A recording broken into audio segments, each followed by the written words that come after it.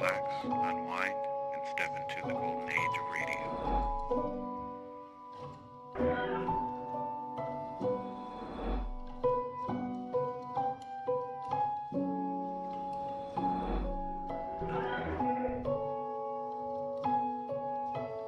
You're now listening to Golden Radio Hour.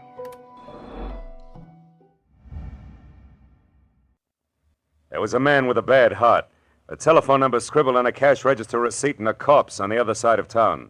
But I couldn't see the connection between them until I realized that they were all tied together by the same long rope worth $30,000. From the pen of Raymond Chandler, outstanding author of crime fiction, comes his most famous character as CBS presents The Adventures of Philip Marlowe.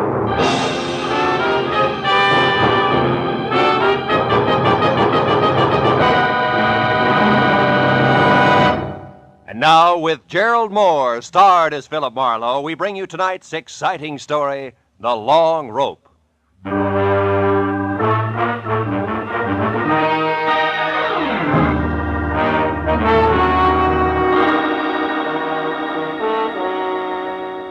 I'd finally wound up a sour case in which I'd been kicked around, disillusioned, and shortchanged.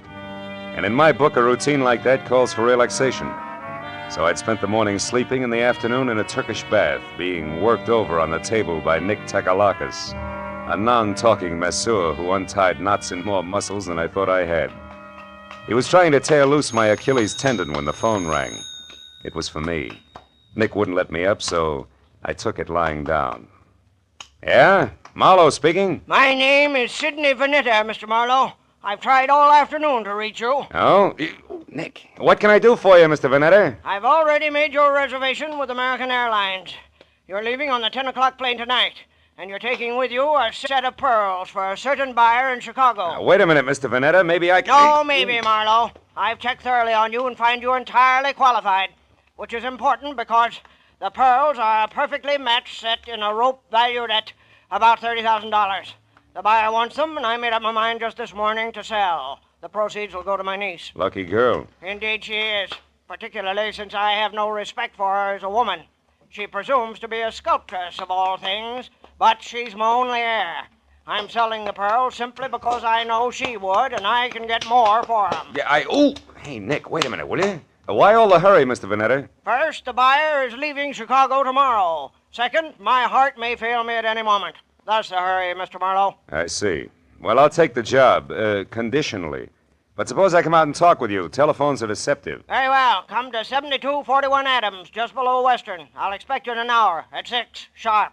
Side door will be open, so let yourself in. Sounds like you're alone out there. I am. I just fired my nurse, a Miss Drew, and as stupid a woman as the earth was ever cursed. But I shouldn't get excited about it. I've engaged a new one, due here at 5:30, but who will no doubt be late. So as I say, Marlowe, when you get here, just let yourself in. Goodbye. Goodbye. Well, Nick, you better hurry it up. I gotta see a man about a rope worth $30,000. Yeah, that's right. A rope worth $30,000.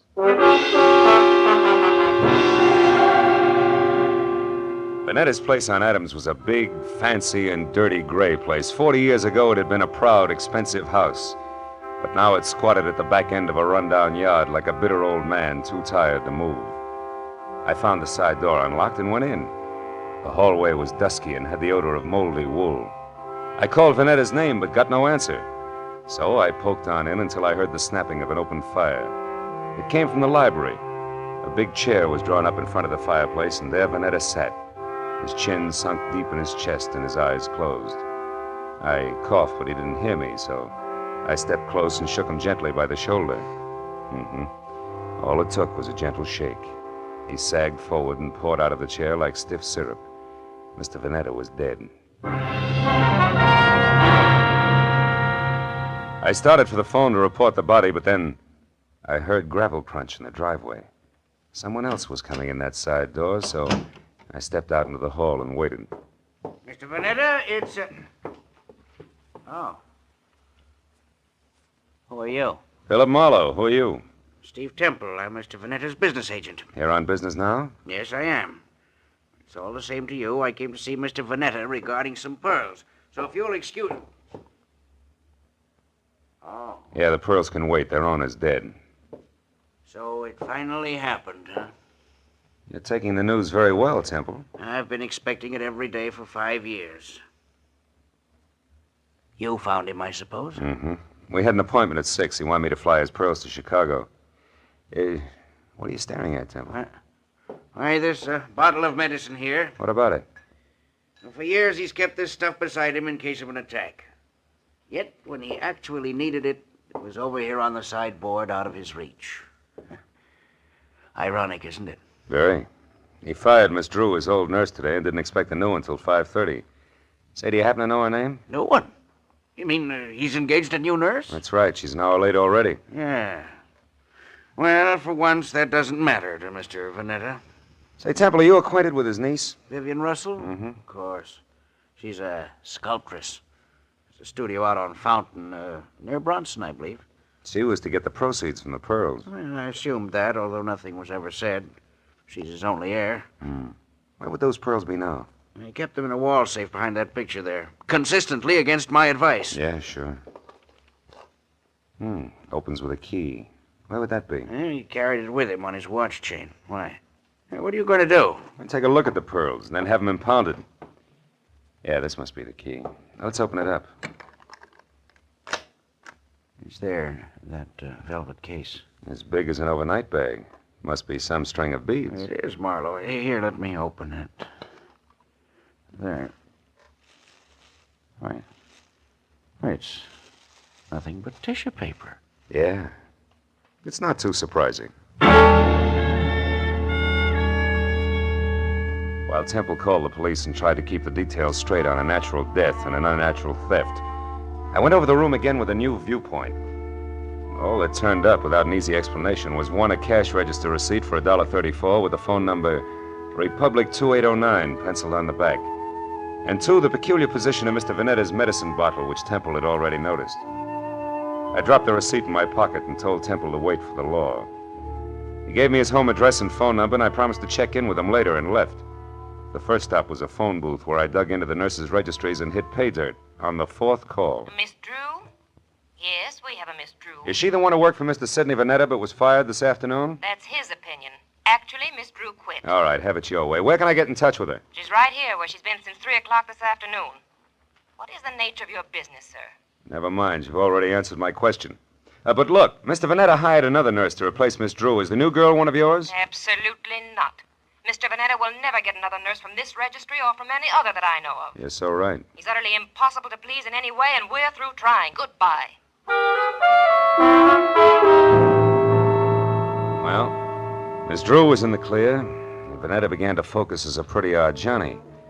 But I was still trying to figure why the new nurse hadn't shown up when I reached for a cigarette and brought out the cash register receipt with the phone number on the back. So I tried it. Republic 2809. It rang, but nothing happened. I got in my car then and drove up to Hollywood and out Fountain to Bronson, where the only Vanetta heir, Miss Vivian Russell, had a studio. It was a converted double garage with a lot of north windows, so her new close-to-the-ground Hudson sat outside in the driveway. The adjoining four-room apartment looked cozy enough, if you liked wading through chunks of marble and eating off of last week's newspaper. Yeah, I was braced for a dowdy Amazon with broken fingernails as I rang the bell. That's why the dainty 118 pounds of taboo-scented blonde, who was clad in 10 chartreuse yards of whispering silk cut like lounging pajamas, caught me as flat-footed as a duck when she opened the door. Hi. Did you want something? Yes. Yeah. My name is Marlowe. I'd like to speak to Miss Vivian Russell. You are. So go ahead and enjoy yourself, Marlowe. May I come inside? I have some bad news, Miss Russell. Oh, sure. Come on in. Now, shall I sit down or just hang on to something? Suit yourself. Your uncle, Mr. Vanetta, died this afternoon. Oh, his heart finally gave up, did it, huh? Yeah, but you shouldn't go all to pieces like that, Vivian. Now, wait. He meant nothing to me, but I'm glad his suffering is over. The pearls are missing, too. Well, really? What happened to them? They were stolen, and don't tell me that means nothing to you, because you're getting the money, $30,000 worth. What? Uncle Sidney intended to give me the money from those pearls? How do you know that? I'm a private detective. He told me he was my client. Oh, then you're out of a job. Say, how would you like to work for me, Marlowe? I'm serious. Now I want those pearls back, you know.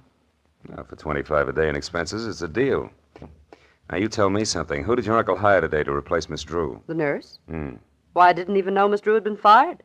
How did you know she didn't quit? With Uncle Sidney? Try me again. Republic 2809. That doesn't mean a thing.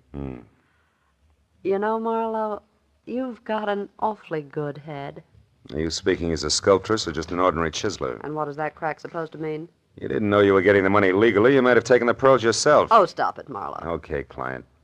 Well, I'll run along. I've got work to do. All right, but don't forget that all work and no play makes for a dull companion. Yes, and it also makes $25 a day. I'll be seeing you. All the way down Sunset Divine Street, I kept telling myself $1's a buck, regardless. But the idea that I'd been grabbed at stayed with me. Vivian Russell had plenty of motive as a dry land pearl diver, and if that's true, she'd need a patsy just to keep her abreast of the situation. I turned north on Vine and twisted up Beechwood Drive to 2000, the number Steve Temple had given me. He had had 2 hours of playing 20 questions policeman style, and I figured it was time to check his score. Also, Temple was the man to fill in a few blanks on my new client for me.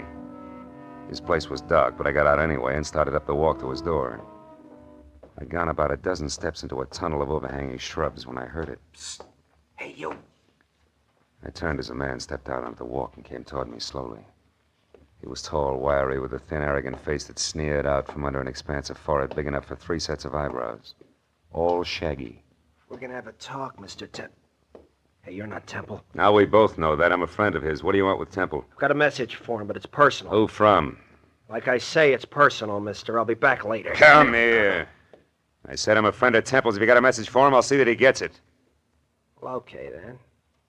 Tell him that some of his friends are too blasted nosy. Go! The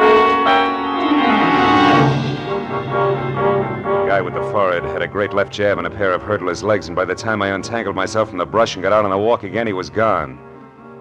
Well, I knew it was a waste of time, but I tried Temple's doorbell twice before I went back to my car. Nothing made sense, except that somebody who knew his way around had stolen a long rope of pearls, and somewhere in the city was a nurse who hadn't shown up on a new job. Beyond that, it was all question marks. Well, I drove down to the filling station on the corner and went inside to the phone. I started to call police headquarters, but instead dropped the nickel in and dialed Republic 2809 again, just on a hunch.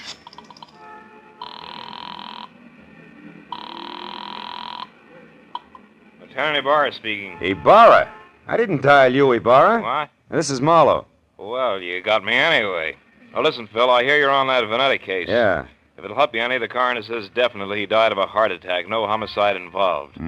Thanks, Lieutenant. Hey, but look, where are you now? And a flat on the corner of Union and 59th Street. Why? Well, is that phone number there, Republic 2809? Well, that's a great piece of deduction. You just called it. Ibarra, listen, I found that number at Vanetta's place this afternoon. What's going on down There's a there? girl here named Betty Larson. Yeah, she's a nurse, right? No, wrong, Phil. She's a corpse. Before that, she was a waitress. Just a waitress. Somebody came to her door and killed her for no apparent reason whatsoever.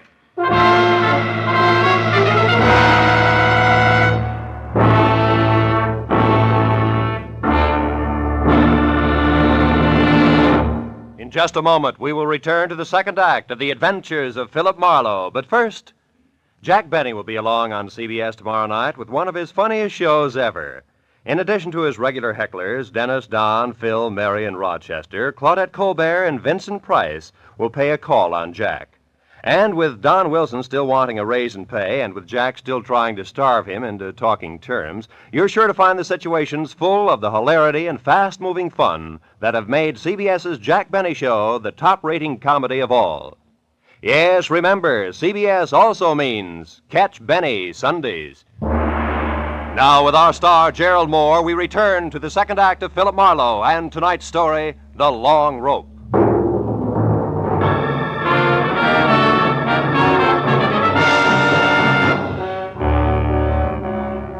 It was 40 minutes of thick stop-and-go traffic from the time I quit talking to Ibarra until I pulled up near the 4 stories of faded, sagging tenement on the corner of Union and 59th. But even then, the crazy question that had been weaving in and out of my mind like a 2 a.m. drunk looking for the way to go home was still with me.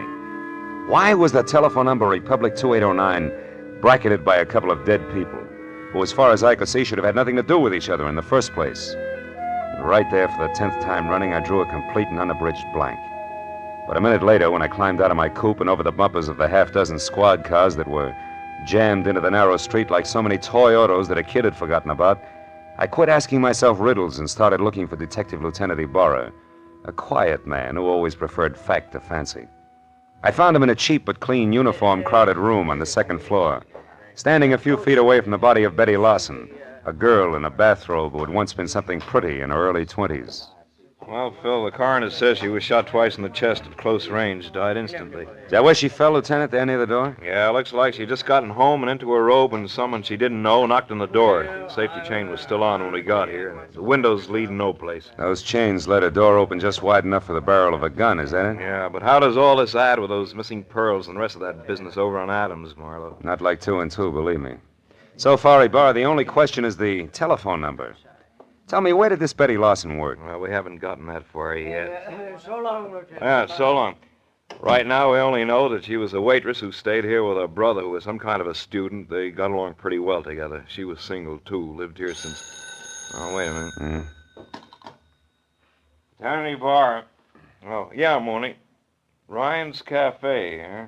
Ryan himself runs it. Okay. I'll check it personally, right?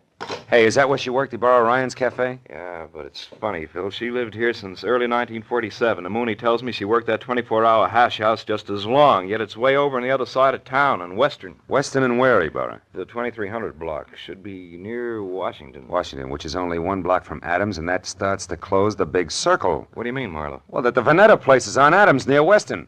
Look, Ibarra, how about letting me huddle over a cup of Ryan's coffee before the law steps in, huh? You got a hunch you want to check, Phil? Yeah, that and a cash register receipt. What do you say? All right, but play it close, fellow. Ryan probably doesn't know about this yet. No? Unless, of course, he squeezed the trigger. Goodbye, Ibarra.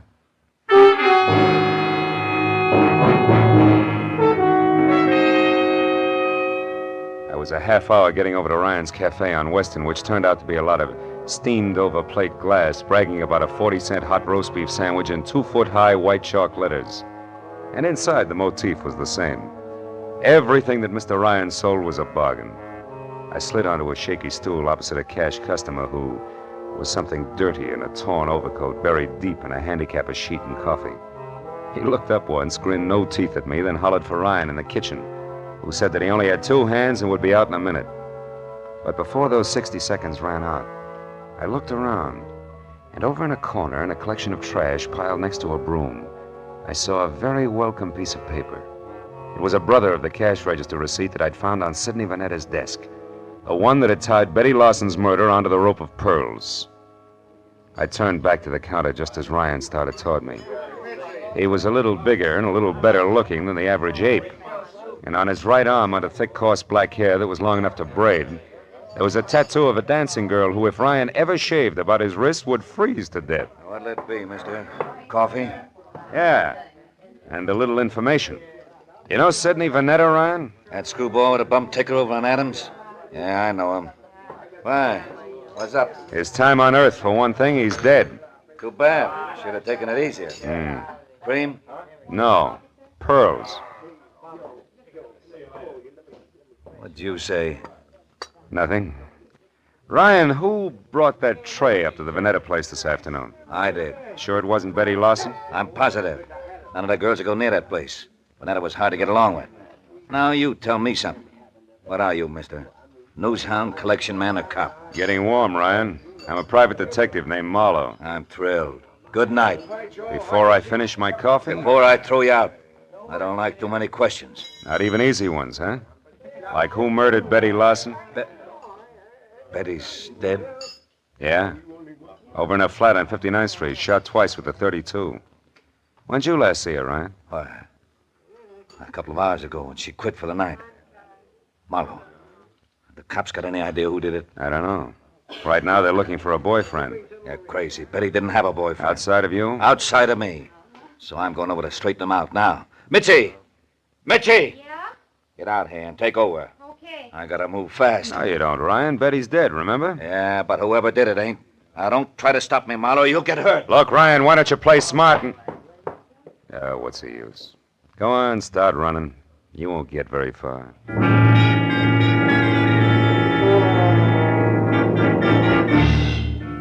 the first time that night, I felt sure of what I was saying.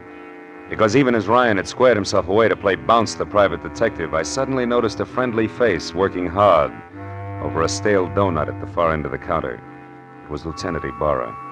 And when Ryan tossed his apron aside, grabbed at his coat, and slammed out the front door, Ibarra turned and nodded at a short man nearby who was idly picking his teeth with the end of a book of matches.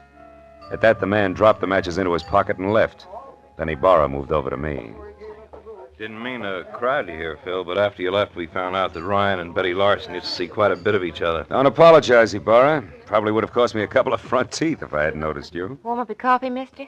Yeah, please. You, Ibarra? No, Phil, I gotta move now. You see, I don't think Ryan did this. I told Mooney to follow him, but not to pick him up. The chances are good that Ryan's heading straight for Betty's apartment to demand that the police find out who killed his girl, so I'm going the other way, to Ryan's house. There may be another woman in this. A jealous one. But no rope of pearls, huh? No, Marlowe, I don't think so. Good night now. Night, Lieutenant. Well, Mitzi, how long have you worked here? Couple of days.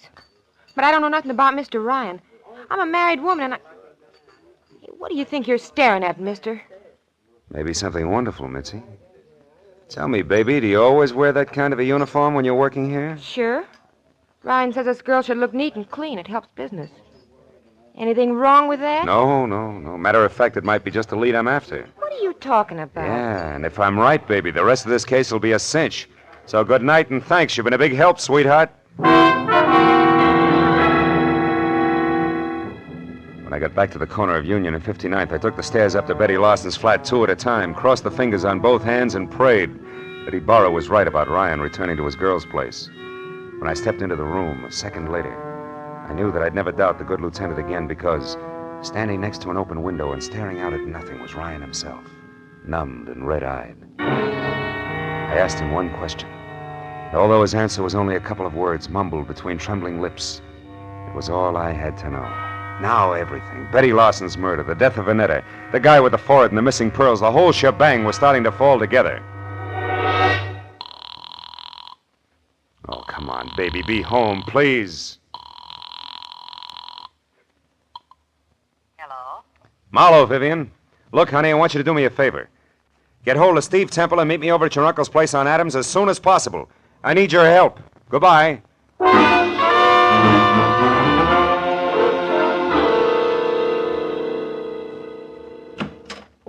Well, Marlowe, what took you so long? I understood you needed our help, and in a hurry at that. I had quite a way to come, Temple. Is Vivian here? Yes, Marlowe, Vivian's here, and that means that we can stop counting noses. Now, why do you need our help? Catch someone who stole once and murdered twice? Murdered twice? That's right. You know, it's my guess that whoever stole that rope of pearls also moved Vanetta's medicine out of reach when his heart started skipping beats. Can you prove that?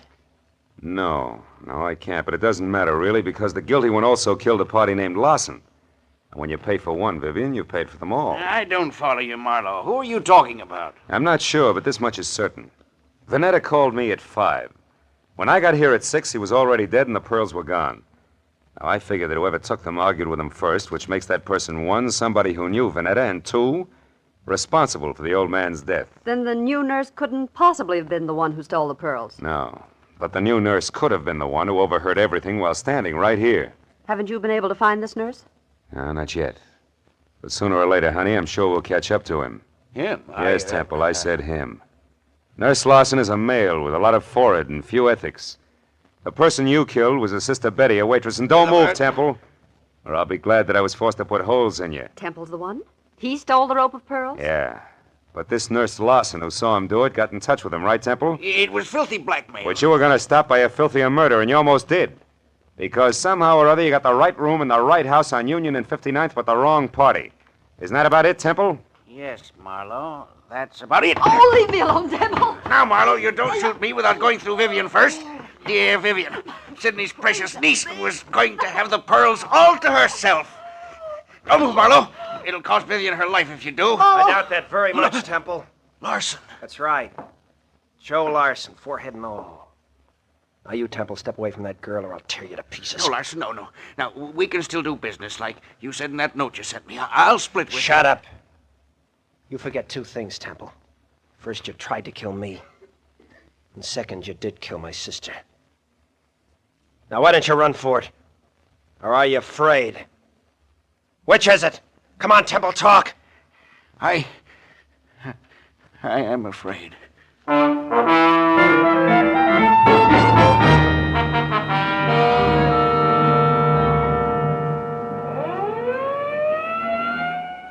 Marlowe, that just about winds things up. Yep. Joe Lawson sent up for attempted extortion, and Temple... Sent up for good. Mm-hmm. Say, Marlowe, when you called a while ago and said that you wanted Temple and me to help you, did you know then that Temple was the murderer? No, I didn't, Vivian. Then I only knew that whoever had killed Betty Lawson had mistaken her for the new nurse, and that the actual nurse was Betty's brother, Joe. Where'd you get hold of that, Phil? Well, it started in Ryan's Cafe, Barra, just after you left. I had nurses on the brain, I guess. And when I took a good look at the waitress there, I suddenly realized that her white uniform, white shoes, and white cap could easily confuse a guy like Temple, who also had nurses on the brain. Well, I can see a killer making a mistake about appearances, all right, but I still don't understand how it is that the telephone number of my uncle's nurse turned out to be Betty's apartment. Because a nurse did live there, honey. Betty's brother was a medical student, part-time male nurse, and full-time bum. You see, Ryan, who brought food to Uncle Sidney, knew that he needed a new nurse, and he sold him on the idea of Joe Lawson, because he wanted his girlfriend's brother to have a job. Oh, I get it.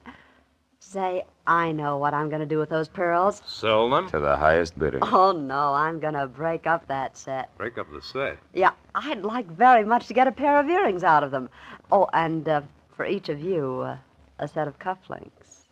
Good night, gentlemen.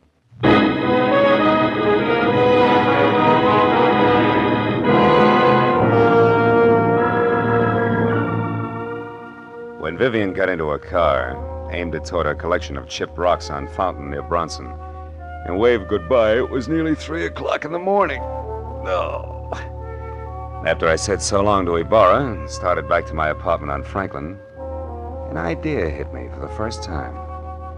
A pearl is the result of the irritation of an oyster, a disease. And when you string a lot of diseases together, the result is frequently a plague. But it's from plagues like that I make a living. That's what I get for reading books. I wonder if I'll ever go any place where I can wear pearl cufflinks.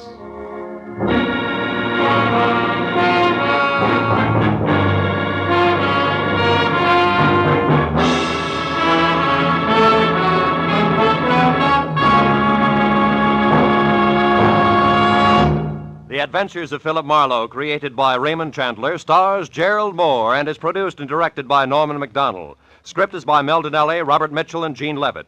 Featured in the cast were Junius Matthews, Louis Van Ruten, Fay Baker, David Ellis, Lillian Bayef, and Ed Begley. Lieutenant Detective Ibarra is played by Jeff Corey. The special music is by Richard Orant. Be sure and be with us again next week when Philip Marlowe says... A corpse that wouldn't stay dead, a pistol with a silencer on it, and a fortune in a black satchel spelled death for the big city boys when they finally got together in lonesome Arizona. Population 802.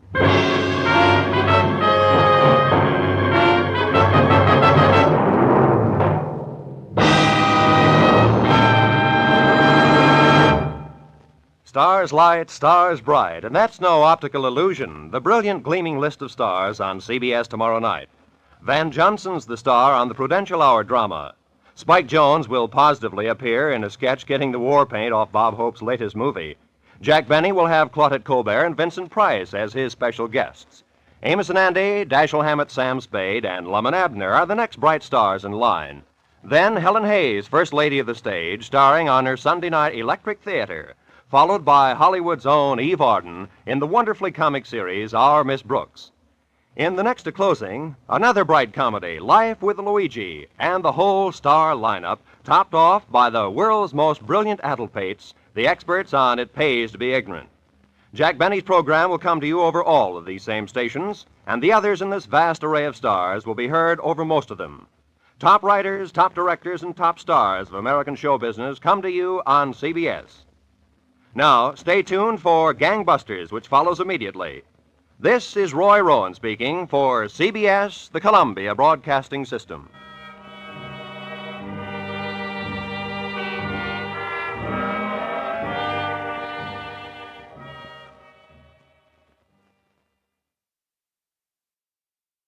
Get this and get it straight. Crime is a sucker's road, and those who travel it wind up in the gut of the prison of the grave. There's no other end, but they never learn.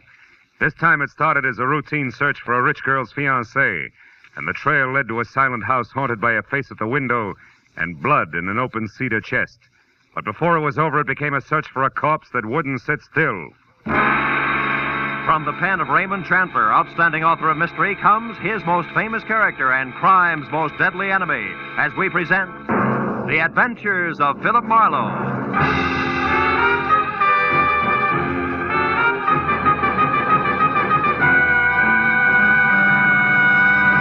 Now, with Gerald Mohr, starred as Philip Marlowe, we bring you tonight's exciting story, The Busy Body.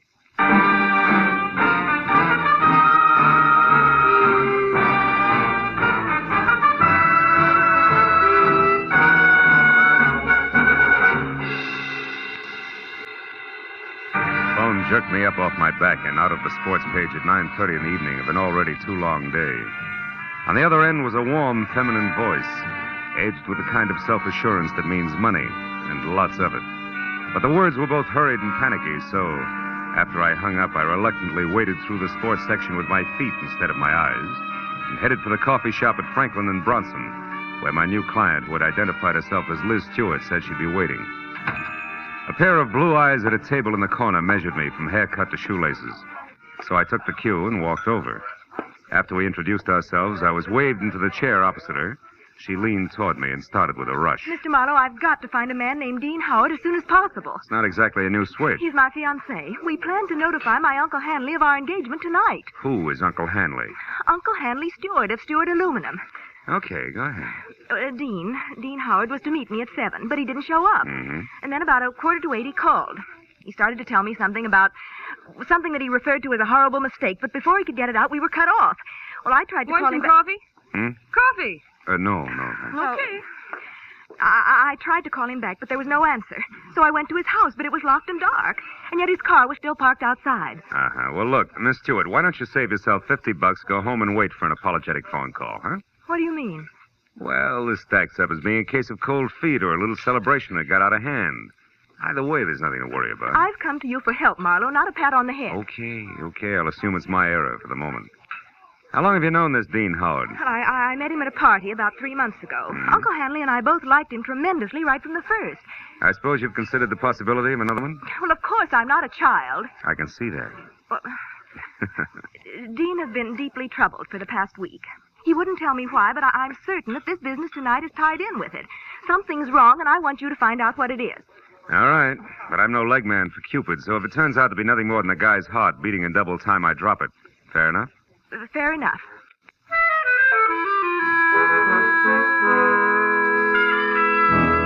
She gave me a short list of posh joints she and Dean Howard sometimes visited, and his address, which was 312 Normandy. She said I could reach her at home, which was 28 Roxbury Drive in Beverly Hills. Well, $50 is $50, so after she left, I spent a handful of nickels checking the list by phone and drew a complete blank. So I drove out Los Feliz to Normandy and found the number, 312. As I walked up to the door and leaned on the bell, I got the feeling that I was being watched. There was no answer, so I tried the door. It was locked. I threw a look over my shoulder as I walked around the side of the house and caught a glimpse of a face in a window next door, just before the curtain was dropped back into place. The back door of 312 was locked, too, I found out, as did the face next door, which was watching me again from one of the rear windows. There was one answer to that, so I went out in the street and up the steps of the house next door and knocked, good and loud. What do you want? My name's Marlowe, lady. I'm a detective. You may be able to help me. A detective? Mm-hmm. Well, come right in, Mr. Marlowe. It's about time's all I have to say. I'm Agatha Lambrigger. What's he been up to? Who? Well, you're investigating that bachelor next door, aren't you? Yes. Oh, how'd you know? Stands to reason. I've known all along he's a suspicious character. Yeah? Lived there a year now. Comes and goes at all hours. Drives that fancy car out there. Wears fine clothes, but nobody seems to know what he does or where he gets all his money. Well, look, Mrs. Lamb... And girls. Oh. Well, believe you me, they don't come to clean his house. Never gets cleaned. But they come just the same. Why, only tonight there was one. Some blonde in a white dress. I tell you, I've never Mrs. seen... Lambrigger, did the girl go inside? Well, no. But she tried to. The door was locked. And it's Miss Lambriger. Oh, how stupid of me. Well, tell me, did you notice Mr. Howard come home tonight? Well, I didn't exactly see him come home, but he was over there all right. And not alone either. Is that so? Another girl? No, it was only some man. Oh. But it still bears out what I've been saying, because I just happened to glance out of my window at this one here across from that one of his, you see. Yeah, sure. Well, a light was on over there, and I could look straight down a hallway. And do you know what? What? Those two grown men were roughhousing like a pair of hoodlums in that hall. Wrestling they were, like ordinary ruffians. I tell you, I never saw the like. I got a good look at him, and I'd certainly know him if I saw him again. Well, how'd the fight come out? Fight? Yeah. What's the... Oh, the fight. Well, I can't say about that. My phone rang. It was Lenore Crowley. She simply talks her ear off you when she gets does. started. So when I finally got back to the window, when I happened to look out again, it was dark over there. So I never did find out what actually happened. But Yes, I well, think thanks that very much for your help. I really must run. Oh, and another thing. The noise and the drinking that's gone on in that house. Why, you wouldn't believe it. Oh, you're leaving? As soon as possible, yeah. But you still haven't told me what he's up to. Well, I'm not at liberty to do that. Oh, that's a shame. Yeah. Well, I'll be here all the time, you know, and I'll certainly keep an eye on that house. Oh, I can't tell you how much I appreciate your going to all this trouble just for me. Bonsoir, Miss Lambriger.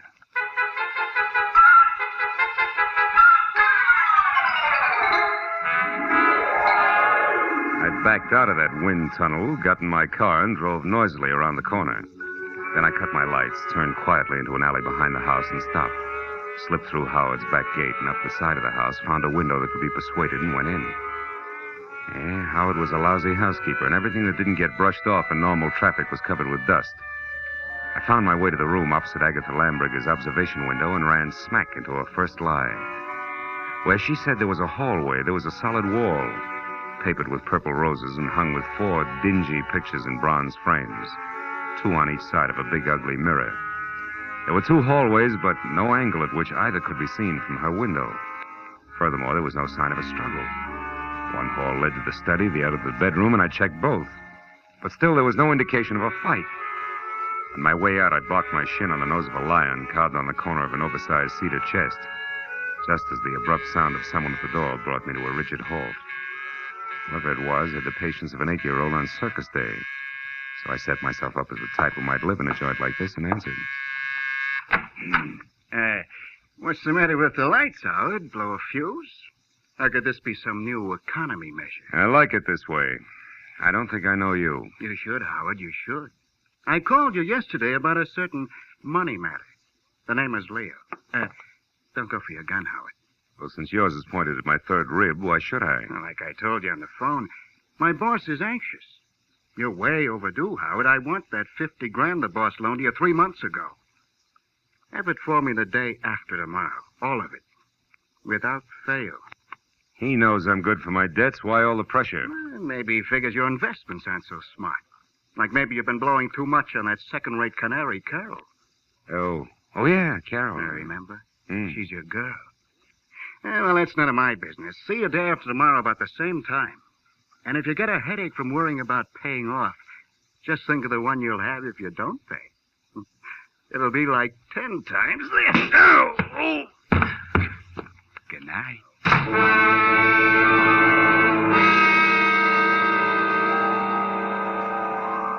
The .45 in his hand caught the side of my head, and I went out cold. When I opened my eyes, the room had shrunk until there wasn't enough space left to stretch out in. And the climb to my feet, was as easy as roller skating through a log jam. And it wasn't until I found a match and had a light that I knew why. Somebody had moved me from the front door and crammed me into a broom closet like a bag of wet wash. When I got out, I saw that my cubbyhole was off the hall of the bedroom. I listened, but there was no sound in the house, so I started moving. But stopped when I noticed something else. The big cedar chest with carved lions on the corners that had been closed before now was standing open. I struck another match. Inside on the bottom was a thick red puddle of blood. Blew out the match and was in the middle of a mental apology to Liz Stewart when it came. I ran for the front door in time to see Agatha charge out of the driveway and down the street. Stark terror twisting her face. Help! Help! Hey, Miss Lambriger, hold it! Oh, Mr. Marlowe! Mr. Marlowe! What is it? What happened? I saw him, Mr. Marlowe. I saw him. Up at the alley near the hedge. dead in my backyard. All right. Now take it easy, Agatha. It's Who Dean was Howard. it? He's there now, lying on his back close to the hedge, and he's dead. What'll we do? Come on, we'll have a look. You can show me where he is. Well, all right. He's right back here. I happened to look out my rear window, and I saw something move. The dogs had been getting in my pansies lately, and I thought this was another. So I came out to chase him away. That's when I saw the body. It's right back here. It's gone. Mm-hmm. Now look, Miss Lambrigger. I've got a headache. I'm getting a little tired of this. You saw a body here just like you saw a fight in a hallway from your window. You're so anxious to be in the middle of things you'd make up any kind of a story. No, I'm not. No, I'm not. I saw that fight, and I saw Dean Howard's body, too. It was here, I tell you. Where? Show me exactly. Well, right about there, I'd Oh, say. sure. And I suppose it... Hey, wait a minute. Yeah. My apologies, baby. There is something here. Could be blood. Here's 2 dimes and a bar receipt from the tulip room on the strip. Oh, good heavens. What'll you do now? Raid the place? You can use my phone. Thanks, but until we know where the body is, we better play it cagey. Now, let's keep this a secret between us. That'll take a lot of courage, I know, but I can trust you, can't I? I won't open my mouth to a soul, Mr. Well, Marlowe. that's great. That's splendid. Now, you better go inside and stay there until you hear from me. Who knows? You may yet be a heroine, Miss Lambrigger.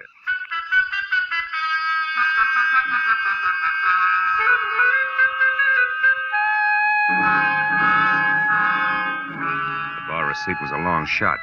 When I was still 2 blocks away from the tulip room, I knew it had paid off because a fluorescent banner, 4x12, draped over the front of the squat square building, extolled the vocal virtues of one Carol Cody.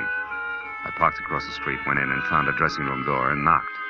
She distinctly said, "Come in," but when I did, I thought the room was empty, until a small handful of spangled satin costume hopped up from behind a screen in the corner. I made a sight-unseen introduction. It was only a moment later that a tall brunette, filling a white silk blouse and snug, dark slacks, stepped out, tossed a few pounds of glossy black hair away from her face, and gestured me into a chair. Which paper did you say you were from, Marlowe? I didn't, honey. I'm a private detective. I can't use it. Don't give odds on it, baby. Not yet, anyway, huh? Let's talk first. For instance, what's with you and Dean Howard? Dean Howard is a low-crawling thing. That's strange. Had it you loved him? I did until tonight when I found out that he has 2 heads. That's so he can lie and keep a straight face with one while he laughs up his sleeve with the other. Nuts to him. Nuts to Liz Stewart and her money, and nuts to you. I hate Dean Howard enough to kill him, and I might just do that. I don't think you will, no, because somebody beat you to it. You mean Howard's dead? Looks that way, yeah. I'm not sure because he won't stay in one place long enough. Well, if you're trying to shock me, you're wasting your time. I'm not sorry. I think we've got company. Keep talking. I'll get him. As you say, my friend, the music business is just as lousy as any other dodge, and I can prove it. Come here. You're a good listener, Bud, so join the party. Who are you? Why are you listening out there? Come on. No. Just a minute. I wasn't listening. I was looking for you, Marlowe. I'm Ward Odom, Mr. Hanley Stewart's assistant. You're doing fine. Don't stop now. Well, ever since I learned that Miss Stewart hired you, Marlowe, I've been trying to talk to you. I followed you here from that place on Normandy because I must know what you found out so far. Why? What business is it of yours? Because, Mr. Marlowe, I doubt very much that you even know of the robbery. Robbery? What robbery? More than $40,000 worth of negotiable securities was stolen from Mr. Stewart's safe this evening. You get all your information at keyholes? And I have reason to believe that the man you're looking for took them. Of course, I don't dare accuse him without proof of his relationship with Liz, Mr. Stewart's niece. If I were wrong, it would cost me my job. Odom, did Liz know about the robbery when she hired me? Why, of course. Oh, brother. Look, see this? Her name is Carol. She's involved right up to her mascara in the whole mess. Don't let her out of your sight till I get back. Me? Why, you cheap shot. Shut up. And as for being cheap, I'll take care of you when I get back.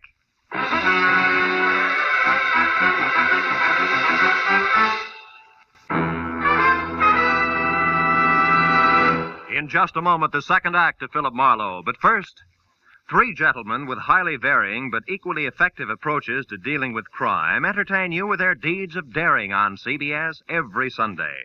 Jethro Dumont, alias the Green Llama, Police Commissioner Bill Grant of Call the Police, and Dashiell Hammett's Sam Spade.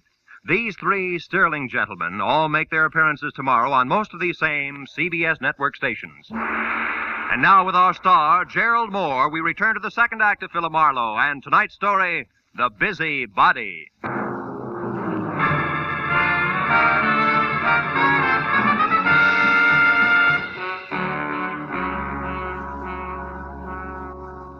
convincing Ward Odom that his greatest contribution to the cause would be staying close, but not too close to the violent lady in slacks, I piled into my car and started for Beverly Hills in a beautiful liar named Liz. I didn't stop until I was at number 28 Roxbury Drive, out of my car and walking fast up the semicircle of gravel driveway that led to the carefully antique front door. But then, for two good reasons, I stopped again. The first, a squad car parked ahead of me that said everybody except Marlowe knew all about the bonds Mr. Hanley Stewart could no longer call his own. The second reason, and more important, was my client, Liz Stewart, sneaking out of a side door and hurrying toward a gray coupe. I stepped back into the shadow of a squat palm and waited for her to come abreast of me. Late date, Miss Stewart? What? Marlowe, why, you startled me. Considering everything, it's the least I can do. What do you mean? I don't like clients who lie to me. So if you don't mind, I'll just stroll along with you while you assure me you can explain everything. But I can, Marlowe. Just give me a chance, please. All right. Why didn't you tell me that 40 grand worth of negotiable bonds disappeared from your uncle's safe at the same time as Howard? Oh, because I didn't want you to be prejudiced, to be looking for a thief from the start. If Dean did take those bonds, he had a reason. Like being fond of money? No, like being forced to do what he did. All right, let's say he was forced. What then? Well, then I wanted to help him, to get to him before the police. They'd arrest him in a minute.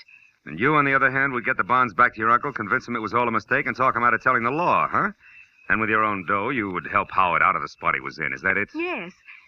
But you haven't proved that Dean took the bonds. No, I haven't.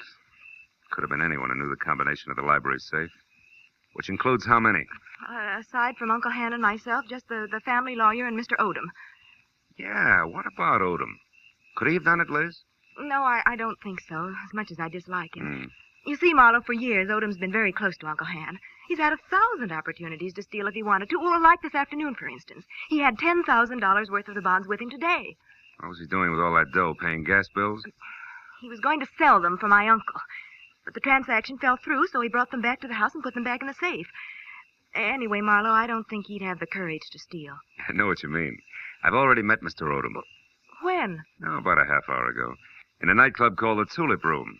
Odom thinks Dean is guilty, Liz, but he's afraid to mention it publicly till he knows a little more. What's a nightclub got to do with Dean? Carol Cody. Who? She's Dean's girlfriend. Marlowe, you're crazy. I talked to her, honey. She's a singer there. Told me that she and Howard were more than chummy, but that she gave him the air tonight when she found out about you. And you believe that? Mm-hmm. Now that I've had a little time, I believe even more. Details that she never bothered to mention. Details like Dean Howard and Carol Cody playing you for a sucker. He gains your confidence, then the combination of the safe, and then goodbye. But you see, the end was a switch, Liz. Dean didn't... Dean didn't what? Hmm? What is it, Marlowe? What are you staring at? Back of my car there. That's not gas dripping on the driveway. The color's too red. Liz, stay back. No, Marlowe. I don't want to. I want to... Marlowe! It's Dean! He's dead, Marlowe! Yeah. That, Liz, is the switch I was talking about. I think Dean Howard not only crossed you, but Carol Cody as well. She did it! She killed him! She killed him because she All right, found out. all right. Now listen. Get inside. Tell the police about this. Do you hear me? But first, give me a 5-minute lead. I'll take your car.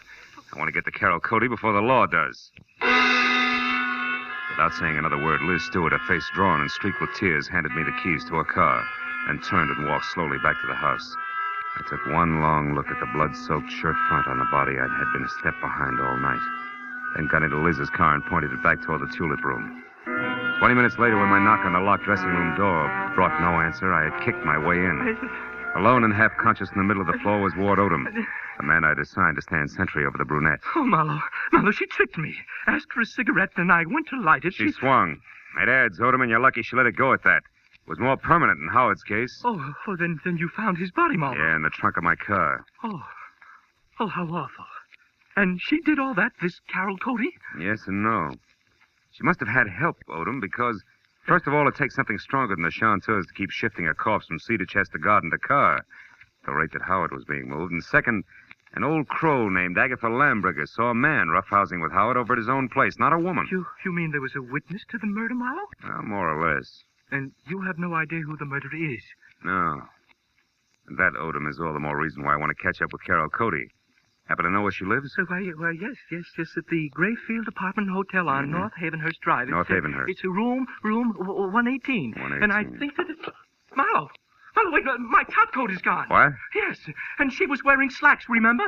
Marlowe, maybe she's leaving town disguised as a man. It's a point, Odom. I still think I'll try the apartment hotel first. Come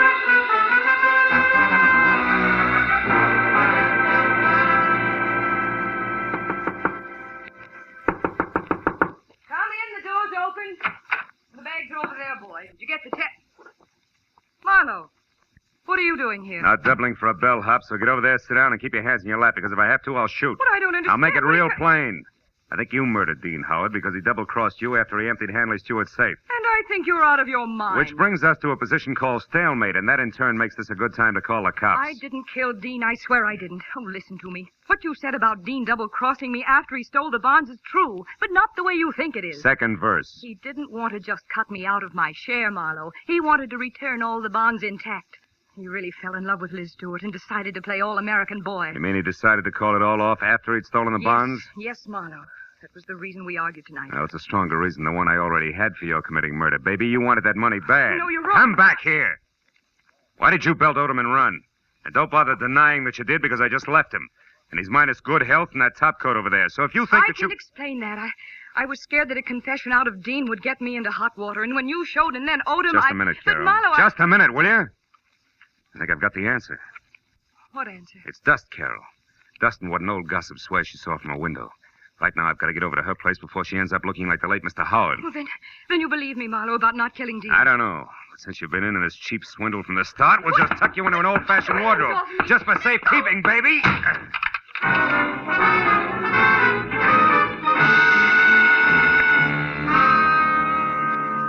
Outside in Liz's car, I slammed my foot down hard against the accelerator and didn't ease up until I screeched to a stop, away from 310 North Normandy, where I knew murder was scheduled to happen again. I was next to a pair of half-open French doors through which I could see Agatha Lambricker sitting erect in a straight-back chair. I was happy that I hadn't taken any longer in getting there. I was also happy that the man standing opposite her, gun in hand, the man who had murdered Dean Howard, had his back to me. I got a firm grip on the .38 in my hand. You've been so nosy, Miss Lambricker. And it's too bad that Marlowe had to let me know you've been a witness when I killed Dean Howard. A roughhouse, I think you called it. A roughhouse is what I thought at the time. But when I saw Dean Howard's body out in the alleyway, I knew... You knew I killed him. Everything would have been simple if you hadn't had your nose out a mile. I was going to run over him, and it would have looked like an accident. But I had to move the body after you saw it. Marlowe's car looked good until I could dispose of it. But there's no point telling you all this. You won't be able to gossip about it, Miss Lambricker. I'm sorry. Sorry, but that's the way it has to be. You or me. I vote for you, Odom. Drop your gun before I close the polls for good, real noisy like. Come on, drop it. No, don't shoot. I dropped it. Okay. I'll move to the middle of the room, hands high. Marlowe, I didn't want to do it, but I had to kill him. Dean Howard was going to return the bonds he took. Marlowe, and that would have left you in a me. spot, wouldn't it? Because Howard only stole 30 grand out of that safe. You were taking 10 grand to legitimately sell for your boss. I know what And when you went to return them, you saw there'd been a theft. And you decided to make the most of it and let somebody else take the rap for the whole 40 grand. Don't worry, a man who shoots another man in the back has no guts. He won't try anything while I'm looking at him. No, Marlowe. I don't have any more guts than it takes to jump behind a woman's skirt. Olivia, choke to death. If you take one more step. Now lower your gun and listen. All right, let her go, Odom. Sure, let it go. Just as long as you cooperate, Marlowe. Marlowe, don't be a Shut fool. up! Shut up! Don't shoot! You kill me anyway, shoot! No! Shoot! No, don't shoot! Marlowe, don't shoot! Don't shoot! Don't shoot!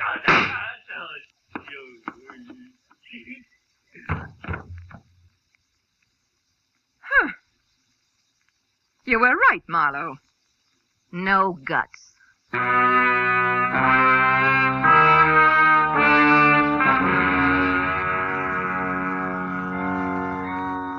It was an ambulance, a half a dozen squad cars, and a police captain included, and 3 long hours of questions and answers in triplicate later, before 310 North Normandy and Environ settled back to being just another quiet house on just another quiet street. With, of course, the exception of Miss Agatha Lambricker, who now would never return to normalcy. And as we sipped hot tea together and a clock someplace Deep in another room, struck twice.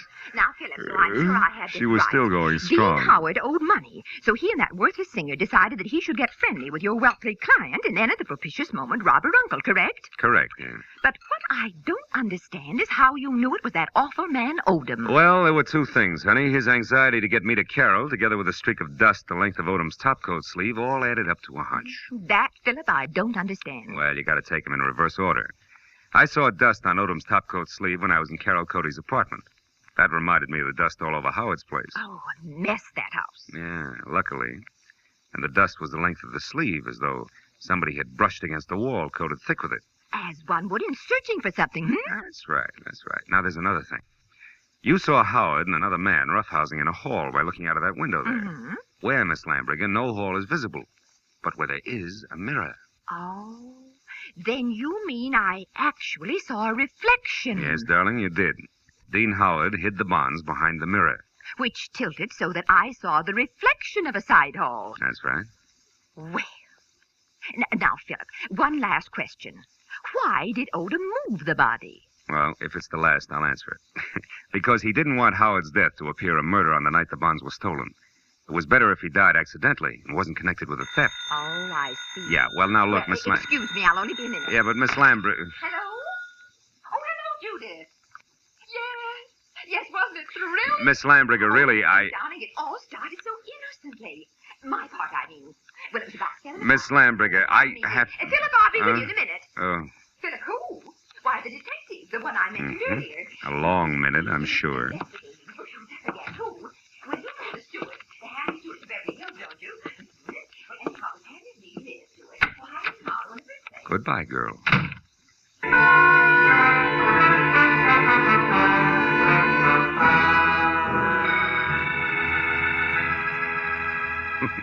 When I got outside, the silence was deafening. And then I remembered that I still had a client up on Roxbury Drive who I had to see. And that there were automobiles to be exchanged, and maybe, if I could find them, some right words to say to a girl who had a very rough night. So I started driving that way, slowly. But 10 minutes later, when I was halfway there, I stopped, turned around, and headed back for 310 North Normandy, and my .38 that I'd forgotten after a handful of policemen had finished examining it. It wasn't until I was at Agatha Lambriger's front door again that I realized something more important. Well, then this Odom, this killer, grabbed me as a shield, Judith, and told Marlowe he had guts enough. Guts was his word, my dear. Yes, well, I could get my gun another day.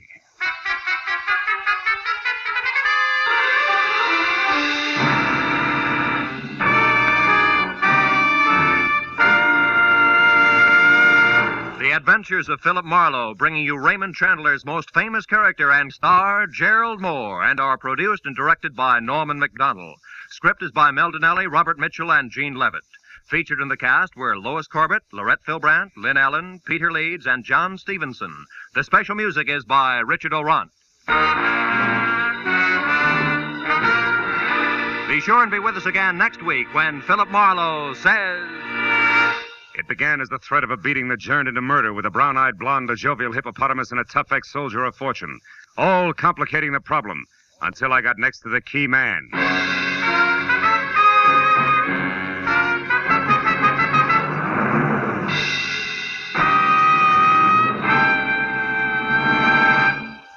Will you be listening when $51,000 go on the block during Sing It Again tonight? $26,000 in fabulous prizes for solving the mystery of the Phantom Voice, and additional $25,000 in cold, hard cash for answering only one more question about the Phantom. There's many another prize, too, for unriddling the smart, tuneful little riddle songs that keep Sing It Again moving at a terrific clip for the hour that it's on the air. It'll be here a little later on most of these same CBS network stations. This is Roy Rowan speaking. Stay tuned now for Gangbusters, which follows immediately over most of these same CBS stations. This is CBS, the Columbia Broadcasting System.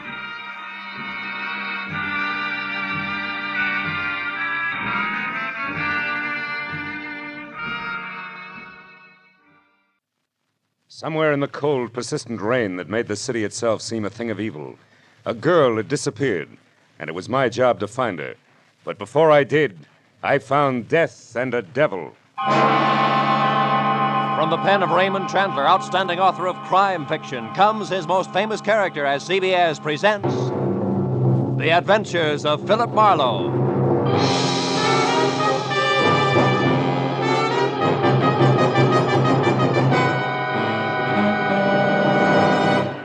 And now, with Gerald Mohr, starred as Philip Marlowe, we bring you tonight's exciting story, The Black Halo.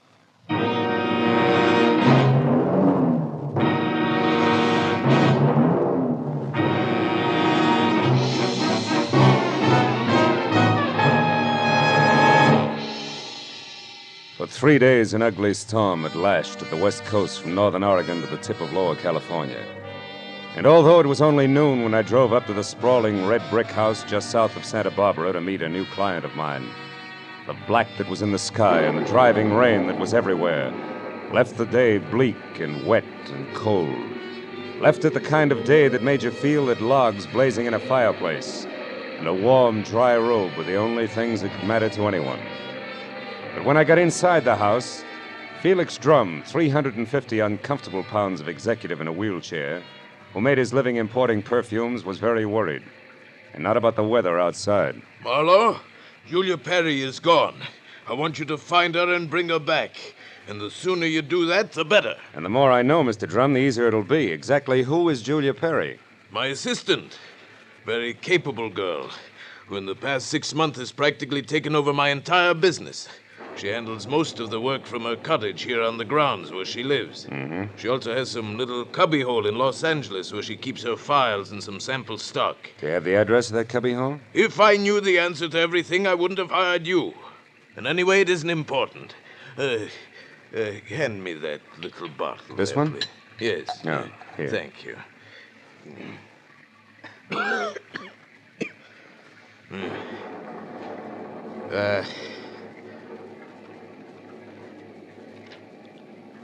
When did you last see Julia, Mr. Drum? 3 days ago. Oh, it was 3 days ago, when she left on one of her regular weekly trips down to Los Angeles to bid on perfumes. Usually she stayed away overnight, but the Beechwood Plaza Hotel most of the time, and she was back here by noon the next day. I suppose you've already checked the Beechwood Plaza, huh? Yes, of course. My man Ruby, the one who showed you in, has called the place 12 times.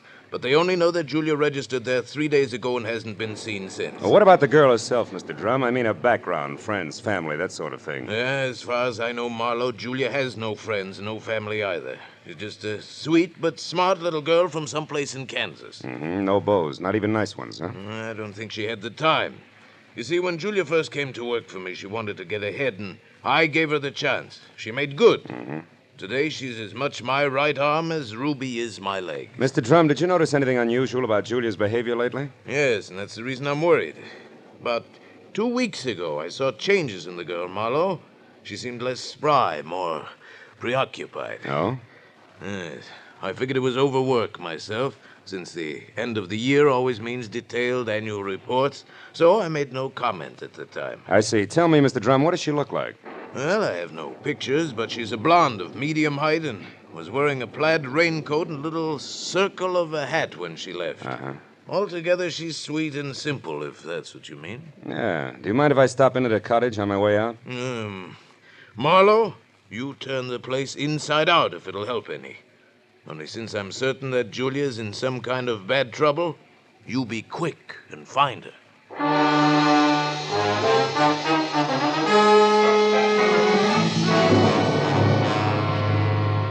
Julia Perry's cottage was strictly the 50-50 arrangement that Drum had mentioned, with one room office and the other living quarters. In the office, I found everything in its proper place, so I moved to the other room. The moment I stepped over the threshold, the white fluff that trimmed the quilted bedspread and the splash of color in the drapes said that Julia Perry had to be something soft and warm. And the half a dozen quietly tailored suits that were lined up in the closet like a squad of soldiers facing right told me that she was also simple and neat. I ran through the pockets of her clothes and all the drawers and closets in the room, trying to find something that would give me a lead that I was sure I had to have. But after 20 minutes, I'd found only a leather cigarette case, a package of peppermint lifesavers, and a maroon and gold monogram book of matches, the cover of which was half torn off so that I could only be certain that the middle initial was a V and that an E or an F were on either end. But since the name and address of an L.A. novelty company was on the inside, I bought the matches as a starting point, dropped them into my pocket, and headed for the door. When I opened it, I was surprised to find Ruby, Drum's right-hand man, purple scar and all, standing in the rain, and staring at me like my ears were spinning. You seem to be a very thorough man, Mr. Private Detective. And you seem to be a very nosy one. What do you want? To help Julia, nothing else. So here's a postcard that came for her this morning. It was mailed in L.A. yesterday. Yeah? Dear Julia, tried to reach you at Santa Barbara 1181, both yesterday and today, but got no answer. I'm leaving. I'm leaving town tomorrow. As one little girl who fled life in Haven, Kansas to another, I would have enjoyed seeing you again. For a bit before I moved on to who knows where. Anne. Santa Barbara 1181, that the number here? Yeah. It's Julia's private business phone. Well, what do you think? The postcard any help? Possibly. Tell me, Ruby, why didn't you show this to Mr. Drum? I forgot about it until just now. You're a liar. Well, it's on account of the postcard was delivered here to the cottage. Which is no man's land for you? Yeah, sort of. Mr. Drum doesn't like people who work for him mixing socially with each other. Or maybe a sweet kid like Julia hasn't got any use for the passes you've been making at her, huh? Hold it. I like Julia, and even if she don't go for me, anything I can do to help her, I still do, understand? Yeah, I understand. I'm not so sure I believe. Goodbye, Ruby.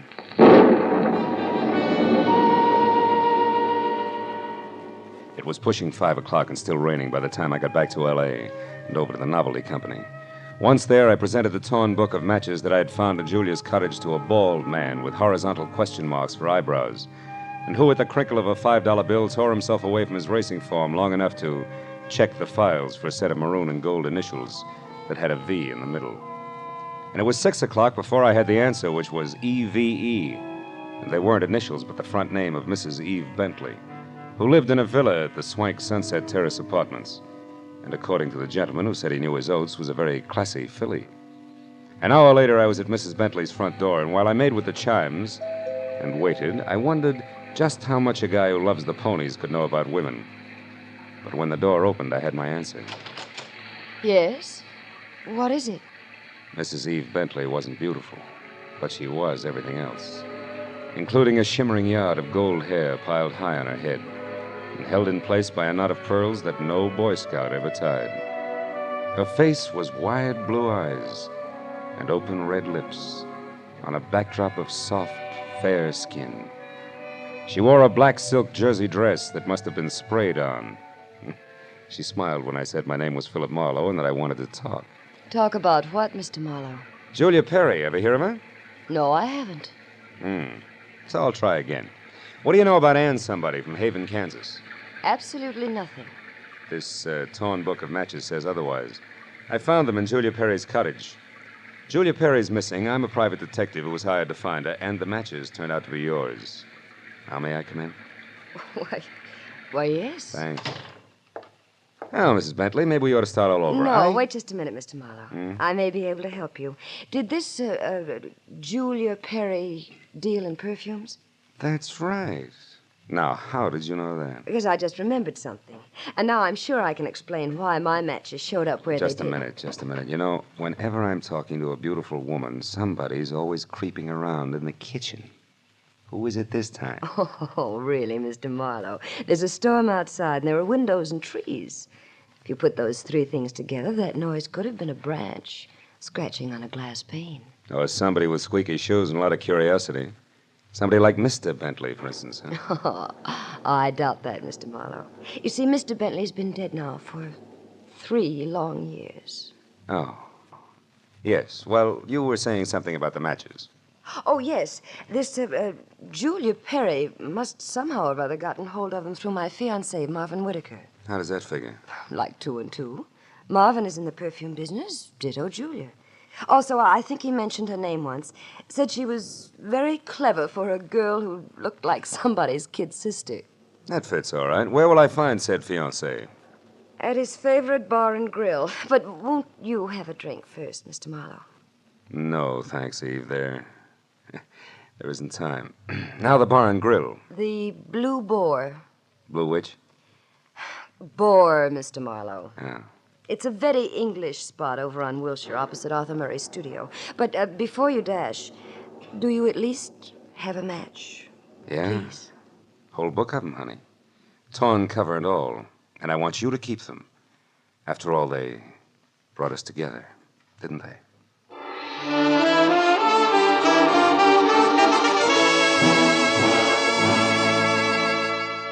When I got outside, I postponed my run between the raindrops over to Wilshire Boulevard long enough to take a look behind the villa. And there, in a newly planted strip of clover lawn below Mrs. Bentley's kitchen window, I found something which was no surprise. 2 clear prints of a man's shoe. But from there on out, I got nothing more than a lot of rain down the back of my neck. So 10 minutes later, I dripped into my car and headed for the Blue Boar and Eve Bentley's gentleman friend.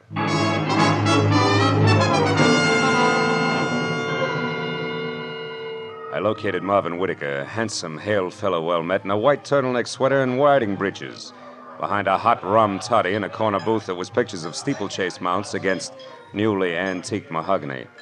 And when I told him that I was looking for Julia Perry, he flashed a lot of glistening teeth at me, insisted that I join him in a warming glass of spirits, and started to talk, gesturing all the time with a riding crop. Why, yes, old man, I know Julia Perry. In fact, almost did some business with her today. You mean you were supposed to meet Julia someplace? That's right. At 1881 Selma Avenue, to be precise. But she called me this morning and postponed the whole transaction indefinitely. Could you stop projecting long enough to tell me why? She didn't say. Of course, it's of no bother to me on a day like this. No sane man should be any farther away from a toddy than we are right now. So drink up, old boy. It'll do you a world of good. Yeah, I bet it will. Look, Mr. Whitaker, one more question. Did Julia ever speak of a girlfriend named Anne? Someone she knew years ago in Kansas? No, I don't believe she did, Marlowe. Matter of fact, Julia never talked of anything but perfumes. Now drink your drink, fellow, before it's chilled through. Thanks, but no thanks, old bean. I do have to run, really. It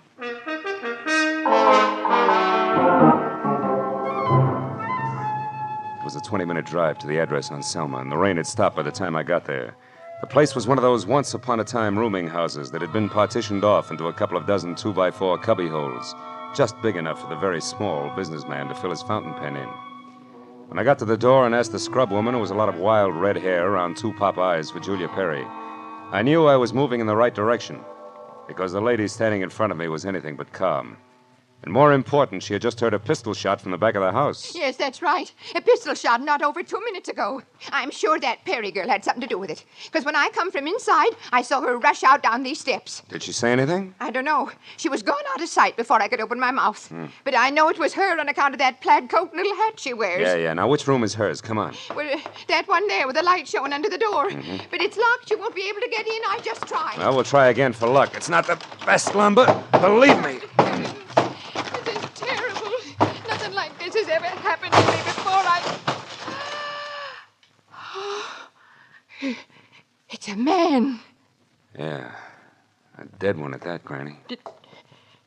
Do you know who it is? Uh-huh. From the mud and clover grass on the bottom of his shoes, I'd tag him as a guy who was looking in a lady's kitchen window about an hour ago. But from that purple scar on his chin, I can do even better than that. The name, Granny, is Ruby, a guy I thought was still in Santa Barbara.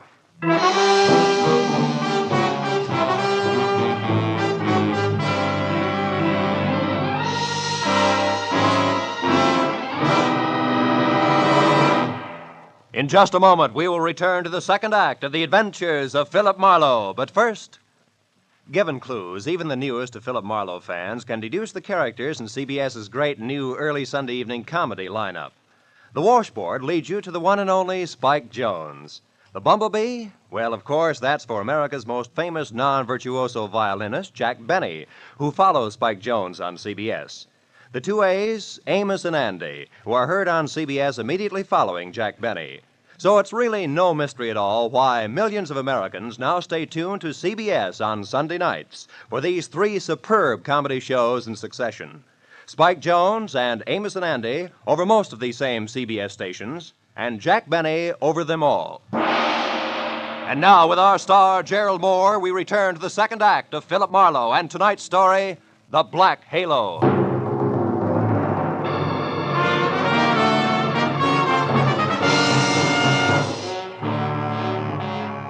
Ruby's body sprawled on the floor, and the girl in the plaid raincoat running away from it meant one thing. Julia Perry's trouble was important, like life, but more like death. A half sneer was congealed on Ruby's face, and his eyes, turned waxy, still held a look of mild surprise. I wasted some breath telling the scrub woman not to touch anything, and then I put in a call to my overweight client in Santa Barbara. He was glad to hear from me, at first. Marlowe. Well, now, I didn't expect a call from you this soon. You sure work fast, don't you, lad? Have you found her? Have you located Julia? Not quite. She's about 5 minutes ahead of me. Incidentally, Mr. Drum, she works fast, too. What do you mean by that? Let me ask the questions, huh? Number one, what was your leg man Ruby doing in L.A. tonight? Ruby? Yeah. Why, I sent him in to pick up some medicine for me. Why? Come on, Drum, you can talk straighter than that, and you better. I just found Ruby dead. Dead? Ruby's dead? What happened to him, Marlowe? He was shot. So forget the gags and tell me why he was snooping around. All right. I didn't trust you. No. It's my policy to trust nobody until he proves himself. I sent Ruby in to follow you and check on your progress. That was brilliant. You only made 3 mistakes. First, I don't need to be checked on. Second, you got your man killed. And third, you forced Julia's hand. Because it was Miss Perry herself who pulled the trigger on Ruby. Julia? Marlowe, I don't believe that. Which proves nothing, Mr. Drum, but skip it. Tell me, do you know a man named Marvin Whitaker? Whitaker? Yeah. No, should I? Well, he says he's in the perfume business. Well, I know everybody on the coast who bought more than 2 bottles of perfume at one time in the last 40 years, and I don't recall that name. I think the man must be a liar. So do I. Thanks for the help. And Drum, if you've got any more expendable flunkies around, keep them out of my hair. I'll call you when I've got something.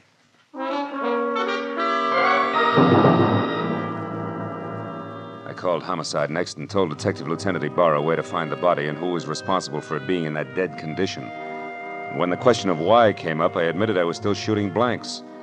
Oh, I told him about the razzle-dazzle Whitaker had handed me and named the Blue Boar on Wilshire as my next stop.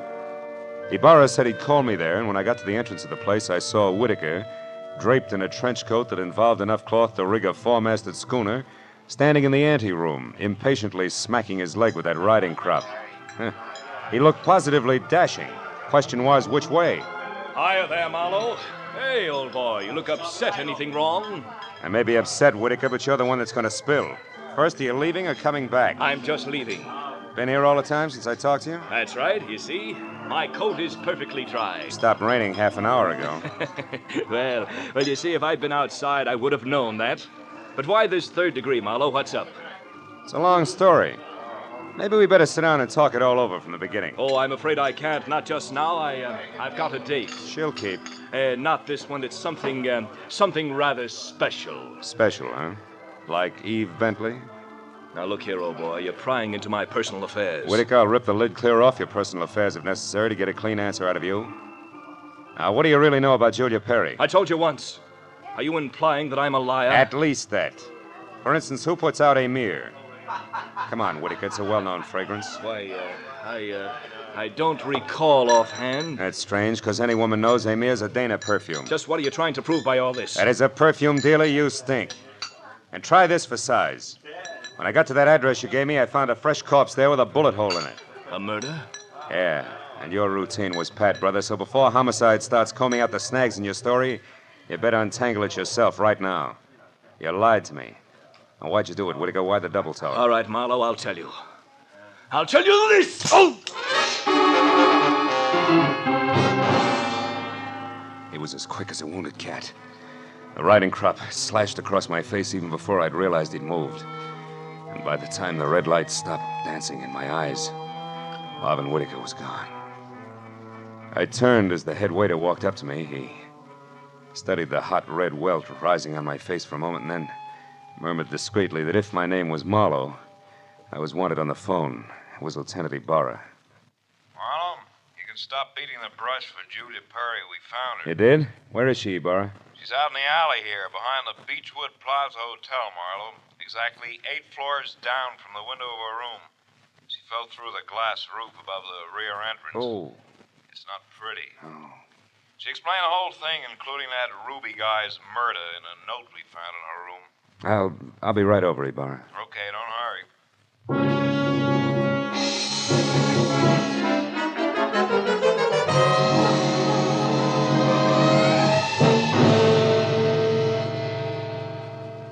The old story, Marlowe. When Drum finally got around to trusting her, he practically gave her his business. It was too much temptation. Mm-hmm. She'd been stealing from him in a big way for almost a year, her note says. Then she decided to run for it when she knew she couldn't hide the thefts any longer, huh? That's right. That Ruby caught on some way, and she killed him, but I guess murder was too rich for her blood, so she came back here, thought it over, and then checked out. Yeah. All she left behind was a little plaid raincoat and a purse over there. Hey, she was wearing a dinky hat, too, Ibarra. Did you find that? Mm-hmm. Come over here to the window, Phil. See down there on that canopy, that little black circle? That's her hat. I sent Mooney down to get it. Can't leave any loose ends around, you know. Yeah. Got a light, Lieutenant? Oh, sure. Here you are. Thanks. Hey, what happened to you? That welt on your face, Phil. Oh, I backed that horsey liar named Whitaker into a corner, and he slapped his way out with a riding crop. And speaking of loose ends, if I ever catch up with that... Ibarra, where did that stuff on the dresser come from? Well, this out of the pockets of Julia's plaid coat. Why? But that's impossible unless... Holy smoke. That's why Whitaker lied to me. Hey, where are you going with that, Phil? Come back here. I gotta check on something, Ibarra, and keep your notebook handy. If I'm right, this deal is still wide open.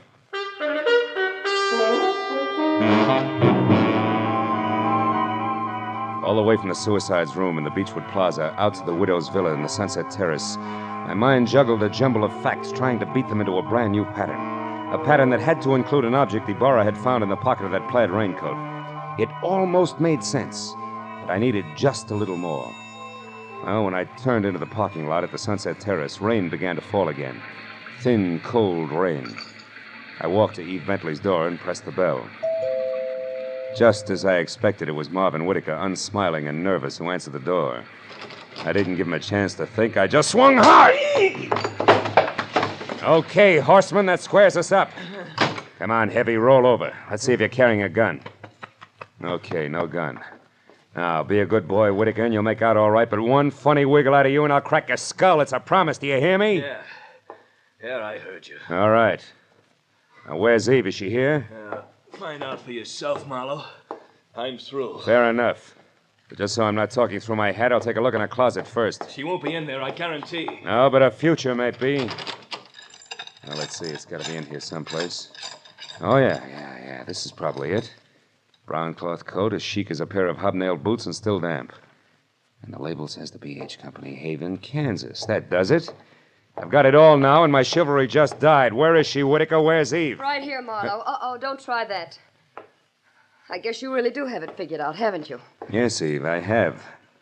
Sorry it turned out this way, because you had your points as Eve and as Julia. Don't put it in the past tense, Marlowe. As Eve Bentley, my life is just beginning, and now I've got everything I ever wanted as Julia Perry. Then you're Julia Perry.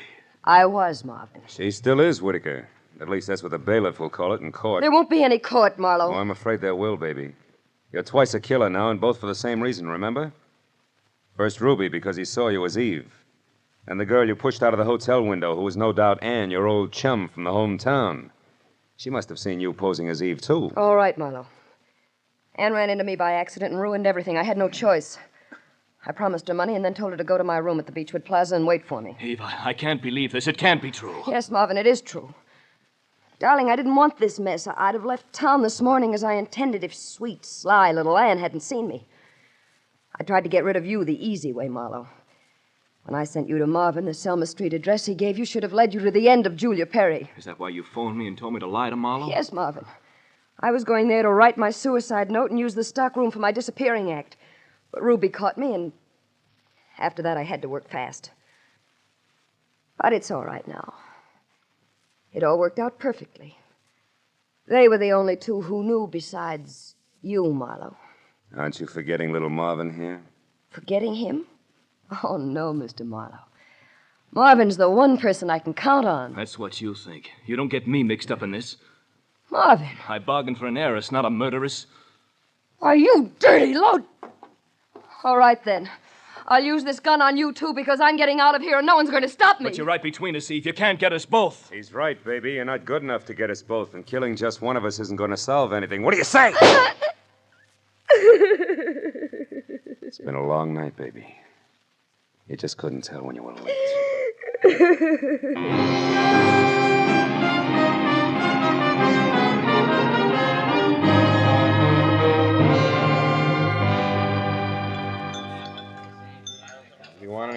coffee, Marlowe? No, it's sludge, Lieutenant. I wonder what Julia Perry uses for a heart. You know, she planned the thing for 6 months when she first set herself up as Eve Bentley. And it probably would have... Want to check now? Oh, yes. Yeah. Probably would have worked if everything hadn't closed in on her. Yeah, her friend Ann from Kansas, Ruby the leg man. And you with that torn book of matches. Incidentally, that was pretty fast figuring up in the hotel room there, Marlowe. Oh, not so fast, Ibarra. I knew Eve had those matches because I left them with her. So when you found the same matches in the pocket of Julia's plaid coat, it figured. Julia almost had to be Eve. And that left Ann to furnish the body for the suicide. Yeah. You know, I wasn't so sure about that until I found the brown coat with the Haven, Kansas label in Eve's apartment. Yeah. Well, I'd better wait on back to the office, Phil. Look at that rain come down. Think it'll ever stop? I don't know. I doubt it. Oh, by the way, here, it's her hat. Mooney finally got it down off that hotel canopy. Maybe you'd like it for a souvenir. Yeah. The millinery people call it a halo hat. Good night, Marlowe.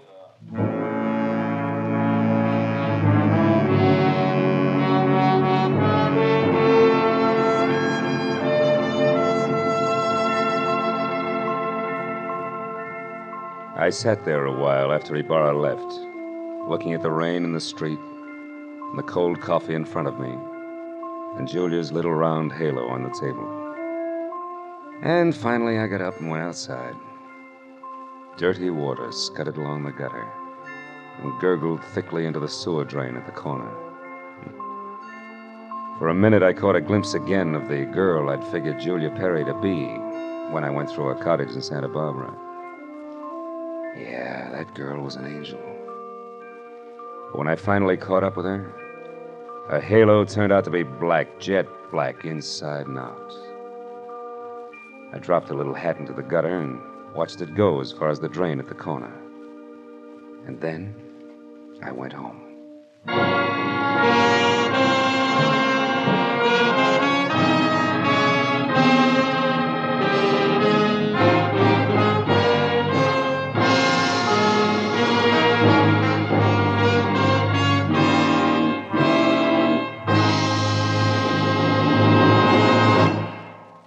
The Adventures of Philip Marlowe, created by Raymond Chandler, stars Gerald Mohr and is produced and directed by Norman MacDonald. Script is by Mel Donnelly, Robert Mitchell, and Gene Levitt.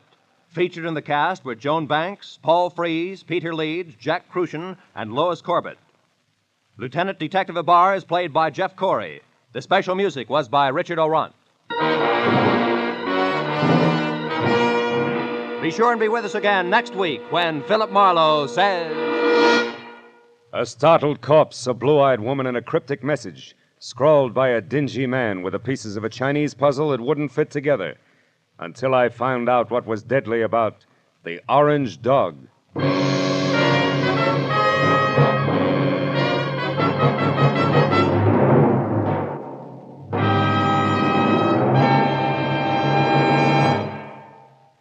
You'll find a whole hour of fun, variety, music, and thrills on Sing It Again tonight and every Saturday, for it's heard over most of these same CBS network stations. Now, stay tuned for Gangbusters, which follows immediately over most of these same stations.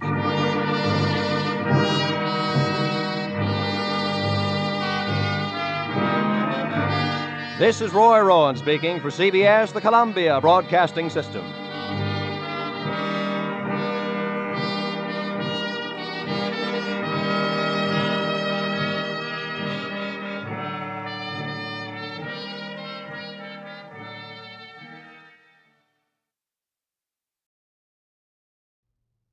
Get this and get it straight. Crime is a sucker's road, and those who travel it wind up in the gutter, the prison, or the grave. There's no other end, but they never learn. From the pen of Raymond Chandler, outstanding author of crime fiction, comes his most famous character in The Adventures of Philip Marlowe.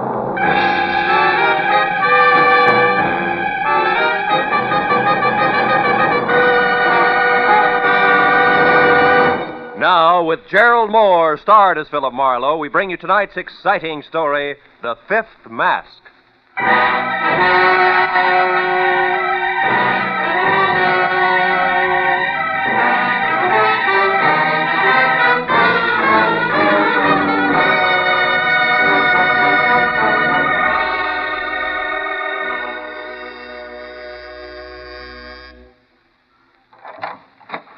brother, am I glad to see you. You are Philip Marlowe. Yeah, I'm Marlowe. Well, come on in. You're not exactly what I expected, Phil. No? Mm-mm. I didn't realize private detectives came in the deluxe edition. You'd like a drink, wouldn't you? Now, look, when you called me a few minutes ago, it was strictly panic because your life was in danger, Miss Barr. Now Vivian will do, Phil. Yeah, well, okay, Vivian. What's happened in the meantime? Happen? Nothing. Why? Well, you seem pretty well balanced for somebody on the edge of being a homicide statistic. Well, I'm doing my best to hang on to myself, that's all. Oh. But now that you're here, I can breathe again. You just sit down, won't you, over there? I'll fix the drink. Uh-huh. We're going to get along fine, Phil, I can tell. Yeah, well, could be. There. Now we can be more comfortable. Your health, Phil. Your health is supposed to be the point, baby. You said a man threatened your life. Yes, a man named Fred Sears. A character I used to know. He was hurt in a hotel fire 6 months ago. Oh. Must have been his head. He thinks he wants to kill me, and he's come to town to do it.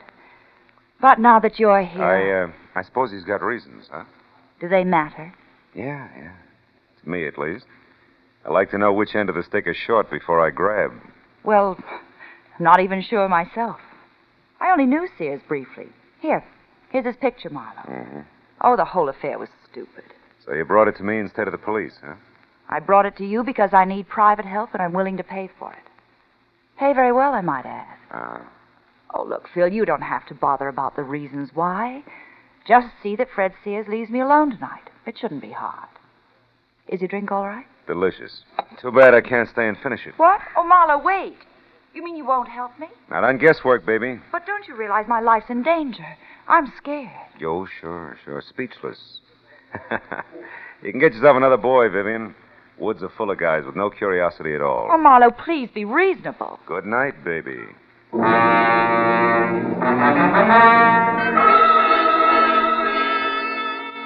I had no doubt that a guy named Fred Sears wanted to kill Vivian Barr, and that she was genuinely afraid of him, but I also had no doubt that working for her without all the facts was like playing blind man's buff with the front end of a jet plane. Sooner or later, you were a cinch to get sucked in. So I drove off the hill toward the Sunset Strip again and prepared to forget it and go home. Until my rearview mirror told me that I'd picked up a tail. I wagged it back and forth across Hollywood for 20 minutes without losing it. Then I stopped at a quiet corner bar in my neighborhood, went in the front door, and straight on through to the alley, and then around to the front again. I got back in time to see the man who'd been following me get out of his car and head for the door. It was one Mutt Pomeroy, a sleazy ex-comrade in arms who had his private license revoked for sordid malpractices a year ago. I waited till he was almost up to the entrance before I stepped out where he could see me. Oh, well, Phil Marlowe. What do you say, kid? How's business? I keep smiling. Sure you would. Buy a drink, I don't suppose. What's on your crummy little mind, Mutt? Let's have it. Easy, Marlowe. Take the hands off. What's All the right. idea? You've been tailing me just to keep in practice. What do you want? Okay, hotshot. I figured maybe you'd appreciate a little cooperation. For instance, you tell me why Vivian Barr wants a private peeper, and I'll tell you something more than worth your while. Well? I thought your license was dead, Pomeroy. Yeah, it is, but I'm not. I still got eyes and ears and a mouth that I like to keep well fed. Now, look, I can help you plenty in this case, Marlowe. What do you say, kid? Get together? I didn't take the case. You what? That's right. If I catch you tailing me once more, Mutt, I'll tie a can to you. Now beat it. Yeah, well, let me know when you need a hand, Marlowe. Right across your kisser.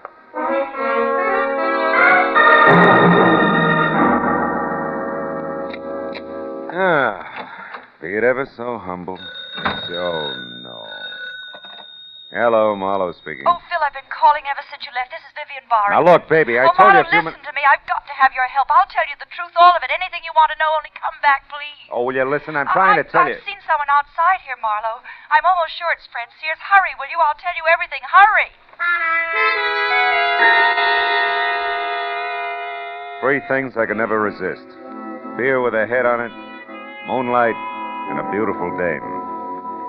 So I headed again for the parking terrace at Vivian's apartment house and made it in about 15 minutes.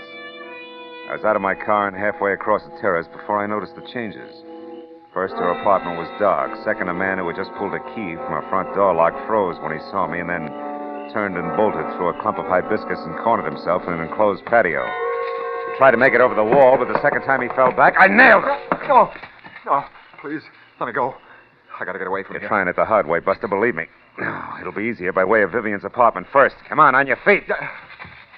Now, who are you? I'm Douglas Peck. Douglas what? Just Douglas. Okay, just Douglas. We'll also straighten that one out inside. Go on, open the door. No, it's locked. Sure, it's locked. Take the keys out of your pocket and unlock it. Hurry up. Who are you? Name's Marlowe. Go on inside. No, please, Marlowe.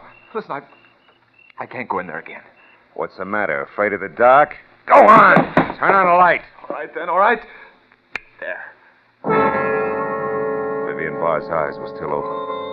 But all the life had gone out of them. She'd slid half off the blue velvet divan onto the floor, and a gleaming gold satin she wore was stained red by a dark, stiffening smear on her chest. Her purse was open on the coffee table, and spilled out of it was a note addressed Dear Vivian and signed Fred Sears. What is it, Marlowe? What are you looking at? One good reason why Vivian Barr ended up like that. Here, read it. Dear Vivian, the broken back you handed me 6 months ago wasn't as hard to take as the broken promises. Count on seeing me real soon. Fred Sears. Yeah. Now, Douglas, at address, assuming you didn't kill her and it was this Sears, what was your connection? Oh, I was just a friend of hers. Business associate. Well-heeled business associate, judging by your wardrobe. She mentioned your type, but not your name. Let's get on with that, shall we? Marlowe, listen, I had no idea that Vivian was mixed up in it. Marlowe, look. Huh? There at the window at Sears. Kill the light. Keep down, Douglas. I'll be right back.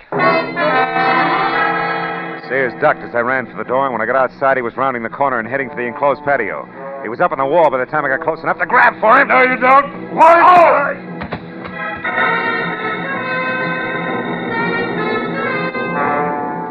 His foot caught me in the side of the head. I wound up on my back with nothing but the torn-off pocket from his jacket in my hand and a crumpled pack of cigarettes and a slip of paper on the ground with a phone number. I picked it up and started back to Vivian's apartment in time to hear a car door slam and see just Douglas, scared stiff, crouched behind the steering wheel of a step-down Hudson. A second later, car and all were gone in a funnel of dust. Well, I couldn't lose much more, so I went back into the house to use the phone. Los Angeles Morning Star. Society editor, please. One moment. Okay. Society desk, Miss Ludlow speaking. Hiya, Corey. Phil Marlowe. Phil, darling, how are you? Gee, it's been a long time, mister. I haven't seen you since... Yeah. Now, look, honey, I need some fast help. Crashing somebody's party, Marlowe? Could be, but it's strictly business. Now, can you give me a rundown on a phone number? Crestview 54124. 54124? Yeah. Just a minute, lover. Okay, sweetie. Oh, yeah, Phil. That's the old J.G. McKay mansion. 910 Mission Drive. Uh-huh. His niece Celia McKay has the place now. She married up with a guy named Paxton last fall, I think. She has oodles of money. Any help? I'll let you know. Thanks a lot, baby.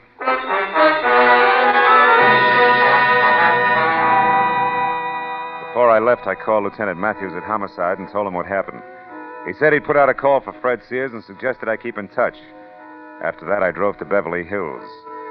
The McKay mansion at 910 Mission Drive dominated the rows of bowing trees that lined the long, curving driveway like a dowager queen presiding at court. When I rang the bell beside a carved mahogany front door big enough for an airplane hangar, it was the butler who finally opened it for me. It was all he could manage. Yes, sir. My name's Marlowe. I'm a private detective. I'd like to see the head of the house, please. Have you an appointment, sir? No, this is a courtesy call so far. There's been a murder, Buster. Now, please get Mr. Paxton, Celia McKay Paxton, or any reasonable facsimile thereof, huh? Never mind, Cartwright. Can run along. I'll take care of this, whatever it is. She was, friendly. Red-headed and hefty, but wore a dress so well draped it would have made a Notre Dame tackle look good. It was all held together at the neckline by a big dazzling brooch made up of items on a Mardi Gras motif, and each covered with enough jewels to retire a family of 5. Except for a space in the center, shaped like a mask, which was dull, black, and empty. I must have been staring because that's where she picked up the conversation. If you've finished making your estimate now, Mr. Marlowe, maybe we can get down to business. I'm that reasonable facsimile you mentioned, Mona Paxton, Celia's sister-in-law. Oh? And Mr. Paxton's your brother, huh? Same thing. Yeah, well, You said something about a murder, I believe. That's right. Woman named Vivian Barr. Is that supposed to mean something to the members of this household? Maybe we better ask them. I don't think so, Mr. Marlowe. We're all quite busy here. Now, look, just now, Mona, I and- followed a lead that started at the body of a dead woman, ended here at this house. You people can talk to me now or the police. In a few minutes. Make up your mind, fast. Police? What about the police? Mona, what is this? Celia, my dear, I'm sorry. I'd hoped you wouldn't be bothered by Mr. Marlowe here. In his opinion, we're all murderers or something. I see. And why do you say that, Mr. Marlowe? I don't. It isn't quite that bad. And specifically, how bad is it, if you don't mind? I don't mind at all. I'm looking for a man named Fred Sears in connection with the killing of my client, Vivian Barr. I'm here because there's a definite tie with somebody in this house. Now, at this point, I'm still asking for cooperation. This has gone far enough. It's preposterous. Mr. Marlowe, until you mentioned their names, I never heard of either of those people. Mona? No? They're still my husband, Mr. Marlowe. Dear, will you come out to the door, please? What's going on? What's the matter? There's a person here I want you to meet. Mr. Marlowe, my husband, Mr. Paxton. Why, how do you do, Mr. Marlowe? I'm doing better, Mr. Paxton. Oh.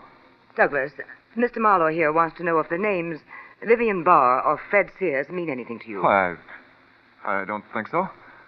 No. Well, they don't. Why? You may leave now, Mr. Marlowe. We've given you all the cooperation we can. If you come back, you'd better have a warrant with you. Okay, Celia, I will.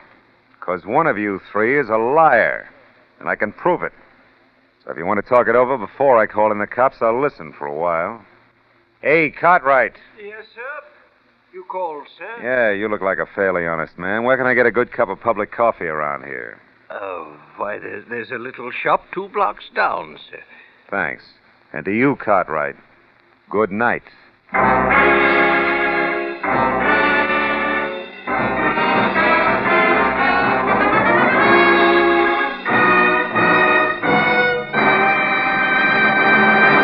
In just a moment, we'll return to the second act of Philip Marlowe. But first, Sunday, September 10th. Note it well, or you'll miss a whole lot of laughs. For that's the day Jack Benny checks in again at CBS The Star's address. Yes, this Sunday is the day Jack, Mary, Dennis, Phil, Don, and Rochester return for another great season of top-ranking comedy. Be sure you're on hand this Sunday and every Sunday when CBS brings you the one and only Jack Benny Show. Now with our star, Gerald Mohr, the second act of Philip Marlowe, and tonight's story, The Fifth Mask.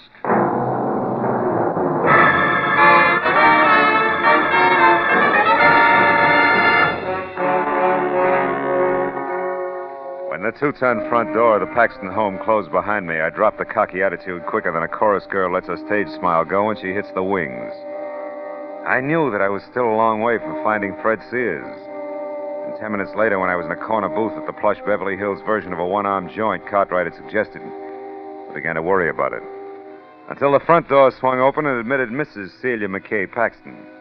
She threw a stern eye and a sharp semicircle that nearly sliced the place in two and then bore down on me. Mr. Marlowe, I want to talk to you. What do you mean Why don't by... you sit down, Mrs. Paxton?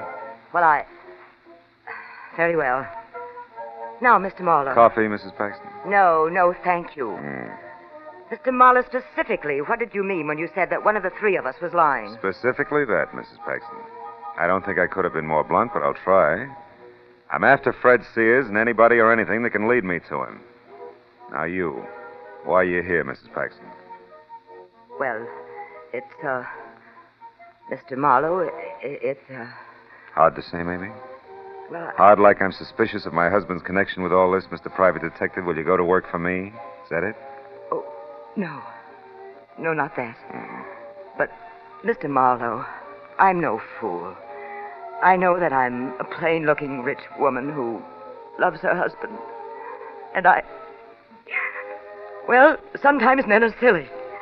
And if there is anything, Mrs. Paxton, I can't go to work for you. I don't take that kind of a job. Besides, I'm already working on your problem insofar as it concerns the late Vivian Barr. I don't understand that. You say you're looking for a Fred Sears. But not overlooking anything else, Mrs. Paxton. Like the outside chance that Sears didn't kill Vivian Barr. I didn't see it happen, you know. It could have been somebody else. Who? You. What? After all, you just implied a good motive.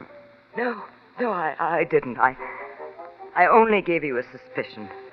A dark, ugly thought I'm ashamed I ever had. That's all. And I didn't kill that woman, Mr. Marlowe. I know you didn't. It was only bait, Mrs. Paxton. I hope you'd snap at it and come back with an answer that would get me to Sears. Mr. Marlowe, I never heard of these people before tonight. I know, that's what you said. But you see, Mrs. Paxton, even as you, I too sometimes have dark, ugly thoughts that I'm ashamed of. Only in my case, it's business.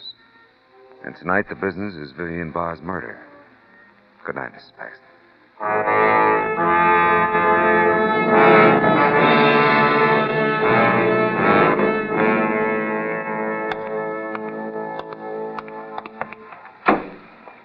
Hello?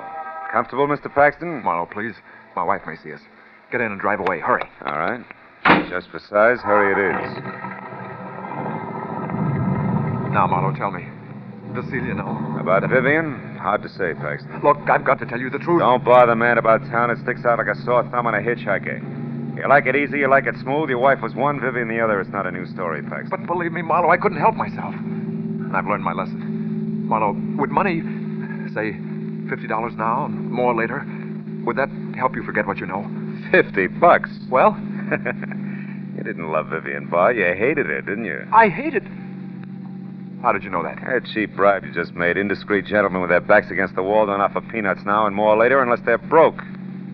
You could be broke, Paxton, if, for example, Vivian was blackmailing you out of every cent of your allowance. Good enough? She was rotten. Rotten enough to kill? Kill? Are you crazy?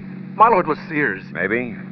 I didn't see him do it. You had a good reason. He had a better one. Sears was taken in just like I was. When he met Vivian, he had a few $1,000s, and she fell in love with every one of them. You said a better reason, Paxton. And I'm getting to it.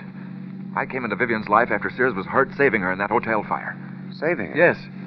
I didn't know that. I thought he was hurt, period. Yes, that's all the papers got, but he was injured because he rushed into the fire to save Vivian. She couldn't afford to have it known that she was at that particular hotel at that particular time. She told me so herself. You didn't quit even then, huh? I couldn't, Marlowe. I wasn't strong enough. And then later, when I was, she wouldn't let me. Not without paying. And that's the whole story, Marlowe. Mm-hmm. Unless you're still holding back a lead on Sears. Why should I? Because if you're it, Paxton, not Sears, you've nothing left but the slim hope that Sears, who knows he's framed, will be shot running away from the police. Ah, you're wrong, Marlowe. That's not it. All right, then try this. If I'm wrong and Sears is still the one we want, he could also be after you, Paxton. You know, you're pivot man in that triangle, too. What?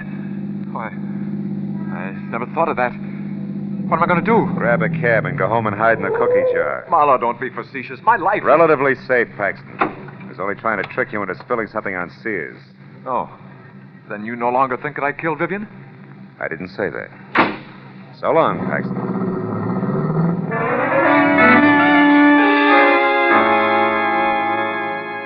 My apartment was only a few minutes from Beverly Hills, so I decided to call the police and fill them in. Also, a little all-alone straight drinking might burn the bad taste out of my mouth. But when I was in the hall there, I knew it was going to be a little while before I got a chance to do either one. After all, there was still a Paxton to go. Mona, the lady with the beautiful Mardi Gras brooch, and the not-so-beautiful mind for business. I've been waiting for you, Mr. Marlowe. That figures. Come on in. I'll get the lights. You don't seem surprised you expected me. Yeah, as much as the others. Already huddled with your brother and your sister-in-law. Have a seat. No, thanks. Mr. Marlowe, I'm going to come right to the point. That's a switch. Want a drink? No. Do you want $1,000? Mr. Marlowe, I said... I heard you. Yeah. Also, Miss Paxton, I've heard a lot tonight about all I can take. I'll make it fast, will you? All right, the 1,000 is yours, Mr. Marlowe, if you'll do one thing. When you catch up with this Sears, if you haven't already done so... I haven't. Keep my brother's name out of this, that's all. Oh, it's a little too much. Also, you're a little easy, Mona. Your brother isn't worth covering up for. That's not news, and it's beside the point. The 1,000 is to help me, not him. I've spent 5 very difficult years getting the rights to a cosmetic formula that can't be beat. The point, Mona, the point. All right, the point, Mr. Marlowe, is that all I need now is backing. Just yesterday, I got the promise of it. $150,000 worth of promise from my sister-in-law, Mrs. Celia McKay Paxton. And I'll lose that promise, Marlowe, if Celia gives my brother his walking papers. And she will if she finds him out. Will you take the money, Marlowe? No. No, will I go out of my way to whisper in Celia's ear? You're practically safe, Mona. Who else is there? Sears. If the police take him alive, there's a good chance he'll make a lot of embarrassing statements about your brother killing his girl and... You expect someone? Oh. Unless the police are tired of waiting to hear from me. I shouldn't be seen here, not if you're going to keep Doug's name out of this. Easy, honey. Get in there, the kitchen. Oh, yes, thanks, Marlowe. Thanks a lot. Okay, coming. Keep your shirt on. Oh, no. Yeah, well, didn't expect to see little old Mutt Pomeroy so soon again, eh, kid? Mind if I come in? Very much. What do you want, Pomeroy? To show my wares, Phil boy. You know, like the jewel tea man. Skip the funnies. What is it? Fred Sears. I know where he is. You sure about that? Sure like I don't take $3 bills. I followed him tonight when he got away from you. All right, come in. Hey, nice place, Phil. What's your price, Mutt? $200. I'll pay $1. The address. The money. Okay. Here. 15, 16, 80, 90, 100. Yeah. Thanks, Phil boy, thanks. The address says 31 Bayfront Drive, Santa Monica. It's an all-alone beach joint, kind of neat. Belongs to a friend of Sears who's out of town. Oh, he's using his car, too. I overheard him explaining to a neighbor. Yeah. Good night, Marlowe. See you around, huh, kid? Mm-hmm. Oh, Pomeroy. Yeah? Yeah. What is it, Phil? 2 questions. Uh-huh. First? Your connection with all this, what is it? Oh, a hunch that I could pick up a little extra. You see, I spotted Paxton out with that Vivian babe once, and well, I knew who he was. Also, I knew who his wife was, so I figured... Yeah, I know how you figured. Okay, but you said 2 questions, kid. The other. This! Whatever made you think I do business with a louse like you? Marlowe, he's unconscious? Yeah. If I ever saw you here, your mailbox would get nothing but extortion notes for the next 6 months. We'll get out now. All right, Marlowe, but won't he ruin everything anyway? Don't worry, Mona. I'll convince him one way or another. Yeah. Let's see now. Hey, Marlowe, you crossed me. Sure, I'll do it every time, Pomeroy. We're conflicting personalities. Police headquarters. I'd like to speak to Detective Lieutenant Matt. Holy cow. Hello. Police headquarters. Hello. Never mind. Pomeroy, that little hunk of jewelry there on the rug. Just fell out of your pocket when I frisked you, didn't it? Didn't it? Yeah, sure it did. So what? So before I beat you senseless, get up and tell me what you got it. Come on, where'd you lift it? Come on, Pomeroy.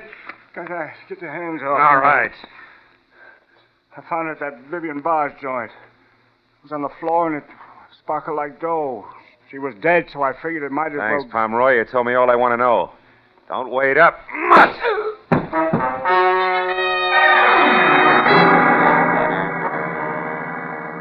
Outside, I piled into my car and drove fast for the beach house at 31 Bayfront Drive, hoping hard all the way that either I was making a fat mistake or if I was right, I was going to be on time.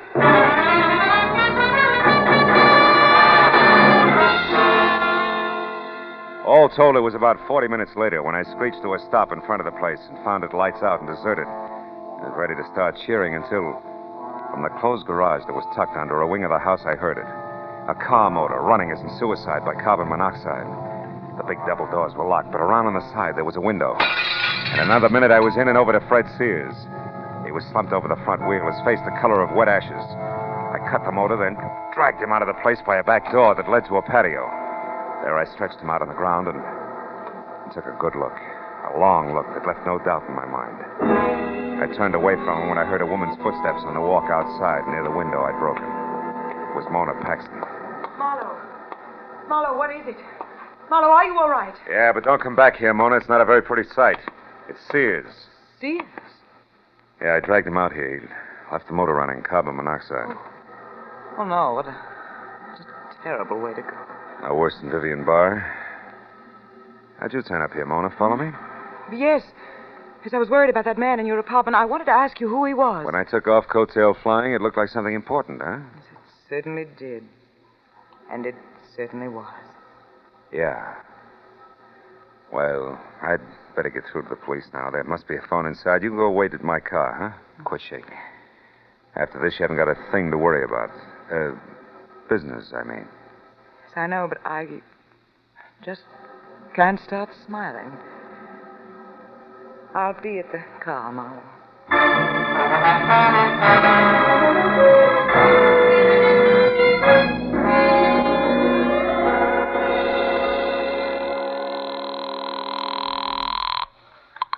Homicide, Lieutenant Matthews speaking. Marlowe, Matthews. Out in Santa Monica, 31 Bayfront Drive. I've got Vivian Barr's killer. Fred Sears? Great. Just hold it, Phil Mooney. Hey, wait a minute. Call Santa Monica, Matthews. get a car out to 31 Bayfront Drive Hey, fast. Matthews. Hey, Marlowe, nice work. I'm glad I Now, will let you wait a minute, Matthews? It doesn't play that way. What? What do you mean, Phil? Not Sears? No. It's a woman, Mona Paxton. Sister to Douglas Paxton, a guy married and playing around with Vivian Barr. Mona killed Vivian because Vivian was blackmailing her brother, and that, in turn, was about to ruin a business deal that meant a lot to her. An awful lot. Yeah, it must have. Yeah. What about Sears? Does he still tie in? Sure he does. She found out where Sears was hiding, which is out here at the same time I did. But she got a head start on me at the point of a gun, set him up at a closed garage in what was supposed to be suicide. Oh, he's dead, huh? No, he's fine. I was lucky enough to get here in time. He's resting out on the patio, breathing well. See you, Matthews.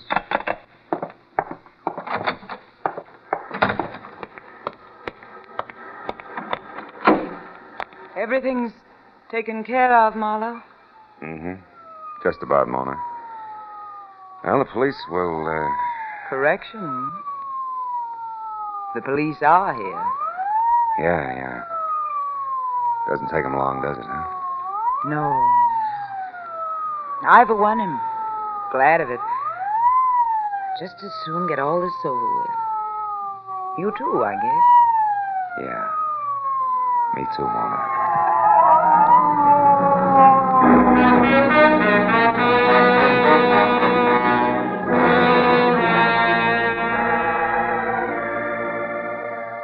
I got away from it all as soon as I could, but I didn't go home. I drove out to a spot I knew nearby, a cliff edge where the only sounds were a couple of seagulls who couldn't sleep in the ocean 100 feet below, crashing on the rocks. Then I took a second look at the little item Mutt Pomeroy had picked up in Vivian Barr's apartment. A collection of tiny stones, diamonds, emeralds, rubies, all in the shape of a small mask. A mask that I knew would fit in place exactly over an empty spot on Mona Paxton's Mardi Gras brooch. The proof that Mona had been to Vivian's place. Yeah, a little mask. We all wear them one way or another. We've all got something to hide. Maybe that's what's wrong with people, huh? They all think they've got to hide from each other and from themselves. Yeah, so I threw the little mask into the ocean, and then I went home.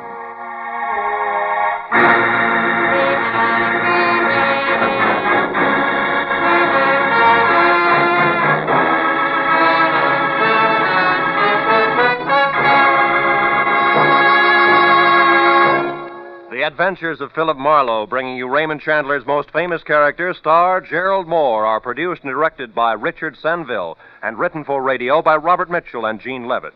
Featured in the cast were Frances Robinson, Betty Lou Gerson, Ann Stone, Olin Soule, Jay Novello, and Larry Dobkin. The special music is composed and conducted by Richard Durant. Be sure and be with us again next week when Philip Marlowe says... This time a little man with big heels tried to run over me. A giant in a warehouse nearly cost me my life. And a treacherous blonde almost buried me at sea. All that for a client who couldn't pay me a cent. But on whose behalf they were paid in full.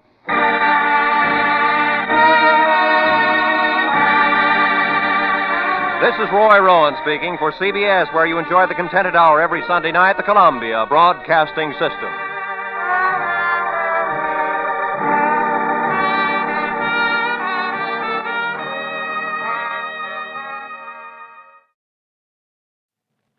A startled corpse, a blue-eyed woman, and a cryptic message scrawled by a dying man, with the pieces of a Chinese puzzle that wouldn't fit together, until I found out what was deadly about the orange dog. From the pen of Raymond Chandler, outstanding author of crime fiction, comes his most famous character as CBS presents The Adventures of Philip Marlowe.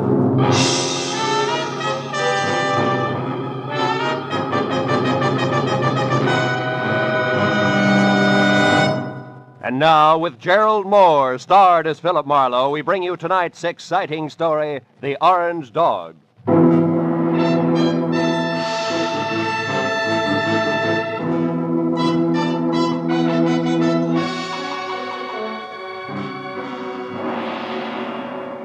By 6 in the evening of a very slow day, I'd resigned myself to the business of no business. So I took my feet down from my desk Switched off the lights and started out the door for home with the prospect of a nice, quiet evening ahead of me. But I didn't make it, even as far as the door. Oh. Hello, Philip Marlowe. Marlowe, my name is Shelley Martin. I'm at 8412 Los Feliz, a private residence. I want you to come out here right away. My sister is in a jam, a nasty one. Well, Miss Martin, as a matter of fact, I was just closing up for the night, and I was... Look, you. I need the services of a private detective right now this minute, and I'm prepared to pay for them. There are plenty of others in town. Are you coming or not? Yeah, okay, and thanks for the reminder. That's me you hear sprinting up your front walk. That's much better. And Marlowe, bring your brains along. You're going to need them.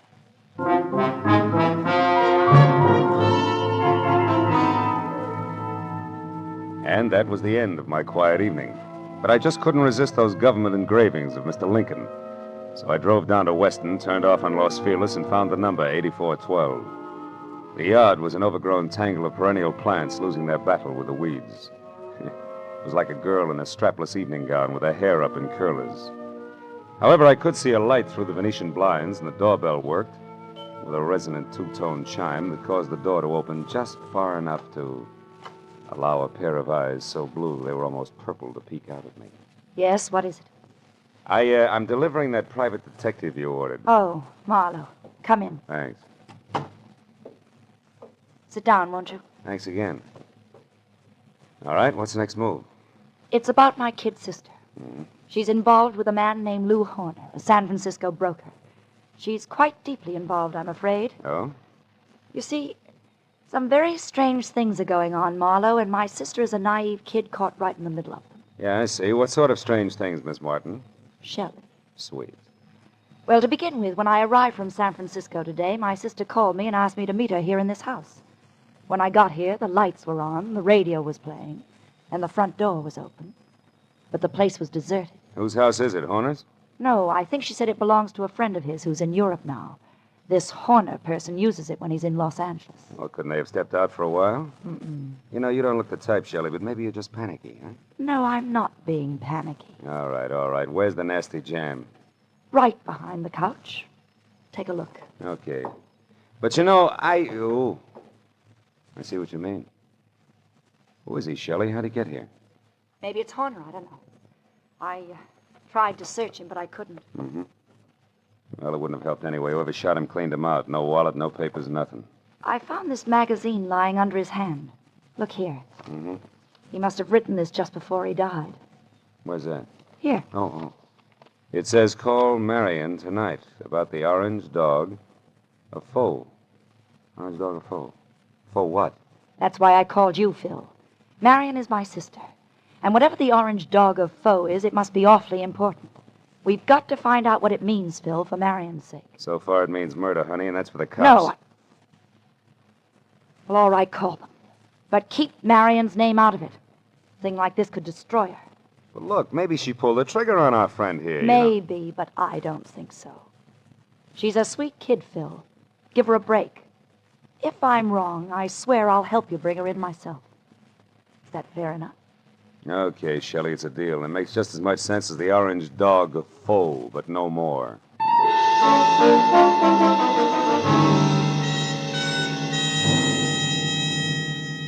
After I checked as far as I could on my client and sent her home, which was to the Villa 12 at the Wilshire Gardens Hotel, I ripped the General Squeegee tire ad with a message scribbled across it out of the magazine, folded it up and stuck it in my pocket.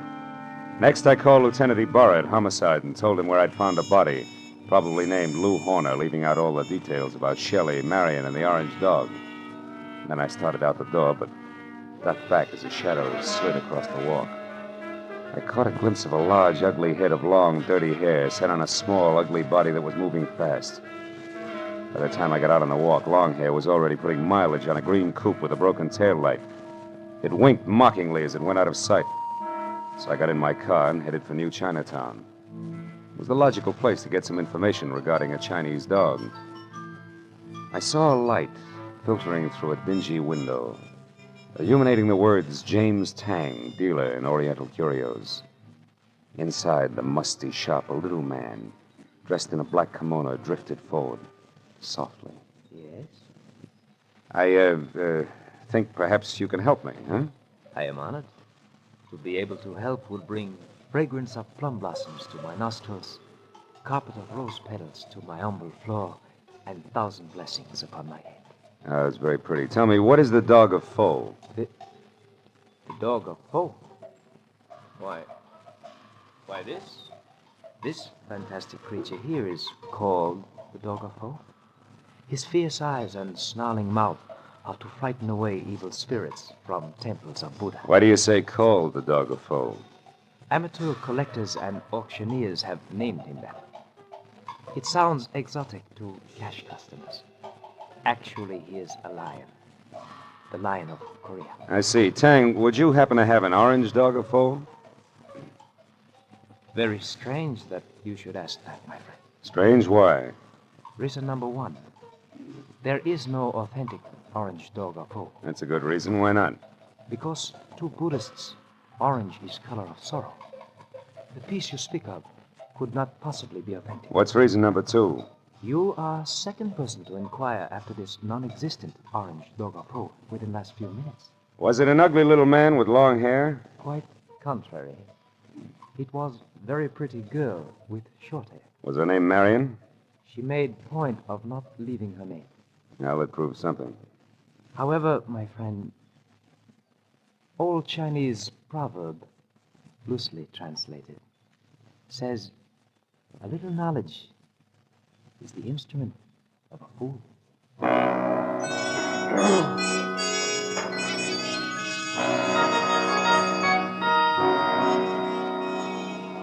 There were 9 other curio shops in the neighborhood, so I started making the rounds for the non-existent orange dog of foe and a girl who was interested in one.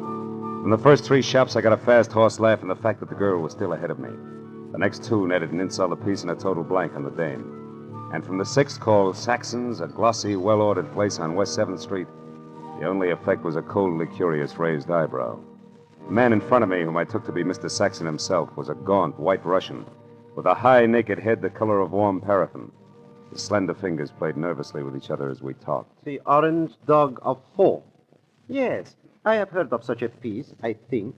It would be porcelain. Probably. This is your business. Who has it, Mr. Saxon? Can you tell me? No, I'm sorry. I believe I heard this orange dog mentioned just once, somewhere down in the village. But I'm sure I could never remember who spoke of it or when. Oh, no idea of its value then, huh? Now that you mention it, I seem to remember the figure 20,000. You mean yen? How much in American money? I am speaking of American money. It would be an importation from China, you know. How could it be worth that much? It's not even authentic, Mr. Saxon. Authentic? You seem to know a good deal more than I about this orange dog. Possibly one would have to see it to appreciate its value. Yeah. Tell me, has a girl been in here tonight looking for this orange dog? A girl? I know. Know anybody named Marion? Marion. No, there is no one in my acquaintance by that name. But why do you ask? Because Marion has quite an interest in the orange dog. I have a feeling they'd make a great team if we could get them together. I see. And what is your name, sir? It's not Fu Manchu, Mr. Saxon. Good night.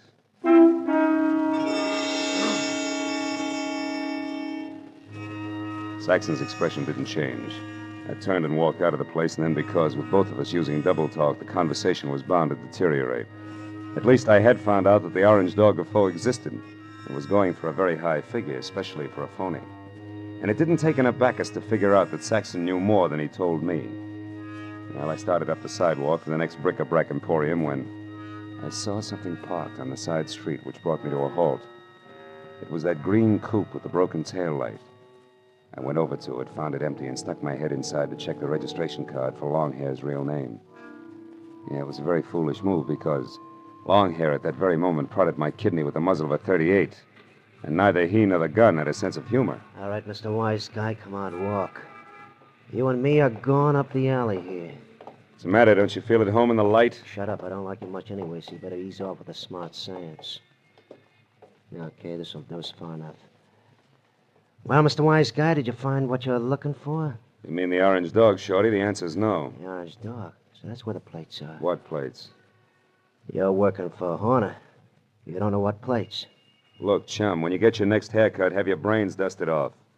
Nobody works for Horner anymore. Horner's dead. Dead? Since when? What's the surprise act for? You saw the body. You were sneaking around that house on Los Feliz. In fact, you might have killed Horner yourself. That body wasn't Horner. Why, Horner is 3 times the size of that guy in Los Feliz. He's bald. Also, he's so dumb he can't remember his own phone number. Oh, hold it. I'm looking for Vera Street where they sell those enchiladas. I'm sorry, gentlemen. I don't want to intrude. Hey, quiet. I'll blow your brains out. All right, now, come on, Mr. Wise Guy. Tell me what Horner's got on his mind. You know all right. I saw you taking orders from his girl. You mean Shelley Martin? Who else? Thought maybe you meant Marion. Marion? Who's Marion? Shelley Martin's sister, and don't let it worry you. Marion's got the orange dog eating out of her hand. You don't say. It ain't funny, mister. It's just peculiar. Because Shelley Martin don't have a sister, I know. So it seems like you're a very mixed-up character. In fact, Mr. Wise Guy, you're so mixed up, you're no good to me at all. So get over there with the rest of that.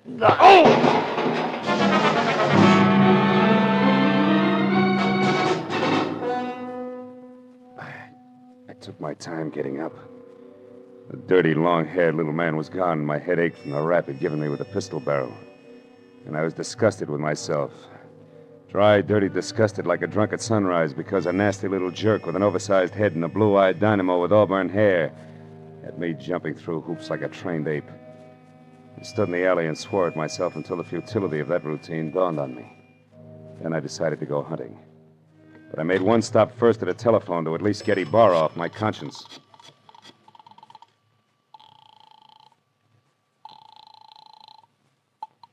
Lieutenant Ibarra. Hello, Lieutenant. I just found out that body on Los Feliz isn't Horner. I knew that an hour ago. Huh? The body isn't Horner's, and Horner is no broke. He's a counterfeiter, a big one. Oh.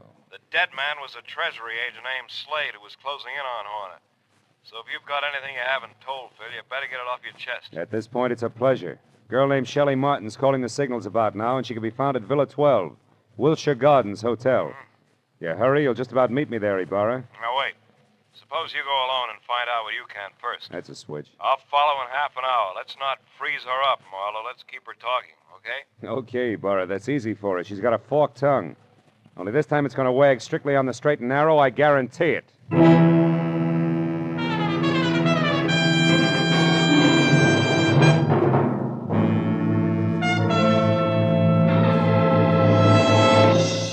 In just a moment, we will return to the second act of the Adventures of Philip Marlowe. But first, it's no mystery that hunger and cold confront many families abroad this winter. CARE will help feed and clothe these needy people. CARE, the safe, sure, non-profit way to send supplies to Europe and Asia. A check to CARE for $10 will send a 21.5-pound, 41,000-calorie food package, or a baby food package, or a layette, or a baby blanket package, or material for clothing. CARE guarantees delivery. You get a signed receipt that your package has reached its destination. Write your check tonight. Mail it first thing in the morning to CARE, C-A-R-E, 50 Broad Street, New York City. And now, with our star, Gerald Mohr, we return to the second act of Philip Marlowe and tonight's story, The Orange Dog.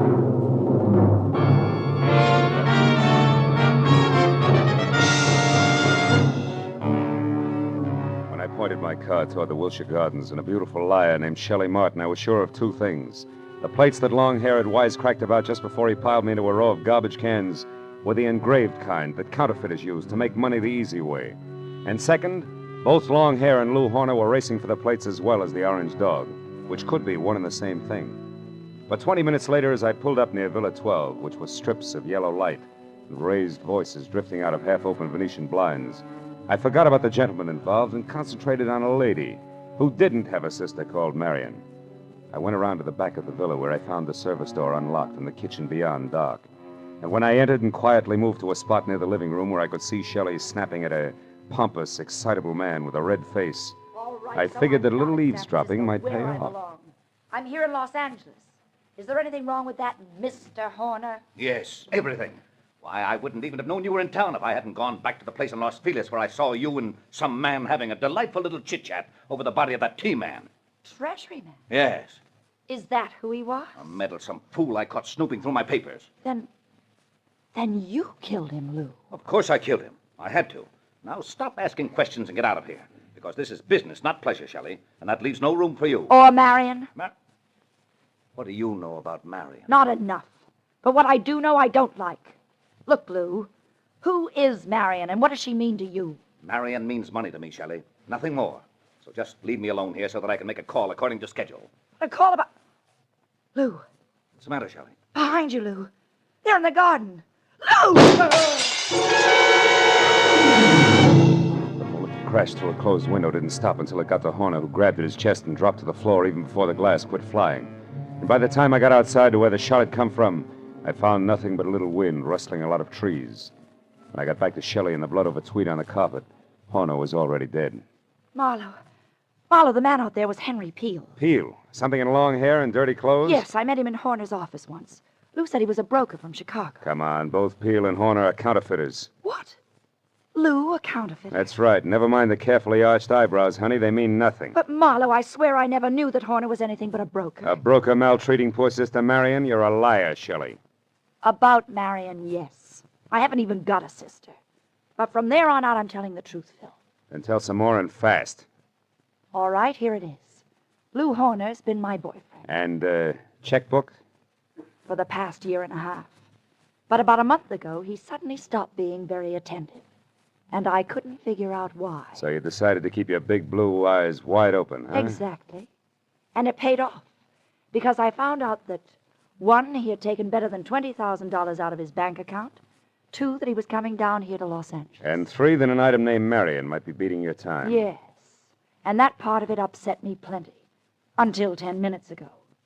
But then I found out that Horner here was a murderer, and that, Marlowe, I don't buy. 3 cheers for the all-American girl. Oh, skip it, Marlowe. I'll live my way, you live yours. Don't worry, honey. Nobody wants to change places with you.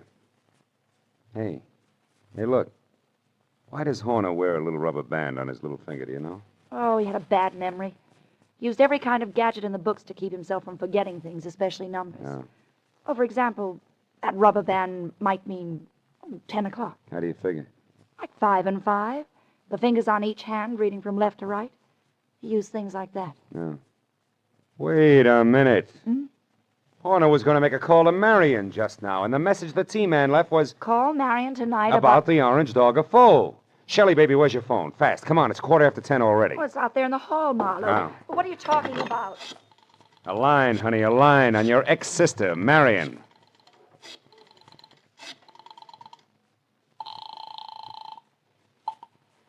This is Mr. Saxon. Ah. Lou Horner, Mr. Saxon. I know I'm some 15 minutes late with this call, but I'd still like to see you about the orange dog of Foe. Certainly, Mr. Horner. The orange dog is here, waiting for you. Good. I'll be right over. Marlowe, who is Mr. Saxon? A man very close to a lot of trouble, Shelley. Now, look, you wait right here for the law, and in particular, one Lieutenant Ibarra. Tell him nothing but the truth about Horner and what he meant to you in dollars and cents, and you may be all right. But where are you going, Marlowe? To a curio shop on West 7th Street to see, among other things, the orange dog of Foe.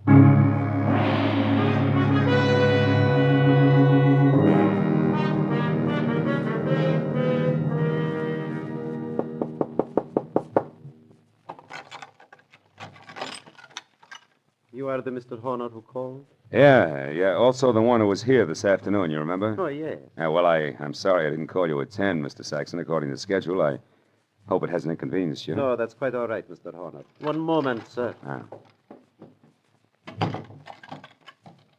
What's the matter? Is anything wrong tonight?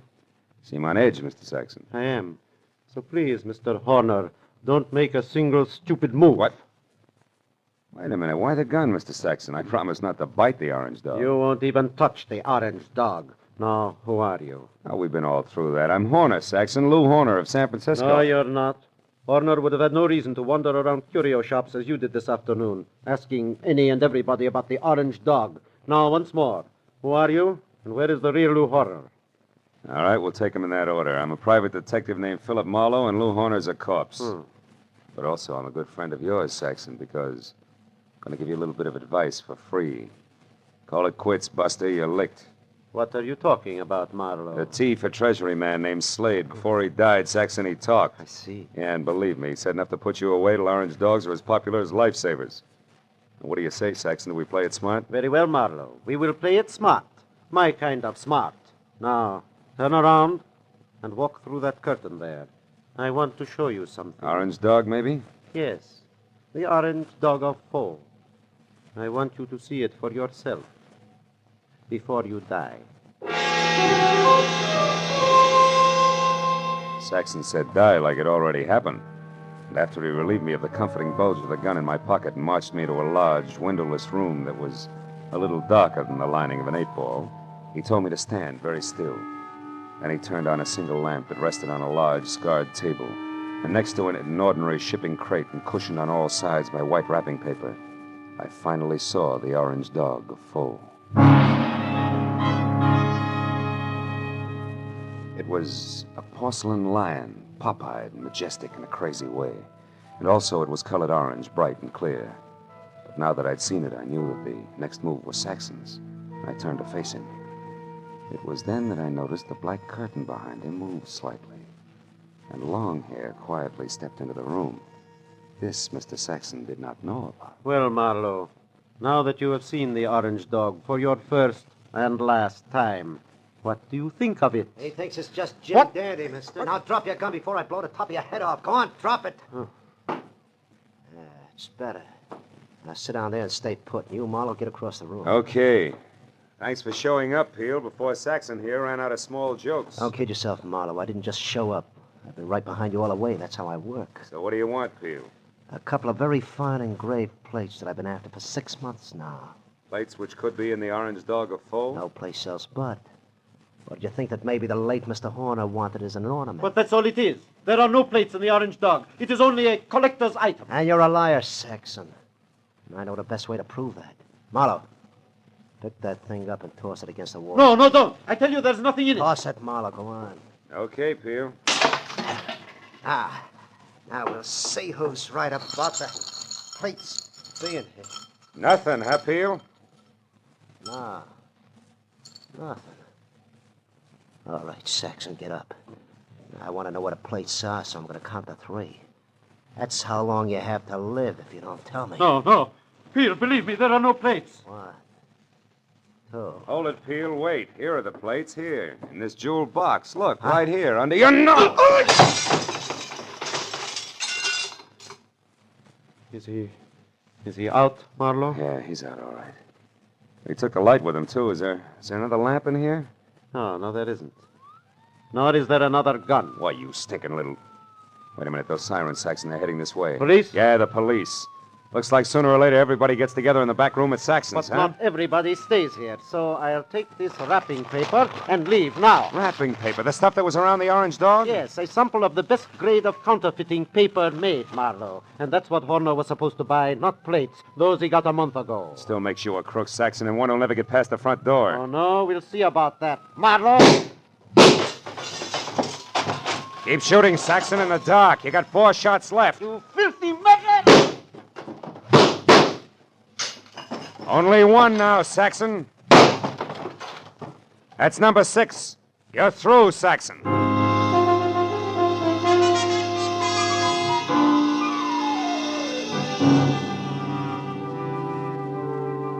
By the time Ibarra and his boys, plus a half a dozen very anxious team men, got into the room, Saxon was already coming apart at the seams. After a half hour of steady questioning, he split wide open and led us all to a basement hideout where the team men went wild over a few thousand sheets of A1 counterfeiting paper. But an hour later, after Peel, who admitted murdering Lou Horner, and Saxon, who was ready for the nearest straitjacket, were both in the lockup, there was still the problem of the glib lass from San Francisco. Finally, when Shelley, Lieutenant Ibarra, and I stood under the green light of the globe in front of police headquarters, I knew that the girl who technically was only guilty of withholding information from the police was not going to spend any time in the pokey. Because, after all, I was more or less guilty of the same thing. Besides, Lieutenant Ibarra was still interested in the others. Well, Marlowe, it looks like the whole business actually boils down to a single transaction between Clay Saxon, who had the counterfeiting paper, and Lou Horner, who was supposed to buy it. That's right, Ibarra. But Horner, who must have made his contact with Saxon via some middleman in San Francisco, only had a telephone number and the password, the Orange Dog of Foe, to work on here in L.A. But how'd you get hold of that number, Phil? From the message the T-Man left before he died. You mean you actually called someone named Marion? No, honey, I just dialed Marion. M.A. Madison. R-I-O-N. 7466. Madison 7466. You get it? Yeah. Another one of Horner's screwy memory tricks, like the rubber band on his 10th finger. Hey, that's pretty good, Phil. Ah, it's an old gimmick, really. I read it in a dozen detective stories. What do you know? Maybe I ought to read some of those. Well, good night, Philip. Look for you tomorrow. Good night, Lieutenant. Well, Shelley, do I show you the way home? Now, Marlowe, aren't you hungry or thirsty or something? Yeah, I guess I am at that.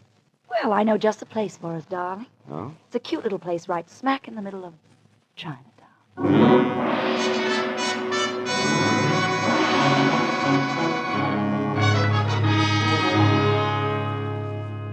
Well, we got through a small Chinese dinner without seeing or hearing from a single orange dog. And when it came time to leave, I was thinking that Shelley wasn't really too bad a kid at that. So when she left the table to powder her nose, I started to make plans. But when she got back, I forgot about them because in the meantime, she'd run into an old friend.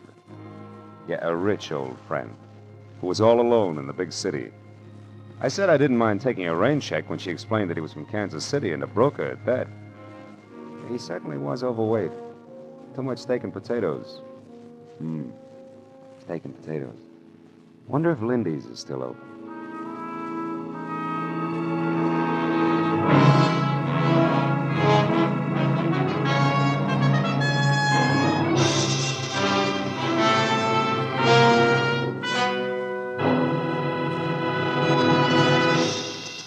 The Adventures of Philip Marlowe, created by Raymond Chandler, stars Gerald Mohr and is produced and directed by Norman MacDonald. Script is by Mel Dinelli, Robert Mitchell, and Gene Levitt. Featured in the cast were Francis Robinson, Edgar Barrier, Tony Barrett, Lou Krugman, and Ed Begley. Lieutenant Detective Ibarra is played by Jeff Corey. The special music was by Richard Orant. Be sure and be with us again next week when Philip Marlowe says... I was hired to find a blackmailer, and I did. But first I found a badly beaten Adonis, a Jezebel with an accent, and a man who had been an easy mark for murder.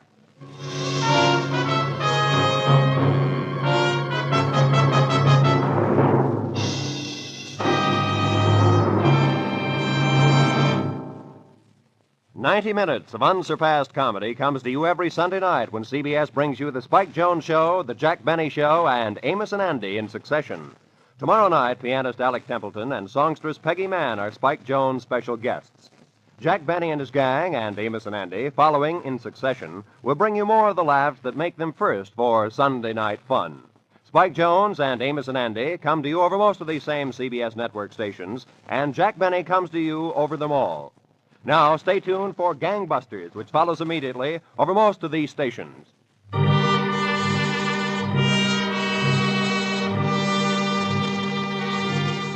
This is Roy Rowan speaking for CBS, the Columbia Broadcasting System.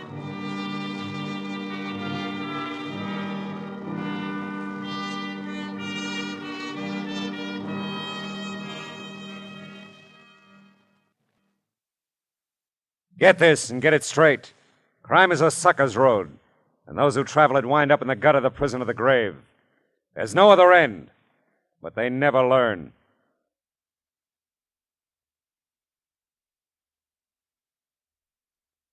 There are times when life makes no sense at all, when confusion is the keynote and all we do is run in ever-tightening circles. The 1 and 1 is 2 school is closed and nothing comes out even. In the 30 hours just past, I'd wrapped up a case and considerable of my youthful zest along with it. I was bone-tired. When I reached my apartment, sank deep into my bed. It wasn't so much to sleep, but to die a little. And I was not long dead.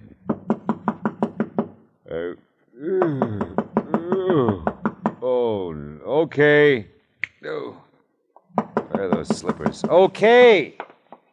Who needs more than 15 minutes sleep? Yeah. Yeah. Mr. Marlowe, I've got to see you. It's very important. Yeah, it better be. It's awfully late, I know. You're nice to let me in. Did I let you in? Yes. Just now. You're not still asleep, are you? No. No, I don't think so. You see, I always sleep lying down. It's a habit. You must know I wouldn't bother you this way if it weren't that... Well, Someone's following me, Mr. Marlowe. Oh? He's been following me for I don't know how long. I'm so frightened. Oh, come on. How about a cup of coffee, huh? Oh, really, Mr. Marlowe, I don't think you're listening to me. I can make it worth your while. I wish you'd wake up. Yeah, well, that's what coffee's for. Come on. You can talk to me while I make it, Now, you were saying someone's following you. A man. Naturally. Who is it? I don't know. Uh-huh. Well, sit down over there at the kitchen table. This won't take long. Thank you. Now, why would anybody be following you? That's the silliest question I've asked in days. But it isn't silly. I've tried to figure it out myself. I haven't done anything. I don't have anything. Yes. Well, we'll let that go. Look, maybe I ought to know your name, huh? Oh, I'm sorry. I'm Carolyn Shepard. Don't be sorry. I'm glad you're Carolyn Shepard. Why? Well, beats the heck out of George Shepard, huh? Dee Dee said she thought you'd help me. That's why I came. Dee Dee? My roommate, Dee Dee Reynolds. She doesn't know you or anything. She just said if she were troubled, like... Listen, back up. Take it at the top of page 3, line 1. Oh, I'm sorry. I'm Carolyn Shepard. Well, don't be sorry. I'm glad you're Carolyn Shepard. Why?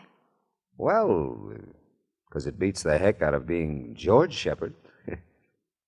Dee Dee said she thought you'd help me. That's why I came. Dee Dee?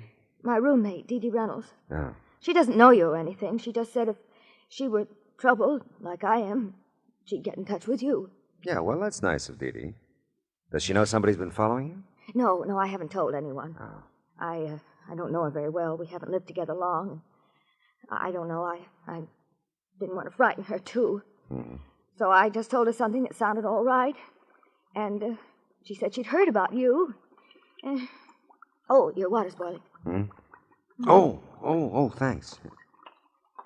Does he ever call you? No, we don't have a phone. Oh.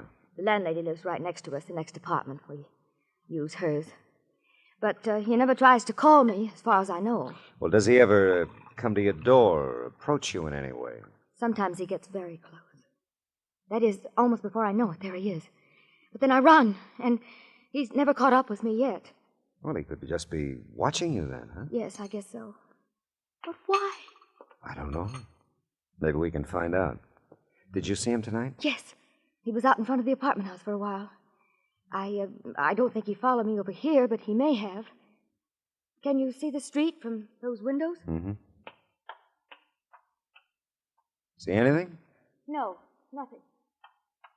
Oh, Mr. Marlowe, what will I do? Well, right now, honey, you'll have a cup of coffee. I'll take a quick shower and a shave, and then we'll... He might come. Oh, the doors are locked. If you hear anything, just bang on the bathroom door. You won't be long. No. Sure not. Be back before you know it.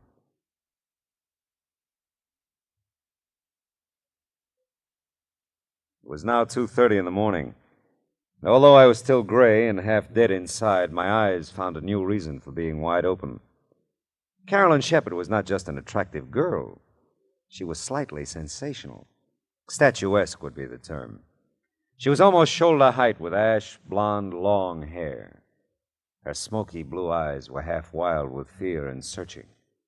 But there were promises in them. And her figure was the kind that you didn't mention in polite society. How's the coffee coming, Carolyn? Carolyn? Hey, where'd you go? Oh, come on, the coffee couldn't be that bad. Carolyn! It's the craziest thing I ever heard of. The door was locked, all right. It's funny, she's gone. Carolyn! Hello. Oh, hi, Simon. You lose something, Mr. Marlowe? Something named Carolyn? Yeah, it looks like it. You didn't see her out in the hall by any chance, I huh? don't believe I did, Miss Scott. I've noticed her. I'm not so sure. You ran out on you, huh? Well, you dog. Oh, yeah, sure. Where'd you go? Oh, there. What's out the window? Thought she might still be down on the street. Who? Carolyn. Oh, ran out on you. You said that. What did you do, huh? You'll never believe this. Oh, come on, now tell me now. What did you do? I took a shower. You took a shower? Oh, ran out on you.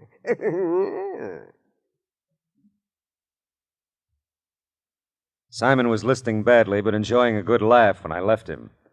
Back inside the apartment, I reached for a cigarette and a few conclusions. Her name was Carolyn Shepard. Someone was following her. She'd been here, and she was gone. That's all I knew. I looked at the clock, 2:45. I remember the coffee I'd made, started to the kitchen to get a cup when my foot and eye caught something at the same time. It was a billfold. The driver's license said Carolyn Shepard, and it gave a Yucca address, apartment 3. Physical description didn't do her justice. But it heightened my memory, and I was there in no time.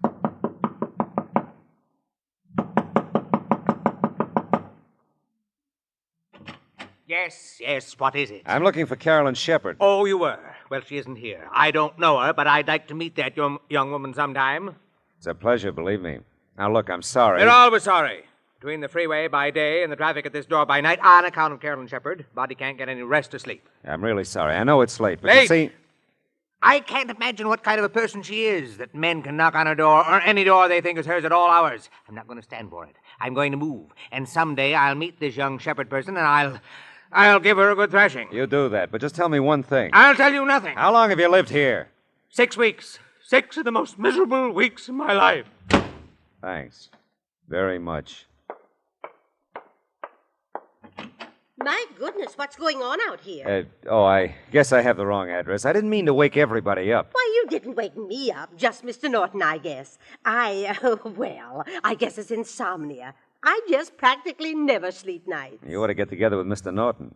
He tells me he has the same kind of trouble. He isn't a very pleasant old gentleman, is he? No. Oh, my. I guess I should introduce myself. I'm Hester Hutchison. I'm the manager of the building. Oh, well, maybe you can help me then. I'm trying to locate Carolyn Shepard. This is the only address I've got for her. Oh, I'm sorry. You're sorry? Carolyn did live here, but she moved about 6 weeks ago.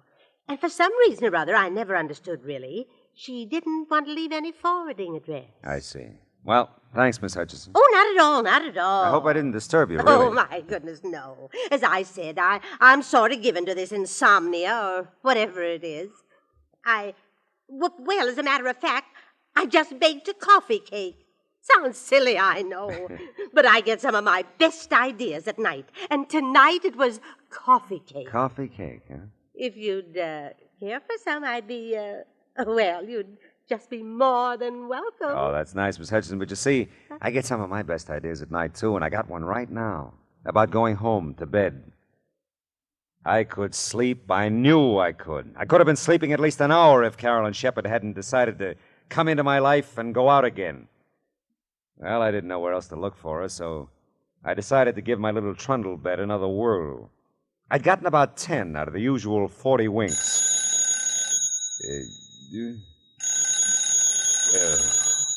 Oh, no.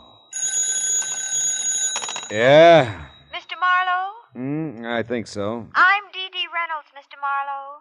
Well, that's swell. I guess she isn't, but is Carolyn Shepard still there? No, she is...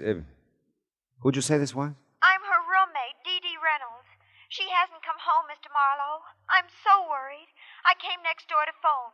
Has she been gone long? Yes, she has. Now, look, Dee Dee... Oh, I was afraid of that. Oh, Mr. Marlowe, something's happened. Wait a minute. What's happened? I just know she's been killed. Easy. Listen to me, will you? Poor Carol. Dee Dee. Carol. Listen, Dee Dee, where do you live? Dee Dee. Oh, fine.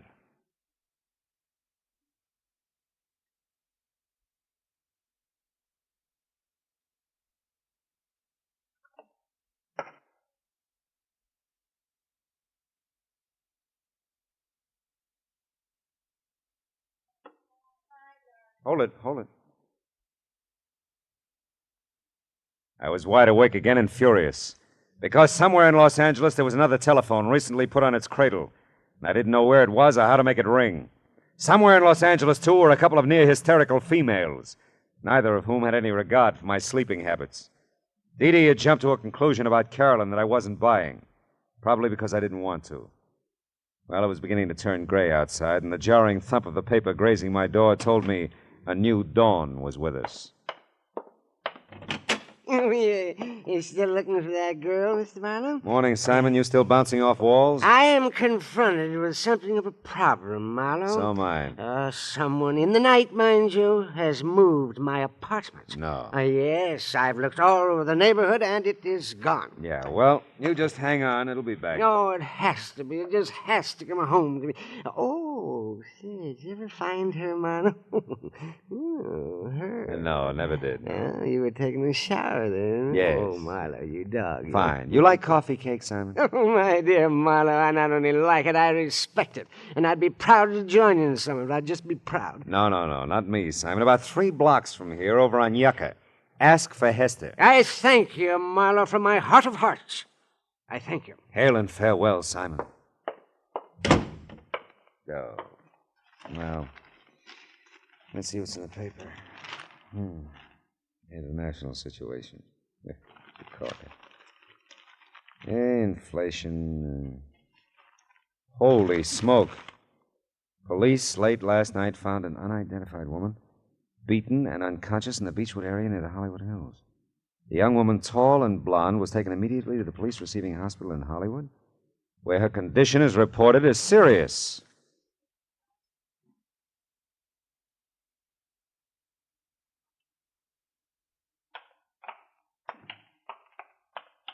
She fits the description of that Shepherd girl's driver's license, all right, Mr. Marlowe. She's pretty banged up, though. Might be tough to identify her. Yeah, what time did they find her? About 3 o'clock this morning, I think. Mm-hmm. We were figuring robbery, since her wallet and most of the stuff in her purse is missing. Oh, here we are. Oh.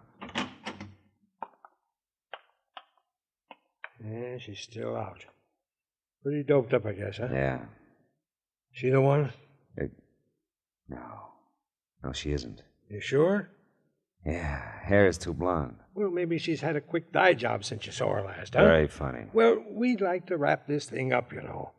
If you could identify her, we'd be part out of the woods. I'd like to help you out, but she's not Carolyn Shepherd. How about it? Will she live? This one? This one. No, hasn't got a chance. You get that way, I guess, watching the inhuman parade of human stretcher cases into a police hospital. I wouldn't have his job. The sunlight was fresh and warm outside, and the coffee I got at the three-stool joint next door was neither. The now you're sleeping, now you're not routine of the night before hadn't exactly made me razor sharp. But by now I was alert enough to study Carolyn's wallet a little more intently.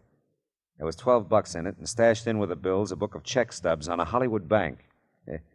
Don't let anyone tell you that banks don't open till 10 o'clock. If you make like breaking down a glass door, they'll let you in. And if you cause them that much trouble, they'll give you the address you ask for and send you on your way in a hurry. I felt better about this address for Carolyn. Dee Dee Reynolds was listed on the box in the mailbox, too. Jerry, back up. Yeah. They'll give you the address you ask for and send you on your way in a hurry. I felt better about this address for Carolyn. Dee Dee Reynolds was listed on the card in the mailbox, too. Yes? You must be Dee Dee, and I must be Philip Marlowe. Oh, yes, Mr. Marlowe. Come in. Thanks. I'm just supposing that Carolyn made it home all right. You seem to have a better grip on things than you did a few hours ago. Oh, I have. I don't usually go to pieces that way, but I was terrified. Really terrified. She came home shortly after I called you. Sleeping now? No. As a matter of fact, she just stepped next door to use Mrs. Landsberg's phone. She'll be right back, I know. Sit down, won't you? Oh, thanks, I will. I had 3 chairs in my house. 1 for solitude, 2 for friendship, 3 for society. Is that so? Which one am I sitting on now? Oh, you don't know the quote. It's Thoreau. Oh, well, I'm impressed. I shouldn't flaunt my knowledge that way. It's just that I've been nervous lately. I always read Thoreau when I'm nervous. Well, aside from Thoreau, how much do you know about Carolyn? Not very much. She doesn't let anyone know very much. Oh. I know she's worried. She watches at the window, and she jumps when there's a knock at the door. She acts like someone's after her all the time. I told her to see you. That's nice. Society is commonly too cheap. We meet at very short intervals, not having had time to acquire any new value for each other. You quote a good deal, don't you? Thoreau reaches me. How about Frank Laszlo? Frank Laszlo? Yeah. No, I don't think so. Is he a well-known writer? I wouldn't know. I thought Carolyn might have mentioned him. No, not that I know of. Of course, we keep pretty much to ourselves. Mm-hmm. Which one of you smokes cigars? What? In the ashtray on that table there. Why, for heaven's sakes, I never even noticed it. That's odd. Of course, I was gone early last evening. Went to the library. Oh. Maybe someone was here to see Carolyn. Yeah, that could be. Well, hello, Mr. Marlowe. I'm so glad to see you. Are you? You don't know how glad. Dee Dee, would you... Oh, sure I would. I promised Mrs. Landsberg I'd water the lawn, fore and aft anyway. It's the nearest thing I can get to Thoreau's Life in the Woods. I love a broad margin to my life. The swiftest traveler is he that goes afoot. Mr. Marlowe, you do know Thoreau. See you later, Dee Dee. Oh, it's been a pleasure. A real pleasure. She's an amazing girl, isn't she? So are you. You did a great disappearing act last night. I know. I felt so strange there. I knew he was around somewhere, and then I saw him down the street in front of your apartment. I had to run. I went out the back, down the fire escape. But you didn't come home for quite a while. Well, there's an all-night diner over on Franklin. I stayed there a long time. I was so frightened. I still am. It's got to stop, Mr. Marlowe. Whoever he is, he has to leave me alone. Who's Frank Laszlo, Carolyn? Why do you ask? Well, I looked through the check stubs in your wallet. You made weekly payments of $50 to Frank Laszlo for several months, up until 2 weeks ago. Well, he's just a family friend, Mr. Marlowe. He loaned me some money, and I've been paying him back. Yeah, but $50 a week is pretty much and pretty often. Well, I wanted to clear up the debt as soon as I could. I thought you had no family. I haven't. But we've known Mr. Laszlo for years. You see, I inherited a small amount when my father died, just last year.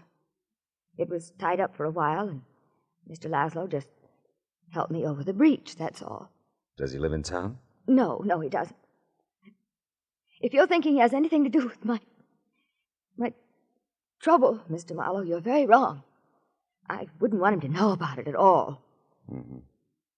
You know, Carolyn, you never described this guy who's been following you. You know, I wouldn't even know what kind of a fellow to look for. Well, he's short for a man, not quite as tall as I am. And he's muscular looking. I think he's dark, too, although he usually wears a hat and a gray suit. Does he smoke cigars? I've never noticed that he does, no. You don't work anywhere, do you? How can I hold a job in the state I'm in? Mm-hmm. Oh, no, I just look and wait. What is it? I knew it. He's out there, Mr. Marlowe. Where? He just got in that car, the big convertible at the curb. Okay, honey, come on, let's go.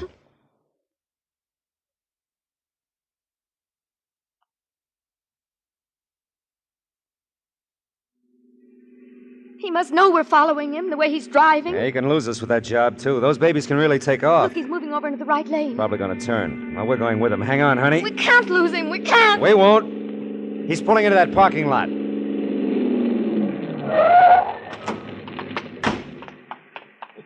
Well, sir, we made quite a chase of it, didn't we? Yeah, we did. Get out of that car. I was just about to... You know, you really shouldn't try to keep up with a car like mine. I was just toying with you that time. Now, if you want to make a real race of it... Now, wait a minute. How tall are you? Oh, I'm quite tall, really. 6'7" in my stocking feet. How tall are you? It doesn't matter. Oh. Why, what's the matter, young lady? She'll be all right. She's just a little disappointed. Come on, honey. No. You mustn't take it so seriously, young lady. Your companion here made a good race of it, considering he was up against great odds. Yeah, thanks. Mr. Oldfield. Pius Oldfield. Yeah, well, thanks.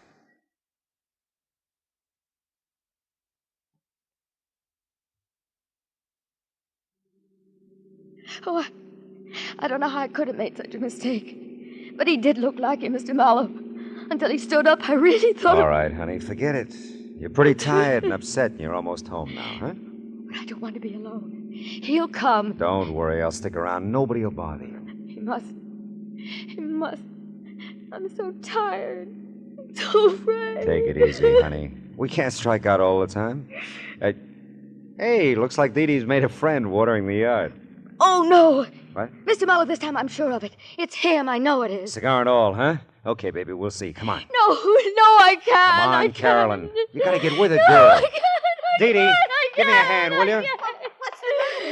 Carolyn, what's wrong? She's pretty upset. Take her in the apartment, will you? Oh, sure, I will. Who's the guy with the cigar? Well, he didn't say. He asked for Carolyn. Okay. Hey, you! Hold it! I don't think so, buddy. I said hold it or I'll ram that cigar down your throat. You don't look so tough. That's how I fool him. You... Mr. Marlowe, are you hurt? No, go back to Carolyn. Get her in the apartment. Well, she's in Mrs. Landsberg's. She's not making much sense either, just Nothing's crying making and any mumbling sense. things. Oh, he's really out cold. Yeah, isn't now he? look, take a look in there. His auto registration. Read it to me. Oh, let's see. Yeah. Frank Laszlo, Uh-huh. something Kling Street, Barstow, California. I thought so. Did you? Never mind. Go back with Carolyn now and stay with her. If she says anything, memorize it like you do with Thoreau. But where are you taking Where him? I hope he belongs. I'll be right back.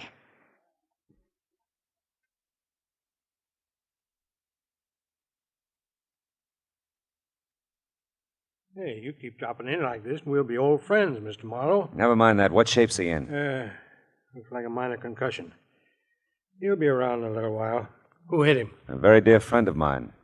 Look, keep him here, will you, and keep an eye on him. I'll be back maybe with another customer for you. Hey, we'll make you a rate. And you can save us both some time if you get one of the boys at the station to call Barstow. Find out anything they can about Frank Laszlo and a girl named Carolyn Shepard. You can reach me at the Landsberg phone number I looked up on Cherokee.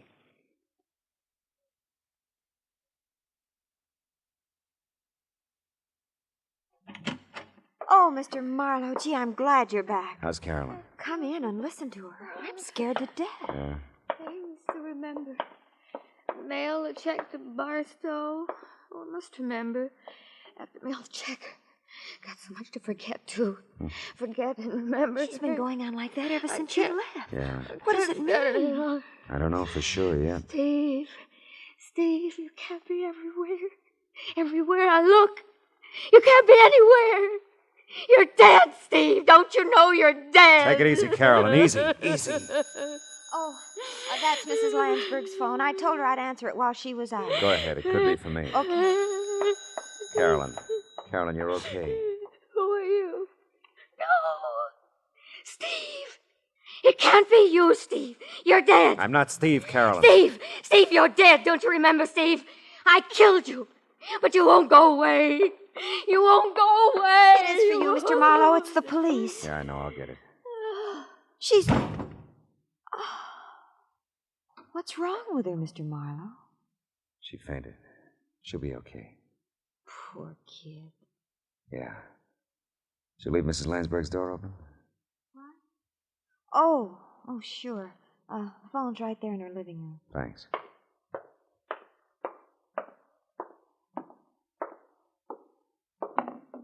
Yeah? Hey, Marlowe, that Barstow call was a Lulu. Really? That dame you mentioned, Shepard, she's wanted for murder.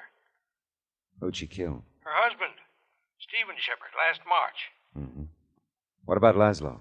Well, they're not sure out there. He was questioned at the time, but they couldn't get anything on him. The dame apparently just vanished until now. Mm-hmm.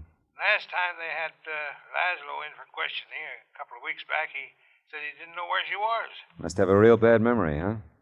You bringing the dame in? Yeah. I'll She bring her all in. beat up, too? I could send the wagon. No, I'll bring her. Go back to the top of page 27.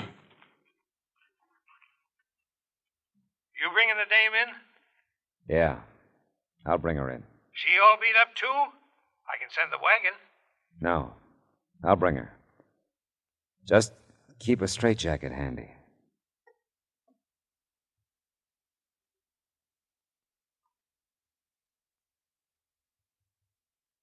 Yeah, like I said, there are times when confusion is the keynote.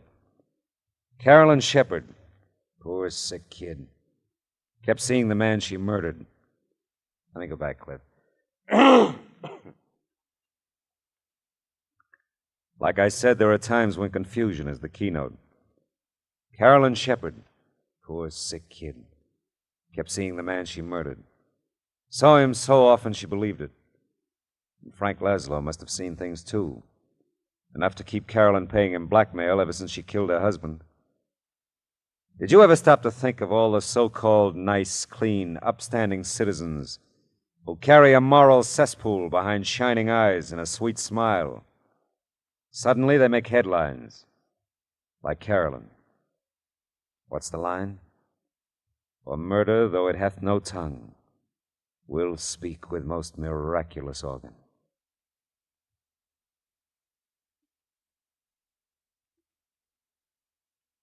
This time my plans for a fishing trip got caught in the line of a beautiful girl who didn't know upstream from downstream. I was in deep water for a while, but I finally caught my limit by using a special kind of bait. Turn back to page 15, Jerry. Lorraine, that was wonderful. The first 3 lines, Jerry, on page 15. We're still rolling. Go. You get that way, I guess, watching the inhuman parade of human stretcher cases into a police hospital? I wouldn't have his job. Well, the sunlight was fresh and warm. Outside. And the coffee wasn't. Get this and get it straight. Crime is a sucker's road. And those who travel it wind up in the gutter, the prison, or the grave. There's no other end. But they never learn. From the pen of Raymond Chandler, outstanding author of crime fiction, comes his most famous character in The Adventures of Philip Marlowe.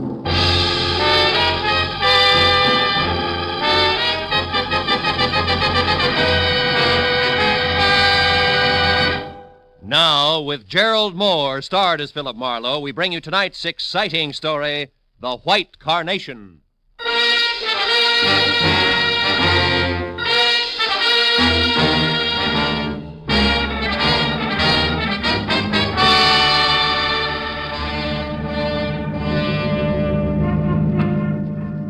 Understand it. Ben Reynolds is a wonderful guy with a really great future, intelligent, handsome. Well, you've seen his picture. Yeah. You said he's a doctor, didn't you, Casey, an MD? That's right. He's already known as one of the best young medical men in town.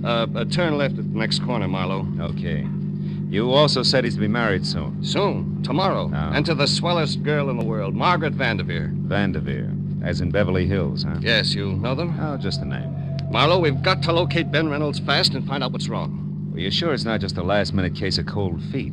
Cold feet? Yeah. Oh, Marlowe, he's in love with the girl. I'm his best man, I know. Besides, this marriage means a lot to the guy's career. He wouldn't run out. It happens, Casey. Oh, not to Ben. Why, he was fine, happy, full of laughs, right up to the minute we went into that flower shop. Flower shop? Yeah, some small place called Steiner's Flowers on Temple Street. Ben and I were driving along there this afternoon when I remember the one thing I'd overlooked was a white carnation for the groom. We stopped and went in. Then came the switch. I'll say so. While I talked to the florist, Ben browsed around the shop. Then all at once, he grabbed me by the arm and said, "Let's get out of here." He was white as a sheet. We left in a hurry, and all the way up here to his place, he kept looking back like he was afraid of being followed. What'd he say about it? Oh, he wouldn't tell me a thing. When we got to his apartment, he gave me a real brush-off. I went on home. Then at 7 tonight, I got a call from him. Give me that call word for word if you can, Casey. Well, he said, "Tom, listen to me. There's a man named Gregory Toledo. I thought he was dead, but he's come back to life. I can't go on until he's dead again, this time for sure. Please don't interfere or say anything. You'll hear from me." Then he hung up. Gregory Toledo, huh? Was Ben at home then? No. I tried to call him back, got no answer. I thought it over for a while, then called you. You see, I'm not only his best man, I'm his best friend, too. That's his place there. Okay, kid. I think you've done right so far, but brace yourself. For what? For something ugly. It says all the earmarks. You might wind up needing lilies, not white carnations. Let's go. The apartment was ground floor, rear, and dark. Inside, from walnut paneling to the sweet, nutty smell of good pipe tobacco, Dr. Ben Reynolds' place was neat, clean, and cozy until we got to the kitchen.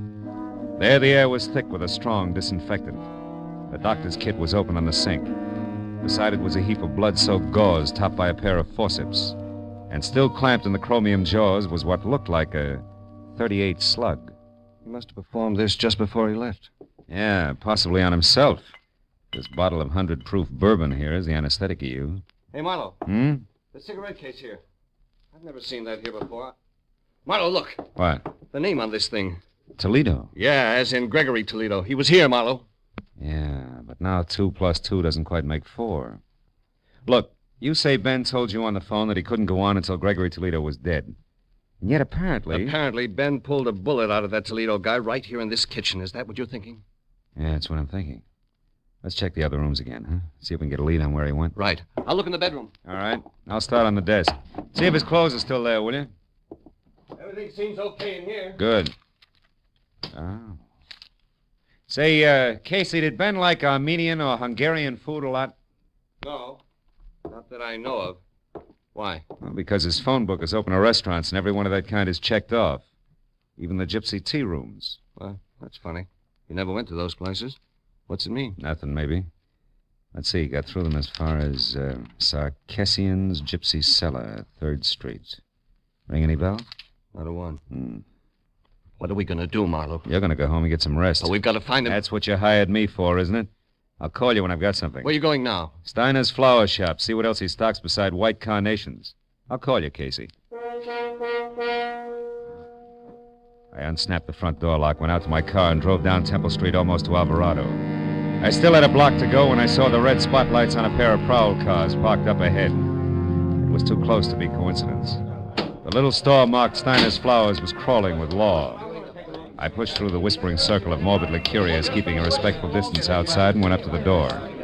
There, Detective Lieutenant Matthews spotted me and motioned me in. Hey, Marlowe. What brings you here? Business. Stop for a bachelor button. Uh-huh. Well, you're a bit late. The joint's closed. Proprietor's been murdered or so, I think. You think? Can't you tell? All right, let's put it this way. He's dead under suspicious circumstances. Ah, that's one way of putting it. You know there's not a mark on him? Nothing. Here, take a look. In the back room. All right. There you are. That's him. One Harlan Steiner. There was a gun beside him on the floor, been fired once, very recently. What caliber, Matthews? Oh, 38. And no bullet holes in here, so he might have scored. Hey, why? Just curious. Uh-huh. Hey, wait a minute, what's this? Motive, maybe. List of currency denominations and amounts sent over from his bank and dated today. Adds up to $40,000. Hey. That guy had $40,000 cash delivered here? That's right. I didn't realize a small flower business could be that good even on a big day. Oh, at your age, it can't. And there's no sign of that cash around now. Well, maybe he was robbed. Huh? Mm-hmm. By a handsome, well-dressed guy was seen running out of here earlier tonight, Phil. Steiner probably died of heart failure from the excitement, so that's that. But why did he have so much dough brought in here in the first place? And how did this get here in the back room? What? This. Oh, cigarette with lipstick. Yeah. Well, Matthews, even florists are human, you know. So are cops. I've heard. Yeah. Now give me a straight answer, Phil, huh? Of all the places in town, how come you show up here, this dumpy, out-of-the-way flower shop? I was driving by on my way home, saw your car, so I stopped. Easy as that. Could have done that well all by myself. Mooney. Yeah? You can have it now. Tell him at the morgue I want a fast job. We've seen all we can here. Okay. All except that at the front door, Matthews. What? Get a load of it. Maybe she's your lipstick. Oh. Steiner here now? Are you a friend of Steiner's, miss? Not exactly, sir. I sometimes buy flowers from him. I see. Were you in here earlier today? No, I haven't been here for several days. What's wrong? Mm-hmm. You'll find out soon enough, miss. Better move along now. Go on. Yeah, okay. No, she's too dark. Your lipstick's awful blonde. Yes, I know. Well, I guess I'll shove off, too. Take it easy, Lieutenant. Sure, boy. Hey, Phil. What? Look, if you should happen to stumble over 40 grand on your way home, get in touch, will you? Don't I always? Good night, Matthews. I drove down Alvarado to 3rd Street and turned right. In a few minutes, I was parked in front of a gaudy doorway at the foot of a half a dozen steps dimly lit by a rusty hanging lantern under a sign. Said Sarkessian's Gypsy Cellar. Armenian dishes are specialty, Alex Sarkessian, proprietor. Inside, the place was a stone floor, imitation oak booths, all empty. The 5 feet high that hustled toward me out of a dark corner was Sarkessian himself. The welcome smile dribbled off his face like spilled beer when I said all I wanted was some information. Why you come here for it, huh? What kind of information do you want? On some people, Mr. Sarkessian. Do you know a man named Gregory Toledo? No. Oh, well, how about Reynolds, Ben Reynolds? No. Okay. Try, never mind, that girl on the billboard there. Who's she? Madame Vadena, just like it says she's on the billboard. What's her real name? Ruby Vadena. She works here. Works. If somebody wants to call looking at tea leaves in a cup, work. But the customer expects it. The customer is always right. So Ruby Vadena works here, but not tonight. All right, where can I find her? Why? Because I saw her a few minutes ago in a certain flower shop. Oh, that's a very good reason. Now, look, mister, I run a restaurant, not a Lonely Hearts. You look, Sarkessi, and your little gypsy's in a murder right up to her big brass earrings. I gotta talk to her right now. A murder? I knew it's that fake. Oh, that no good. She ruins my business. What kind of appetite can murder give anybody, I ask you? I ask you for the last time, where does Ruby live? In Villa Garibaldi on the end of Reposa Street. Thanks. When you find her, tell Sarkashian says she's fired. She don't come in my place again, you hear? She's washed out.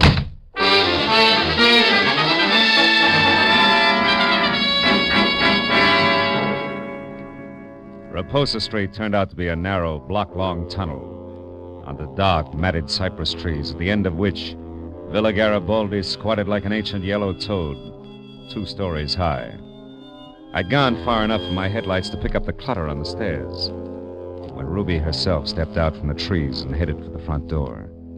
She had enough head start that she was upstairs and at the door before I caught her. Leave me alone. I haven't done anything, Copper. Leave me be. I'm no cop, Ruby. Oh, no. Lisa and I saw you at the flower shop. You're not kidding anybody. Is this your door here? Maybe, but you can't get in there without a warrant, Copper. So keep it out here and keep it short.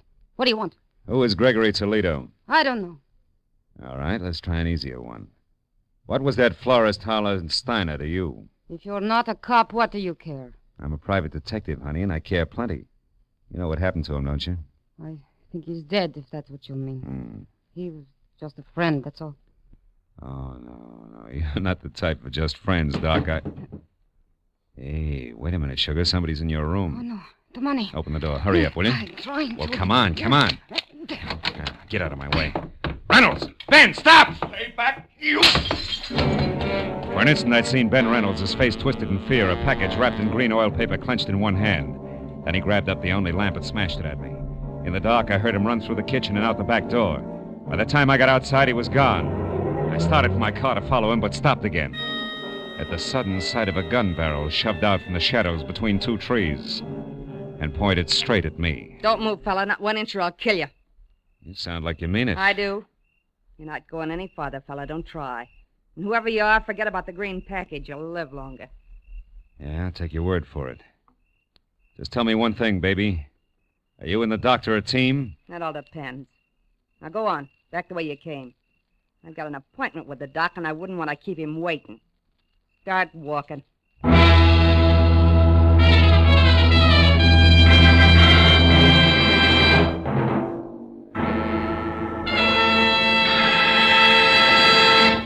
In just a moment, the second act of Philip Marlowe. But first, with the outbreak of conflict in the Far East, Care's stockpile in South Korea has fallen into the hands of the invaders. But orders are being accepted so that the moment the conflict ceases, Care will be able to move in with badly needed food and clothing for the distressed men and women of Korea.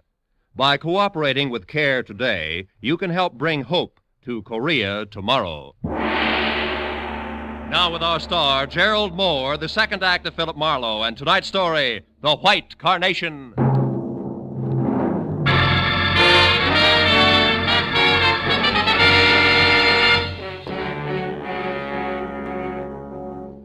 When the lady in the dark left for her appointment with the doctor, I knew that my next move should be a tight huddle with the good gray heads at homicide.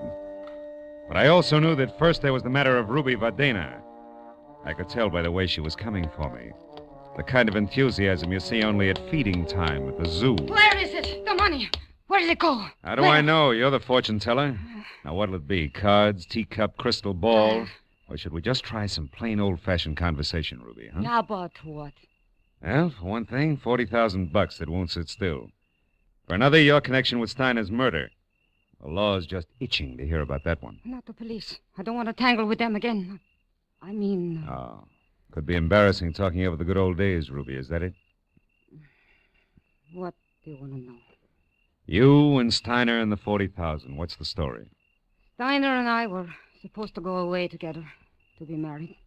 He loved me. You loved the 40 grand. Go on. The money came from the sale of his flower shop.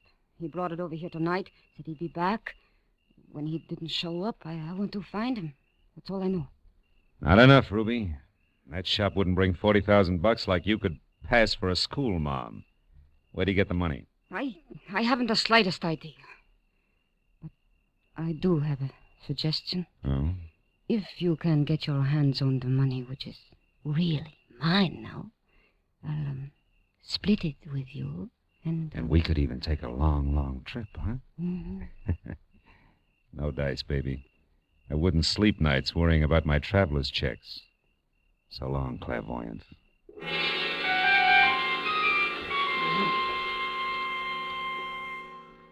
When I left the Piano Shoal Beauty with the $sign heart, I stopped at a mobile gas station, and while they filled my tank, I made a call back to the flower shop. Learned that Detective Lieutenant Matthews had gone down to the morgue. But 20 minutes later, when I was there, I was still a step behind, because Matthews had since gone on to headquarters. However, I was also a step ahead. They had just learned why Steiner had died. Connor, the attendant, was pleased as punch to tell me all about it. Hey, see, Marlowe? Right here, the back of the neck. Got slapped with a hypodermic needle. Hold no bigger than a mosquito bite. Real hard to find. Mm-hmm. And it was an injection that killed him, Connor, huh? Some kind of poison? We'll have it tagged in a couple of hours. Want me to let you know what it is? No, never mind. I'll be in touch with Lieutenant Matthews anyway. By the way, Connor, mind if I use your phone? Why should I? They don't send me the bill. It's over on the wall there. Thanks. But, Marlowe, Huh? no long distance, huh? Oh, no. Downtown, Connor. Not another inch. That case, help yourself. Mm-hmm. You know, Marlowe, one night some news hawk got on the tube here and talked to his girl in Long Beach for 40 minutes. It was 2 weeks later we found out it was Long Beach, Long Island, not Long Beach, California. Yeah. Homicide, Lieutenant Matthews. Marlowe Matthews, I'm down at the morgue. Oh, what is it, Marlowe? Steiner, or are you still just a wayfaring stranger? No, it's Steiner. Look, Matthews, I found out a couple of things that might help. I figured you would. Who is it, Marlowe? Well, so far it could be a Dr. Reynolds, but there's more to it. There always is. Wait there, Phil. I'll be over. Okay, but one thing first, Matthews. Does the name Gregory Toledo is in Ohio mean anything to you? Offhand, no. Why? Where does it fit in? Yeah, well, I'm not sure. When I started, Dr. Reynolds was out to kill Toledo again. It seems he's come back to life. Come back to what? It sounded like you said... I did, yeah. Well, we'll talk about it when you get here. So long, Matthews.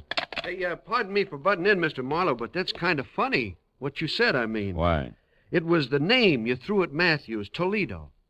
You see, No, it couldn't count. Well, Wait a minute, Connor. Huh? What's funny about the name Toledo? Come on, it can count plenty. Oh, it's just a coincidence, that's all. That can be enough. Let's have it.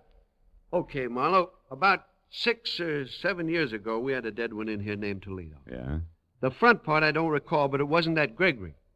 Anyhow, the cops shot him full of holes for resisting arrest. What's the kind of funny part? Oh, not much, Marlowe. Only you just tied somebody named Toledo to this Steiner here who was killed with a hypo. And? And the Toledo bird I'm talking about was a dope peddler. Dope peddlers, Marlowe, are sometimes real handy with hypo needles.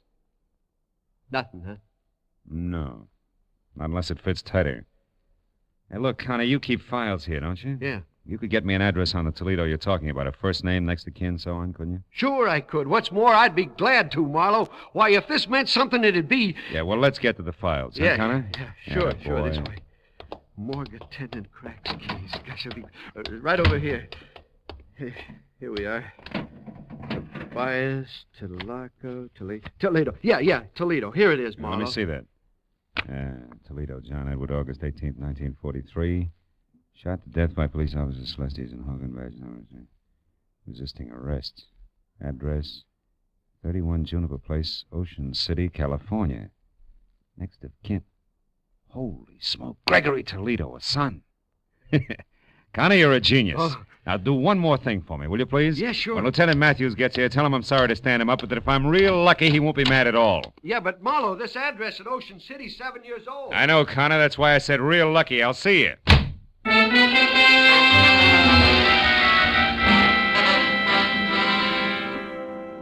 The gentleman who answered the door at 31 Juniper Place was about 60. Wore a spotted torn bathrobe that read like a menu and needed a shave, a haircut, and peeping through his torn slippers, I saw a Blue Jay corn plaster. However, his spirit was bright. Seems he liked having visitors. Yes, sir? You're the manager? Oh, I am indeed. Have been for 18 years. Albert A. Keyline. You looking for a room, sir? No, just some information, Mr. Keyline. My name's Marlowe. I'm a private detective, and A private detective? Well, come right in, sir.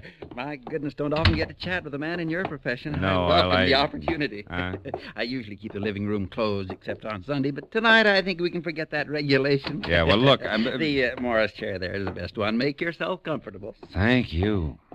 Mr. Keyline, did you know John Toledo? Toledo? I most certainly did. He stayed here for 5 years. I'm unhappy to inform you. He was killed on my front lawn there in 1943. It was good riddance to... Oh, I see why you're here, Mr. Marlowe, but frankly, I expected the police, not a private detective. Well, why should you expect the police? Because not 2 hours ago, Emma Mallory, my neighbor, saw Greta Toledo over at the amusement pier. Greta Toledo? You mean Gregory Toledo, don't you? I don't think so. I would have said Gregory if I meant Gregory. Oh, I don't doubt that for a minute. Besides, that boy'd know better than to come back to Ocean City. It's done him enough harm. I said Greta Toledo, John Toledo's daughter, Gregory's twin. Twin?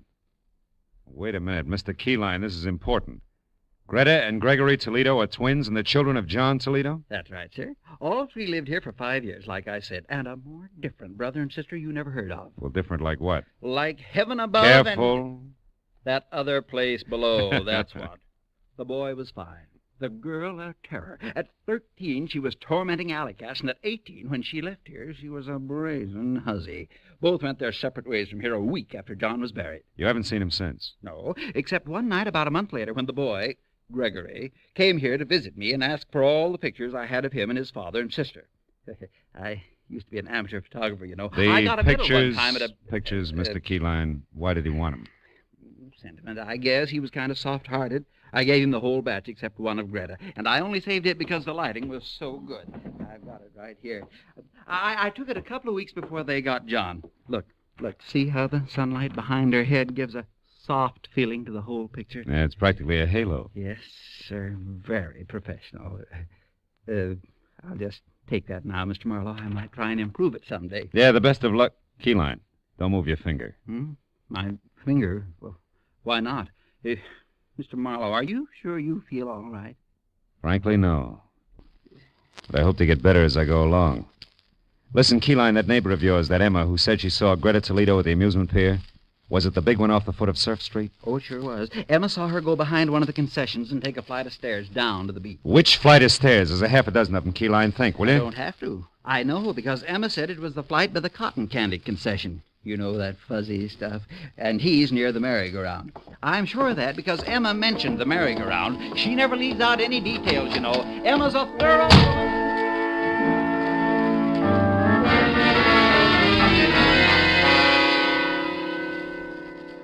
The steps that led down from the cotton candy concession took me to a fairyland graveyard under the amusement pier.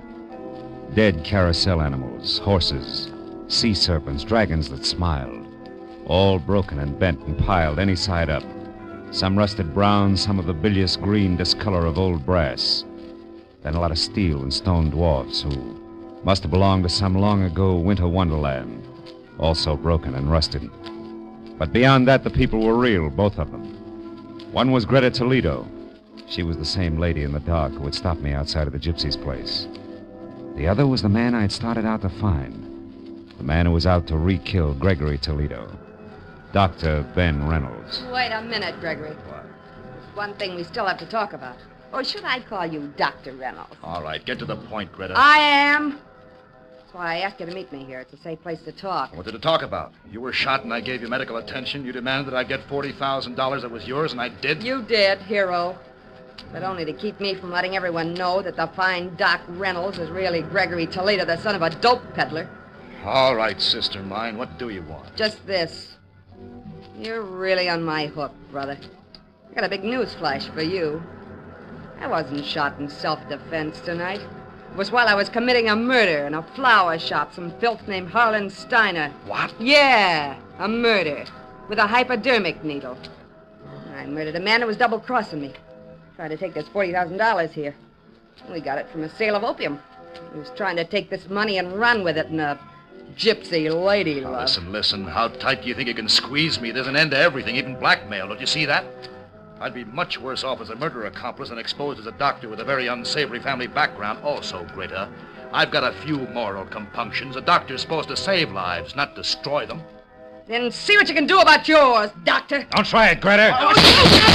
Oh. Lousy aim, sister.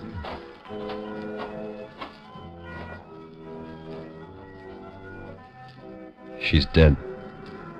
Yeah. And so is Gregory Toledo, finally. We better get to the police, Dr. Reynolds.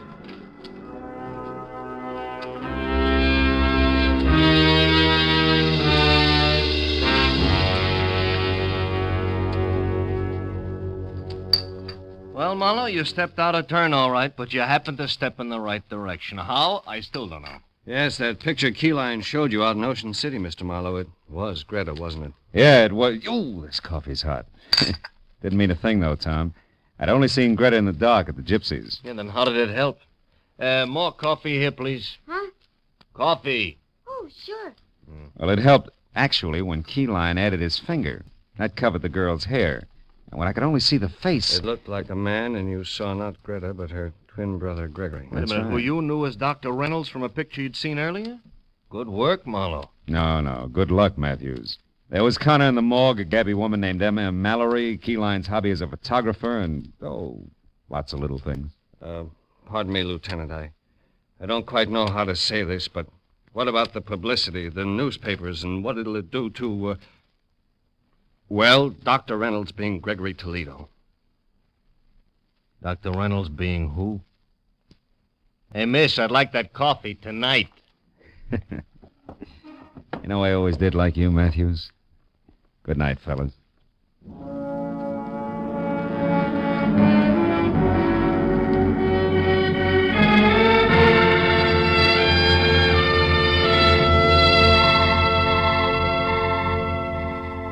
When I got outside, it was pushing 4 o'clock in the morning.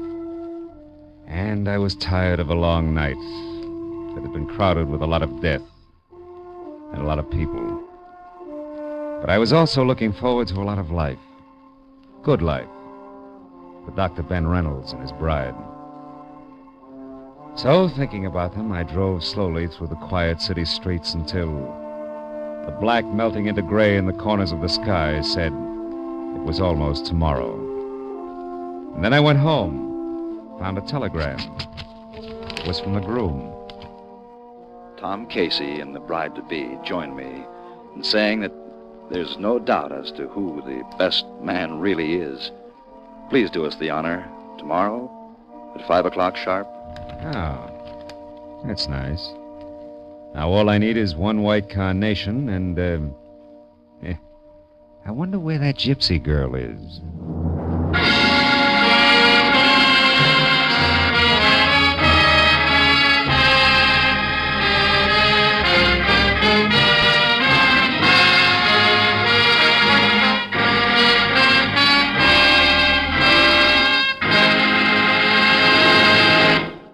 The Adventures of Philip Marlowe, bringing you Raymond Chandler's most famous character, star Gerald Mohr, are produced and directed by Norman MacDonald and written for radio by Robert Mitchell and Gene Levitt. Featured in the cast were Paul Dubov, Virginia Gregg, Fritz Feld, Georgia Ellis, Tom Tully, Parley Bear, and John Daner. Detective Lieutenant Matthews is played by Larry Dobkin. The special music is composed and conducted by Richard Arant. Be sure and be with us again next week when Philip Marlowe says... This time a Skid Row suicide changed into murder. A cobbler with an accent was afraid to call the police. And a hard-boiled Hollywood agent broke into tears. All because one woman kept her whole life between the covers of a big leather book.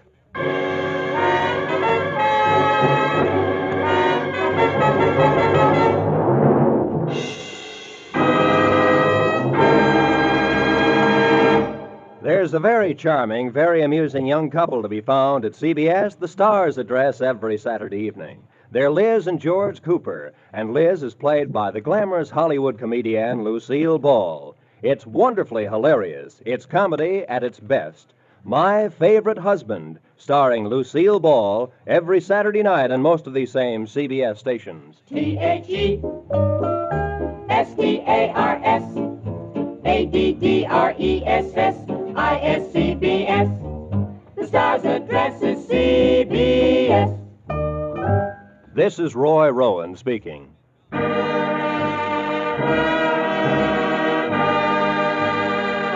This is CBS, where you dance to the music of Vaughn Monroe, Saturday nights, the Columbia Broadcasting System.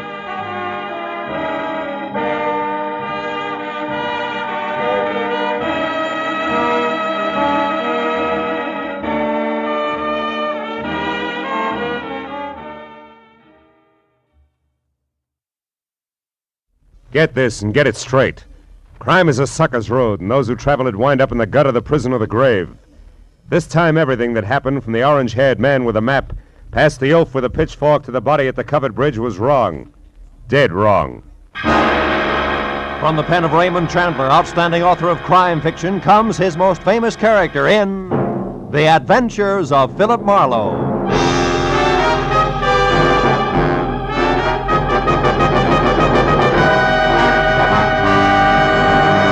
Now, with Gerald Mohr starred as Philip Marlowe, we bring you tonight's exciting story, The Covered Bridge. You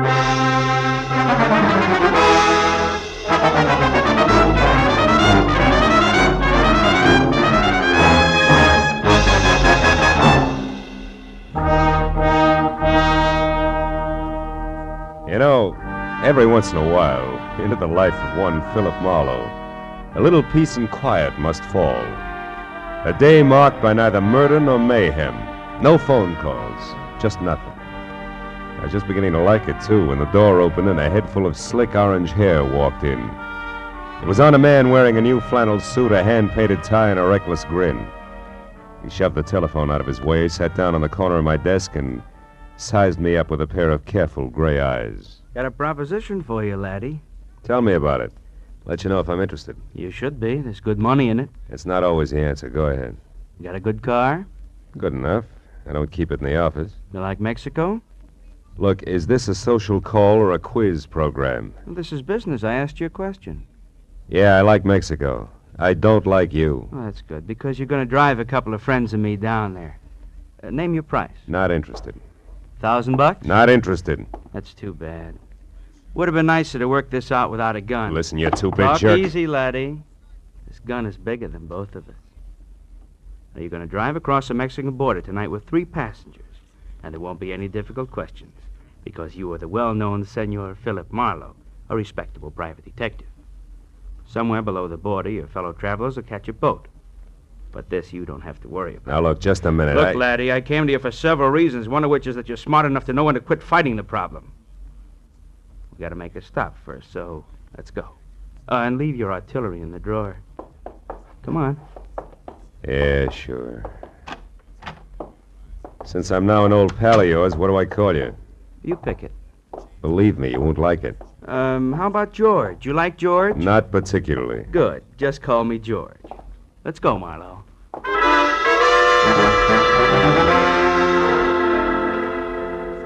We nodded at the elevator girl, waved goodbye to the kid in the parking lot, and headed south on Highway 101. All with the front of that Mauser nudging my kidney.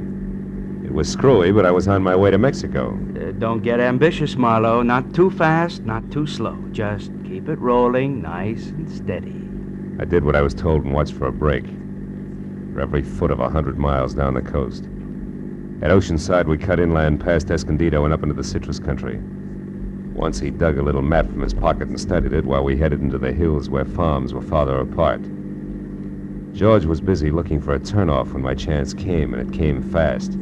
My foot slammed down hard on the brakes. George's head smacked the windshield, and the gun slipped out of his hand. I dropped 2 wheels in the ditch, but I got the gun. He took one look, then jumped out and ran in a low crouch for the back of the car. Before I could follow him, I heard the truck coming. It was a big 2-section job rolling fast. It topped the rise just as George pivoted toward the road. The truck driver must have seen him just as he hit me, because the air brakes locked on all 26 wheels at the same time. I ran to where George lay like a discarded doll at the side of the road. The truck driver was out of his cab before it stopped rolling. I didn't see him. I come over the rise there. I didn't see him. Take it easy. Honest, I didn't see him. Is he all right? He ain't dead, is he? No, he isn't. He won't be walking much anymore. It wasn't my fault, mister. Honest. I know it wasn't. Get hold of yourself. Gosh, what should we do? I want you to drive to the nearest phone and get the police and then come back. Here's my card. Give it to the troopers. Tell them they can reach me at my office. Yeah, what are you going to do? If I can figure out how to read this map of his, I'm going to pay a call on a couple of people who are expecting this guy. Maybe it's just a stubborn streak, but when I'm being used as a patsy, I like to meet the people involved.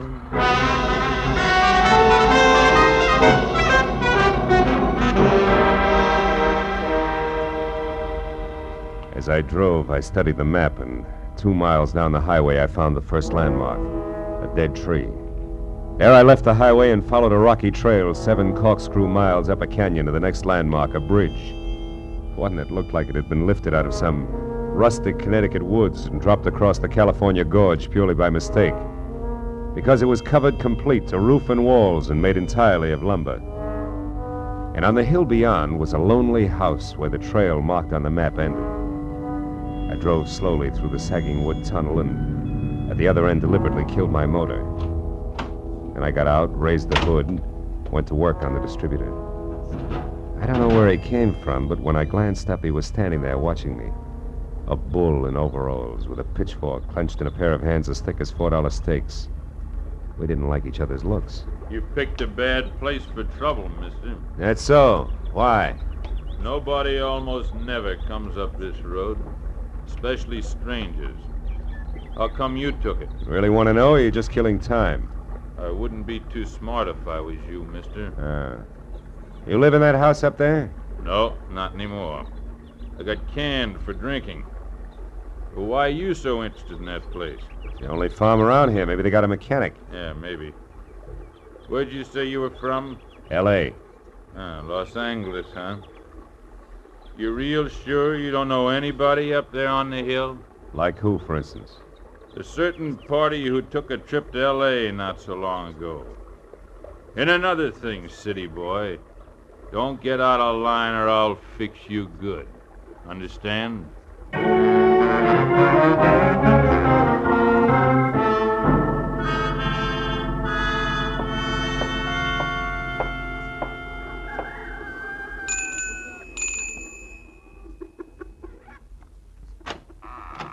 Yes? Oh, yes. Now, I mean, how do you do? You want something? Yes, my car stalled at the bottom of the hill. Dolly, who is it? Who's there? A man, Uncle Walter. He says his car broke down. What's that? Your car broke down, you say? Yeah, I don't know what went wrong, Mr. My name is Brule, Walter Brule. Oh, I'm glad to know you. I'm Philip Marlowe. What are you doing on this road, Mr. Marlowe? I thought it was a shortcut. Did you? Well, you were wrong. It's a dead end. Oh. You come inside. Thanks. Look, Mr. Brule, I'd like to have somebody who knows motors come down and look at my car, huh? Mm-hmm. All right, when Ed comes in, I guess he could go down with you. Oh, That's my new hired hand, Ed Fry. Oh. I don't know, Uncle Walter. It's getting pretty dark. Yeah, I was thinking the same thing myself. As a matter of fact, if you can accommodate me, Mr. Brule, I'd just as soon rest up a while and shove off in the morning. I want to pay you for everything, of course. Stay overnight? Oh, I'm afraid that's impossible. Impossible? Why? What's the matter with you, Dolly? If necessary, I'm sure we can arrange to take care of Mr. Marlowe some way. Well, okay. Yeah, that's better. Now, if you want me, Dolly, I'll be out in the barn. Make yourself comfortable, Mr. Marlowe. Your uncle, huh? He owns this place? That's right. My mother was his favorite sister. Oh. You want a cup of coffee? Oh, I'd love it. Haven't had any farm kitchen coffee in ages.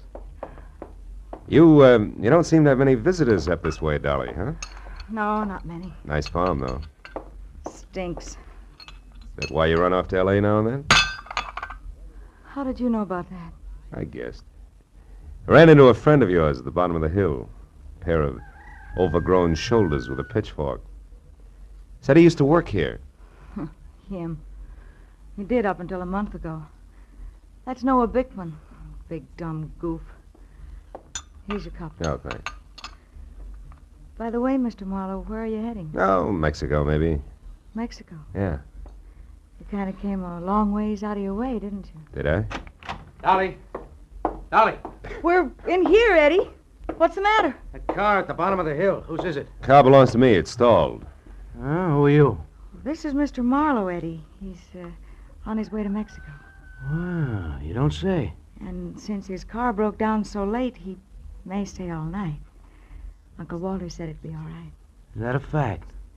I'll go get some blankets, Eddie, so you can take them up to the spare room for Mr. Marlowe. Okay, Dolly. Mr. Marlowe, huh?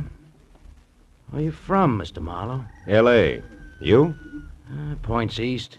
You know, this road don't go to Mexico, Marlowe. In fact, it stops about a mile up the draw here. Kind of funny that you wound up on it, isn't it? I don't see you breaking up over it, Eddie. Don't let my poker face throw you, pal. Traveling alone, are you? I am now. Meaning what? That there's nobody with me. That's simple, isn't it? Not in my book, pal. I might even want you to draw me a picture of that one. Here's the blankets, Eddie. Sheet and pillowcase. Oh, okay, it's fine. Come on upstairs, Marlowe. I'll show you the room. You want me to go with you and make the bed? No, you stay here and put up some more coffee, Dolly. All right. Got a hunch I may want lots of it tonight. Let's go, Marlowe. Right behind you, Eddie. How's the weather been in L.A.? Some might call it hot. Uh-huh. Get the door, will you? Sure.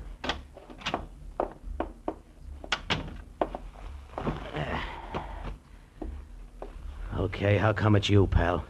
I got good credentials, a car, and a tight yap. You better be right on all three.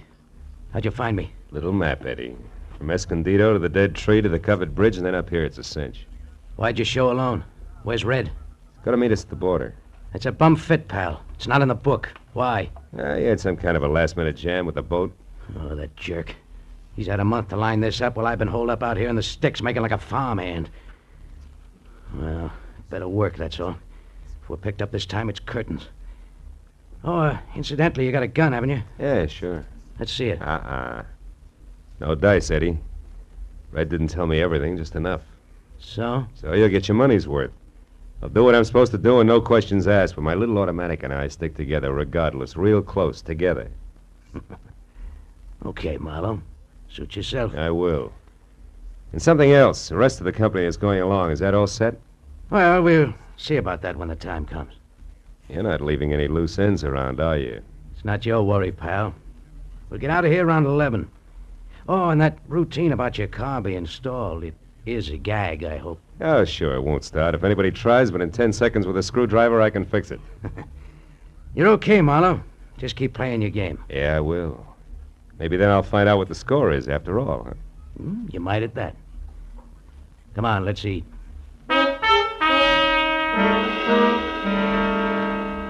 Dinner at the Brule farm was as loaded with gay chatter as a bad case of lockjaw. And when it was over, the participants scattered like everybody else was contagious. I wound up alone in the dark spare room on the second floor, which had one advantage. Windows that viewed both the front and the rear. The moon was bright, so I didn't bother with a lamp. I listened to Dolly rattle dishes in the kitchen until that stopped, and then I watched old man Brule pace his front yard. Once Ed Fry went out and talked to him briefly, and then headed for the front door again. For a long hour after that, the big house was silent until from somewhere out in the back, there was a soft metallic tapping. Eventually, I spotted a heavy figure outside tossing pebbles against a window pane downstairs, and he edged back through the shadows to the barn. A moment later, I saw the girl slip out a rear door and run across the backyard and join him. I went down the back stairs and out along the house to a hedge, and I followed that until I was close enough to hear. It's true, I tell you. He's an escaped convict, a killer. He's been hiding out here on your place. I can't believe it, no. I just can't. Are you sure? Of course I am. I read it by accident just tonight in an old newspaper from Denver. The whole story with pictures. There's no doubt about it. Ed Fry is really Eddie Fillmore. He's a murderer, plenty of times over. What do we do? Shall we call the police? No, not on your life. Listen, you want to get off this farm, don't you? More than anything in the world. Okay. Then we'll do it. Together, Dolly. I didn't tell another soul about this. You know why? Because they put out a reward, a big one for him. $2,500. And we're going to get it. Just us, you and me. How, Noah? How can we possibly... What's that? Did you hear that, Noah? That's nothing. It's one of the cats, maybe. Look, you've been taking walks with him lately, Dolly. Well, yes, I have, Noah, but... Well, never mind that now. Just get him to take another one right away. Get him to walk you down to Pritchard's house. I'll be waiting there, and as soon as you get inside, I'll jump him. You'll never know what hit him. Will you do it? Pritchard's house? Yeah. Well, I'll try. You give me some time to persuade him. Sure. Oh, I knew you'd see things my way, honey. No. Boy, with that reward money, there'll be no stopping us. You better go in now before they miss you. Okay. I'll get him there just as soon as I can. Hey, Bigman. What? Who's there? Marlowe. Listen, I gotta You talk to you. were here listening all the time, weren't you? Yeah, and believe me, you're making a mistake. You're playing with dynamite, Bigman. You two are nuts to tackle that guy alone. He's too tough for you. So you want to help so you can cut yourself in on the reward, that's all. Well, it ain't gonna work. Don't be a sap. He's covered himself. There's somebody else in with him. Somebody around here. He's got an ally. You two try to grab him, and you're gonna be in trouble. You're lying. He's been hiding out all alone, and we're gonna get him, Dolly and me, by ourselves. And if you try to horn in, mister, so help me, I'll beat your brains. Cut it out. Reward or no reward, you gotta listen to me. I got to nothing. No! Maybe that'll teach you not to stick your nose in, city boy.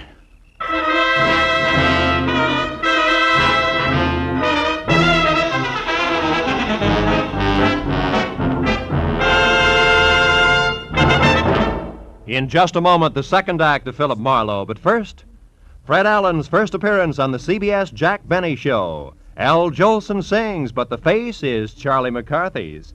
Andy of Amos and Andy goes on trial for deserting his bride by mistake. Those are three headlines that guarantee you a world of fun on CBS tomorrow night. Yes, this third Sunday of the new year will be an all-time high in radio entertainment. Hear them all on CBS tomorrow night. Now, with our star, Gerald Mohr, we return to the second act of Philip Marlowe and tonight's story, The Covered Bridge.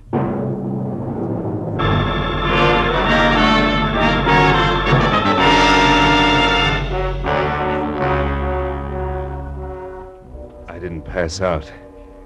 But my jaw hurt and my legs moved like they were rubber. Now I had to find the roving Walter Brule because he should know where Pritchard's house was, where the ambitious team of Dolly and Noir might be biting off a lot more than they could chew, healthy 4H teeth notwithstanding. Mr. Brule! Mr. Brule! Yeah? Hello? Who is it? Marlowe! Come here a minute, will you? It's important. Yeah, important? What is it, Mr. Marlowe? Your face. What is? It's your friend Noah. We had a few words. Noah Bickman? He was no friend of mine. Yeah, he's no friend of mine either. Look, Brule, I'm going to have to trust you. I've got no choice. Bickman found out Ed Fry is really an undesirable named Eddie Fillmore is wanted for the police by murder. Murder? And he wants to trap him for a $2,500 reward that's been posted and didn't want me in the way. No. Now, look. I'm not a passing tourist with motor trouble, but a private detective. Tell me, who is Pritchard and where does he live? Pritchard? Where does he live? Mr. Marlowe, somebody has been making a joke on you. Elihu Pritchard died 20 years ago. He lived right in this house where I do today. This is Pritchard's house here? Oh, Pritchard's house? No, that is down the road near your car. The covered bridge. That is Pritchard's house. The bridge? Yeah, you see, Elihu Pritchard was from New England, and he had a covered bridge on his farm there, so he wanted one here. He built it himself day by day, a board here, a nail there. Oh, and since he spent so much time at it, people call the bridge his house. Is that it? Yeah, exactly. But then, why is it important? Because of a meeting, Mr. Brule, a get-together that I don't think is going to be on the quiet side. Let me borrow your flashlight, will you? Sure. Now get back inside and call the police. But what are you going to do? Reinforce the reward happy sweethearts and keep an eye out for someone I haven't met yet. A third party Eddie Fillmore plans to tour Mexico with.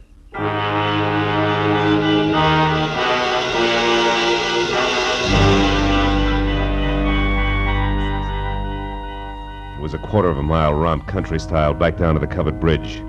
When I was there, the Mauser I'd recovered from George in one hand, flashlight in the other. I found only the moon-washed, gray-covered bridge itself, trying to stand erect like an old soldier who has more pride than posture. But then as I stepped from the chalk road onto the sheltered oil-soaked planking, I found something else. Inside and face down was Noah Bickman. And lying nearby, the red-stained, icy fingers of the pitchfork that had killed him. I started to move closer. But then footsteps from the road behind suggested that I do different, so I moved quickly back to the bridge entrance, flattened myself into a narrow shadow, and waited.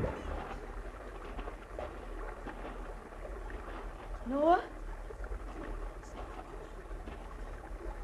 Noah, is that you? It's Marlowe, Dolly. What?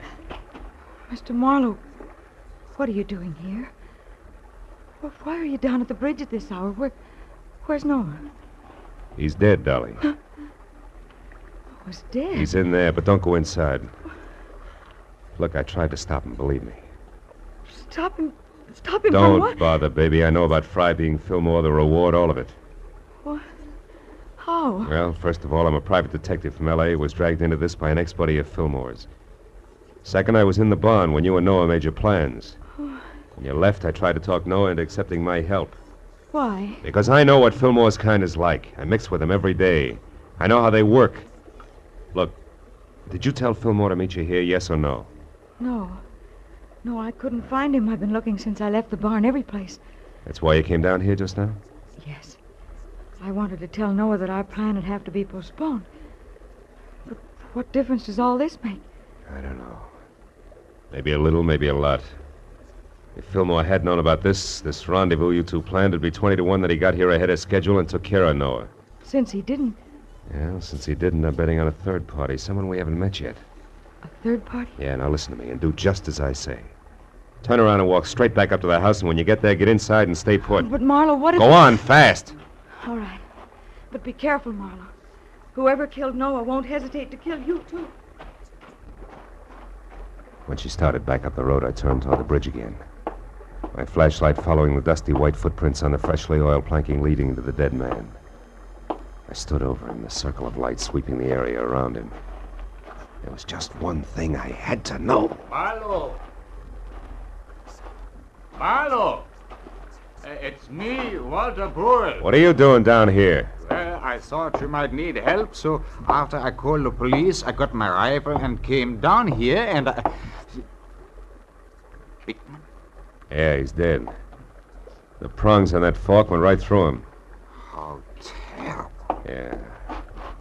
Look, Brule, was this planking freshly oiled today? Yeah? Why? I just wanted to make sure those chalk footprints were made today. But what do Brule, footprints... you stay here and see that no one enters the bridge. But where are you going? Up to your house in a hurry, because I think I know who the killer and the third party is.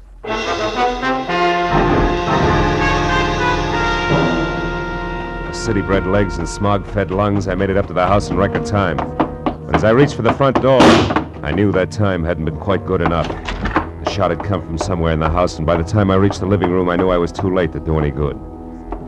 In a chair at the far side of the room, Dolly was slouched down, a surprised expression on her face, while her hands tried to hold back a small stain of blood oozing through her blouse. Little frightened words whispered out of her mouth. You shouldn't have done it, Eddie. Stand where you are, Marlowe. She had it coming to her, the two-timing louse. Eddie, I'm trying to tell you. You don't understand. I understand plenty, you no good little... Eddie. I was in the barn, heard the whole thing. You and that Bickman planning a switch with me out. No, you're wrong, Eddie. Come. Tell it, Mr. Mohr. Tell it. Dolly didn't try to double-cross you, Eddie. She only pretended to so she could set Noah Bickman up and kill him. That's what she did. No, you're a liar. True. That's what I tried to tell Eddie. I don't believe it. I love Eddie.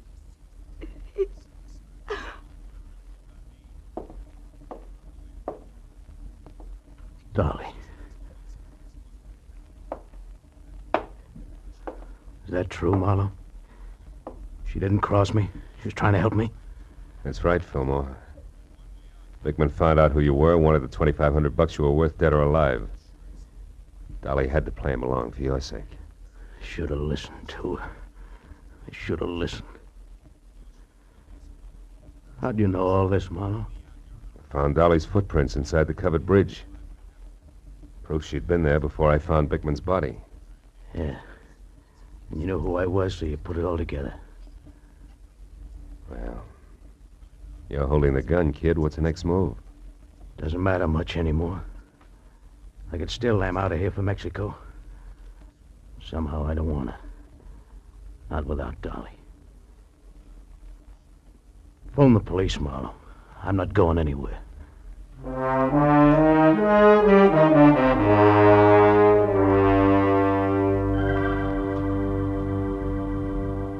It was several hours before the county police and Eddie Fillmore had gone.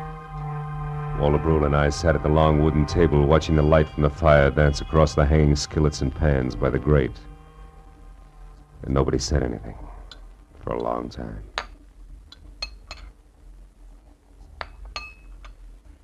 I suppose hot apple pie at 4 in the morning seems odd to a man from the city. Not at all.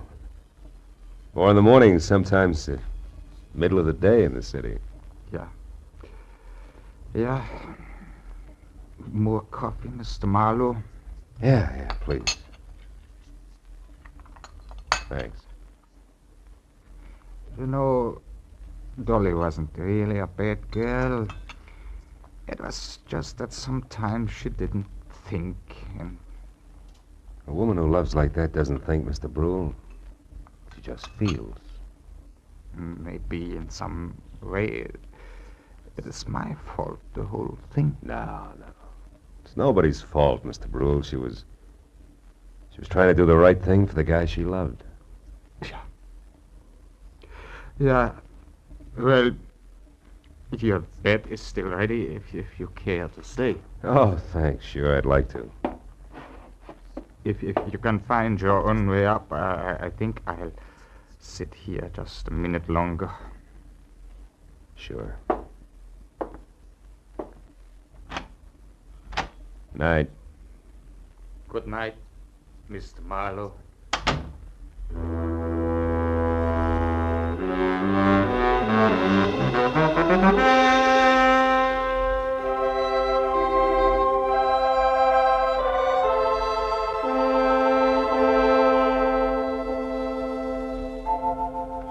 As I sat looking out over the starlit countryside, I thought of all the great love stories written about the good people who love, live, and suffer. And then the pathetic face of Dolly and the pain-racked face of Eddie said, "What about us?"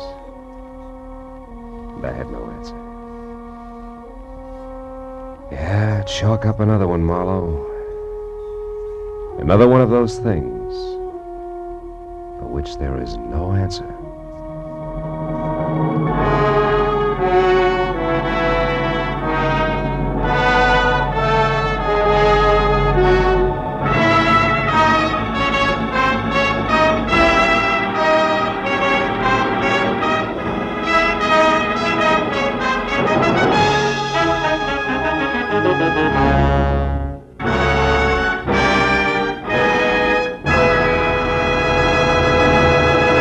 The Adventures of Philip Marlowe, bringing you Raymond Chandler's most famous character, star Gerald Mohr, are produced and directed by Norman MacDonald and are written for radio by Robert Mitchell and Gene Levitt. Featured in the cast were Vivi Janis, Ben Wright, Jack Moyles, Wilms Herbert, Jack Crucian, and Barney Phillips. The special music is composed and conducted by Richard Arant. Be sure and be with us again next week when Philip Marlowe says... This time a twisted mind, a hole cut in a wire fence, and a corpse in a storeroom. All added up to freedom. But only for the one who had it coming.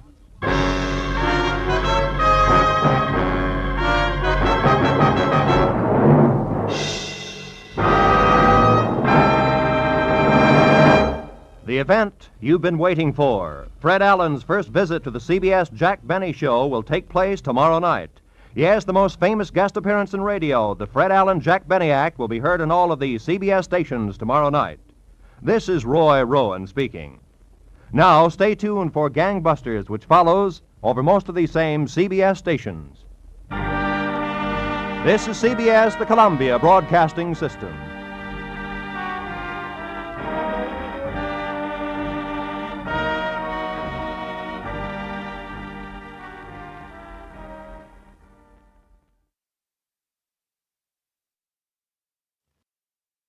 Get this and get it straight.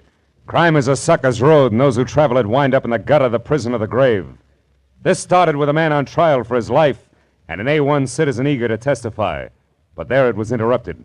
And it wasn't until I found a corpse in a bubbling bath, gunplay in the woods, and lots of blackmail that the real eager witness had a chance to talk. From the pen of Raymond Chandler, outstanding author of mystery, comes his most famous character and crime's most deadly enemy, as we present The Adventures of Philip Marlowe.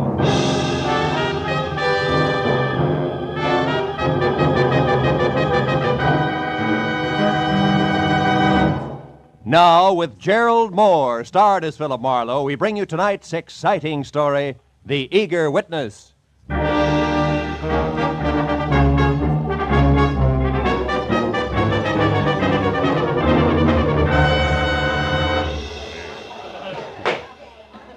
Division 88 of the Superior Court of the State of California and for the County of Los Angeles is now in session. The Honorable Albert Winston, judge presiding. Everybody rise.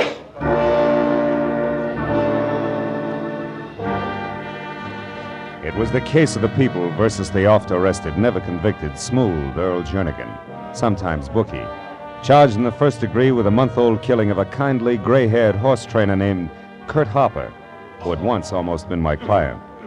It was the afternoon of the fourth day of the trial, and the prosecutor for the state had already built an almost airtight case against the alleged gambler when my turn finally came. To further substantiate the state's claim that Earl Jernigan did willfully and with malice aforethought take the life of the deceased Kurt Harper.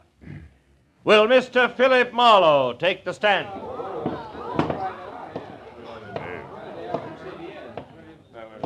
Raise your right hand. Promise to tell the truth, the whole truth, and nothing but the truth, so help you God. I do. State your name and occupation. Philip Marlowe, private detective. Take a stand.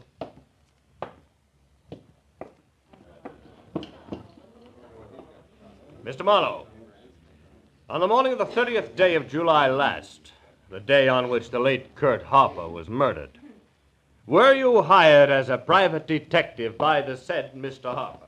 I was. And at that time, Mr. Marlowe, did Mr. Harper state his reason for hiring you? He did. He wanted me to act as his personal bodyguard on the following day when he planned to drive to San Francisco. Did he say why he needed a personal bodyguard? He did. He told me he was afraid for his life, that he refused the gambler's demand that he drug a certain racehorse a week earlier, that gambler had threatened to kill him. I see. Now, Mr. Marlowe, did Mr. Harper name that gambler? Yes, he did. Who was it? Earl Jernigan. Thank you. No further questions, Your Honor. Counsel for the defense? Counsel for the defense waives cross-examination, Your Honor. The witness is excused. Didn't make sense. No cross-examination. Because from the opening adjective, the counsel for the defense, a dapper item named Calder, who always appeared in French cuffs, gray gabardine, and a cocky, uninviting smile, had raved, ranted, and practically spit at each witness the state had presented. So the courtroom was left with a tingling impression that Earl Jernigan's attorney had something of a surprise waiting up his legal sleeve. Later, when Calder was on his feet and addressing the jury, that something started out fast. Now that the state has taken the trouble to offer so much circumstantial evidence, so much hearsay, rumor, conjecture, now will I smash all of that with the testimony of one man known to all of you as an outstanding citizen of this city, a prominent real estate broker, an unimpeachable witness eager to testify, Mr. Leonard Gaines. It worked, landed in each and every lap like a live grenade and exploded all the way around at once. And when the eminent Mr. Gaines, gray at the temples, maybe 45, and neat and expensive midnight blue flannel with giant stick pin to match, took the stand, and in his own meeting of the board tone of voice told the court that Earl Jernigan had spent the entire day and night of July 30th last with him at his Malibu Beach home. The prosecuting attorney's jaw dropped to his chest and he stared dumb. Day or night did Mr. Jernigan ever leave my home. And as for the hour of the murder, 8 o'clock in the evening, we were having dinner.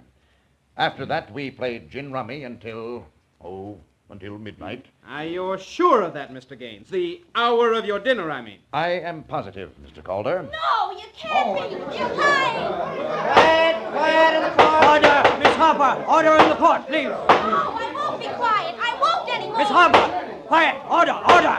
This court is adjourned until tomorrow morning at 10 o'clock.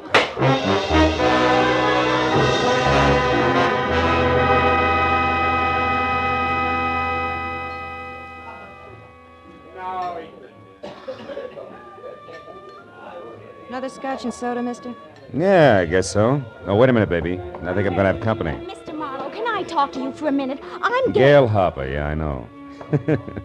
What I don't know is why you're not doing 30 days on a rock pile for that rumpus you just kicked up in court. Would you like a soft drink? No, thanks. All right, just one, baby. Check. The judge said he understood and left me off with a short lecture, which was what I had counted on. Oh. You mean all that fireworks in there was planned, not just spontaneous combustion? That's right. I had to have time.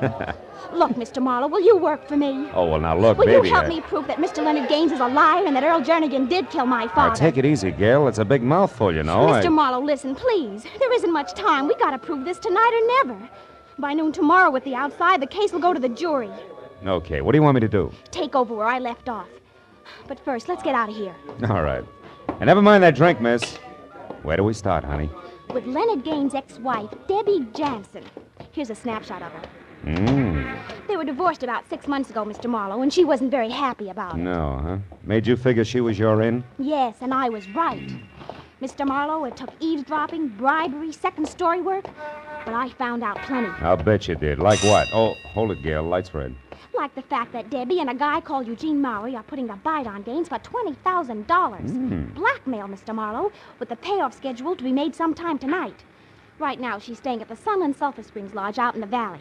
Gaines used to go there once in a while for his arthritis. And the why of the whole business is a letter Gaines once wrote to his ex-wife. No fooling. Uh-huh. Well, tell me, what's that to do with Jernigan's trial and Gaines being Oh, it's green now. I think there's a connection because yesterday I overheard Debbie tell this Maury something about Gaines' scheduled appearance at the trial today and... Yeah? Oh, Mr. Marlowe! Hey! Those jerk California drivers. The man behind the wheel. What about him? That thin-faced, blonde hair. I've seen him before. I know he was trying to hit one of us. Oh, fine. Well, that'll keep things from getting dull, won't it? Then you're gonna help me. Well, now look,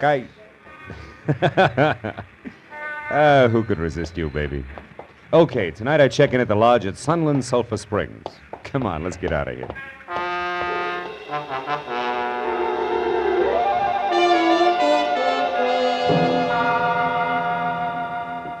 It was 8 o'clock and almost dark when I reached the foothills of the mountain range that separates the San Fernando Valley from L.A. proper, and turned off onto a narrow dirt road that ran through a twisting gorge, past a moon-faced watchman who asked no questions as he slowly opened a sagging wooden gate, faintly labeled Sunland Sulphur Springs, where Mother Nature's remedies bubbled from the earth private. It was another 5 minutes along the same dirt road uphill and through thick foliage before I was at a parking space out of my car and walking the last quarter of a mile toward the lodge itself that was spotted with widely separated cottages, also sagging, and each tagged Casa, and followed by something Spanish and hard to pronounce. Inside the place was cheap porch furniture and occasional threadbare rugs over scarred pine and deserted, except for a sleepy old guy with thick-lidded eyes and an accordion-wrinkled face who was slouched in a heap behind a sign on the reservation desk that read Maynard Sharp, no less, night manager. When I gave him my name and said that both my rheumatism and I needed a rest, he came too, almost. Roomy, Mr. Marlowe. Well, let's see. Can let you have most any one of the cottages. Half of them are empty. Things kind of slow this time of year. How slow can you get? You'd be surprised. How's about Casa Francisco de Leon? Casa Francisco, Yeah, that'll be fine, Mr. Sharp. All righty, sir. Now, if you'll just sign the register here, I'll get your key. But you As I signed my name, I checked the guest list quickly. And the next second found what I wanted, Deborah Jansen. And next to that, in a different hand, her cottage for the night. Casa Rolando de Barandido. That's close enough. Well, anyway, it was all I needed. I took the key from Mr. Sharp, or Miss Nomer, if ever you heard one, learned the location of my quarters, paid him in advance, and left. Outside, I turned to my right, past a large open bath that smelled like rotten eggs and talked to itself like a junior Vesuvius, as more warm sulfur waters, equally unpleasant to smell, bubbled from a pipe in the center. Beyond that was the first cottage, another casa I couldn't pronounce, and it stayed like that all the way down the line, until I reached the second one that showed light. It was the casa known as Rolando de Barandido. And when I moved closer and around to a window that was screen only, I knew that my client had done her eavesdropping well, because in the center of the room and putting on her coat was the ex-wife named Debbie, and standing nearby and holding on tight to the cigarette in his hand like it was support was what had to be the boyfriend, Eugene Mowry. You're sure that Gaines will go through with this all right? For the 100th time, Eugene, yes, I'm positive. Can't you understand? He has to. Besides, $20,000 won't break him. It won't more than bend him a bit. Now stop worrying. But I can't. Debbie, why must you go alone? Now, why can't I go with you? Eugene, please, we've been over that. I told Leonard that I'd meet him in town at the Beverly Crest Hotel at 10 and alone. He agreed to also be alone. Except for the money. Debbie, you do handle things well. Come here, darling. As a kiss for your brilliance. Oh, please, Eugene, there isn't time. Oh, what's the matter? Are my kisses losing their flavor at this point? Don't be a fool. Look, it's late, Eugene. It's after 9 already. I've got to hurry. Now, go on. Go on, be a good boy and leave now. We shouldn't even be seen together tonight. Well, why not, Debbie? It's not smart. Here. Meet me at the Tulip Room, darling, at 11 as we planned. Then, Eugene, we'll have time and reason to relax. $20,000 worth of reason.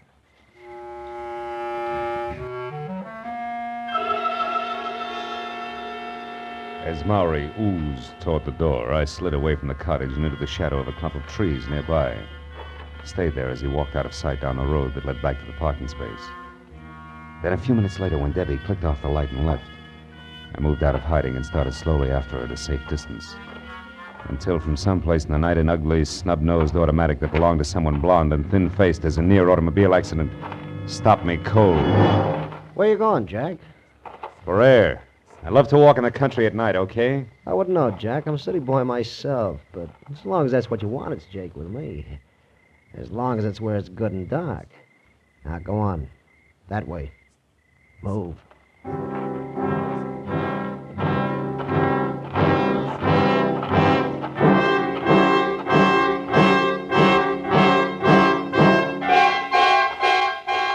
Jack, that's far enough. Hold it. Turn around and face me. Why, so I can watch you pull the trigger? Never mind why, just turn. Okay, turn it is. That's better. Now, one step closer. One step closer. Hey, what's that? A pheasant, my friend, taking wing! Now, before I beat you into little pieces, let's have it. Who are you? Who do you work for, and what do you want with me? Come on, gunman, talk! Okay, no more. My name's Langley. Work for Earl Jernigan. Oh? Yeah, I've been watching you ever since the trial started. Jernigan didn't want you moving in on it. Which is why you tried to pick me off with a car when I was with Gail Harper this afternoon, huh? Come on! Yeah, that's why. Now what are you going to do with me? For the time being, Buster, leave you as is. Flat on your back, because I've still got to catch up with a lady before she reads a letter! City boy.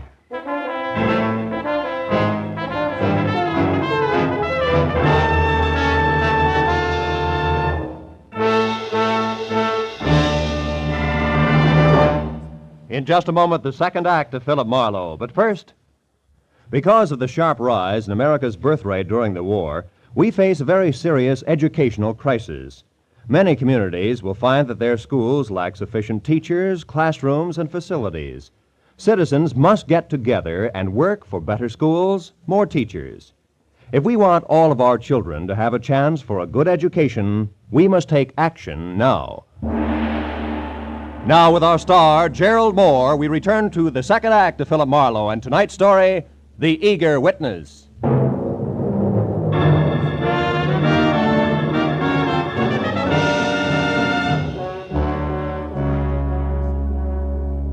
was strictly hit and run. I piled Langley into the manzanita and didn't even wait to see him bounce. Instead, I took off through a gully that was a shortcut to my car, because I knew the Jernigan's watchdog had nothing to offer compared with the hot-headed Debbie Jansen, who at the moment, no doubt, was well on her way to the Beverly Crest Hotel, and a blackmail rendezvous that was a cinch to wind up in the final destruction of the letter. That was my theory. But I dropped it like a hot rock just as I crossed the path to the sulfur pool. Mr. Marlowe! Mr. Marlowe! Somebody screamed! Yeah, in there by the spring! Oh, gosh! Oh, my gosh! Sure had to happen to me. It was nothing but sulfur fumes and the thick gurgle of the springs until Sharp played his flashlight over the pool. Then we saw. Oh, my gosh! And the water that was turning red from blood oozing around the knife in her back. Look! It's Miss Jansen! Come on, Pop, give me a hand. Let's get her out of there. Yeah, Come on. Take it easy now. Take it easy. That's it. Debbie. I never should have tried it. Tried what? Who was it, Debbie? Who did this? He got the letter. Who? Who got the letter, Debbie? Debbie. Marlowe, did she pass out? For good, Maynard. She's dead. Oh, she seemed to be mumbling something about a letter. Did you get what it was? Yeah, only part of it. A killer apparently took the letter away from her. Believe me, that's bad. Letter? Oh, what's a letter? Wait a minute. Huh? Oh, it's probably that pheasant again. Letter? Pheasant? What are you talking about, Oh, son? I guess I'm just getting jumpy. Hey, there is somebody. Come on, Pop.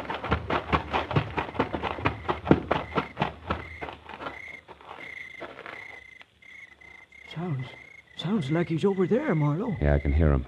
Oh, no, that ain't gonna do you any good, son. Not in that brush, it ain't. And what's more, I wouldn't go any further if I was you. But Pop, all he needs is 10 seconds and he can destroy that letter for good. Well, just the same, there's 1,000,001 places a killer can hide in there and lay for you, son.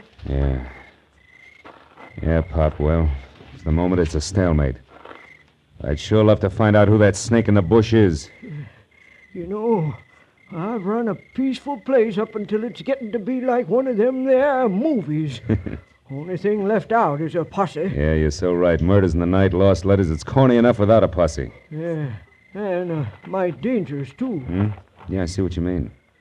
Are you ready to... Yeah, I'm ready. Yeah, I'll lead you back to the office. My Jasper, I don't understand this one bit. Miss Jansen is stabbed to death over that letter, and in her dying... Hey! Huh? What is it? Shh. Up ahead there. Somebody ducked behind that big tree. Keep the chatter going, Maynard. Walk on up the path. Don't let him know we spotted him. Go on, talk. Well, okay, sure. I was saying I don't understand. Well, our place here is generally as quiet as a tomb. As the old man grimly ad-libbed his way up the path, I followed a few feet behind. When he got even with the tree, I turned suddenly, took 3 fast steps, and grabbed... Come here, you! Let go of me, you! Hang on to him! Well. Mr. Leonard Gaines, the unimpeachable citizen himself. Stand still, Gaines. A gun. What's the idea, Marlowe? Try running and it'll come to you. I suppose you've got a legitimate reason for being here all thought up? I'm here because I've got a touch of arthritis. I need a treatment and a night's rest. Arthritis isn't all you're going to have if I find what I think I'm going to find in your pockets. Empty them, Buster. I said empty them. All right, I'll empty them. That's better. Sharp, you're a witness, and I demand that you Now, just a minute, Mr. Gaines. You're in a pretty bad spot to demand anything. There's our baby. There's the letter we've been looking for. Pick it up, Gaines. Pick it up and read it. Now, see here, Marlowe. See there, Gaines. Read it while you're able to. Yeah. My dear Debbie, if I didn't know you so well, I'd resent your stupid accusations. Now, look, Mark. Read it!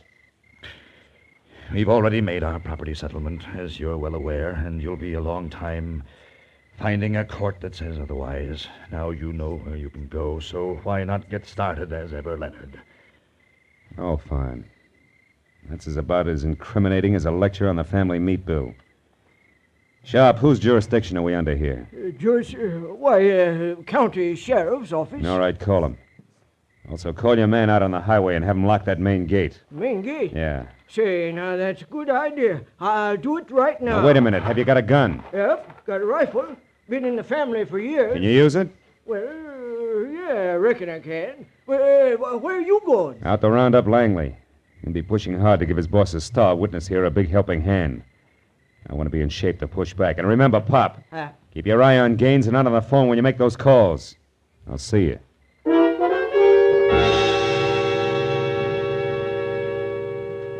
The second time that night, I started down the hill and toward the car lot, keeping in the shadows and moving slowly this time. Because it was odds on that Langley had taken everything in. And I knew that he'd try to part my hair with a gun barrel and pull Leonard Gaines out of the jam he was in the very first chance he had. So I stayed off the paths long enough to have both socks full of burrs when it happened. But not what I expected. It was the sharp family blunderbuss that had exploded with a blast like a small howitzer. So also for the second time, I turned and ran back up the hill, this time to the office. I got there just as Maynard, climbing hand over hand up a smoking rifle barrel, made it to his feet. Maynard, what happened? Where's Gaines? Well, I don't know. He got away, I guess. Well, the shot, what about that? It went up there, through the roof. Oh, fine. Well, gosh, I didn't suspect a thing. He just said he wanted to smoke. But he didn't happen to have a match, I know. So you hung your rifle over your arm, stuck both hands in your pockets to find one for him, and that's when he took you. Yeah, that's exactly what happened. But how'd you know? Never mind, Pop. Well, I made a grab for him, though. Ripped his coat about halfway off. Oh, that's great. That's great. Yeah, but I'm sure sorry he got away, Mark. All right, don't worry about it. Can't get far with the gate locked. Well, I got bad news there, too. Oh, the gate's locked, all right. But there's a back road. There's a back what? Back road. Right, yeah, well, go Yeah, ahead. it ain't much. It's rough and rocky, but it's passable. And anybody's been up here as often as Mr. Gaines has sure know about it. Oh, great. Look, Pop, can't you understand that there was a murder committed here tonight and we had the murderer? Yeah, but No Mar- buts! Fell for the oldest gag in the world. But I was Marlowe- a sucker to turn him over to you. And will you stop waving that envelope? I just think you ought to see this. All right, what is it? Oh. Where'd you get all that loot? Gaines dropped it when I ripped his coat. 20 grand, it says here on the wrapper. There's something else written here, too. Casa Rolando de Barandido at 10. Casa... Pop, that's it. That's the answer. Come on, we gotta get down that back road in a hurry.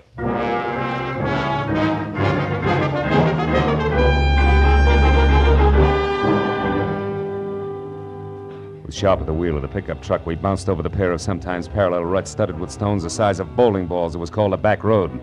For the better part of 2 miles before he cut lights and motor and whispered that if Gaines was going to get stuck at all, it was sure to happen in a dry wash just around the next bend. I told him to wait and went ahead on foot. He was right. Gaines was stuck in more ways than one. His car was up to its hubcaps in sand and his wallet up to its stamp compartment in blackmail, conducted by his ex-wife's murderer with the same lever she'd had, a letter.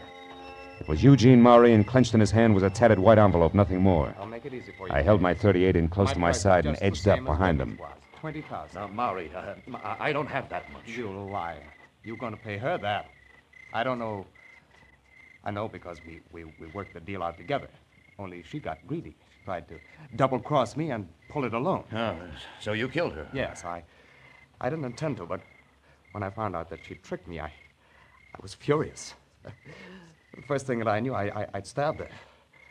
Well, that's enough of that. Just give me the money. You've nothing to worry about. Now, listen, Maury, I No, tell you you listen, Gaines. You're in no position to bargain. It's better than having your $200,000 gambling debt exposed and your reputation ruined, isn't it? Or facing the trigger man, Langley, if you refuse to alibi for Jernigan, isn't it? Or bucking a perjury charge if you do alibi? Oh, no, you got yourself in a corner again, so pay off. It's only 20 grand. But I tell you, Maury, I don't have it. You're I lying just simply- again. No, he isn't. Don't move, either one of you. Leave your hands where they are. I got the 20 grand right here, and it's pretty well earmarked as blackmail payment already. But just to round things out, Maury, I'll take that envelope you've got there. This? Well, what do you want this for? Funny man. Because it's no doubt postmarked with an hour, a date, and a location, which together with Brother Gaines' own handwriting places him out of town on July 30th, a time he swears he was at his Malibu home all day with Jernigan. Right, Gaines? Smart boy, aren't you, Marlowe? You still got a chance, Gaines. You better gamble with me. You've got nothing to lose now. I'm with you. Stand still, Buster, or so help me out. Now, Gaines, go! Go! Oh, my leg! Were you thinking of going someplace, Mr. Gaines? No. No, I'm not going anyplace, Mr. Marlowe.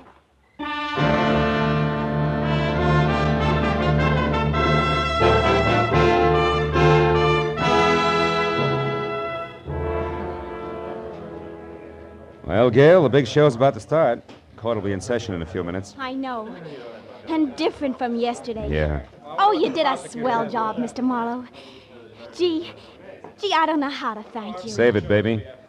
If that scale Lady Justice holds in her hands is in better balance today, it was your hunch and old Maynard's blunderbuss that did as much to put it there as my running around through the brush at Sulphur Springs. But all I knew was that Gaines was lying. I didn't know it was as complicated as it was. Well, that's because Debbie Jansen was twice as treacherous as we figured. I still don't understand. How did you know that Eugene Maury had killed Debbie? Well, you see, baby, I overheard her tell Maury that she was going to meet Gaines in the Beverly Crest Hotel at 10 for the payoff. Uh-huh.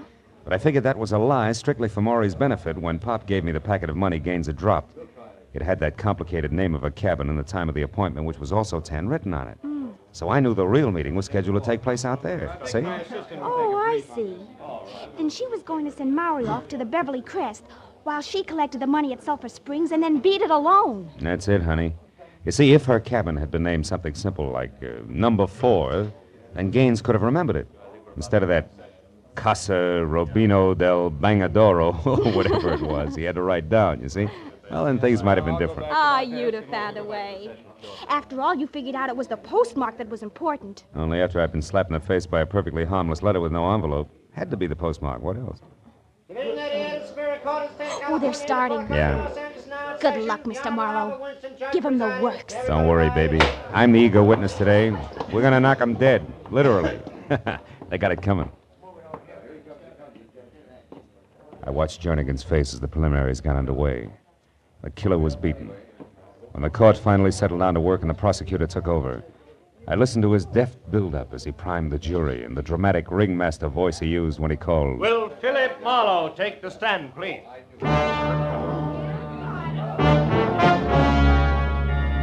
Now, Mr. Marlowe, you told us yesterday that you are a private investigator. Now will you tell the court in your own words what happened to you last night? I sat there looking into the cold, baleful eyes of the prosecutor and thought of a paraphrase on that wonderful quote from Oliver Wendell Holmes. It's not enough to ask for justice. One must also hope for mercy. Mr. Marlowe. Oh, yes. I'm sorry. Well, it began here in this room yesterday afternoon at about 3:30 when the counsel for defense called a witness, a Mr. Leonard Gaines, to the stand.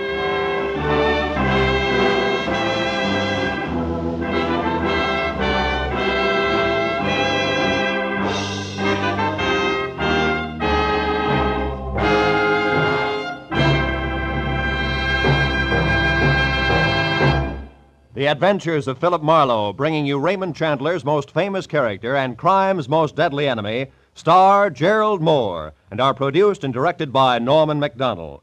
Script is by Mel Donnelly, Robert Mitchell, and Gene Levitt.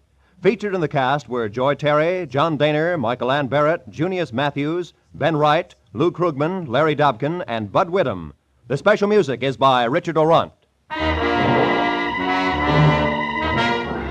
Be sure and be with us again next week when Philip Marlowe says... The trail started in Montana, with a bum with two names rushing away from his lady love, and led fast into L.A. past a southerner from Canada, a worried wool dealer and a chorus girl with a .45. When it finally stopped at Murder in the Park, the tramp was still in a hurry.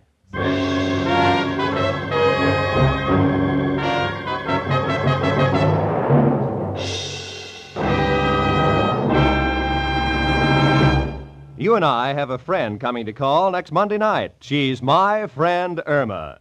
If this beautiful, lovable, but dumb blonde isn't your friend now, she will be the moment you hear her over most of these same CBS network stations next Monday following the Lux Radio Theater. My friend Irma will bring you plenty of laughs and great entertainment. So be sure to make friends with my friend Irma these Monday nights on CBS, where you'll hear them all this fall. This is Roy Rowan speaking. Now, stay tuned for Gangbusters, which follows immediately over most of these same CBS stations.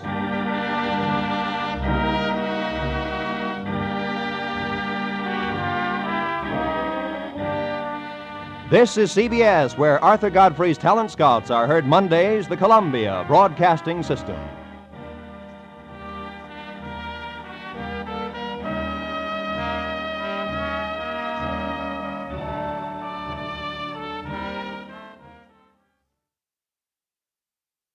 Get this and get it straight. Crime is a sucker's road, and those who travel it wind up in the gutter, the prison, or the grave. This started with a terrified woman lost in a maze of memories she couldn't explain. And waiting for her outside an open window was death.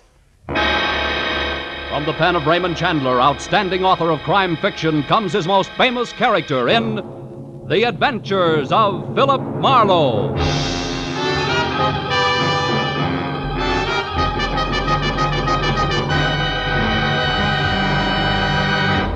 Now, with our star, Gerald Mohr, starred as Philip Marlowe, we bring you tonight's exciting story, The Open Window.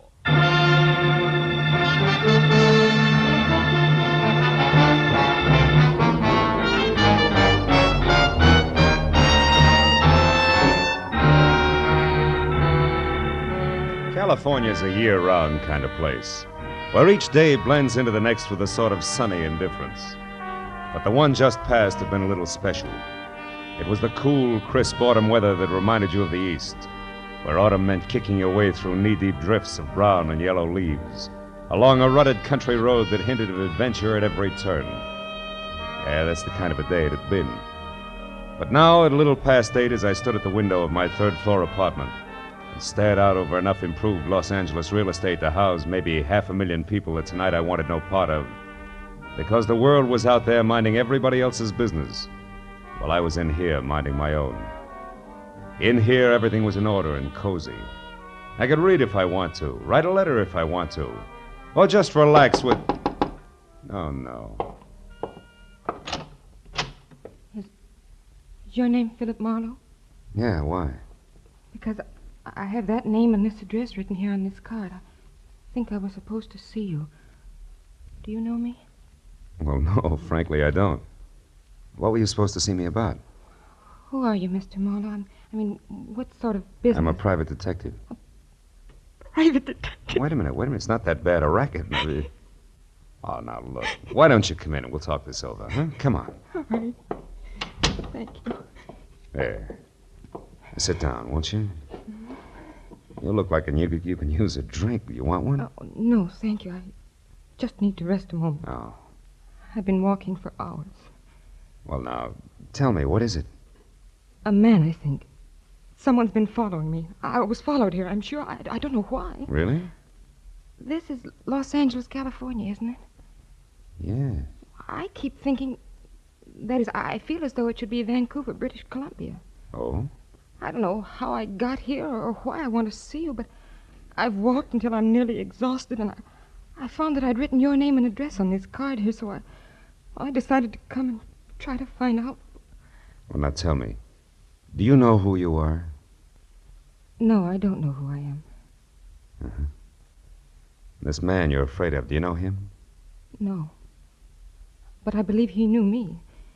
He reminded me of Vancouver, and that frightened me. I seem to remember I saw him a year ago. Maybe it was just the day before yesterday. See how crazy that sounds? But I can't help it. I can't remember. Here, take it easy. Now, you better lie down on the divan. That's it. Come on. Atta girl. Now, look, I think we ought to call a hospital and see it. Stay where you are. It's company in the hall, maybe for us. Now, just take it easy. Hey! Hey, you hold it! Hold it up there! Oh, great. Who was it, Mr. Marlowe? I couldn't see. Don't let it bother you now, honey. It's probably just one of my clumsy neighbors. He never watches where he's going. You know, the other night... Stop, please. All right. Whoever was out there was looking for me. I know he was. I know it. Now, look, honey. Isn't there something you can tell me? Don't you remember anything? No, I don't know. Here, look in my purse. There are things in it I don't understand. Maybe there'll be some help. Key. Address on a piece of brown paper. 8400 North Virgil. Tompkins. Does that mean anything to you? No. Little snapshot album with one of the pictures missing. Wait a minute. I remember now. That was stolen. Good. But I don't remember what the picture was. Oh, please try to find out who I am and why I'm being followed. Please try to find out why I'm afraid. All right, baby. Now, you stay here till I get back, huh? I won't bother anything. I'll wait right here. Oh, I'm so tired. I'm so tired.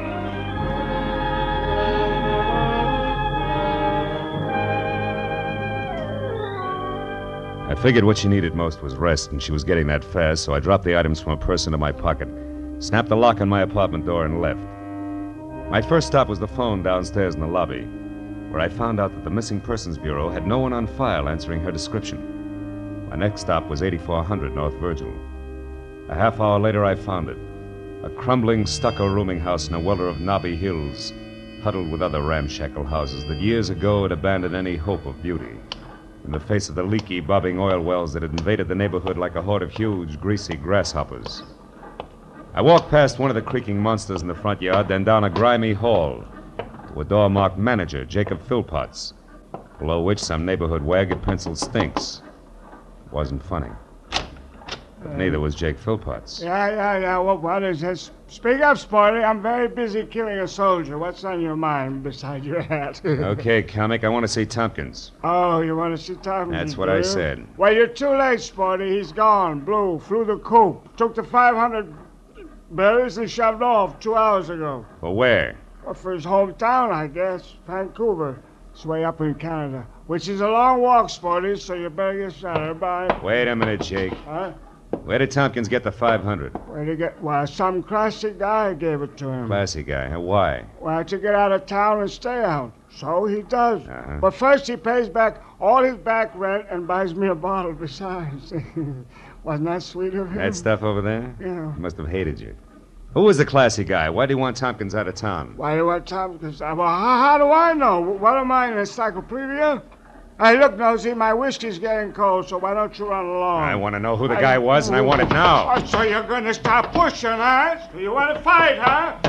Okay, put him up. Come on. Take it easy, Buster. Take it easy. You'll beat yourself to death. Now, let's negotiate. Huh? Prop up against the wall, and I'll talk to you. What about a price for another bottle of that stuff? I wouldn't just another bottle? That's what I said. Oh, well, that's different. That's really nice of you, Sporty. Not really, kid. I'm trying to poison you. Now, what was Tompkins' racket? Oh, gardener, carpenter, handyman. Nothing much. What else? Who was the classy guy that bought him off? Let's see. I had his name right on the tip of my tongue a minute ago. It was red-headed, flashy dresser. Had a sort of a... Palmer. Atta boy. Yeah, that's it. Palmerly. Very good. Now, one more. Where can I find him? Well, he said something about running the pearls. You got it? Yeah, it's a dive on Highland. Thanks, Philpotts. Oh, but don't thank me, Sporty. You bought it, remember? This brand comes to $7.50 with tax. Don't kid an old kid, Jake. You can squeeze that junk out of sour potatoes. Here's sour a fin. Potatoes? And have a happy hangover.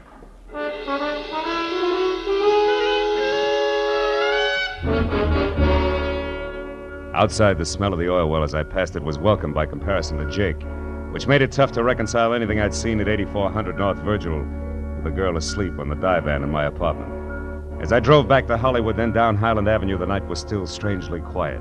Everything seemed to come in whispers. Even the hunch I had that the vanishing Mr. Tompkins had sold out dirt cheap to the boss of the Pearls. Near 3rd Street, I spotted the place, parked a ways beyond it, and walked back. It was one of those dumps that dealt in bad bar whiskey. Second-rate bop and a lot of darkness. I shook off a brace of lost weekenders on my way through. Made it up the stairs to the offices where a block of orange light on the floor and a two-tone conversation told me to stop, look, and listen. Time, baby. Alan, as they say in Missouri. Have to show you, huh? Uh-huh. All right, Norma, I will. You're not easy to get over. I still love you, and I've missed you. So when you dropped me for your stuffy broker friend, I did a little checking up, and I found out plenty. About Cooper? About Cooper Gerard. I don't believe you. Oh, but you should, honey. You see, Norma, it's not about him specifically, but about a woman.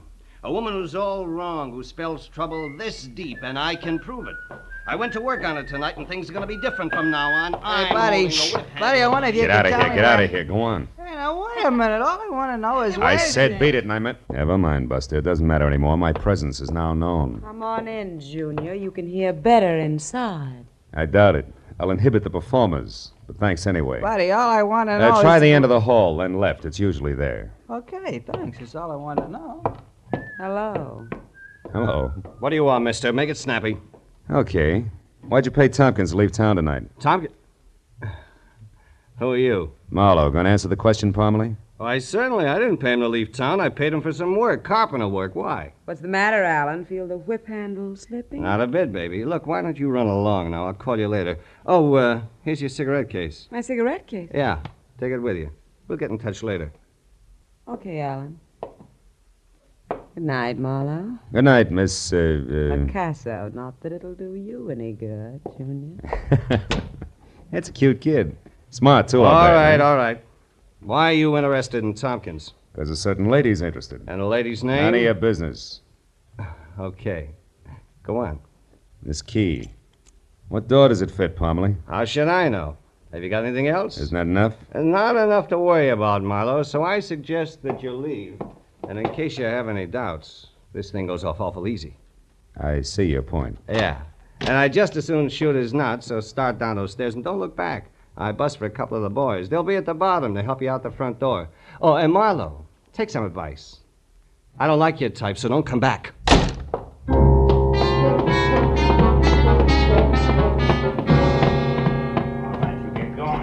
The boys escorted me politely as far as the sidewalk and gave me a send-off that piled me into the gutter.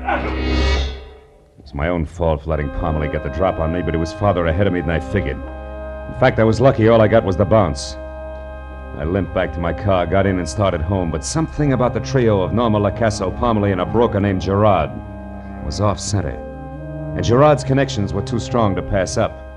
So I decided to let the pale woman asleep in my apartment go right on sleeping while I stopped at a phone booth. Found only one Cooper Gerard listed, and he at 8112 North Orange Drive. It was a lonely house up in the Hollywood Hills. I tried the bell and got no answer, but I knew he was there. I slipped the enigmatic key out of my pocket and listened to the music coming from inside. I stuck it in the lock. It turned, just as the footsteps inside, so I pulled it out fast and let the party on the other side of the door do the honors. What is it? You're Mr. Gerard? Yes, I'm Cooper Gerard. What is it? I'd like to come in and talk to you. My name's Marlowe. I'm a private detective. I've got a key that fits your front door, plus a little photo album full of a girl. Here. Why, that's Margaret's album and her key. You found her. Where is she? What's happened to her? She's safe. Come in the upper room. Right. So her name's Margaret, huh? Margaret what? Vesey. Margaret Vesey. But where is she? I've been frantic. I just called the police. She left the house this morning and didn't come back. It's late now, and in her condition, I'm afraid that What is Margaret's condition, Mr. Gerard? She was injured in an auto accident a year ago last July, up near Vancouver. Affected her mind. Oh, but please, where is she? Just a minute. There are some questions that I'd like answered first. Exactly what is Margaret Vesey to you? Well, until July 9th, 1948, when that horrible accident happened, nothing. Merely a hitchhiker. My wife and I were motoring back from a vacation in Canada. We picked Miss Vesey up on the road. In the accident, Grace, my wife, was killed. Miss Vesey seriously injured.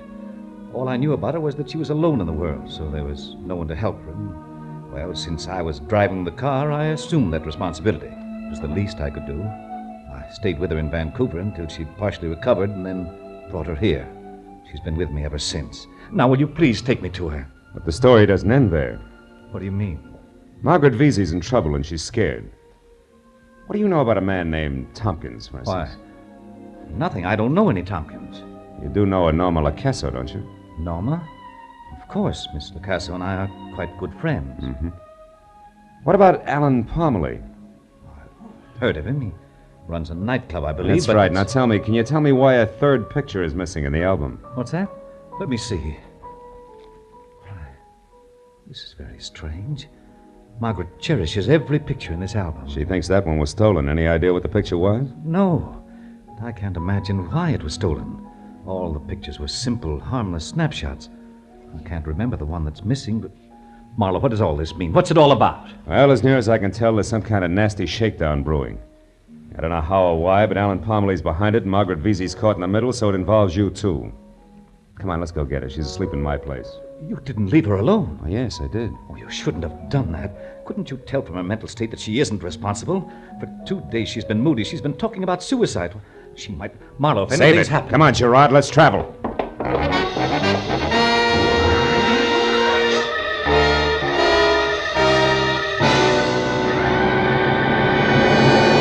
In just a moment, the second act of Philip Marlowe. But first, By the time you've listened to Johnny Dollar, Philip Marlowe, Gangbusters, and Escape and the CBS All-Star Saturday Night lineup, you may be in the mood for some sleuthing of your own. So try it with Sing It Again and the Phantom Voice. Don't always let the other guy or gal solve the mystery. Try it yourself with Sing It Again on most of these same CBS stations every Saturday night. Tune in this fall for the shows that you love best of all. Listen carefully. Here's the address. It's CBS. Now, with our star, Gerald Mohr, we return to the second act of Philip Marlowe and tonight's story, The Open Window.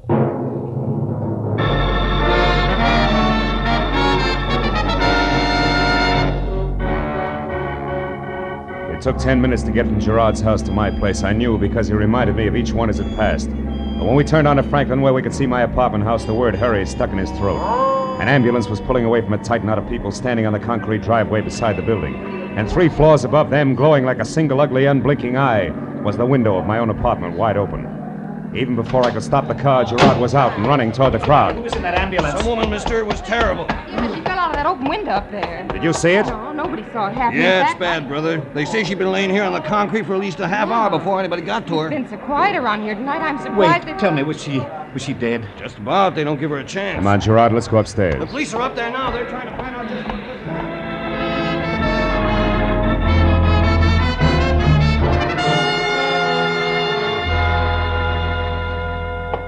You say the woman came here to your apartment, Mr. Marlowe, and asked you for help. Is that right? That's right, officer. She was frightened and exhausted. When I left, she was asleep on the divan there. Was the door locked, Marlowe? Yeah, it's got a nightlight, Gerard. I snapped it myself. And you left her alone, right? Mm-hmm. Well, take a look around, will you? See if you can find anything to indicate that an outsider came in while you were gone. What makes you think there was an outsider here? Because I don't think she fell. Margaret was in mental turmoil, officer. She's been despondent. It's possible that she jumped. Yeah? How many people have you heard of that jumped out of a window backwards, mister? I think she was pushed. Pushed? Yeah. Come here, both of you. I want to show you something. He went over to the window and pointed at 5 scratches where fingernails had clawed the paint off the casing. The one that had to be made by her thumb was the lowest. It was true. She'd gone out backwards. As the officer explained that to Gerard, I stared down at the dwindling knot of people 3 stories below. Then up again at the 5 jagged scars ripped deep by a terrified woman's nails. Stared at them until they screamed at me, as a sick mind must have screamed when she fell. Now, Mr. Marlowe, what about this cigarette stub with lipstick on it? Cigarette stub... Hey, that's exactly what I'd like to know. Gerard, where does Norma live? Why, the Hillcrest Apartments on Sunset, but surely Never mind what I think. You go to the hospital and find out about Margaret. I'm going to pay a call on Norma Lacasso right now. She's the type to be jealous enough to... Marlowe, listen, you're making a mistake. That cigarette stub must be Margaret's because Norma doesn't smoke. What? Norma doesn't smoke. And what about the cigarette case? Hey, Buster, you better check with Lieutenant Matthews at Homicide. I'll see you later. Hey, come back here, Marlowe.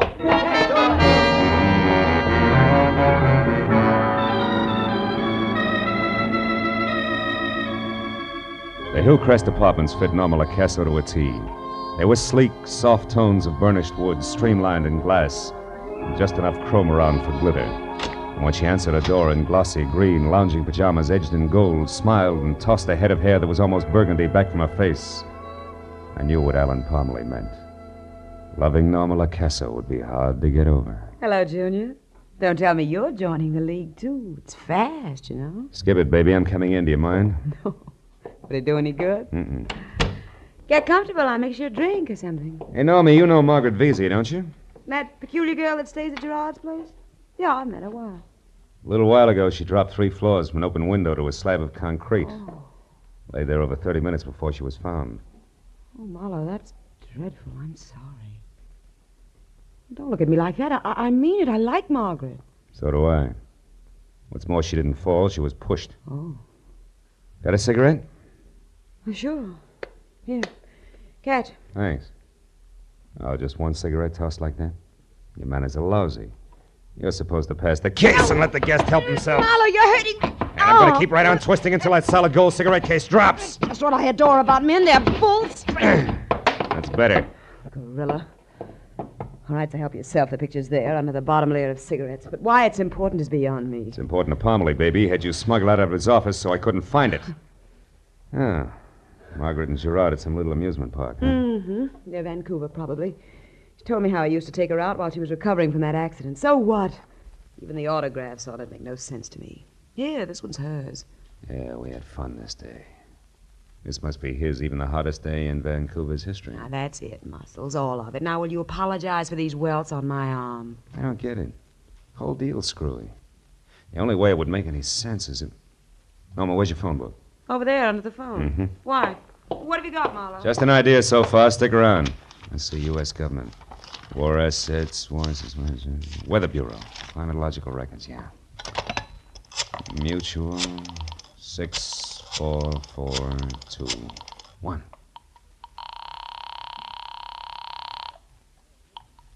Weather Bureau records. Hello, listen, can you tell me what the hottest day on record in Vancouver has been? I mean the date. Do you have that information? British Columbia? Yeah. Yes, we've got it here, I'm pretty sure. Just a minute. What's that supposed to prove, Marlowe? I'm not sure yet. Yes, we've got it. Hello? Yeah, I'm here. Go ahead. The book says the hottest day up there was on July 3, 1948, when the July temperature reached 3. 92 degrees. Some heat record, huh? That's a nice place, Vancouver. I was up there one year. Yeah, thanks, friend. The Weather Bureau just lifted a cloud from a lady's mind. I hope you did it in time. So long. You found out something big, didn't you? No works. Well, aren't you going to pull a gun? They always do about here. Not me. I've got concealed weapons. You've also got dollar bills in your bloodstream instead of corpuscles. But you're smart, baby, so take a tip. Stick close to home. Don't even use the phone. You're a real nice, shiny item. I'd like to keep you that way. Thanks. I'm going to take your word, Junior. But what does it mean? Trouble. Just as soon as I can stir it up. Good night.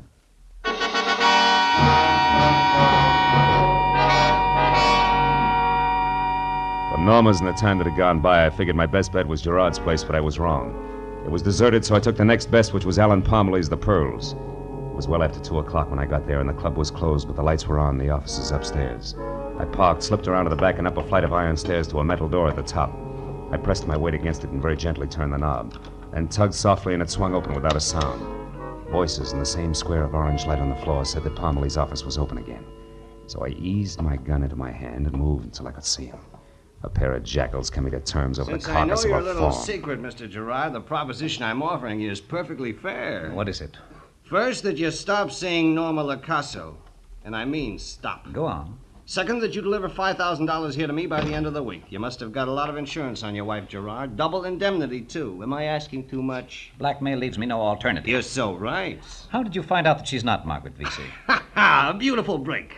When you started seeing Miss Lacasa, I began checking up on you, and 2 days ago, that checking up led me to the strange woman you called Margaret Vesey and a character named Tompkins. Ever hear of him? No. An itinerant gardener was looking for work at your place. Also, Gerard, an itinerant gardener who knew your Margaret Vesey, who knew her as someone named Grace. And Grace Gerard, lest we forget, was your wife. When he called her Grace, it scared her. She couldn't do it, but I could. So I see. Where is this Tompkins now, Parmley? Oh, don't worry about him. I sent him away. He'll keep his mouth shut. He used to be a gardener on the wealthy side of Vancouver where your wife lived. Small world, eh? Very small world. Now, wait a minute, Gerard. I'm going to kill you, Parmley. I knew something like this would happen someday. My wife was getting her memory back. She was beginning to remember things, to realize that she wasn't really Margaret Vesey at all, but that Margaret Vesey had died in the accident. And tonight, I pushed her out of an open window. The doctors practically assure me that she'll be dead by morning. She won't be missed, and neither will you, I'm sure. Next one's for your belly, Gerard, if you move 1 inch. You, Parmley, come around here. Wait me a desk. Come on. This time I'm glad to see you, Marlowe. You're the lesser of two evils. That's great. Well, it was a sweet story, fellas. Between you left out only one thing, the picture. You got it from the little album because you needed some tangible proof, didn't you, Parmley? And it cinched the deal because the accident happened on the 9th of July. But Gerard here had his picture taken with a supposed hitchhiker on Vancouver's hottest day, which was July 3rd. 6 days before he claims to have met the girl. Picture? How'd you manage the master stroke, Gerard? The switch in identities in the first place? Come on, talk! What are you... It was a mistake. Both Miss Vesey and my wife were in the car at the time of the accident. The car burned. Then, somehow or other, later at the hospital, Margaret Vesey, who died, was identified as my wife, Grace. And since her memory was gone, you made the switch complete and called your wife Margaret Vesey and left it like that. You know, Gerard, I hope you make a break for it. Just once before we get to headquarters. Let's go. You too, Parmley, move. All right, but you'll have a hard time sticking me, Snoop. I haven't done anything. Oh, yes, you have. Attempted extortion, and as of right now, you just incited a rat!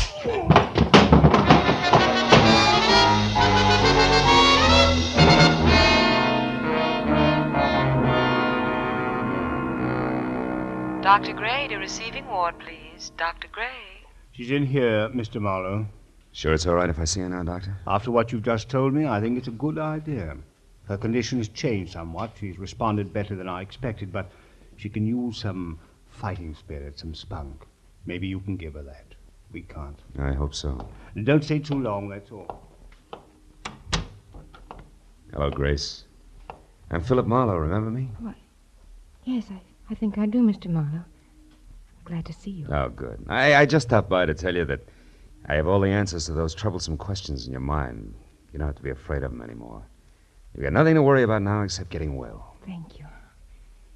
It's all hazy back there. I can't remember where I've been. Now, you've been away, Grace, for a long time. But now you'll be going home soon to your friends. Believe that. I'll run along now and come back tomorrow when you're feeling better. We'll have a long talk then. Wait. Who is Margaret Vesey? A girl you knew once, briefly. And one I'll never forget. I went to sleep one night on my divan. I don't remember. You will. Don't think about it now. Just think about home in Vancouver.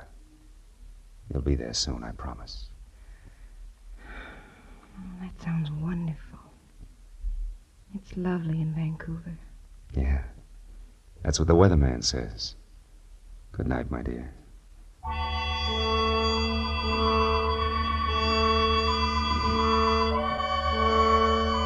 When I finally got home, the air in my apartment was thick, full of stagnant fear and stale tobacco smoke. So I went over the window to open it up.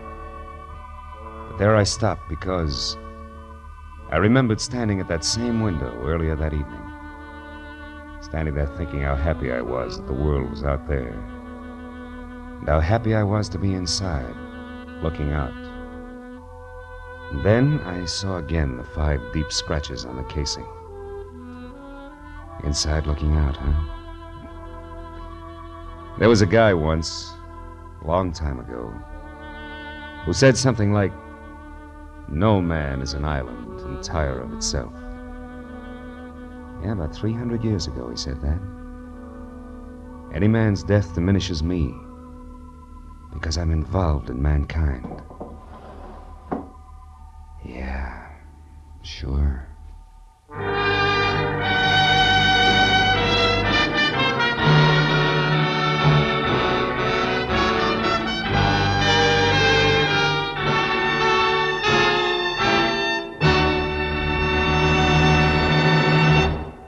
The Adventures of Philip Marlowe, bringing you Raymond Chandler's most famous character, star Gerald Mohr, and are produced and directed by Norman MacDonald. Script is by Robert Mitchell and Gene Levitt. Featured in the cast were Betty Lou Gerson, Ed Begley, Lillian Byoff, Paul Dubov, Jay Novello, and Harry Bartell. The special music is composed and conducted by Richard Orant.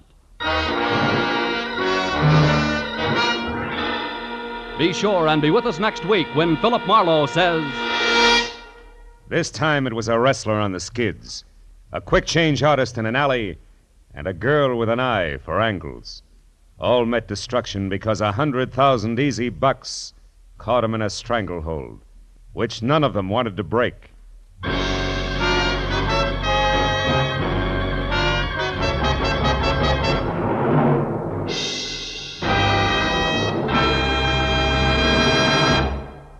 The next time you're in the woods, make sure that cigarette butt, that match, or that campfire is completely out. Only you can prevent forest fires. This is Paul Masterson speaking. Now, stay tuned for Gangbusters, which follows immediately over most of these same stations. This is CBS, the Columbia Broadcasting System.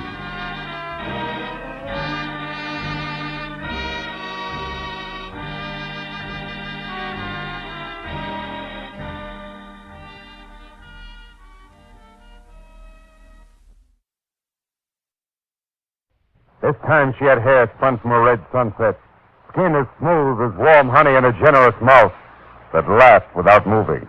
She was beautiful, except for her cold green eyes. From the pen of Raymond Chandler, outstanding author of crime fiction, comes his most famous character in The Adventures of Philip Marlowe.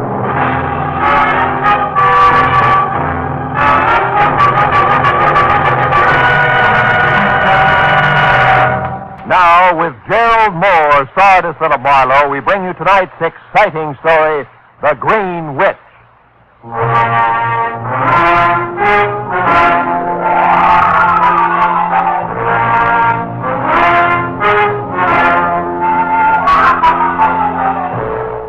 Once upon a time, Halloween had been a day and a night on which mortal man had tiptoed over the face of the earth, holding cold hands with fear and starting at each new shadow which the harvest moon cast. As still another twisted, grotesque goblin thirsting to drink dry a human soul. I read that in a book once. Read something else, too. The Vigil of Hallowmass as a genuine spook show had definitely started downhill with the Romans, as did almost everything else. Until now, Halloween has come to mean gate-stealing trick-or-treat. And, of course, the malpractice of soaping or chalking everything in sight.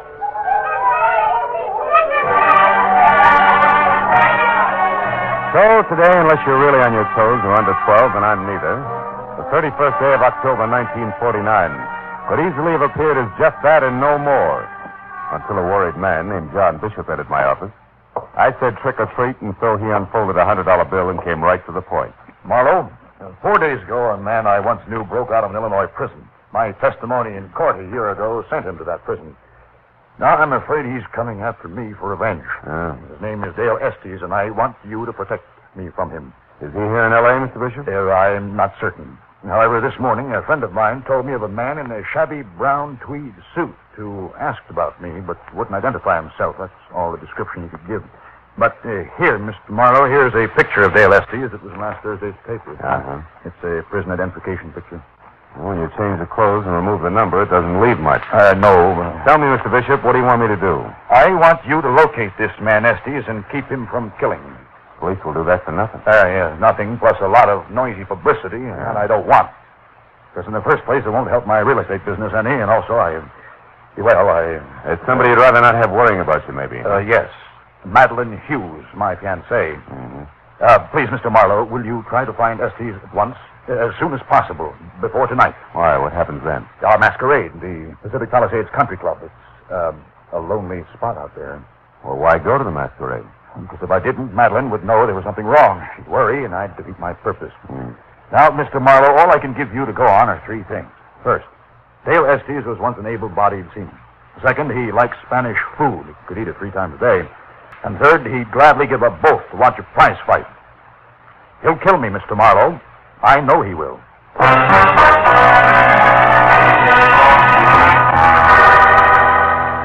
Maybe the magic of Halloween night had something to do with it. I don't know. But when I started looking for an escaped convict who might possibly be someplace in the sprawling city of Los Angeles with murder on his mind, things began to change. First, it were 10-year-old girls prancing around in their mother's high heels, lipsticks, and affectations. Then gangling boys screaming home from school via the Great Mischief route. That much was fun. Then it got dark everywhere. The kids went home and took their laughter with them. And I went looking for Dale Estes. I seemed to meet people who wore everyday faces that I was sure could be masked. People like the old lady who ran a Spanish restaurant located off a crooked alley below the street level. It started with her at the entrance to a damp, cold cave.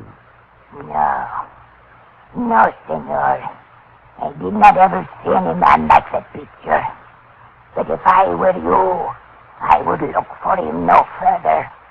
There is death in his face, senor. I know.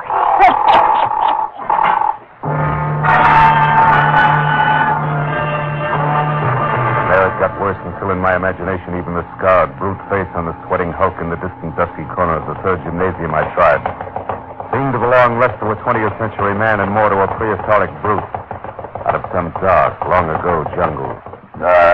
Nobody like that ain't been watching me today.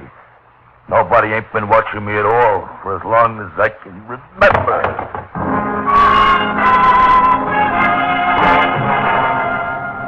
And finally, after 2 hours along the Santa Monica fishing piers, 100 withered pounds of ancient mariner staring out to sea had more to say. Yes, I know Estes. Estes was standing next to me when the boiler exploded that night off New South Wales. He was killed. But I told the skipper all about that once already. His name was Estes, too. And so was the first mate, Dale Estes. Everybody's name is Estes.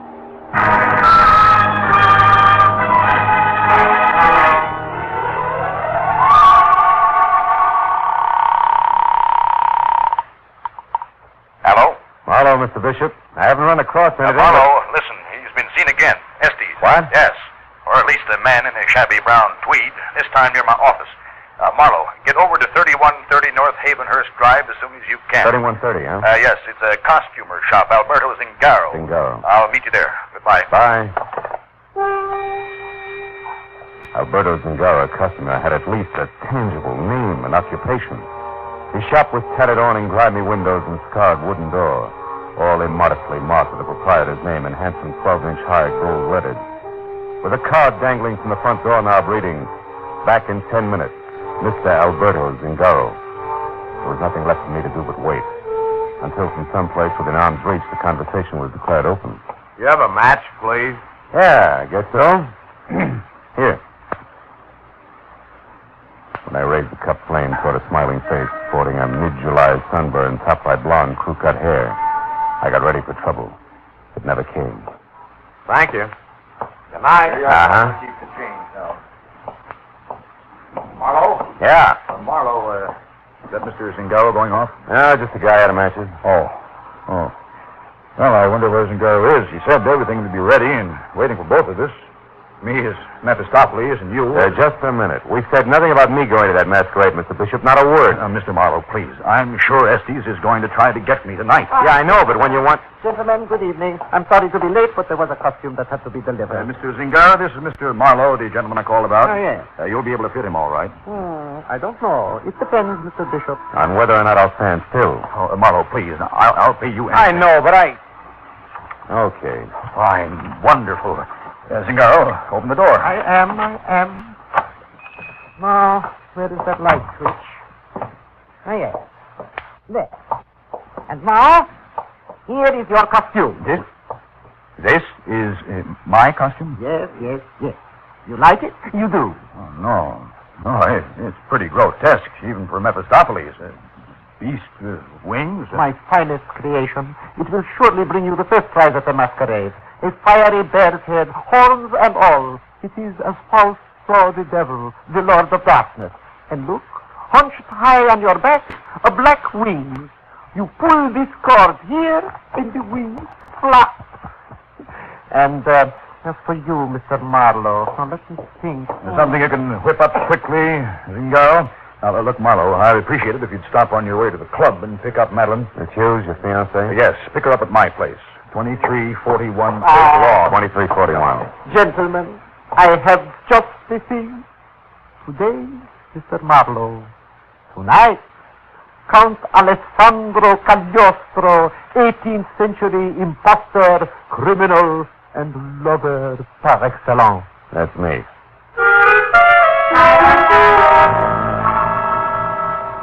All in all, it was another hour, and I was just about rid of the afterglow of the day's goblins when I finally pulled up and parked in front of John Bishop's neat redwood and glass square in suburban Pacific Palisades. But when I was out of my car and walking toward the thin stream of light that leaked out of the front door, which was open inches, the Halloween goblins started coming back fast. They whispered to me of what I might find across the threshold ahead. It took only a fingertip to ease the door open. Then inside, in the middle of the living room floor, a framed picture of a girl, face up. The glass over it smashed into a huge starburst, and around the edges, a trickle of blood. Ah, but the girl was beautiful. Hair spun from a red sunset. Skin as smooth as warm honey. A generous mouth that laughed without moving. Beautiful. Except for her eyes. They were green. A green of emeralds, clear and wide and deep. And they laughed, too. But the sound you felt somehow wasn't nice. You were through, Mr. Marlowe. Mr. Marlowe. Oh. Oh, forgive me. It's the first time I've seen a green witch.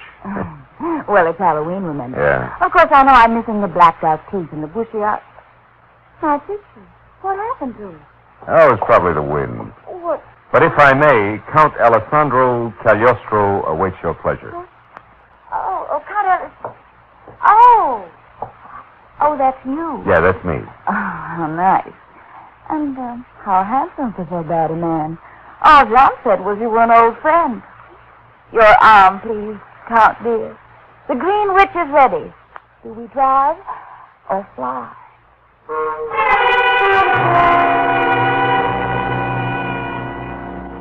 Satan himself couldn't have done a better job in the West Palisades Country Club. The building, which was long and pasted too close to the edge of the cliff that plummeted 200 abrupt feet to the churning sea below, was flooded in a sickly green light, while skeletons in the trees, hanging in the restless wind by their narrow necks, danced a shadowy jig to the accompaniment of the crashing surf. The long, narrow path which ran along the cliff's edge leading to the country club entrance was labeled Dead Man's Walk, and every 50 feet a life-sized dummy of an infamous man perched on the balustrade and stared blindly out to sea. Somehow, you couldn't quite laugh. However, inside, life was more pleasant. The lights were brighter, the costumes 5 parts fun to each part fear, and Madeline was a little prettier than possible. And when she marched me up to a grande dame who was dressed as Marie Antoinette, but who was wide enough to have also passed for 4 of the ladies-in-waiting, I couldn't make my eyes let go. Mr. Marlowe, Your Excellency. As a lady of the reception committee, I welcome you to our club. I said I welcome you to our club. Excuse me. Thank you. I'm sorry. I was looking for a friend, a beast with wings. Oh, that one. John's over there near the punch bowl. Has been ever since he got here. Over there, a giant-sized rum bottle for a costume. Quite appropriate, my dear. The only demon the gentleman on the inside knows is rum, believe me. And if it only... Oh, pardon me, newcomers. No wonder Marie Antoinette was executed. Hey, look, that man in armor, the one with the hump on his back, heading for the veranda. He's your every true. Gentleman's the notorious Duke of Gloucester. Historical hero. He looks perfectly ridiculous with that beach boy complexion. Yeah. And crew cut. Madeline, you haven't powdered your nose yet, huh? But it doesn't need it. Oh, yes, it does. Honest, honey, besides, I need a breath of fresh air. I feel faint. All around the town. If I fall down and break my crown, I'll bet I never spill a drop. It doesn't rhyme. No. Hello. How are you? It is not. I just fell down and broke my crown. But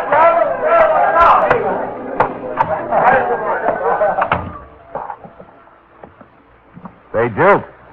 Yeah? Hey, Duke, I'd like to talk to you a moment, please. What? Talk to me? Who are you? Say, I can't tell. Your mask pretty good. Quite deceptive. Yeah, well, maybe I can help you.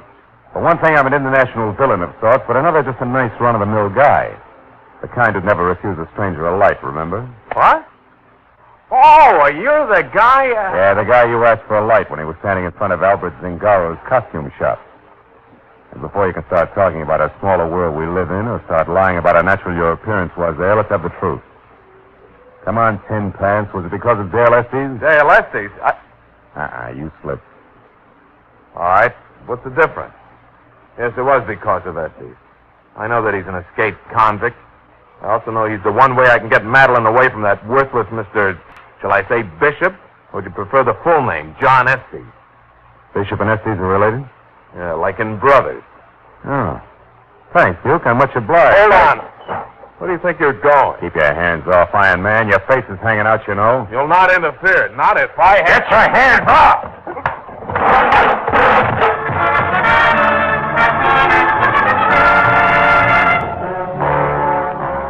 When I dropped the Duke of Gloucester, his face twisted in hurt surprise, and his suit of phony armor landed on a flagstone path like a truckload of tin cans with him in the middle. He was still clanking as I left him and went back to the ballroom where I spotted my client, the beast with wings at the punch bowl again, making himself even more hideous looking by pouring punch down a slit in his neck under a long papier-mâché chin. When I got close enough to speak his name, he spun toward me like I'd stuck a pin in him. What do you want? Hey, you're getting pretty jumpy, Bishop. You better take it easy. Also, you're getting a little thick tongue. Don't you think you're riding the punch bowl too hard? That's really none of your business, is it? Certainly is. This is my business, too. You hired me to protect you against Dale Estes. But you didn't say one word about Estes being your brother. How about it? Well, I didn't think it was necessary. How'd you find out? From your sunburned friend with the crew cut, the hunchback in armor. Oh? He's been checking up on you because he doesn't think you're worthy of Madeline. Oh, that's so. Mm-hmm. Where's Madeline now? I think a broom saddle, maybe. I don't know. Broom? Oh, yeah. I better go find her. Listen, I think things are going to be all right. You can take it easier from now on. What gives you that idea, Bishop? Well, nothing's happened so far. Maybe nothing will.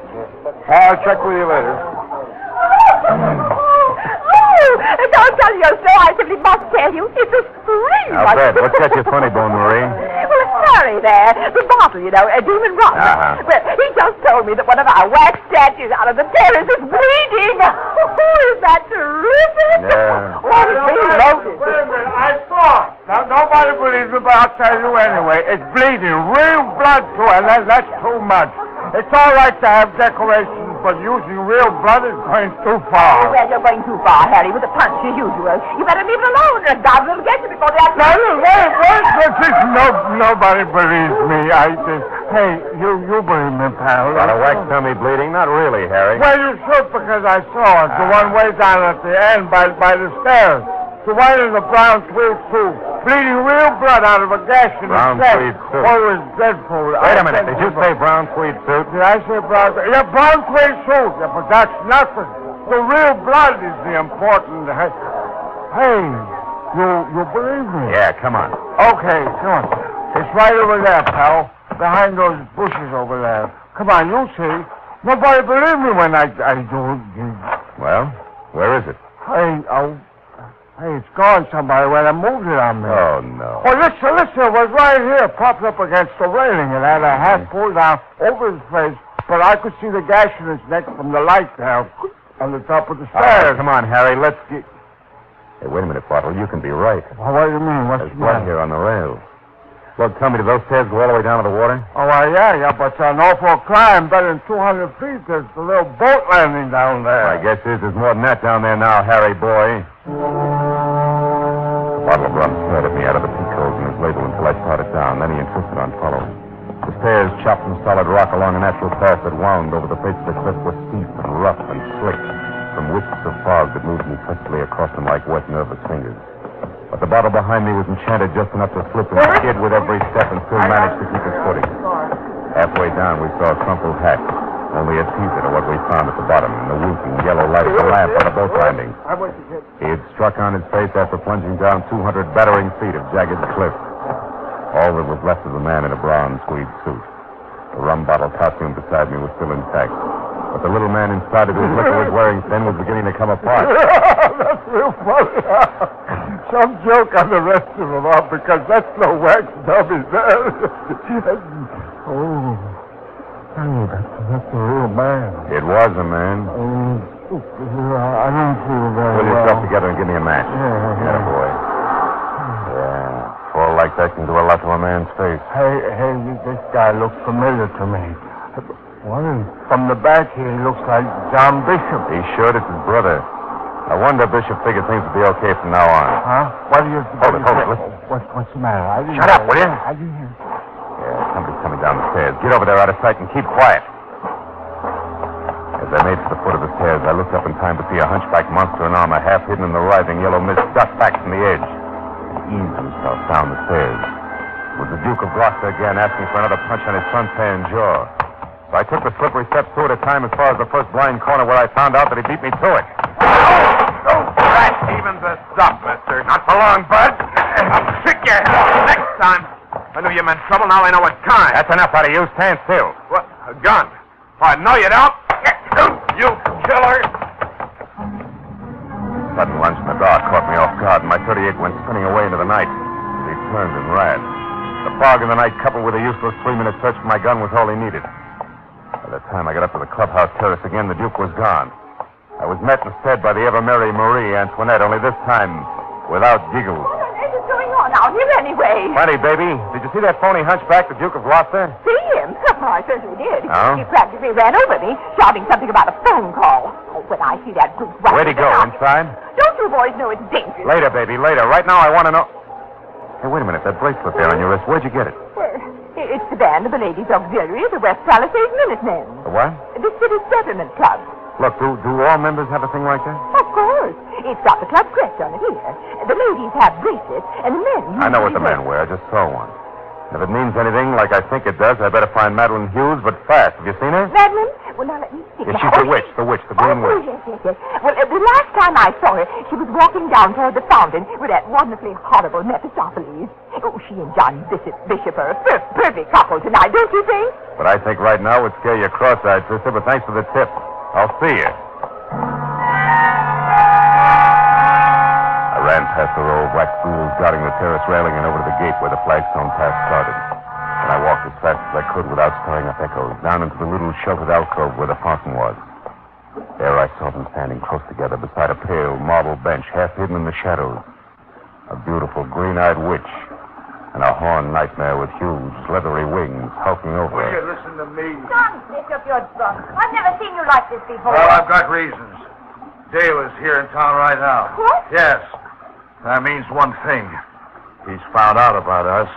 He knows what we did to him. Wait a minute. I didn't lie in court about him. You did. But you didn't object when you found out. Instead, you celebrated by getting engaged to me. All right, Johnny. You sorry? I played it the way I saw it. I've got me to worry about. But he went to prison with the idea that you loved him, Madeline. In fact, he was trying to get his hands on enough money to keep you happy when the cops caught him. Okay, I'm expensive. If he couldn't afford me, that's his problem. And his love, Madeline. Whose problem was that? John, what are you doing? John! I'm not John, Madeline. I've already taken care of John. I'm Dale. And you really are a witch, Madeline. So I'm going to strangle the life out of you like you did me. Cut it out, Estes. Stay back, you. Take one more step and I'll plug you. Just to laugh, Estes, because it won't do any good. You're trapped here. Yeah, well, I'm going to get you, Nosy. And then her. And after that, all I got to do is walk across the dance floor in there and out the front door. And in this rig, I won't even be noticed. You won't make it, sucker? No. Well, drop, will you? Your gun's jammed, sucker. Now what? Dirty lousy. Here. Take it. Oh! My shoulder and arm were numb from the bullet. And I could feel my shirt front getting warm and sticky as I tried to follow him. But the flagstone path was 10 miles long, and my legs were melting. I saw him go to the ballroom door, and I made it over to the side of the building for support. But I knew I'd never catch him. I looked in the window, and I saw him start across the floor. A garish horned beast with wings, shoving his way to freedom. A milling mob of prancing demons. I was passing out. I knew it. I tried to yell to stop him, but the crowd inside was going crazy, laughing and cavorting around the beast with wings, clawing at him, holding him, shoving him back from the door.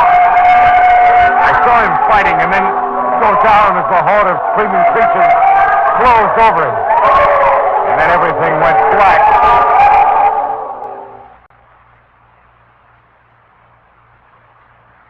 Marlowe? Marlowe! Are you awake, Marlowe? I won't stay long. I just want to thank you for saving Madeline's life. Oh, Duke of Gloucester, huh? Well, I'm really just Bruce Wiley. The doctor said... Doctor? What is this? Where am I? Santa Monica Hospital, Marlowe. You were shot, remember? 4 hours ago at the Halloween party? Oh, yeah. Dale Estes, he got away, huh? Got away? No, he didn't. I just came from police headquarters where Estes confessed. Want me to tell you about it? Yeah. As far as I'm concerned, I dreamed it. Well, Estes killed his brother, John Bishop, out in the terrace before the dance began. He traded his brown tweed suit for Bishop's Mephistopheles costume so he could move around inside. Yeah, that's right. Almost was caught there by little Harry, the rum bottle, remember? Mm-hmm. But when the coast was clear, Estes threw the body over the cliff and went in to dance in Bishop's Mephistopheles costume. Fine Madeline, yeah. Now, look, I know this already, but after he shot me, it was a cinch to escape. That's where it gets fuzzy. What happened then? Brother, as handsome a piece of irony as I've ever seen. The Mephistopheles costume that Bishop wore. Don't tell me.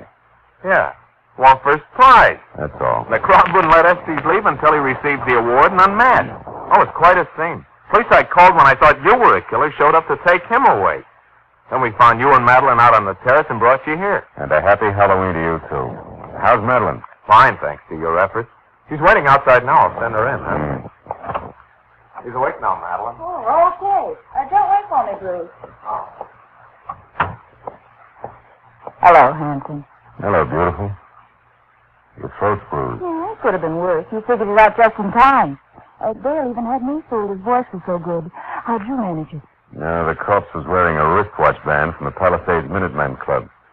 It gave me the switch. When I knew it was Dale in the costume, I figured his only reason for impersonating his brother would be to... And you didn't even have a gun when you cut in on him. That took a lot of nerve, handsome. Thanks. Don't mention it. Would you get the lights as you leave? Not so fast. You heard some pretty bad things about me tonight, and probably thought up a few of your very own. Matter of fact, I did. You got that kind of face. Cast spells. Gotta be careful with it, baby. Now, will you catch the lights on your way out, please? Wait a minute. I'm going to tell you something first. I've been scared into me tonight, and I've been thinking things are going to be different from now on. Yeah? Who's next, Bruce Wiley? I haven't decided.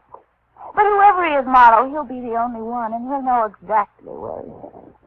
Does that help? I'll have to see it happen first, baby. Okay. I'm going to wait for a while, but I'll be back. Watch for me next Halloween. Yeah, will you catch your lights? I'll catch the lights on the way out.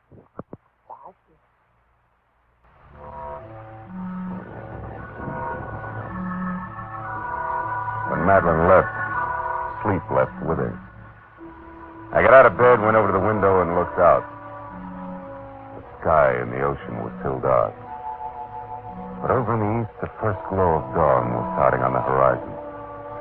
And the goblins flew screaming into the mist until next Halloween. At that moment, something moved across the fading moon. Something that looked very much like a beautiful witch, with hair red as the sunset, and cold green eyes. And then I saw something else on the white sand of the beach. A discarded witch's costume in green, and beyond it, just for a moment, I thought I saw Madeline leaning against a rock and looking out to sea. I never found out if it was Madeline or not. Because then the sun came up, and she and the costume and the night were gone.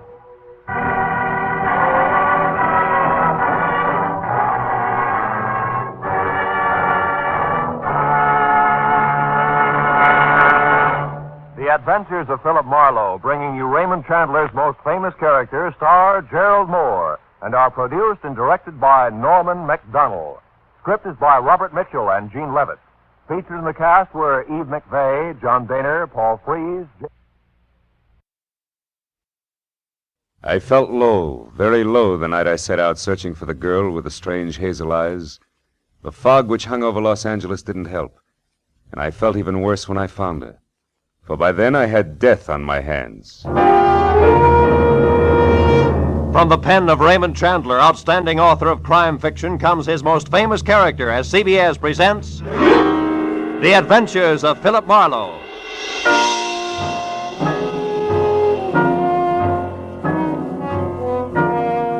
And now, with Gerald Mohr starred as Philip Marlowe, we bring you tonight's gripping story, The Persian Slippers.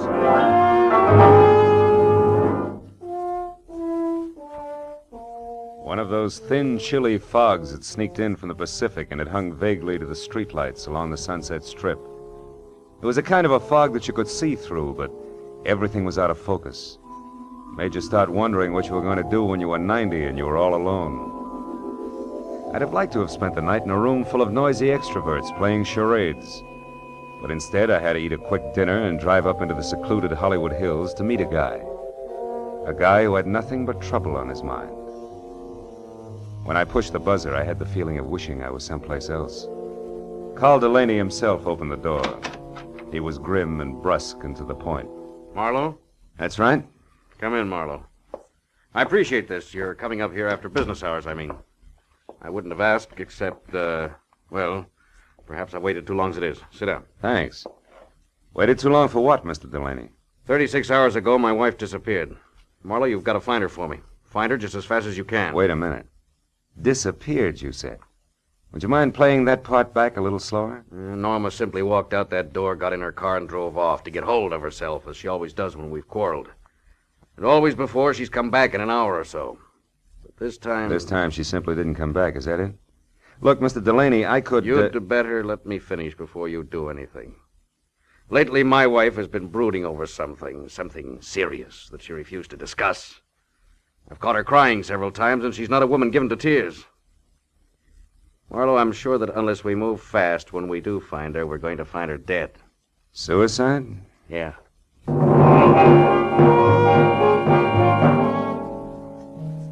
With his thick, blunt hand, Delaney reached for a color portrait lying face down on the table and gave it to me. I looked and saw the face of a dream.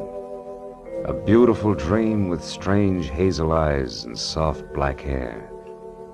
I felt Delaney watching me as I glanced up in time to catch the fading end of a very ugly expression on his face.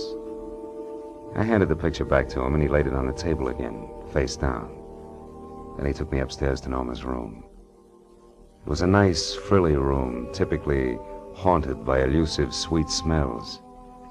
There was only one incongruous note.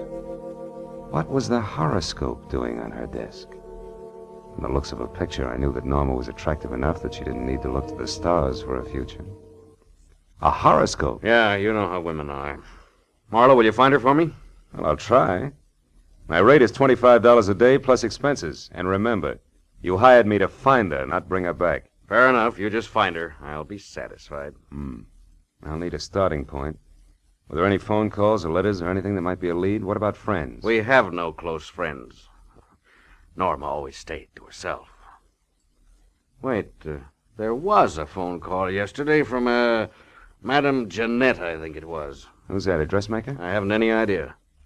She wanted to speak to Mrs. Delaney. I told her Norma was out, and she asked that my wife call her when she got back. That's all there was to it. Anything else you can tell me? No. No, it's not much to go on. I'll see what I can do, Mr. Delaney. I'll be here all night, Marlowe. Call me if you need anything. Yeah, I'll do that. Good night.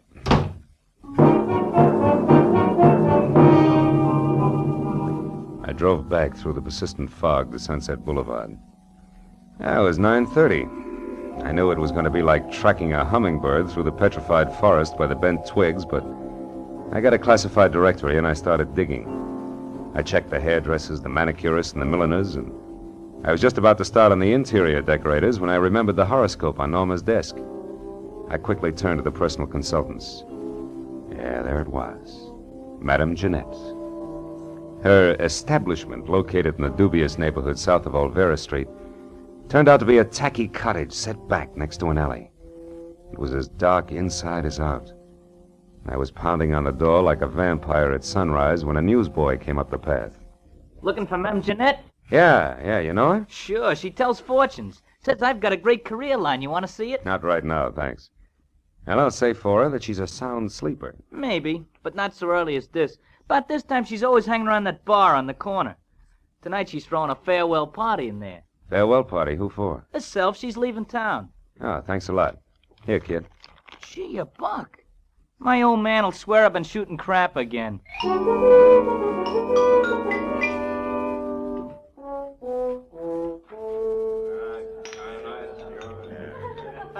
Give me another one, Charlie. Not every night I say goodbye to my dear old neighborhood. Muscatel again, Jeanette? Yeah. Did I say dear old neighborhood, Charlie? I think you did, Jeanette. Must have had one too many then. Because of all the low, flea-bitten row of shacks I ever lived in, this is the new low. Ah, Jeanette, that's no way to talk. You hurt my feelings. Pinky, there ain't nothing like a little beer to soothe hurt feelings. Yeah, you said it. Jeanette, can I have another? Yeah. Charlie, give Pinky another. This is his last. The last? I thought you said it was a farewell party. You with all your dough. This dough's to get me out of this rat trap of a town, see? It's the last I want to see it of it in all my life, see? Yeah, Another muscatel, Charlie. Hold on a minute, Jeanette. Hey, what'll it be, mister? Something just a bit drier than muscatel. Say, Scotch? It's on me, mister. It's my party. Well, well, this is indeed a pleasure. You're the Madame Jeanette, aren't you? Yeah, why? You're all of 20 years younger than what I expected. Probably the life I lead. Hey, wait a minute. Why should you be expecting anything about me? I don't know you. Perhaps not, but I know you. From where? Oh, you're more famous than you think. Your reputation has spread far beyond Old Vera Street. In fact, it's gone up as far as the Sunset Strip, Madame Jeanette. No kidding. How would you kid a fortune teller? Don't you know all, see all, and tell all? Well... And judging from that Spanish shawl, your Hungarian skirt, and those embroidered Persian slippers, I'm beginning to think your fame is not only local, but international. Say, you're beginning to make me feel like I shouldn't be giving up this racket after all. Giving up fortune telling? No. Yeah. I'm leaving town on the midnight train. Gonna spread my talents all over the East, and I'm not coming back. Don't tell me your crystal ball has laid a golden egg. So to speak, yeah. I come into some lettuce. Suddenly. That's always nice.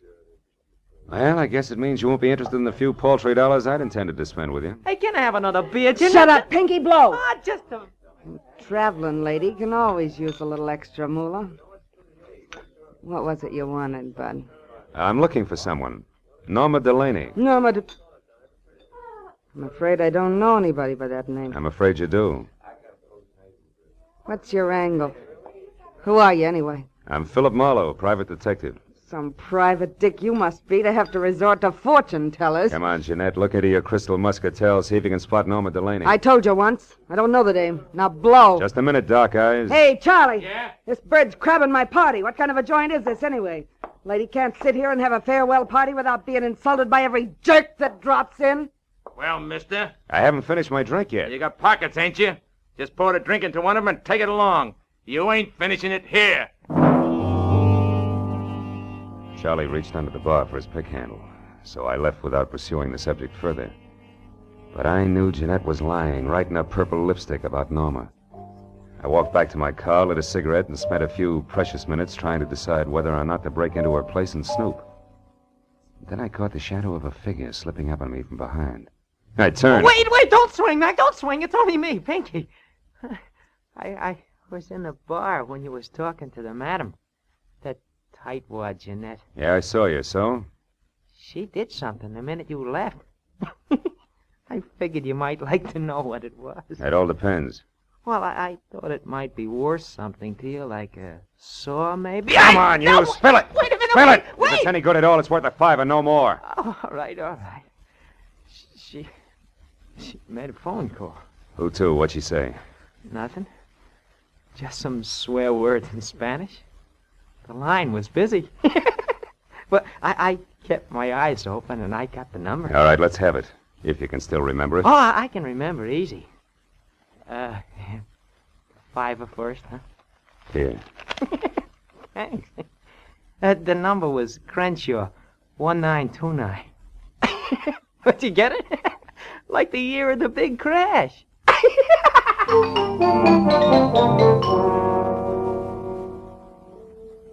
Thanks to the thirst of an underweight lush, I wasn't at the end of my rope yet. I drove as far as the nearest drugstore, dropped a nickel in the slot, and dialed.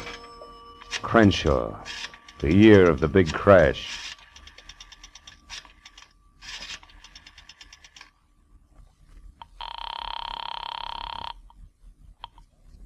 Hello? Hello, let me speak to Norma Delaney, please. I'm afraid you must have the wrong number. Look, you, I'm trying to locate Mrs. Delaney. I suggest you help me. How did you get this number? From a client, Mr. Carl Delaney. But that's impossible. Let's stop sparring. We can save each other a lot of wear and tear if we get together and talk this over. Maybe you're right. Yes, that sounds sensible. I'm at the Beechwood Apartments, number 4. Check. I'll be right out.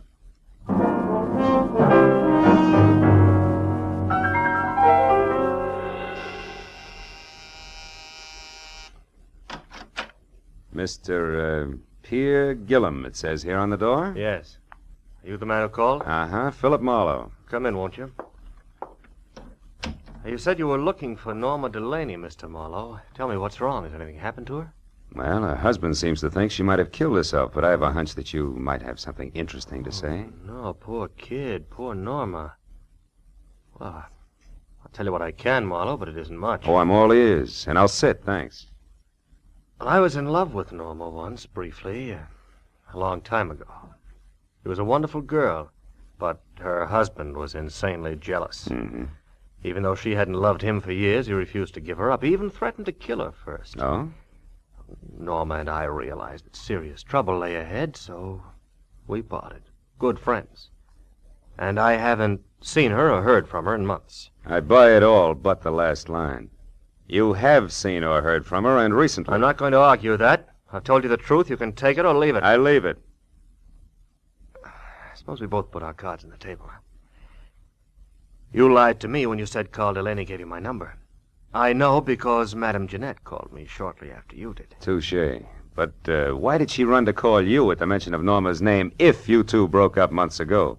And incidentally, how did that ersatz oracle Jeanette get mixed up in this in the first place? That is a long story, Marlowe. Good, I like long stories. I'll bet it begins just for a lark. Norma and I went down to Olvera Street once to have our palms read. Yes, that's exactly how it started. Madame Jeanette was an unusual woman, a character, you might say. Uh-huh. Well, we became friendly with her. Norma got quite sentimental about her. One day we made a sort of pact. If ever either of us was in trouble and needed the other, we'd go to Madame Jeanette or get a message to her. She would notify the other. So when I walked in asking for Norma, the madam assumed she was in trouble. Right. Called me immediately because she herself was leaving town in less than an hour. I know. Well, Mr. Gillum, it's all very interesting, but it's getting me no place. Thanks. If I need you again... No, wait, Marlowe, don't go. I know a lot of details about Norma that I'm sure will be helpful.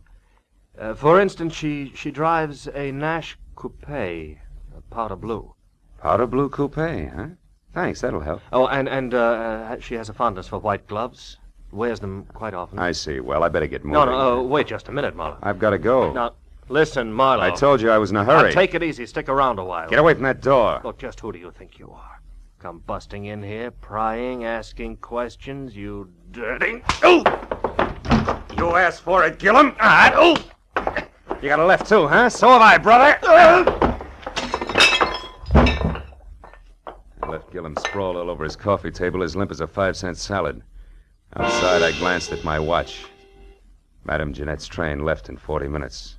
I ran through $22 worth of red lights, getting down to a cottage because I was sure Gillum's attempted stall was tied in with the departure, but I couldn't figure out why. That is, I couldn't until I switched out my lights and coasted to a stop in front of her place. Then I saw it. Half hidden in the shadows back of the house sat a powder blue coupe. I got up on the porch close to the front door and listened. Jeanette was talking to a woman. I couldn't catch what they were saying, but one thing was certain. The woman was Norma Delaney. All at once I realized the talk had stopped. That was my cue. I shoved open the door and went in. Jeanette sat at a table alone, facing me. Well, Mr. Marlowe, you've returned. What is it this time? I'd like my fortune told. Yeah? Now listen close, Gumshoe. I'll make this a short and snappy reading because I'm catching a train in 15 minutes. There's a woman very close to you. In fact, she's right behind you, sucker! What? Oh!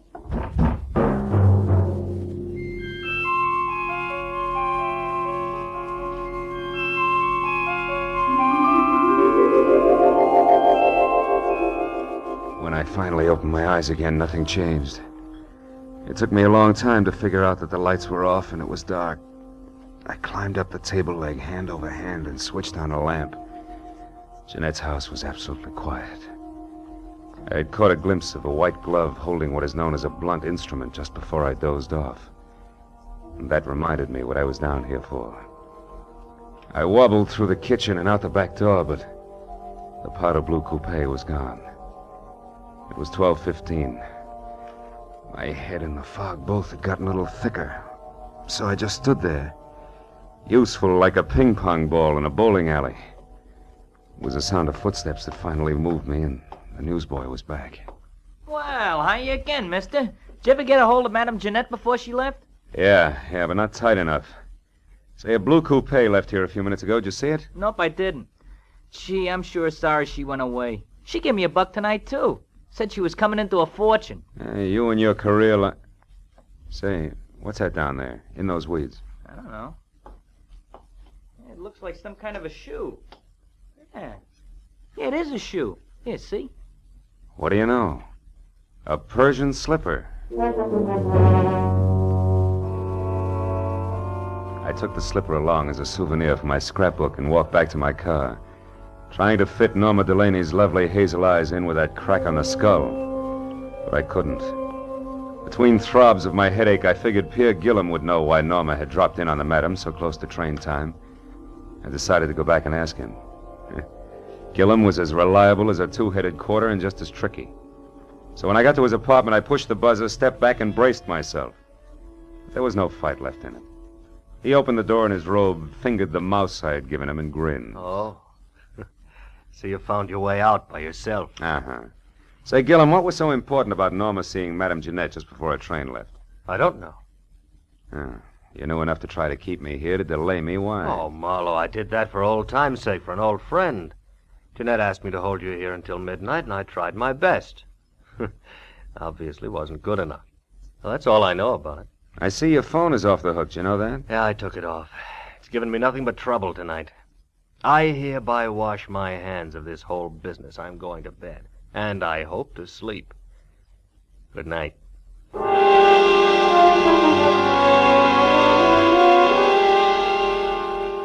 I envied him and left to call my client, Carl Delaney. He said he'd be in all night, but the phone kept ringing and ringing, and no one answered. I suddenly got a very creepy feeling. And 20 minutes later, I pulled to a stop at that small but elegant house. The lights were on, and I saw the powder blue coupe in the garage next to Carl's big black sedan. I ran up the steps. The front door was ajar, so I went in. I found Carl Delaney in front of the fireplace, face down on the floor, dead.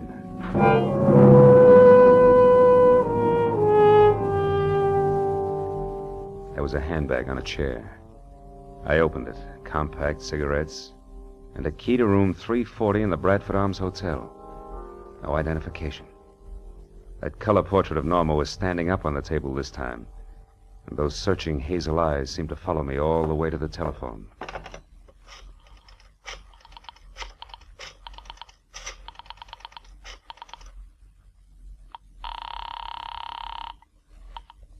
Lieutenant Ibarra speaking.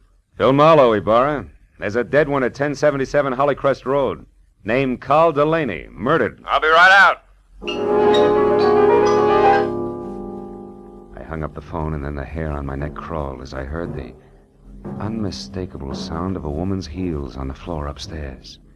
I ducked behind a door as the heels clicked down the steps. And then she entered the room.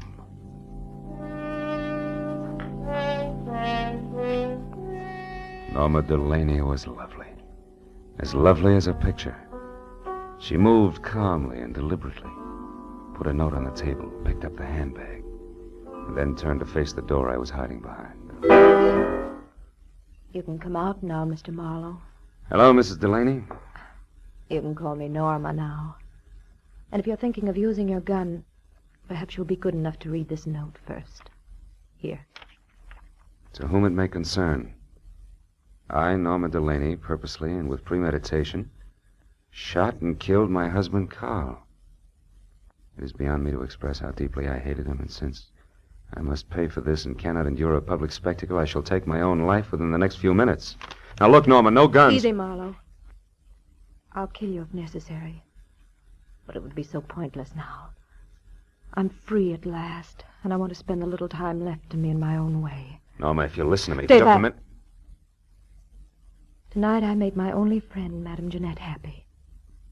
And I killed a man who needed killing. Something good, something bad. So I'm quitting, even up. What do you propose to do with me? You mustn't try to stop me, Marlowe. See that closet? Mm-hmm. Get inside. And careful how you move your hands. Turn around to the wall. That's it. Marlowe, I'm sorry I had to hit you with Jeanette's tonight. Goodbye.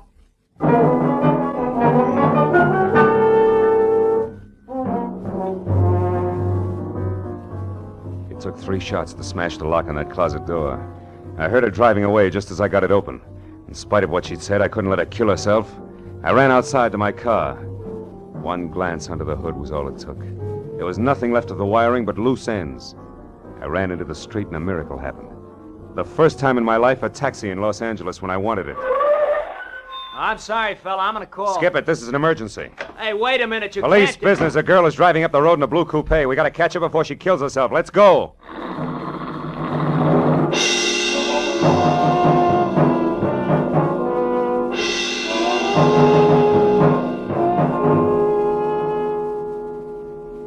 I think I saw taillights just then. Yeah? Can't you go any faster? Not on these curves, brother. I got a wife and kids. Okay, fella. We'll be at the top of the hill when we can get around the next bend. We should spot her then. Yeah, you can see the whole road down the other side.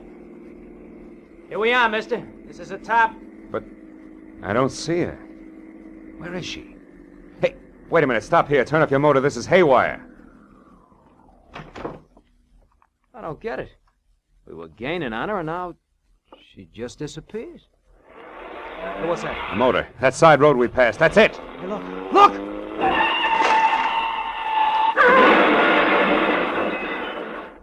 Holy smoke.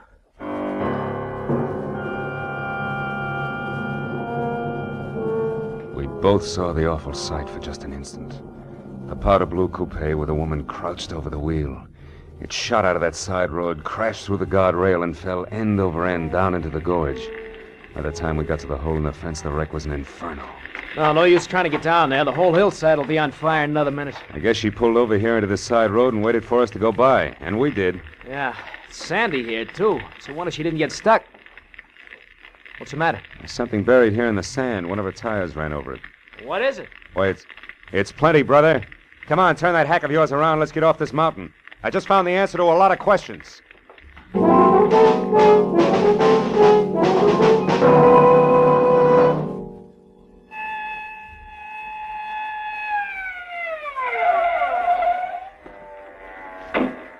That you, Marlowe? Yeah, Lieutenant. We found the body and the wife's suicide note. And one of the boys spotted that fire up on the hill. What is it? Car went off the road. An accident? Or the suicide? Just a little of both, Ibarra, but we'll talk later. Right now, we got to go to the Bradford Arms Hotel on the double. And please, no siren. The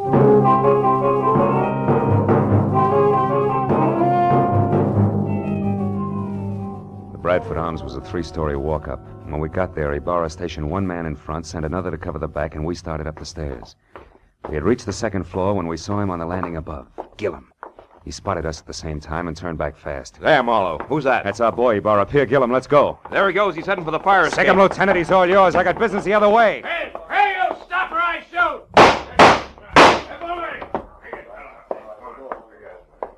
Room 336, 38, 340. It's all over now. You better drop the gun. Please, it's been neat so far. Don't mess it up. Come on, beautiful. Drop it. That's better. Well, Marlowe, I got him. I had to wing him to bring him down, but here he is. And the lady must be... Yes, Lieutenant. The lady is Norma Delaney. The girl who wanted to kill her jealous husband and then commit suicide, but didn't want to die doing it. So she used someone else's body, Madame Jeanette's, which was a logical choice because Jeanette was blackmailing her. Thus, 2 vultures with 1 stone, leaving 2 lovebirds free to fly away together. Right, Norma?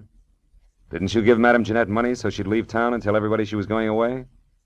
Yes, I did. That way the body wouldn't be missed, huh? Yeah.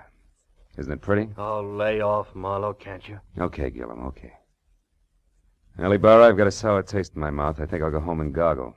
Anything else you need? No, I guess not, Phil. I've had all that's necessary. Wait. Just one thing. How'd you get inside this setup? How do you find out it was the dead Madame Jeanette who went over the cliff, instead of the very much alive Mrs. Delaney here? Well, Jeanette had on a pair of Persian slippers, Lieutenant. One fell off down at her cottage where Norma murdered her and put her in the trunk of the car.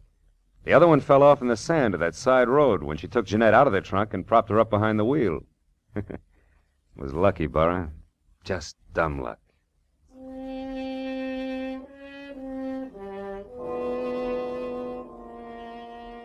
I took a walk later. A long walk. All by myself. Through that thin, empty fog in the dark, empty streets. A pair of hazel eyes and a pair of Persian slippers went round and round in my head. And for some reason, I kept thinking, a pair of Persian slippers has two soles and two heels. And it's hard to tell just exactly where the one becomes the other.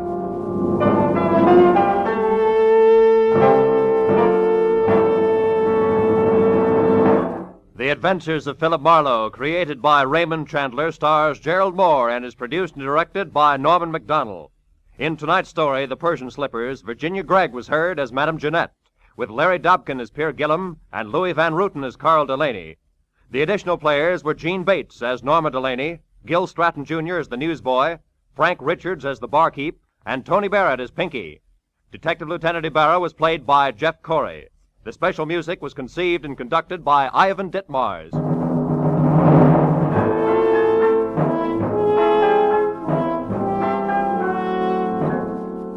Be sure to be with us again next week at this same time when Philip Marlowe says... Sounded good, real good. A weekend at Malibu, expenses paid with a cash bonus thrown in. But that was before I knew about the henchman, the redhead, and the corpse. These three and a white Panama hat ruined it all for me.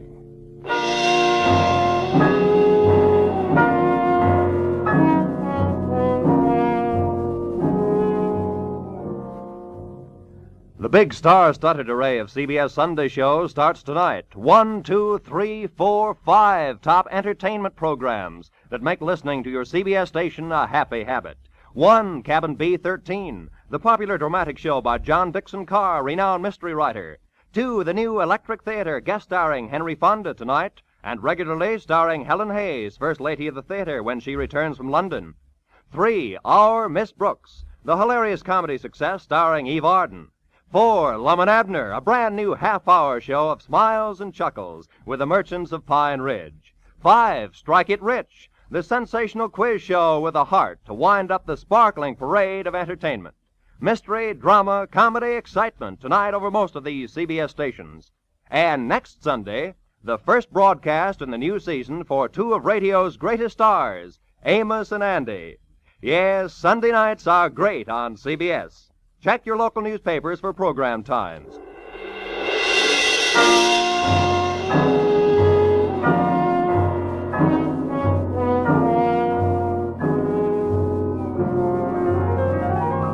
This is Roy Rowan speaking for CBS, the Columbia Broadcasting System.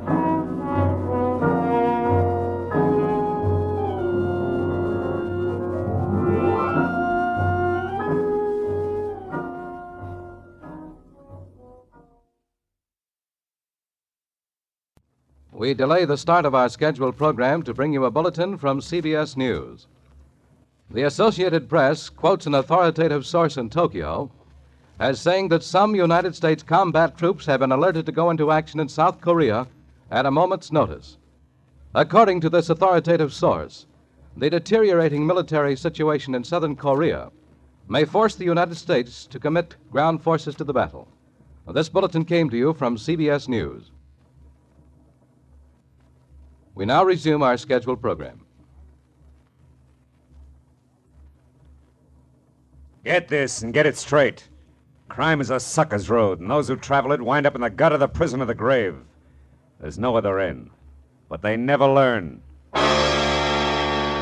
Wrigley's Spearmint Chewing Gum, the refreshing, delicious treat that gives you chewing enjoyment, presents for your listening enjoyment Raymond Chandler's most famous character in The Adventures of Philip Marlowe.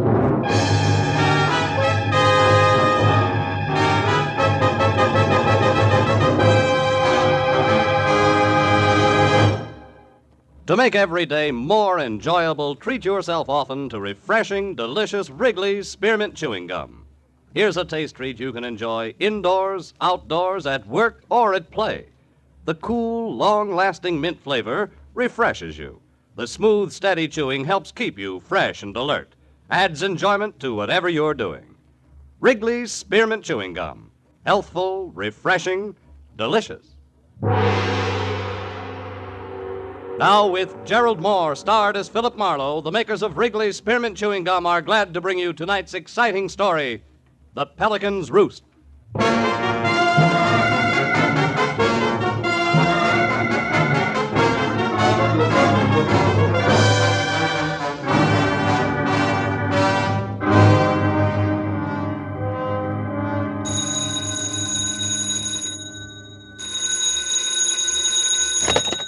Hello, Marlowe speaking. Phil, thank heaven you're home tonight.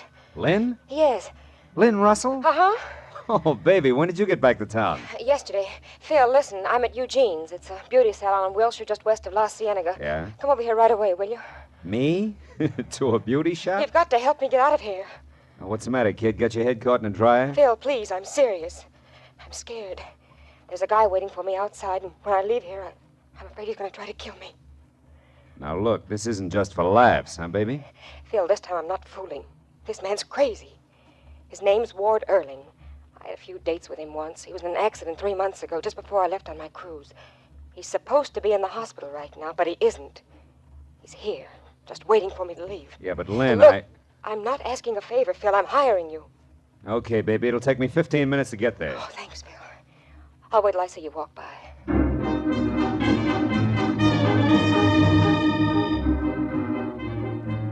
I drove out to Wilshire Boulevard and kept telling myself that I could trust Lynn Russell. Why? Because I like her. She was a glossy brunette, born with all the natural equipment of a top model and a covey of oil wells in her own name. She rushed at life, but she'd always been smart enough to stop short of real trouble. Well, it was 9:30 when I got to the section of Wilshire's Miracle Mile that housed Eugene's beauty shop. I drove by, saw no one outside, so I pulled into an alleyway, parked, and walked back slowly. As I passed in front of the show window, I winked at a gilt mannequin with purple hair. And when I heard the door open behind me, I stopped and lit a cigarette.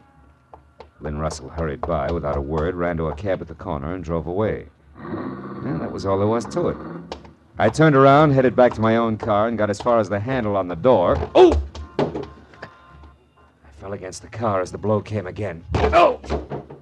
It made syrup of my legs. I oozed down onto the pavement and stayed there. I know you. You're Marlowe, the private detective. Okay. So I'm Marlowe. Well, let me tell you something, Marlowe. I've spent 3 months flat on my back because of an accident that wasn't an accident. I'm going to get even with her, you understand? I don't care what it costs. Palmer Sloan or anybody else can hire a dozen like you, and it won't stop me, so stay out of my way. I climbed up my front fender hand over hand, got back on my feet. In time to catch a glimpse of a new convertible emerald green with what must have been Ward Erling at the wheel. Well, it was no use trying to follow in the condition I was in, so I headed for Lynn's place with all my windows open. The cool air helped. I pulled up in front of a wrought iron arch labeled Garden Court Bungalows and followed a flagstone trail back to number 4, which was Lynn's. I felt almost normal again, until I saw her front door. It was standing half open, framing a man against the dark interior who was trying his best to see inside. This time the advantage was mine, and I took it. Take your hands off me. Get inside. Oh, just a minute. Get in. Now turn on the lights. Lynn! I doubt she's home. Miss Russell is not in the habit of sitting around in the dark. Oh, you know her habits, huh? I do. And you? I know she has bad taste in men. I wonder if I should resent that. You don't qualify. What are you to Lynn? When she wants someone to help her lift a martini glass, she calls on me. We've been going on like that for years. Just tell me your name, Junior, and he's off on the small talk. My name is Sloan, Palmer Sloan. Now it's your turn, Mr. Muscles. Never mind. Lynn! Lynn! By what right are you snooping around like this? Just who are you, anyway? Here. Here's my card. Lynn hired me tonight. Oh. So you're Marlowe the detective? Yeah, Marlowe the detective. Any idea where she is? It's important. None whatever. I had a date to meet her here, which never means very much to her. Why did she think she would need you tonight? Because she was afraid of a guy. One who gave me a crack on the skull, and incidentally, doesn't think much of you either. Oh? Ward Erling. Ever hear of him? Erling? Yeah. Well, yes. But Erling's still in the hospital. He met with an accident, you know, something about brakes slipping on a car, and he was crushed. Accident's not what he calls it, and he's got a gun, just for emphasis. What's his connection with Lynn? Oh, help yourself, Marlowe. Lynn won't mind. Get your snoot out of that glass and answer me. She discovered him, like all the others. That sculptor 2 years ago. And the cowboy, Tex Harrison. Early last year was the fellow with the racing boats, and so on. They are hobbies, fun and games to Lynn. She's got too much energy, far too much. What's the difference with Ward Erling? Well, he fell in love with her. Oh. It was charming. And then he wouldn't be brushed off, told off, or bought off. She tried them all. So? She left. Ran out, took a cruise. He wanted to marry her, simply wouldn't take no for an answer. Imagine that. Those two belonged together like scotch and kerosene. You know, you sound a little like you're in love with her yourself. Maybe I am. Oh. But I know my quaint little position in her life. I'm her errand boy, Marlowe, nothing else. And you don't care how dirty your hands get? What do you mean? Skip it. Now look, errand boy, her life's in danger. Right now, I've got to find Ward Earling in a hurry. Any good ideas? You might try the 4-bell jump in Santa Monica. What's that? It's a jive joint on the waterfront at Surf and Wilshire. That's where Lynn dug that character up originally. He's a musician? If you want to call it that. Some do.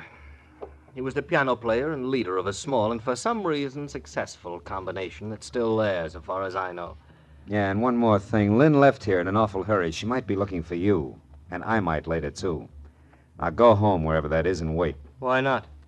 Oh, it's 210 in the Beekman Plaza. 210, huh? And if my apartment doesn't answer, try the bar.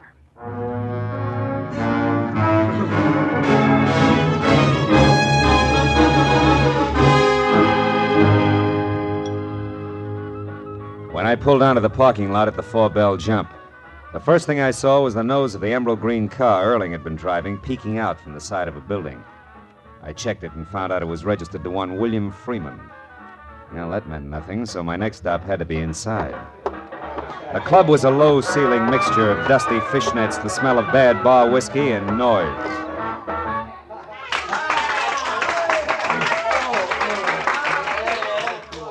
The band had just finished a set, climbed off the stand, and drifted out to join the customers. I saw the name Howdy Bub Freeman stenciled on the bass drum. He was a flyweight who carried most of it on an oversized head equipped with a pair of protruding yellow eyes. Stuck out even further when I followed him out into a back room. Hey, Bub. Yeah? Is that your car on the side, the green one? Yeah, brand new. Nice, huh? Too nice to loan out. Better come again. Where's Ward Earling? I thought he was the piano man here. Ward, he used to be. He's in the hospital now. Had a bad accident a while back. Who says it was an accident? What? It was an accident. I say so. Of course it was. I saw it. The brake slipped in his car. It rolled down an incline, pinned him against a wall. Is that so? Who says he's in the hospital? I do. Hey, look, what's your grift? You're a liar, Bub. Earling borrowed your car tonight. Man, you're dragging me. I'll see you around. Come back here! Look, I got no beef with you, mister. Where can I find Ward Earling? Why don't you go off somewhere and drop dead? Where is he? Come on, little man, before I shake it out of you. You look like you shake awful easy. Where's Earling? Wait a minute. I don't know. I swear I don't. I don't care if he used my car. I didn't know it. He's a bring-down, a spook. Keep going. He blew his cork over some society doll. It practically wrecked our combo we've been working 5 years to build up. Also, it broke the heart of one very sweet kid. Maxine's so gone, she'd scrub floors for Ward, and he couldn't see it. I'm disgusted with him. Maxine who? Where can I find her? Now look, little man, do I shake some more? Maxine Majesta. That's better. She's inside at the end of the bar, blonde in a blue dress. Take it easy, will you? She's a good kid. So am I. We'll get along fine. I'll see you, Bub.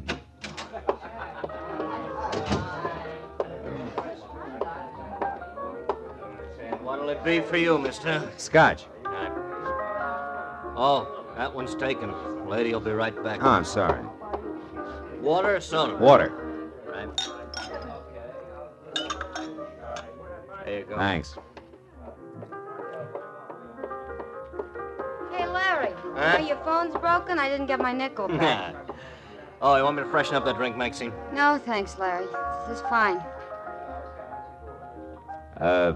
Maxine, Yeah?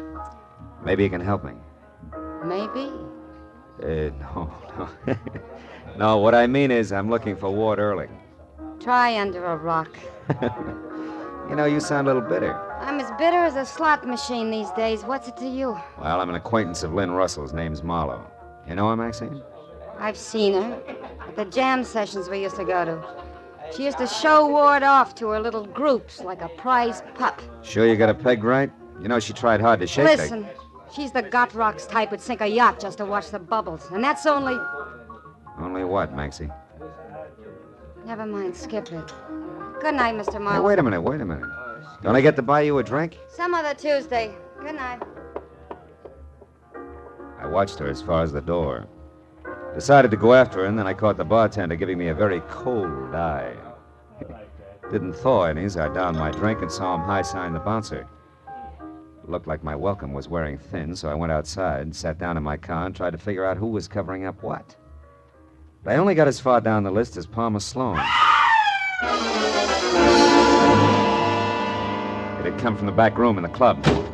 I was a poor third in getting to him. A waiter in a white apron and the fat sax man both beat me. Over here, Manny. Here. Hey, it's Bob. Bob Freeman.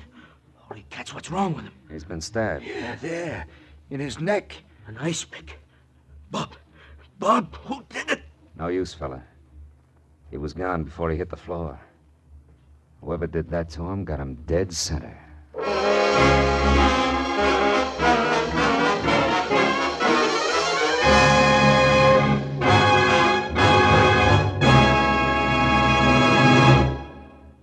To make every day more enjoyable, treat yourself often to refreshing, delicious Wrigley's Spearmint Chewing Gum.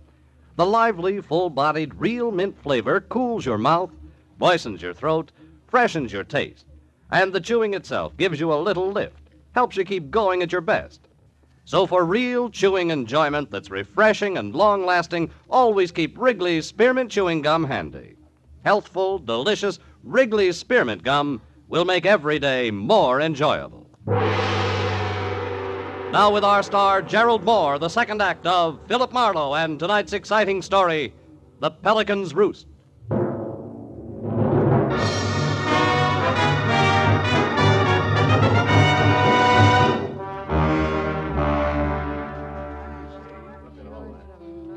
Howdy Bub Freeman was face down and dead.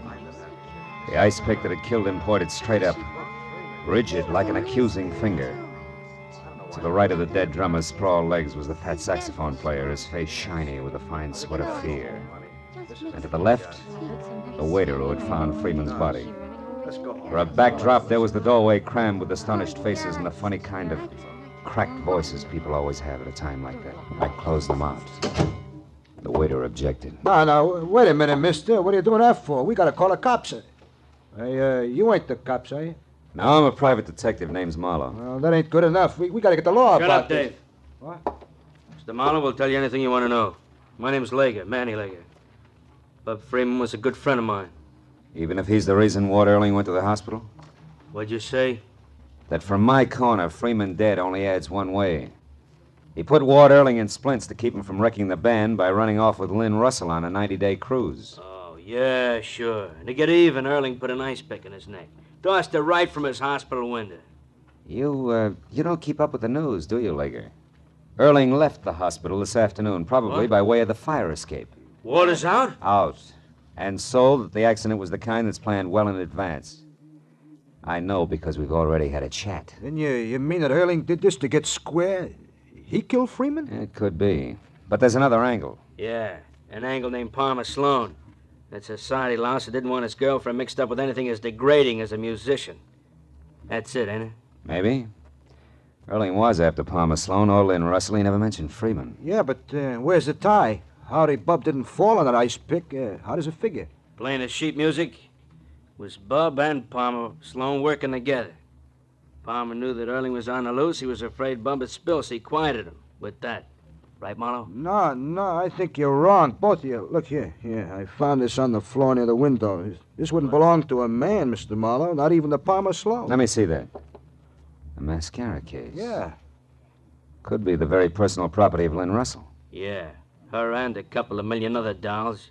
You can't hang her on that. Every gal carries mascara. Hold it, will you, Lager? There's a trade name on this case. Eugene, Wilshire Boulevard, Beverly Hills. So what's that prove? May prove you wrong, Lager. I'll see you, boys.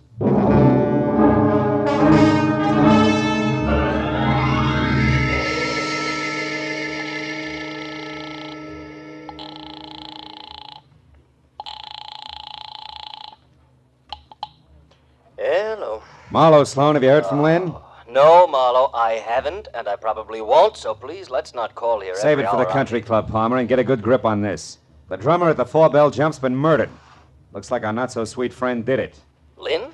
Oh, you're out of your mind. Yeah, I'm out of my mind. Now tell me, if she did this, have you any idea where she would head? Well, no, Marlowe, no, I don't. The boat is tied up. Her car is in the garage for repairs. Okay, suppose she didn't take a car or a boat. Would it be by... Hey, wait a minute, Sloan. What was that about a boat? Is it a yacht, maybe?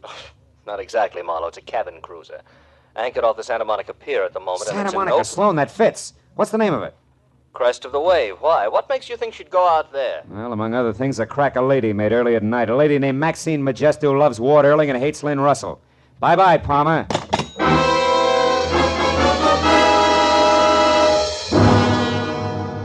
I made it to the fog-veiled Santa Monica Pier in less than 10 minutes. Then was another 5 getting out to the breakwater that joined the end at right angles to form a protecting L for the 50-yard boats moored within. Boats that ran from the kind of sleek yachts that good girls stay away from to a leaky rowboat with a rusted outboard labeled Faithless. And all were moored in a series of slips connected up front by a narrow, wet catwalk that did not have a guardrail. Except for a quiet old man with his pipe and pass, the end of the pier was deserted. No light showed on any of the boats. When I'd gone along the catwalk as far as the crest of the wave, a neat chrome-finished 50-footer, I had a clammy, uncomfortable feeling that said I was too late. But that disappeared in the next minute when I spotted Maxine Majesto standing alone on deck. Her blonde hair damp and flat to her drawn, glistening face. A face that didn't brighten at the sight of me. Marlowe, what do you want here? Lynn Russell. Have you seen her, Maxie? Lynn? No. No, I haven't. But you are waiting for her. No. Why would I... You mean you always come out here nights? It's good for a girl's hair. Is that it, baby? Marlowe, stay out of this, please. So you can get to her alone? No, Marlowe, so I can get to her alone. Whoa, Don't budge an fine. inch. I mean that, Marlowe. This thing goes off real easy. Now, where is she, Maxine? I don't know. Oh, Ward, I knew you'd come here after her. That's Never why... mind that. I want Lynn Russell, Maxine. Why? Why, darling? Oh, Ward, aren't you through with her yet? Didn't you do enough to you? She and that Palmer... Stop it. Just tell me where she is. Keep those hands up, Marlowe. I had an itch. I'll ask permission next time. Ward, listen to me. What difference does it make where Lynn is? She doesn't love you. She never did. You were a 5-minute intermission. But us, we're different. We were in love, Ward. We had everything. I'm only after one thing, Maxine. Now, where is she? Ward, please forget her. Come here. Get my arm. I'm gonna break it unless you tell me what I want to know. The guy who runs the hamburger joint on the other side of the pier saw her here, Maxine. And for the last time, where is she? All right, stop it. She's at the Pelican's Roost. Nice going, Adonis. You got your answer, didn't you? Yeah. Just like I'm gonna get Lynn Russell. Hooray. State'll be overjoyed.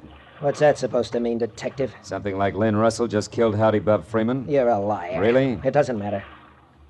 If it's true, I'll just be a little harder on the fine lady. How hard can you get, kid? Hard enough. Oh!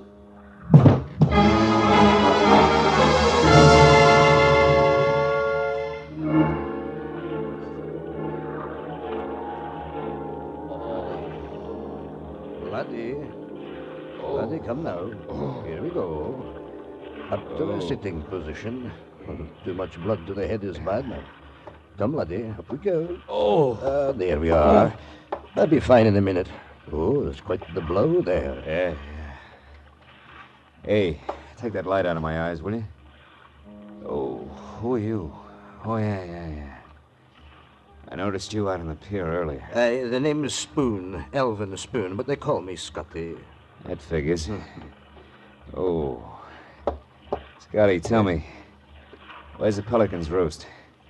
Was it a nightclub or what? A nightclub? Oh, no. It's far from that. How far? What is it? The Pelican's Roost is the old fishing pier.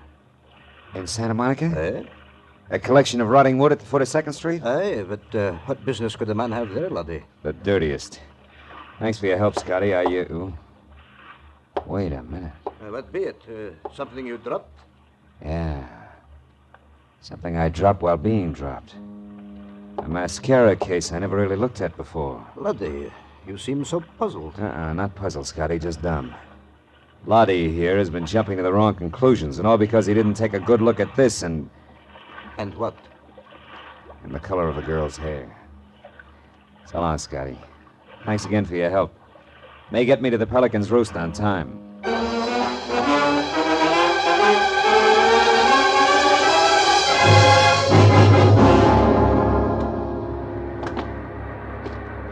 The nickname for the cockeyed assortment of barnacled pilings that complained with every surge of the sea and complained again with the undertow that always followed was no misnomer.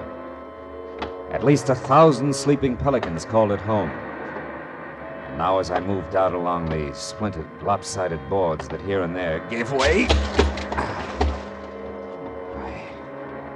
I tried to be careful, not to wake too many of the birds and stir them to flight, because that would give me away. But the heavy, clinging fog and the waves crashing over the jagged, jutting rocks below were on my side. I made it out to within 20 yards of the end of the pier without being seen. There I slipped my .38 out of my shoulder holster and went forward, a slow foot at a time, until I saw Lynn Russell. Alive and alone, huddled near a slick, oily piling, a face in her hands, a body trembling with her tears. What I didn't see was the man who had come up beside me and taken aim. Oh! My hand! How dumb can one man get, Marlowe? A beating on the sidewalk, a beating on the boat, and now this. Third time's a charm, Adonis, haven't you heard? Oh, Phil. Phil, your hand, it must hurt terribly. Don't waste your sympathy, Lynn. The gentleman here thinks you're a killer. He thinks you knocked off Howdy Bub Freeman because you and Bub planned my accident, and you were worried about Bub talking too much. Phil, how could you believe that? Oh, it was real easy, Lynn. You had the motive, and that plus a box of mascara that came from your beauty shop just about sold me. I don't understand. What about the mascara? Well, it was found near Freeman's body. But it wasn't until a few minutes ago that I found something else. The mascara is brown, and that fits a blonde, not a brunette. What are you trying to say, Marlowe? My guess is that Maxine Majesta's that blonde. She happens to use the same brand as you, Lynn. It's a good guess, Marlowe. Maxine. Swell guess. I did kill Bub. We both planned your accident, Ward. Bud because he didn't want you to ruin everything you two worked so hard for, and I because I'd rather have you in the hospital than with her. Stay back, Maxine. He has a gun. So do I, but I'm still a hit. You see, Marlowe, I got here before you did. I've been watching them. He had all the chance in the world to shoot, but he didn't, and he won't. And that's why you only got shot in the hand. He's not a killer.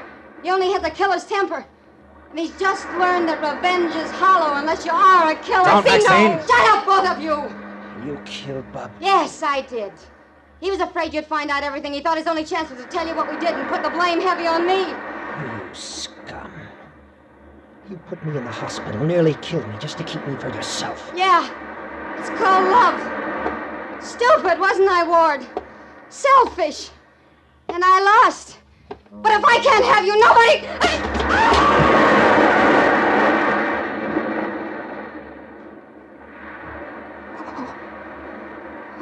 Phil. She hit those rocks. We've got to get her. Not a chance. Wouldn't do any good if we did. Give me that gun, Erling. Marlowe, Never mind this speech. One back to the hospital. Get out of here. Yes. All right, Marlowe.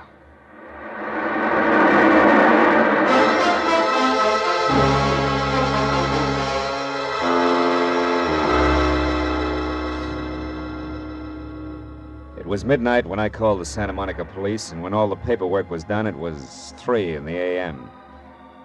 Lynn and I drove by the old pier and sat looking at the rotten timbers. Tried not to talk about the poor kids somewhere underneath them. Lynn, Yes, Phil. how do you feel about everything? I don't. Just numb. Maybe that's the best way. Numb. Anesthetized. Insulate our hearts, our sensibilities. That way nothing can get to you. Yeah. Then just as we think we're all snug in cotton wool, life explodes the insulation, the heart ends the anesthesia, and we're back grabbing at brass rings. Phil, I want to go home. Okay, kid. But remember, there may not always be a way home.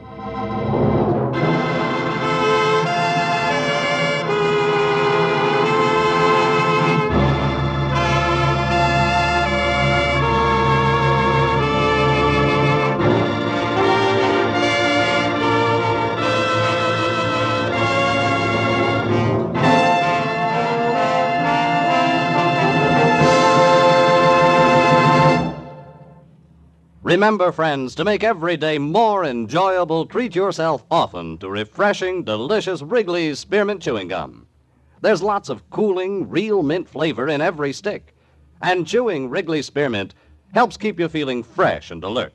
You feel better, work better, get more fun out of doing things. So indoors, outdoors, wherever you go, keep some healthful, refreshing Wrigley's Spearmint Chewing Gum handy. To make every day more enjoyable, treat yourself often to delicious Wrigley's Spearmint Chewing Gum.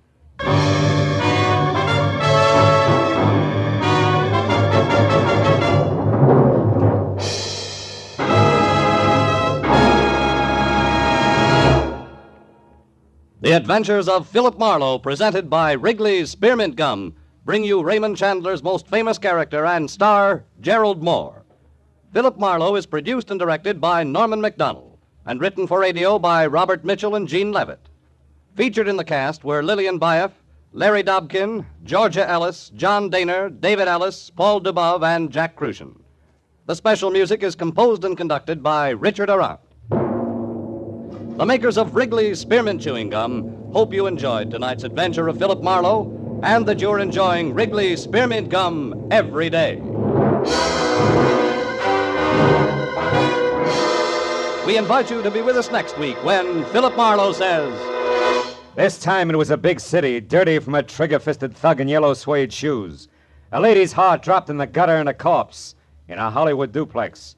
But in the middle of it all and setting the pace was a sweet little girl from Pumpkin Center, Kansas.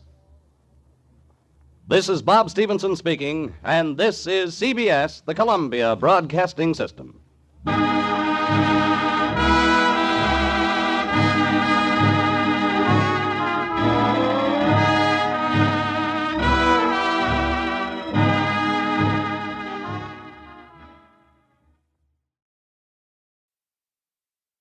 Get this and get it straight.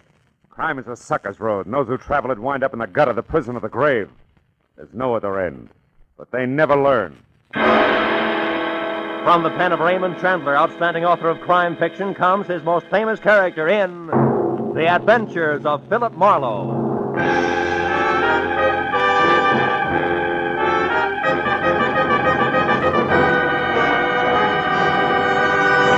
Now, with Gerald Mohr, starred as Philip Marlowe, we bring you tonight's exciting story, The Final Payment.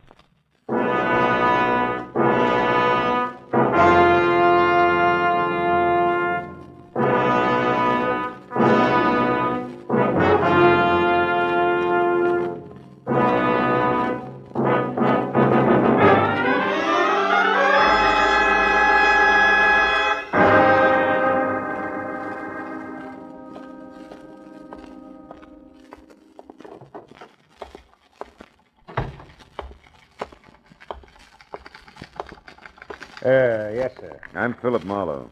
Warden Riker said he'd see me at noon. Oh, yes, Mr. Morrow. The warden will be with you in just a minute. Excuse me, please. Warden's office, Sergeant Kennedy speaking. Who? Oh, the L.A. Tribune. Yeah. De Niro's execution? Okay, hold on. I got the dope here on my desk someplace. Excuse me, Mr. Morrow. It'll be just a minute. All right. Press get hungry for the gory details about now. This is the third call this morning. Have a seat there. Yeah, here it is. Office of the Warden, State Penitentiary, 10 a.m., September 8, 1950. Subject, press release, paragraph 1. William Arthur Cenero, 24, tried and convicted of the robbery murder of Emil Negrotto, Bakers Beach, California, last August 5, is scheduled to be executed in the manner prescribed by law at 11 o'clock post-meridian this date. At this time, no stay of execution is anticipated. Signed, Stanley M. Riker, Warden. That's it. Huh? No, you can't talk to the warden. That's why we go through all this press release junk. Yeah, well, we got our problems, too, you know. Goodbye. Sorry, Mr. Marlowe. Now, your appointment with the warden, what was it about again? William Arthur Cenero, 24. I'm a friend of his. Oh, yes, of course. I forgot to, well, I hope I haven't offended Mr. Marlowe. That is, I'll tell the warden you're here, sir. I knew I didn't have too much right to be mad at one Sergeant Kennedy. But today it didn't matter. Because I was mad at the whole world, and in particular what it had done to a used-to-be nice kid named Billy Cenero. And when I stood in Warden Riker's far from drab prison office and waited while a dapper man in gleaming Hickok cufflinks and soft gray gabardine got through talking to his wife in syrup, sticky tones, I began to get mad at him, too. That drained out of me fast because when he hung up, he scraped the goo off his voice quickly, shook hands like he meant it, and told Kennedy we weren't to be disturbed. When he spoke of Cenero, a lot of sympathy crawled in between the words, even when he came to the point. It's a breach of regulations for a condemned man to have any visitor other than the prison chaplain on the day of his execution, Mr. Marlowe. So first of all, just how well do you know Cenero? Well, he sold papers on the corner near my office as a kid. We swapped gags twice a day. And when his father died and he quit selling papers? I never saw him again until a year ago when he got over-involved with some tin-horn gamblers. I managed to set him free. As a private detective? As a big brother. Went to work at a San Pedro boatyard after that. I haven't seen him since. And then you have no idea why he's asked to talk to you today? No, I don't. Do you, Warden? Mr. Marlowe, do you recall the details in this case? Well, yeah, more or less. Let's see, an old man named Emil Negrado and his wife were robbed of $100,000 worth of uninsured jewels at their summer place at, Baker's Beach. Yeah, that's it, yeah. And Emil Negrado was killed when he tried to interfere. Cenero was tied back to it by a single fingerprint and later identified by Mrs. Negrado. I believe she thought there were two more, huh? Yes, but Cenero denied this. Uh-huh. Also, Mr. Marlowe, you may recall that the jewels were never recovered. Cenero said they were lost at sea when the boat he fled in hit rough water on the way back to San Pedro. Now, Mr. Marlowe, do I begin to answer the question I just ignored? The jewels, I mean? Cenero may want to tell you that they weren't lost after all. He may want to tell you where they are.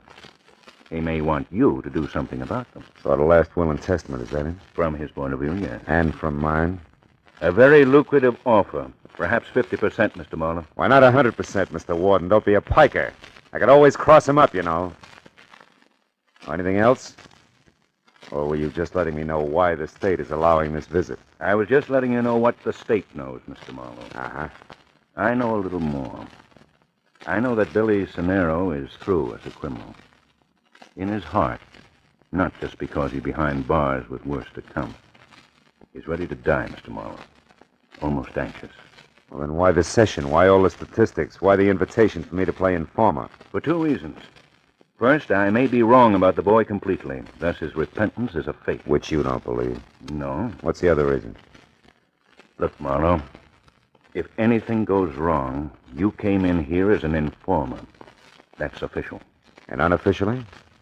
I want to give the boy a break. Cenero asked to get you because he wanted to talk to the only person in the world he thought he could trust. And right now, I think he has every right to just such a talk, whatever it's about. I only wanted to be sure he talked to the correct party, that's all. Sergeant Kennedy to show you the way, Mr. Marlowe, to Cenero's cell.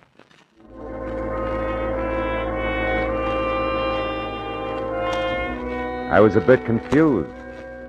Riker seemed anxious to help Cenero over some rough hours, and yet at the same time he was shrewd. In no time, he'd work me around to where I'd be the fastest, most courteous informer on record if Cenero was a fake. I thought. But I thought otherwise when I was alone with Cenero. I knew that the Negrado jewels did still exist.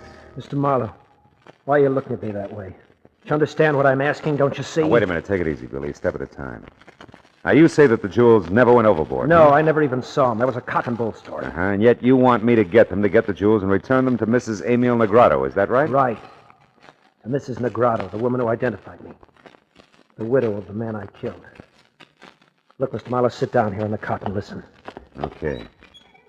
Now, where's the beginning, Billy? Last August 5th.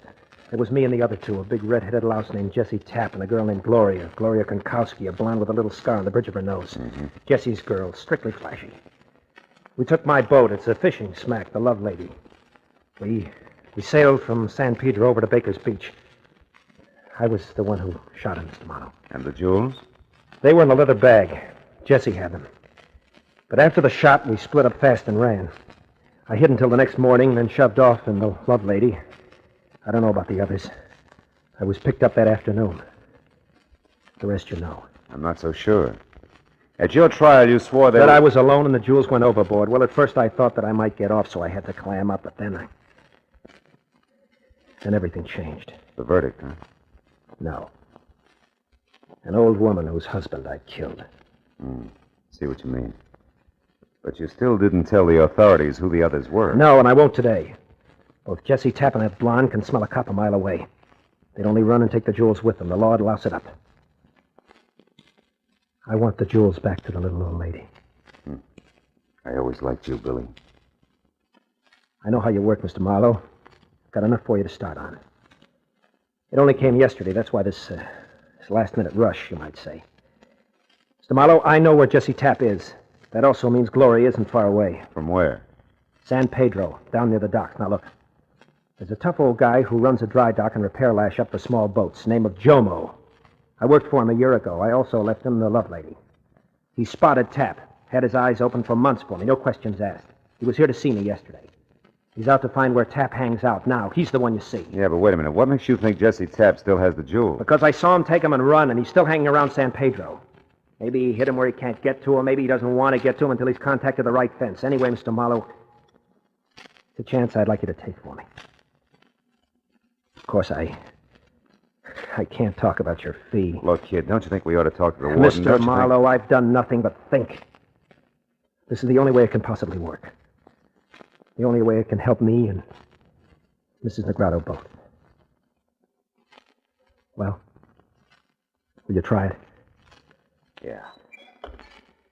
I guess so, Billy. One last thing, Mr. Marlowe. If you make it before 11 tonight, get the word to me, will you? And if you don't make it, or it looks like you're not going to, don't lie. Okay? Okay. Time's up, Mr. Marlowe. Sorry, Snarrow. It's all right, Kennedy. Don't mention it. So long, Mr. Marlowe. Goodbye, Billy.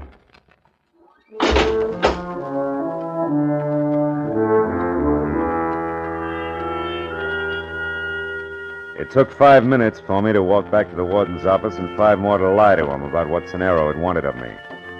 And another 10 to get outside and head toward my parked car. I was thinking about what the condemned man had told me when I suddenly realized I was in the middle of a busy street and right smack in the path of a speeding car. Hey, what's the matter with you? What is that? Mister, you all right? Holy You okay, smoke. huh? Yeah, I'm okay. Much obliged. I'll try to remember to look where I'm going next time. Yeah, these jerks figure every street's an Indianapolis Speedway. Yeah. And another thing, that geezer didn't stop either. I know.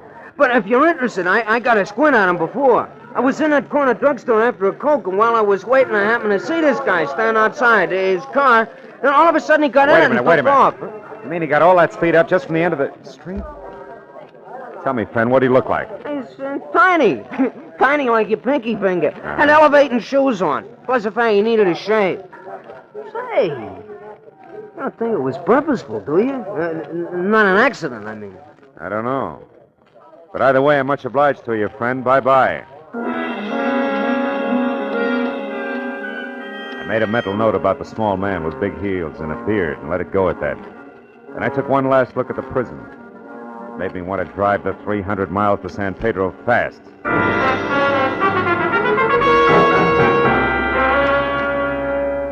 It was some hazy place between late twilight and early evening fog when I located Jomo in his Water's Edge dry dock and repair shop and told him who I was. I was fond of that Scenero lad, Marlowe. I'm glad I can help him some way. That boat here was his, you know, the love lady. Mm-hmm. Putting her back in the water tonight. Love lady. That might be what he needed to keep him out of trouble at that. Hard to say, Jomo. But look, I don't have much time. Do you know where I can get next to this Jesse Tapp? Aye. I followed him just this morning from a bar on 3rd Street. He's hiding out in a warehouse on Lookout Hill Road. It's shut down now. It won't open up again until... Hold it, Jomo. That noise, it came from out here. There's someone there, Mr. Marlowe? No, not anymore, there isn't. And there probably wasn't. I got me a clumsy little cat, Marlowe, always falling over. Jomo, you said Lookout Hill Road, right? Aye. Yeah, this is only a block long, the highest point in town. You just head straight up King Street to the top. You can't miss the warehouse. Thanks. Jomo. You have no idea what this is all about, huh? Well, I wouldn't say that, Marlowe. But you see, I don't let myself think of some things too much. I keep my mind on boats more than people. Easier to understand. Easier to repair, too. Good luck, Marlowe.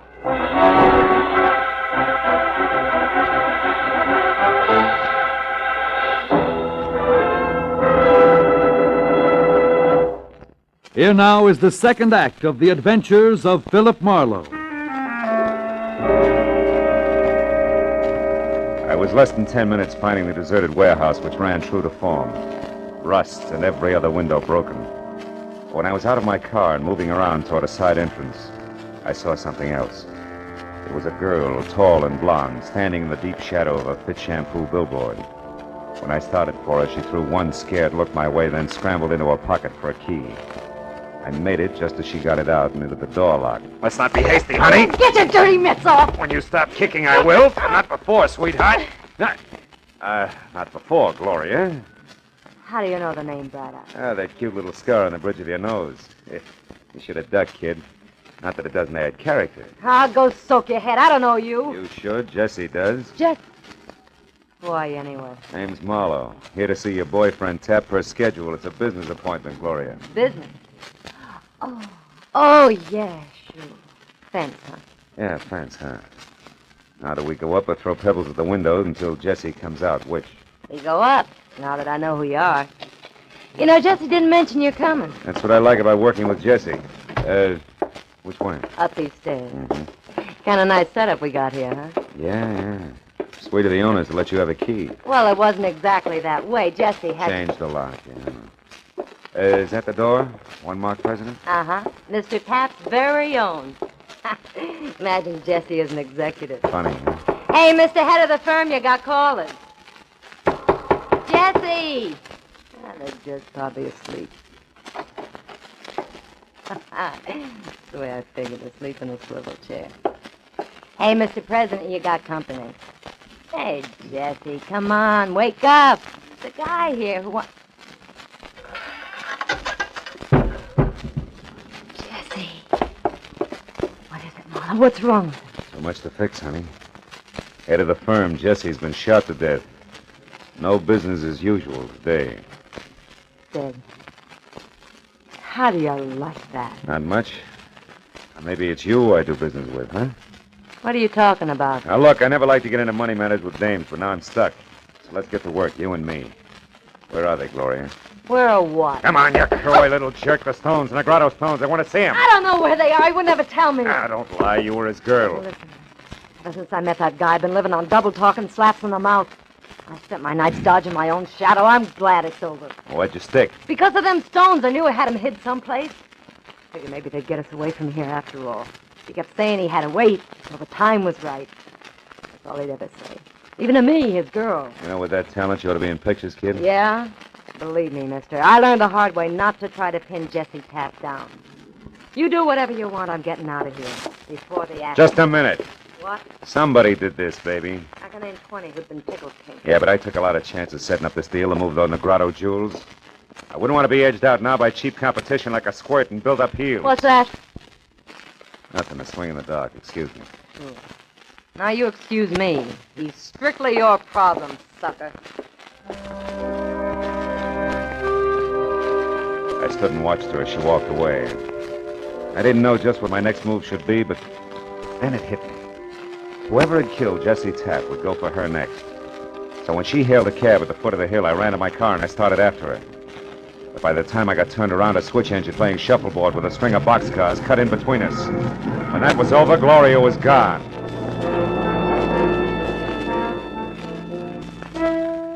I spent the next hour and a half raking the neon-lighted muck along the docks looking for her with no success. Until finally, in a rancid backwash called the Reef, I got a break, but from another direction. The same unshaven little man with high heels who tried earlier to run me down was at the bar, blinking back the sting of a straight shot. I watched while he picked up a handful of small change from the bartender, and when he pranced toward a phone in the hallway at the rear, I followed him. It was too good to be a coincidence. Yeah. He had That's to right, tie in. operator. San Diego. Yeah, Christine Fuller, right. How much? Okay.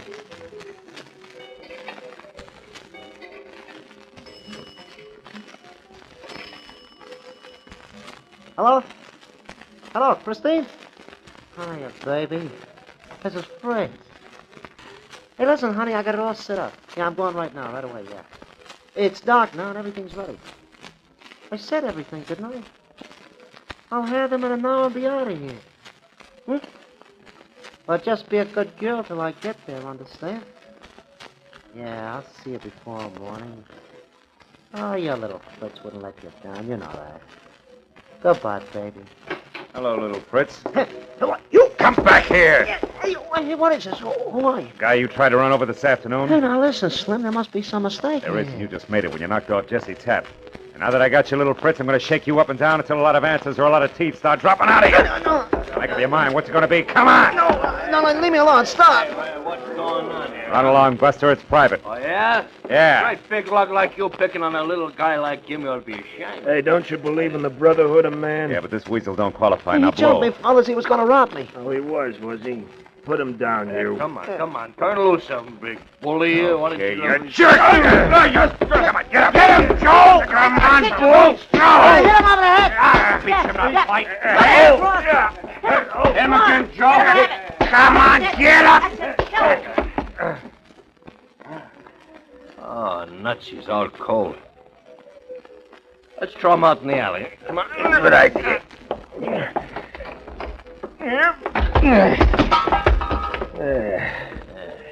Hey, where'd the little guy go?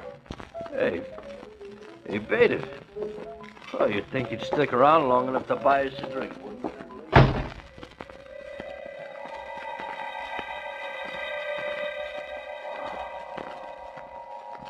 Judging from the way my face felt, the two longshoremen must have, had barnacles on their fists. In the 5 minutes it took me to climb back on my feet, I thought some very unpleasant things about the brotherhood of man, both fore and aft. But I dropped them when I remembered the time was running out fast for my client. And I still hadn't got beyond the loose ends I'd started with. Tap's girlfriend, Gloria, and little Fritz.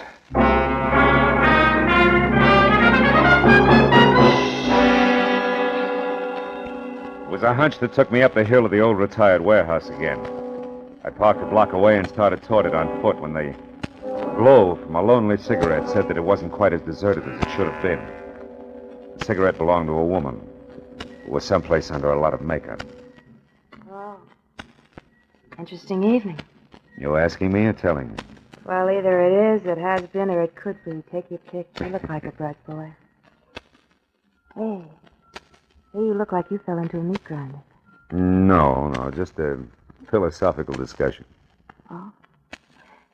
Nice view from here. Not too bad. A girl like me needs a view once in a while. Keeps the past from crowding the future. You can see the whole waterfront from here without smelling it. Yeah.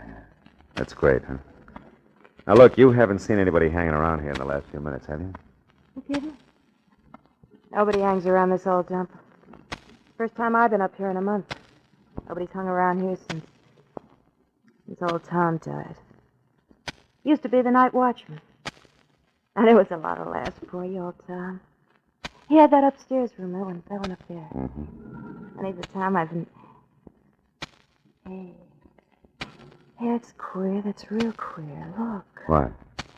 Oh, a telescope. On it on the windowsill. Yeah, old Tom never had a thing like that up there. Who do you suppose put it there? I know who, honey. My question is why? A telescope. Well, it seems to be pointed down there toward the small boat anchorage. Yeah. Where a certain boat was in for paint and repairs. Tap could watch every step from here when the job was done. Holy smoke, it could be. Thanks, baby. You've been a big help. Sure. All things to all men. Have fun, Sonny.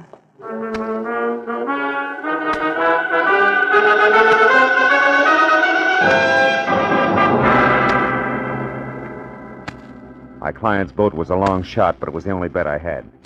And it stayed a long shot all the way down to Jomo's dock. There the odds began to drop fast to even money when I heard the motor running and found the door to Jomo's boathouse half open. It became odds on when I eased inside and stumbled over Jomo himself, stretched out unconscious on greasy planks like a beached bull whale. I stepped over him, got my .38 in hand, and edged out along the catwalk to the open dock where the boat scraped restlessly against the fenders. There were no lights except for a tiny spot no bigger than a hole in the candy lifesaver that probed frantically along the seams inside the cabin. It was little Fritz with a shielded flashlight, intent on finding something fast. I stepped into the boat, deliberately kicked over an oil can and crouched. The light went out. Who's there? Somebody out there? Well, speak up. Throw your gun over the side and stand real still. Do it now, little man, or I'll blow you in two. Hold on, wait. Yeah. Who are you? Me, Fritzy Marlowe. So Tap hid the stones right here on Bill Sonero's boat, huh? Yeah, that's right. They're still here. Fortune. Hey, look, fella, if we play it smart, there's Shut money for up. both. I want a few things straight first. Correct me if I'm wrong. Tap hid the jewels aboard here after the robbery without Sonero's knowledge. But after Sonero was caught, he gave the boat to Jomo, who kept it locked up inside there. Which meant that Tap had to wait until Jomo had finished his repairs before he could get back the stones again, huh? That's right. They were too hard to handle anyway. They had to be hid someplace. They were safe here, so I stir up another fuss.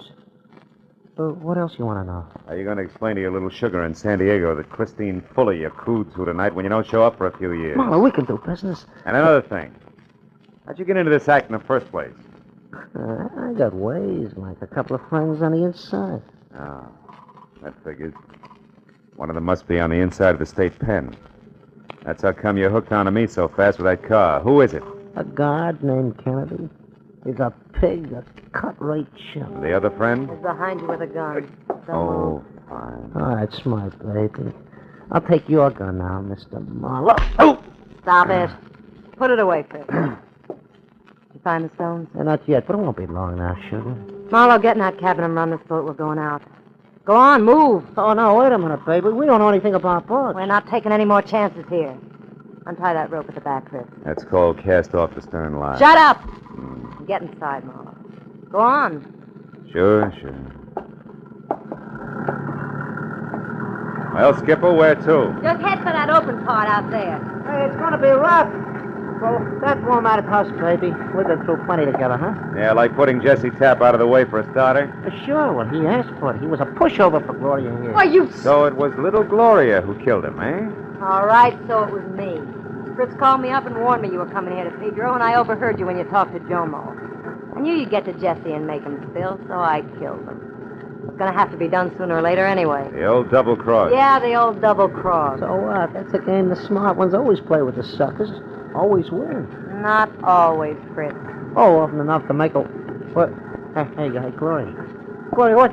No, don't, Gloria! No! Keep your hands on that wheel, Marlowe. I heard Marlowe's crack about that Christine Fuller, Fritz. You louse. Straight ahead, Marlowe. Now what, baby? You still got me to worry about. That's too bad. You're a nice guy.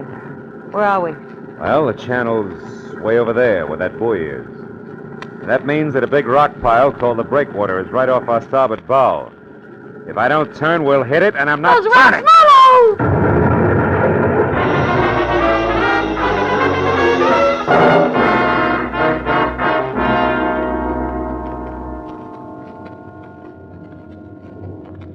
Feeling better now, Mr. Marlowe? Yeah, thanks, Lieutenant. The water was awful cold. You said it. Have another cup of Coast Guard mud. Do you good. Oh, thanks. Look, I was wondering If we located the girl you told us about? Yeah. Yeah. She wasn't as lucky as you were. However, your boat hung up on the rocks. The boys found all that jewelry in the cabin, in this leather baggie. Well, we'll be in a couple of minutes. Good.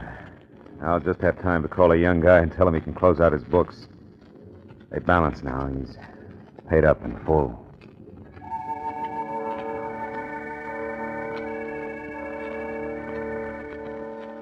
When I got through to Warden Riker, I told him all that had happened. And gave him the message for Billy Sonero. He thanked me and said the kid was facing 11 o'clock like someone who had the weight of the world lifted off his back. A back that should have been part of a football team. A back that should be tanned from the sun at the beach. A back whose arms should be around a lovely girl. A back knelt in prayer for a better world. A back...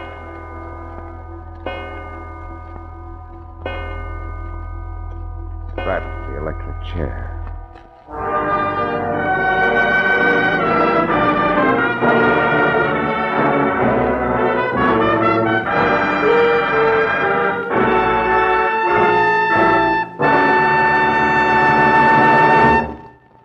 The Adventures of Philip Marlowe, bringing you Raymond Chandler's most famous character, star Gerald Mohr, are produced and directed by Norman MacDonald and written for radio by Robert Mitchell and Gene Levitt. Featured in the cast were Wally Mayer, Bill Johnstone, David Ellis, Tom Holland, Larry Dobkin, Doris Singleton, Lou Krugman, and Michael Ann Barrett. The special music is composed and conducted by Richard Arant.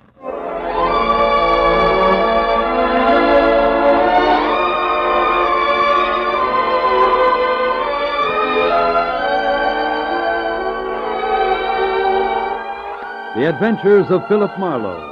Dynamic, action-packed tales portraying Raymond Chandler's most famous character as America's foremost private investigator. Produced in Hollywood, The Adventures of Philip Marlowe is brought to you each week at this same time through the facilities of the United States Armed Forces Radio Service, the voice of information and education.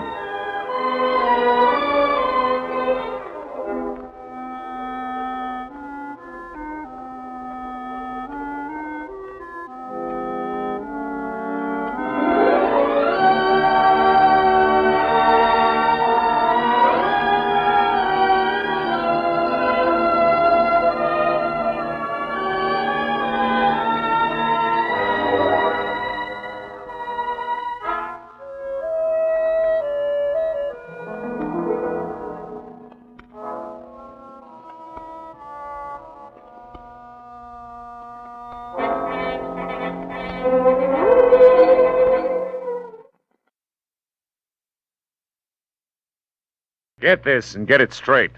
Crime is a sucker's road, and those who travel it wind up in the gutter, the prison, or the grave. There's no other end, but they never learn. From the pen of Raymond Chandler, outstanding author of crime fiction, comes his most famous character in The Adventures of Philip Marlowe.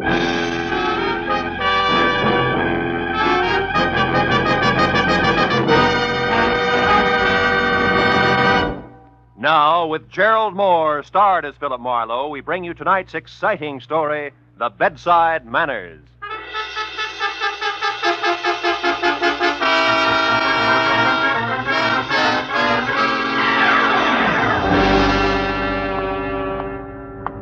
Get your hat and hit the street. Piper, get your paper. Hi, Mr. Marlowe. Hiya, Tommy. Paper tonight? Okay, kid. Here you are. Thanks.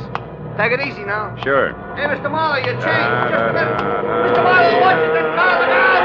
Hey, you. Driver, right red light. Holy cats, call an ambulance. Somebody hang on, Mr. Marlowe. Don't try to move. You're going to be okay. Just take it easy.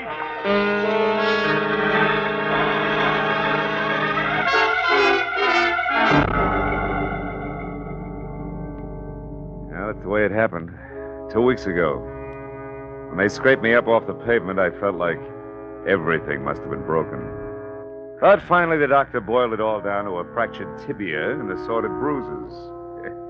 Headed me 10 days in the hospital, tangled up with enough pulleys, weights, and trapeze bars to rig a circus tent. After which, I managed to get sprung to the peace and quiet of my own apartment.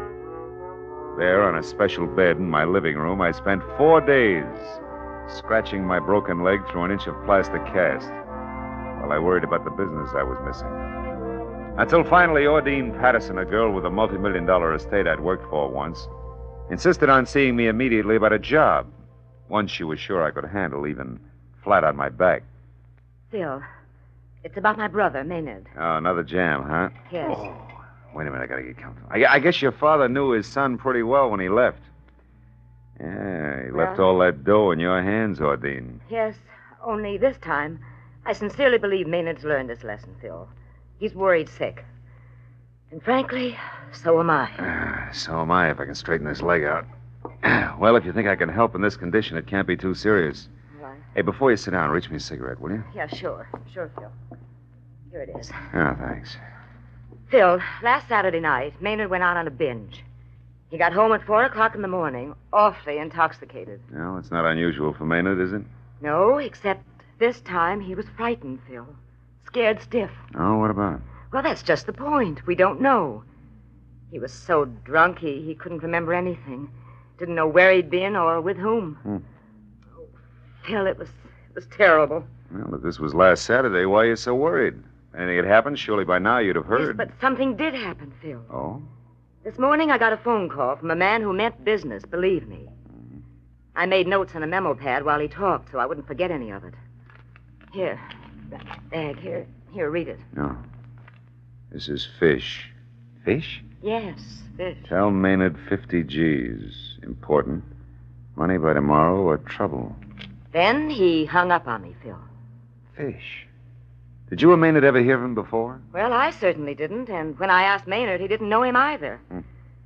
He had a cold, heavy voice and spoke with a thick lisp. You want me to peg this fish for you? Yes, so I'll know why Maynard owes that much money. Well, now, look, baby, I'm bedridden. I'm stuck. I can't even move. I know that, Phil, but you have the phone here, a lot of contacts, and plenty of diplomacy. If this is something I can get Maynard out of by paying that money, then I'll pay. Okay, baby, I'll try. But look, if it's outside the law, You'll turn Maynard in. Yes, I'm aware of that. All right, where do I start? Where did he start Saturday? At the Colony Club with a female named Fay Altman. Well, whatever happened must have begun there. That's why I thought of you, Phil. You know the Colony Club. Well, I know their Scotch is Johnny Walker. Sid Rayfield's the owner, that's all. Well, that may be enough. Will you want to talk to Maynard? Yeah. Send him over in about an hour, will you? Yes, he'll be here. And that Altman girl's number is Sunset, 0144. 0144. Yes. Okay, Ordine, I'll get him. At least my dial finger isn't... just a minute. Hello? That's Fish, Marlowe. What? Fish. I know my pigeon's with you now. I followed her. Don't clip her wings, pal. Back out now while you still can. I'm warning you. Phil, who was that? You look upset. Yeah, well, my my horse just ran fourth. Look, you better run along now, Ordine. Well, okay, Phil. And stay out of dark corners, huh?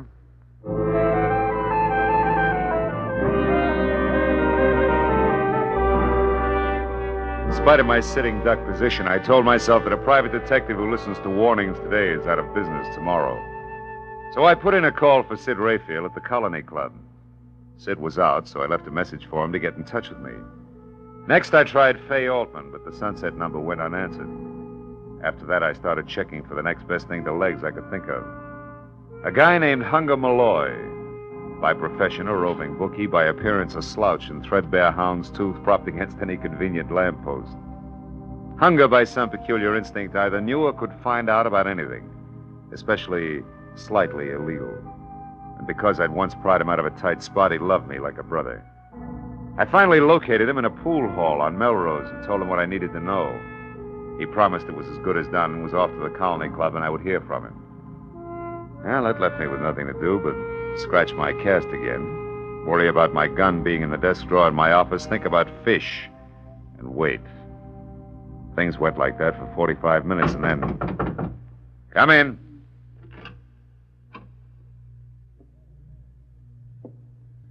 Who is it? Who's there? Why, it's me. Hunger. Oh. What's the matter, Philip? You're jumpy. Yeah, I'm real glad to see you, fella. Likewise. How you feeling under the weather, huh? Yeah. How's it been? No, it's bothering me a little. Look, I brought you some flowers. Oh, Hunger, you shouldn't have. I know. I tried to get long stems, but them plants in the park ain't doing so good this year. Hey, listen, are you sure you gave me the right dope on the phone, Philip? Sure, I'm sure. Why? What'd you find out? Oh, that's just it. Nothing. I went to the Colony Club and got talking around, but not one thing worth noticing went on there Saturday night. Well, maybe it started there and moved out, huh? I tried that. Some of the customers went out to the valley after to shoot a little dice. Another bunch moved down to that big joint on Adams for some poker. That's all. Gambling, huh? Could be a gambling setup. Were they big games? No, just the usual. Nothing extra at all. Oh. And especially, I couldn't pin down a thing on any 50 G's changing hands. Are you positive, Hunger? Well, you don't ask too many questions in that league, Philip, but I'm pretty sure nobody got rich right I heard, you know? I got a hint, at least. Hey, well, look, what about this guy named Fish? Blank. Some new faces in town, but no high rollers answering to Fish. And the background on Fay Altman? Yeah, some. Pick and shovel clean, in a nice way. Uh-huh. Been digging nuggets here and there for a year or so. The latest is the gill-edged punk you want to know about, Maynard Patterson. Uh-huh. Say, can I have one of these? Yeah, go ahead. Feed your face. Incidentally, they was among those present at the colony Saturday night, if that means something to you. And that's about it, Philip. Okay, Hunger. Thanks a million. I'm sorry I couldn't be more help, but I think you're getting a bum pitch. Oh, well, You know, in you- fact, visitors. Hey, I got to back way out of here. It won't look so good. Sure. Bedroom, Hunger. You can go out the window and down the fire escape. Hey, wait a minute. Is that a new shirt? No, I come into a bit of clink, so I had it washed. Ha I hope you're feeling better, Philip. I'll see Yeah, you. thanks. Oh, come in. Ordine, my sister said you wanted to see me, Mr. Marlowe. Sorry about your leg. I'm sorry about it, too. I can't get comfortable. Hey, I hear you really tied one on the other night, huh, kid? Yeah, but I'm through, Mr. Marlowe. I swear it. Yeah, sure. Sit down. Oh, thanks. What about the gambling? Lose your head over that, too? Yeah, I guess I do. As far as my allowance goes, anyway. Now, look, I want you to tell me all you remember about Saturday night. Well, I went to the Colony Club with Fay. That's my girl, Fay Altman. By the way, how do you rate stuff like Fay on your allowance? Huh? Just a Skip minute. it, skip it. Go ahead. Well, I was drinking quite a bit, and by 1 o'clock, I guess I was pretty fuzzy. I lost Fay someplace. Then I went outside for some air, and from there on, it's just a blank. Well, now, look, if you didn't pass out cold, you're bound to have some flashes you can remember. I want it all. Well, I do remember a couple of things, Mr. Marlowe. Oh? They're more like a dream than anything else. I seem to remember a big, old-fashioned house. It was dark and gloomy with high ceilings and old, ornate brass chandeliers. I don't know how I got there or what I was doing. Were you alone? Well, I don't think so. I've got a man's face in my mind, a flabby guy in a silk shirt. He had big hands, freckles on the backs of him, with kind of a reddish hair on him. I remember him against something green. Did he lisp? I can't seem to remember. And just thinking about him gives me the willies, but I don't know why. I can't figure out why. I talked to Fay. She waited for me until the colony closed, and then she went home. She was pretty mad about it. You sure that's all you can remember? Yep. Yeah, that's everything. How does it make any sense at all? Not much. Sounds like you could have been mixed up in a poker game at a green top table in an old dump on Adams. Lost your shirt to a fat guy named Fish. You think that's all there is to it, huh? Well, not quite all. There's the little matter of $50,000 you owe him. 50,000? Look, Mr. Marlowe, if you and Ordine get me out of this mess, I swear I'll straighten up. I'll never get into trouble again, honest. Sonny boy, what you do later is your sister's headache, strictly.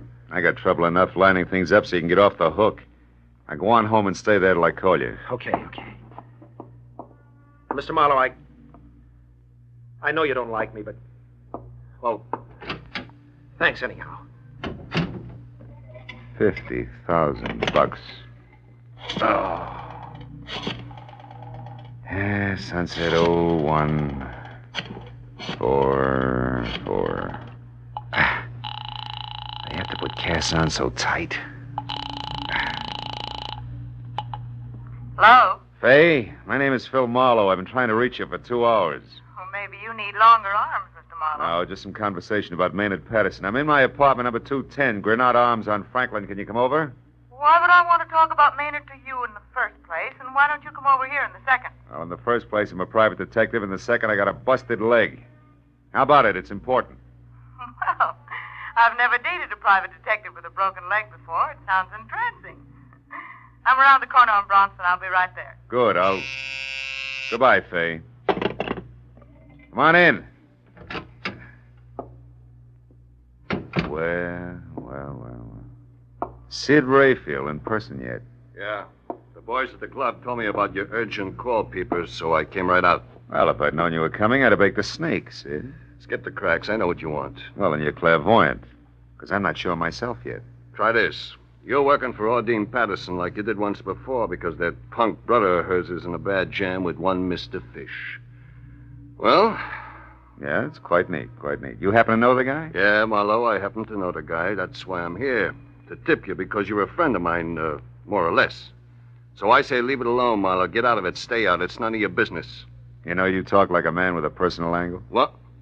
Why, I ought to split your lip for that. I come here to do you a turn Take and it you... easy. Mind your bedside manners, Sid. I'm an invalid. You'll be worse than that if you don't back out of this. I'm telling you, this guy Fish is too hot to handle, Marlowe, and you better... Who's that? How should I know? For a sick room, this joint's becoming more like Hollywood and Vine by the minute. I took a long chance coming here. I got to get out without being seen. Well, try the bedroom window and fire escape. Everybody else does. Don't let him in till I'm gone. You hear? It ain't healthy. Marlowe! Sid! Sid, what is it? Marlowe, I'm hit. Sid! Lousy silencer. Oh. Oh, this stinking leg. Nice going, Mr. Fish. I suppose that makes me... Mr. Marlowe, it's Mitzi from the restaurant. Are you all right, Mr. Marlowe? Yeah, Mitzi, I'm okay. I'm fine. Well, I thought you was talking to somebody. No, I was reading. I didn't hear the buzzer. Oh, yeah. I know what you mean. Sometimes I get real carried away myself. That's fine. Look, I fixed up your dinner. Everything just like you ordered. Here, I'll drag the No, table Mitzi, over. I don't think I'll eat right now. Just put the tray down and beat it, huh? Like a good girl? Yeah, but what about the dishes? Oh, get them in the morning. Will you get out of here? Will you go on? Oh, gee whiz, okay. Good night, Mr. Marlowe. Okay, Fish, the girl's gone. Well, come on in. Did you hear me? I said come on in. I guess I'm as ready as I'll ever be.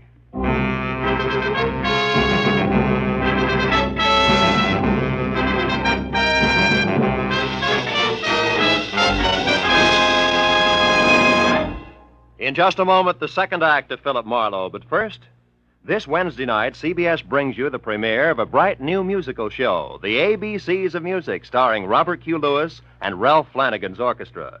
It promises a half hour of top hits and top entertainment every Wednesday on CBS, when also you hear the hilarious Groucho Marx quiz show, You Bet Your Life, and the drama of Dr. Christian. The ABCs of Music, Groucho Marx, and Dr. Christian come every Wednesday on most of these same CBS stations. Now with our star, Gerald Mohr, the second act of Philip Marlowe, and tonight's story, The Bedside Manners.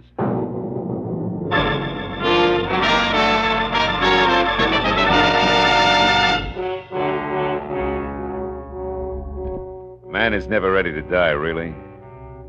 Sometimes saying you are helps. Sometimes, like when you're flat on your back waiting for a killer with a silencer, might step into view through your bedroom door. I kept on waiting for 60 seconds, each as long as a fall down an empty well. Once I thought I heard the window close. At least another 5 minutes went by. Then I actually began to believe that for some reason Fish had gone away. Well, that made the scoreboard real easy to read. Sid Rayfield, a guy who knew his way around, had been killed. And I hadn't been able to do a thing about it. It was time for a call to homicide. But even as I reached for the phone, it went off. Hello. I said hello. This is your last warning, Marlowe. Oh, you got to a phone fast, Buster. What's on your slippery mind, Fish? Something you'd be smart to pay attention to. You see, Marlowe, you're only still alive because it's convenient to me. Too bad you didn't feel that way about Sid Rayfield. Rayfield got what he deserved. And so will you. Like I said, you're only still alive because it's convenient to me. You happen to be working for the lady who holds the purse strings. Go on. Therefore, there's very little more, Marlowe, except this. Maynard Patterson's a lousy poker player. On Saturday night, he dropped $50,000 to me. $50,000 in two markets, Marlowe. One for $2,000, the other for $48,000. I want both paid promptly, you understand? Not quite. Maynard Patterson doesn't remember what happened Saturday night. So? So maybe you know all about it and you're making this up as you go along. No, Marlowe, that's not the case. If you drag yourself to the windowsill in your bedroom, you'll find all the proof you need. What do you mean? That I left one of the markers there, in a white envelope. The one for $2,000. And it's in the poor little rich boy's own handwriting. I left it there so you'd know I'm not kidding about the $48,000. I'll be in touch. So long, Marlowe. Well, Of all the lousy double crook. Come in.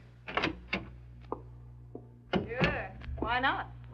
How could a girl ever resist the welcome in your voice?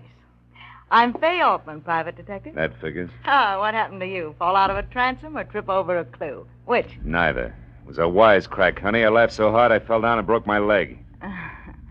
Let's get down to business, huh? Yeah. For a starter, Fay, what's your connection with Maynard Patterson? How tight is the knot? Huh? What was that again? I said you and Maynard. Just how chummy are you two? I thought I heard you right. You know, private detective, I don't like being pushed around. Fay, and there's a being dead pushed man around in the bedroom. Dead man? Did you say a dead man? Sid Rayfield. He was murdered, Fay. Oh, no. Oh, not Sid. Gee, he was a nice guy, Marlowe. Sharp, but nice. Fay, I want you to go in there and look for an envelope on the windowsill. An envelope? No, I don't think I want It's important, Fay. I can't get out of this bed. Now, go on. It may help us tag Sid's killer. But... Oh, all right. I'll get it. You say it's near the window... Oh, Keep going, Kay. At the windowsill. Do you see it? yeah. I've got it. Here. Oh. Hey, the window's broken in there. Do you know it? Yeah. Now, Fay, my question about you and Maynard, somehow or other it may count. Are you in love with him? No.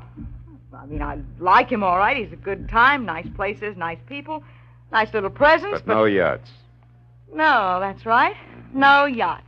And I like yachts, private detective. They beat rowing around in MacArthur Park, I know.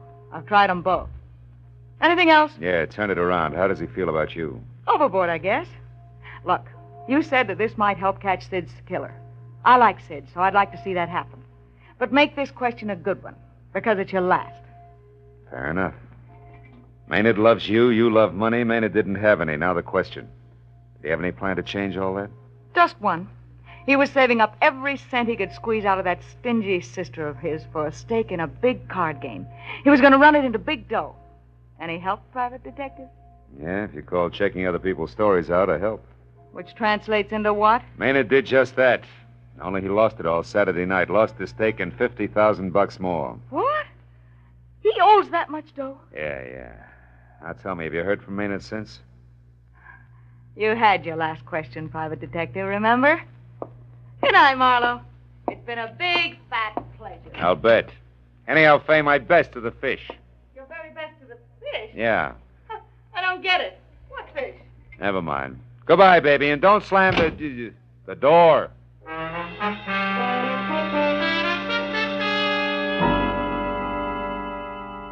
The lady was gone. It was time to call the police.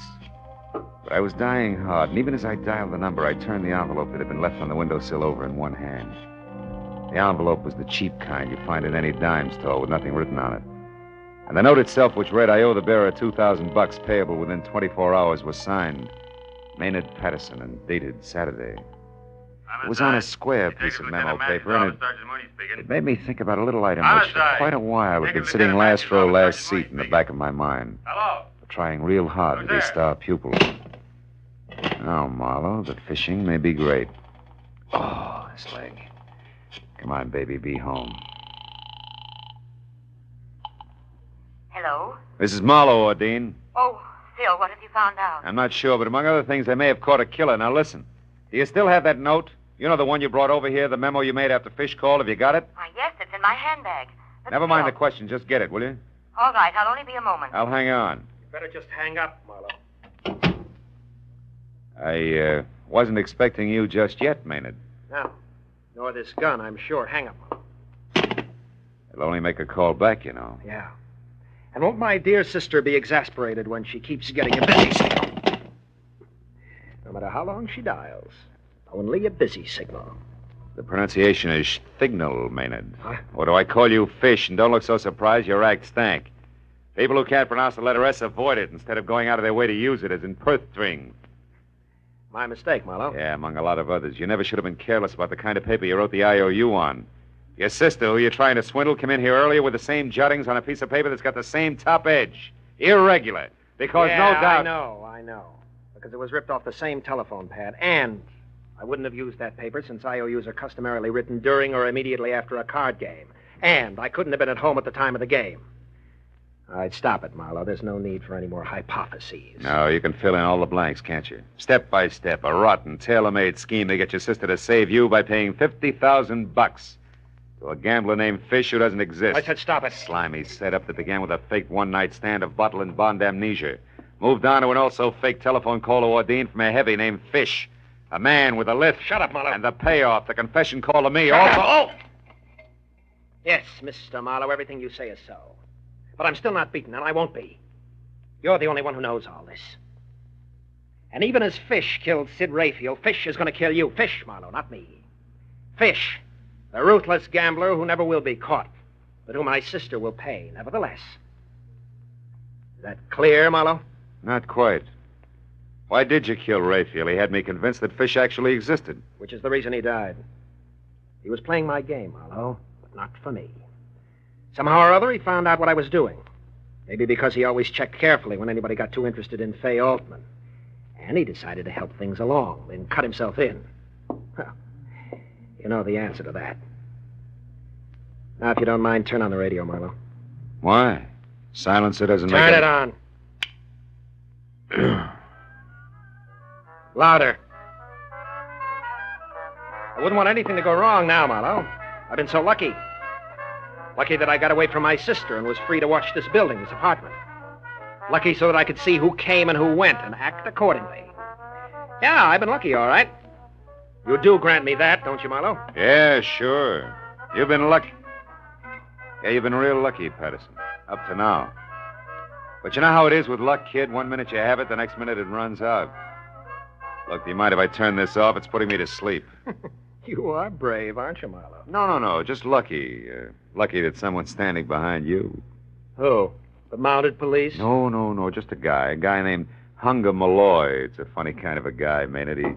He was here earlier tonight, and he ducked out by way of the bedroom. At least, I thought he ducked out. Oh, quit it, Marlowe. Huh? Now, don't budge an inch.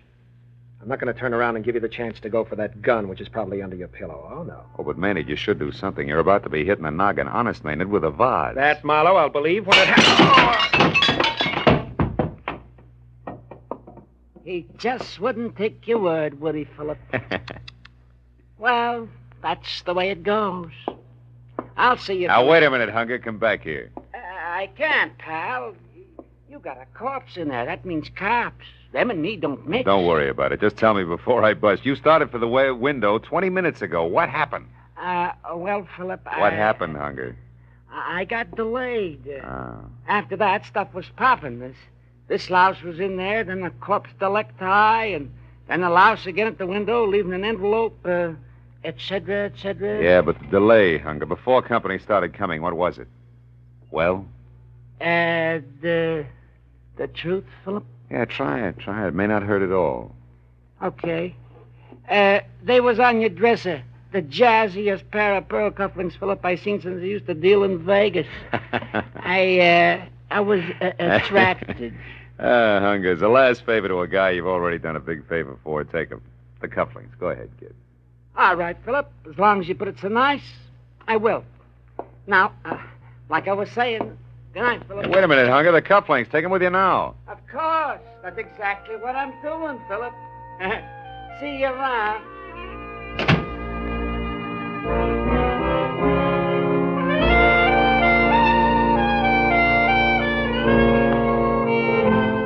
Funny little guy. Funny name. Hunger Malloy. You know, it's a strange thing. But a broken leg makes the old wheels go round. Well, that figures. Makes you think about brakes. And that brings me back to Hunger Malloy again. The only break he ever got was in his skull. Somebody once said we make our own brakes. I don't know about that. I didn't break my leg. Or maybe I did. Did I really look where I was going? And Maynard Patterson. Look at all the breaks he had. Loads of dough. Still, he didn't know where he was going either. And Sid Rayfield. I wonder if when the slug hit him, he thought, what a lousy break.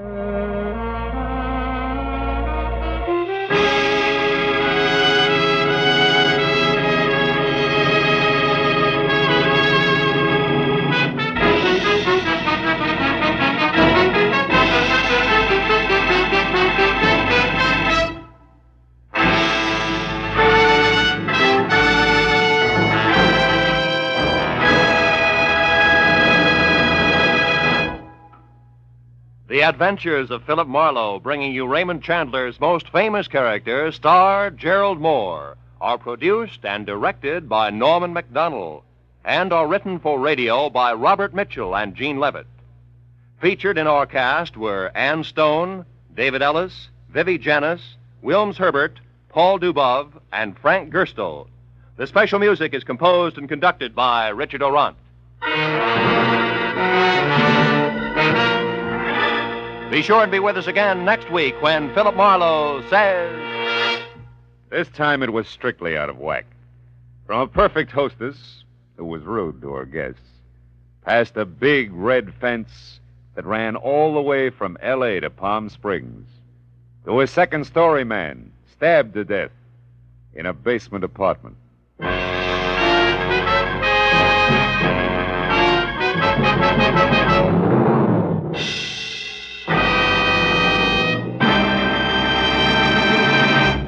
Don't let a rainy day find you unprepared. Start saving for that rainy day right now by buying United States savings bonds. There's nothing quite like these savings bonds. They're like a cash reserve always available when you need them, and yet they're always earning interest. If you hold on to your savings bonds until they mature, you'll get back $4 for every $3 you invest. Start providing for the future right now. Buy United States savings bonds regularly. This is Roy Rowan speaking.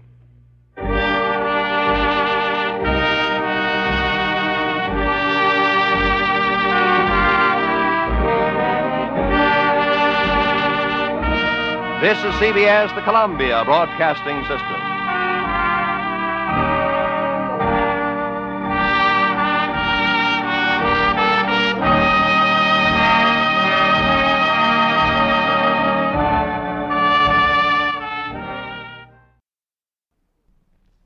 It was a hunt through a jungle of city streets, with danger waiting at every intersection, until halfway through when the hunters became the hunted, and death brought an end to the game. From the pen of Raymond Chandler, outstanding author of crime fiction, comes his most famous character as CBS presents The Adventures of Philip Marlowe.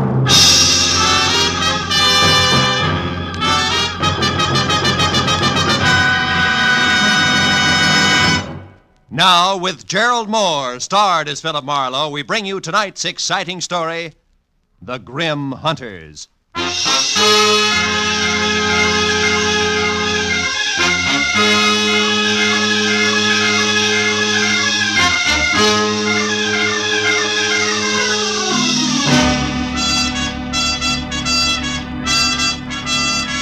The morning paper had headlined prices rising.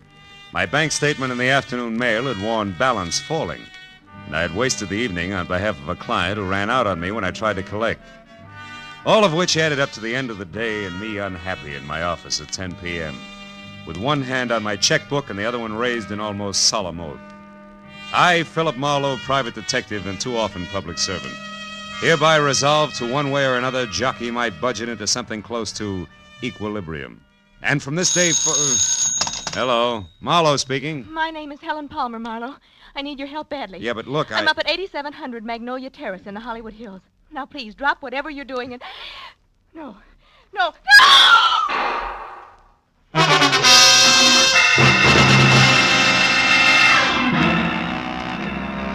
I must have let go of the phone, grabbed my hat and coat, opened and closed the office door, piled into my car outside, and raced up into the Hollywood Hills because the next thing I remember after Helen Palmer's scream was swinging off North Bronson Drive onto Magnolia Terrace. But a minute later, when I screeched to a stop away from number 8700, scrambled out from under the wheel and started on the run for the front door, I was no longer sure of anything.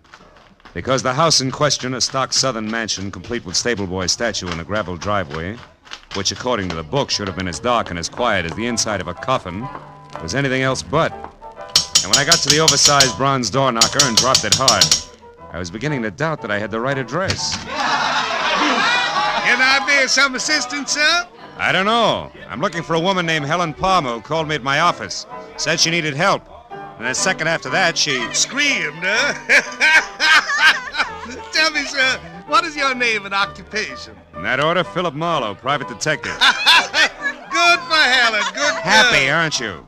What's going on here? What is this? Why, it's a party, sir. A scavenger hunt. But it looks like Helen Palmer's the Now, winner. wait a minute, laughing boy. I had a call that was interrupted by pistol shots, and I... All just part of the play, sir. Yeah, Helen Palmer had to bring back one private detective. Yeah, you see, Marlowe, each list, aside from the usual hard-to-find objects, had a human being on it. That's right. I had to bring back a Hoover vacuum cleaner salesman, and believe it or not, he's already sold our good host, Thaddeus Grover, the deluxe model. Yes, sir, he did at that. You see, Mr. Marlowe, Helen Palmer wasn't permitted to actually hire you. That's why she had to pretend to be in trouble. With the net result that I nearly broke my neck getting up here. Mr. Grover, where is Miss Palmer? Well, I don't know for sure, Marlowe. She called just a bit ago and said that she only had to catch on to you and one other item and would be back after that. Which makes her the winner, Mr. Marlowe, because none of us did better than half our list. By the by, you don't happen to have the breech lock of a 57-millimeter anti-tank gun with you. At the moment, no. Nor do I have time for scavenger hunters. Not even when they most cordially invite you in with the finest serving of party-style Southern fried chicken imaginable? Come on, Mr. Marlowe. No, I'm sorry. Oh, come on. Well, come on. It's delicious chicken. Well, okay, the chicken did it. The inside of Thaddeus Grover's house was also a stock Southern mansion from a giant cut glass punch bowl. Belonged to my mother, sir, First Lady of Atlanta, Georgia, sir, to a wide and winding colonial staircase. It left you expecting the descent of Scarlett O'Hara at any moment. There was one strange note in the soft Southern surroundings. Piled 3 feet high in the middle of the room were the crazy quilt results of the evening scavenger hunt, including a wooden cigar store Indian, a pair of Hickok suspenders from the local fire chief, one red motorcycle, a stuffed owl, a set of antlers, and more. And behind all that, my counterparts, the bring-em-back-alive items from each list. A streetcar conductor in uniform, a waiter bald and under 40, a school teacher red-headed and over 50. But I was the center of attention. But Thaddeus introduced one after another of the guests to the genuine, 100% non-shrinkable private detective. And now, Mr. Marlowe, sir, a very special friend of mine. At 31, sir, the president of Sample and Claiborne, best building contractors in the city of Los Angeles. Oh, it's so very interesting, Mr. Grover. Yeah, moreover, Mr. Marlowe, Sample made it right to the top in the past 2 years. Uh-huh. Yeah, ever since old Joshua Claiborne got killed falling off a scaffold. He did? Cause between you and me and the gatepost, some folks say it was suicide. Oh, Larry, I'd like you to meet Mr. Marlowe, private detective. Mr. Marlowe, Larry Sample. How do you do? Hello, Mr. Marlowe. Glad you're with us. Thaddeus, has Rhonda called in yet? Last time I heard from her was when we split our list in two, and she headed out after a Latin American rumba team. Well, if she went after a boy, she'll bring her back. That's Rhonda Langley we're speaking of, Mr. Marlowe, Larry's lady friend. Oh? Nicest person I know. Except, of course, my fiancée, Helen. Helen is in Palmer, my patron, Mr. Grover? Yes, sir, one and the same, sir. Well, we certainly have a lot of fun, even if we don't make much money, huh, Marlowe? Yeah, you certainly... Mr. Grover, did you say money? Most surely did, boy. You know, dollars and cents. Yes. Well, gentlemen, you'll excuse me, please, but I do have to run. Good night, Mr. Sample. And Mr. Grover, sir, it's been a distinct pleasure, sir. I bid you goodbye, sir. Goodbye, sir. You're a card.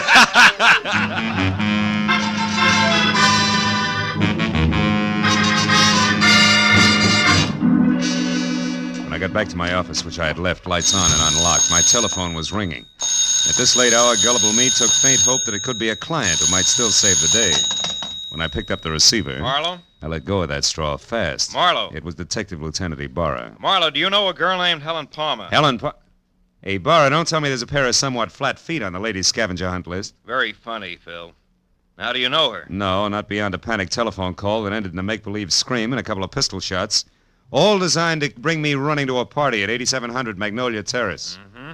Well, that adds all right, because the only items not checked off a list are a night watchman's badge and one detective private, which must be you, since your name is circled in the classified directory here in this phone booth. You're in what phone booth? Where are you, Ibarra? At a closed filling station on Van Ness off Hollywood Boulevard. Yeah, but wait a minute. Why is the girl's list there with you? Because it's clenched in her right hand, Phil, and she's folded up on the floor of this booth, dead. Oh, no. 2 bullet holes in her back. Oh, yeah, but Ibarra, her call was a gag. The shots weren't. Anyhow, it looks like a stick-up since the lady's purse is gone and a wino we picked up. A wino we picked up saw what he calls a curly-headed guy with short legs do it and run. Also, the wino says that the murderer had been hanging around for a couple of hours like he was looking for a well-to-do prospect. Yeah, I know, but it's still kind of strange. Me getting that call, I mean. Well, I'll drop around to headquarters tomorrow morning, Lieutenant, if you need any statement from me. I think you'd better make that tonight, Phil. At the 8700 address. I'm sending Mooney up there now. Oh, but wait a minute, Ibarra. You don't need me, and I do need business. If you think I'm going to get it by... Phil. Huh? Phil, let's say that I'd appreciate it if you'd show for a few minutes. Okay? No. Well, okay, a few minutes. Just so long as you appreciate it. Goodbye.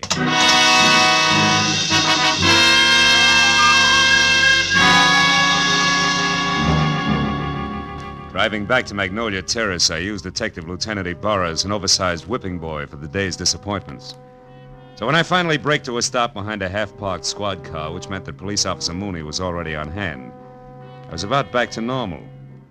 But then in the next quick moment, I forgot all about Ibarra because in the shadows ahead, sneaking away from a side entrance to number 8700, and looking as guilty as Lucretia Borgia leaving a corner pharmacy, was a young lady, brunette and beautiful.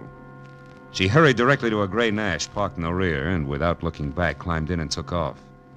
Following her had to be more fun than conversation with Mooney.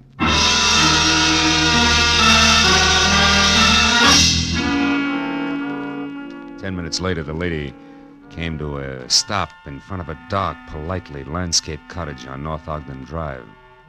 In another 2, she was inside and the light was on. When I got to the front door and leaned against the bell, a card over it said that this could be one Rhonda Langley, Mr. Larry Sample's girlfriend. But that same card also gave another name, Helen Palmer, the lady dead in the phone booth. I rang again. When the door opened, it was the brunette, still beautiful. Only this time, something had been added. In her right hand, a .45, ugly and pointed straight at my head. What do you want? One straight answer, Miss Langley. Why did you run away from 8700 Magnolia Terrace and a cop with routine questions? Wait a minute. Who are you? How do you know my name? I'm a private detective, labeled Philip Marlowe. Item number 8 on the late Miss Palmer's list. And I know about you because I've already been to Thaddeus Grover's party. Now, after you put this gun away, we'll get back to my question. Why'd you run? Come on, talk, lady, now before I yell copper. Well, all right. Come in. Thanks. Mr. Marlowe, I don't think Helen Palmer's murder was any run-of-the-mill robbery. You don't think what? I stayed just long enough to hear the policeman say Helen had been killed. Oh. When I got to your welcome mat, I was greeted with a .45. Talk some more, Miss Langley. Real plain Well, like, all right, huh? give me half a chance, will you? I didn't say anything to the police about this because I don't want to do any damage before I'm sure about a few things. Like what? Like the kind of a mess that Helen was in. Mr. Marlowe, I need help. I've got to know some facts. Please, will you work for me? I'll pay you anything. Well, at this point, let's call anything 25 a day in expenses, huh? What about Helen and the mess you spoke of? How much do you know? Very little. Only that I think Helen was blackmailing somebody. Somebody who was at the party tonight. Like Grover, your boyfriend, Larry Sample? I don't know. Oh, you've got to believe me, Mr. Marlowe. Well, all right. For the time being, I will. Now, first of all, how'd you latch onto this blackmail? Well, yesterday morning, I accidentally overheard Helen talking to someone on the telephone. She spoke of a payoff that was to be made at Thaddeus's party. I don't know who she was talking to, but she warned the person not to try anything rash. As in murder? She didn't say. But she did say that she'd already airmailed a letter to her lawyers in San Francisco that would protect her from any harm. Then she laughed about the scheduled scavenger hunt and hung up. Mm-hmm. You said nothing to her about this, huh? Well, no, I was afraid All right, the letter to San Francisco. Did you see her mail it? Well, I mailed it myself earlier in the day, along with one of my own. Mm-hmm. I didn't think about it until after her call, when she pointedly asked me if I'd remembered to mail a letter. My letter, that is, which she knew that I'd written to an aunt I have in Passaic, New Jersey. Well? Well, that's the whole story. If you want me, I'll be over at Thaddeus's place. Thaddeus? Yes, he was in love with Helen. Yeah. Maybe she was returning that love with blackmail. What do you think, Rhonda? I don't know. The thinking is now your job, Mr. Marlowe. When I left Rhonda Langley and started back to my car as a bona fide private detective with client, I wasn't sure whether or not I was happy about the whole thing. But a second later, at the sight of a man in the dark ahead, half crouched behind a tree, I quit deliberating the point and got ready for trouble because, from what I could see, the gentleman in hiding had both the curly hair and very short legs that Ibarra had mentioned as a sign of Helen Palmer's killer. I kept walking straight until I was abreast the tree, then I pivoted sharply, took one step toward him, and swung! Come on, brother. Why, you dirty... You haven't got the time. They believe me. Enough, fella. Enough. Will you leave me alone? Sure. Sure I will, after you start talking. Now, get up.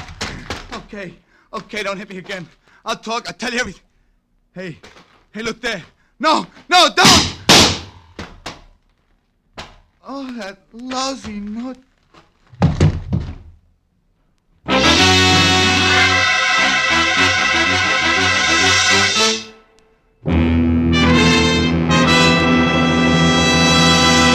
In just a moment, we will return to the second act of The Adventures of Philip Marlowe. But first, you can do a lot of singing for $14,500, so they say.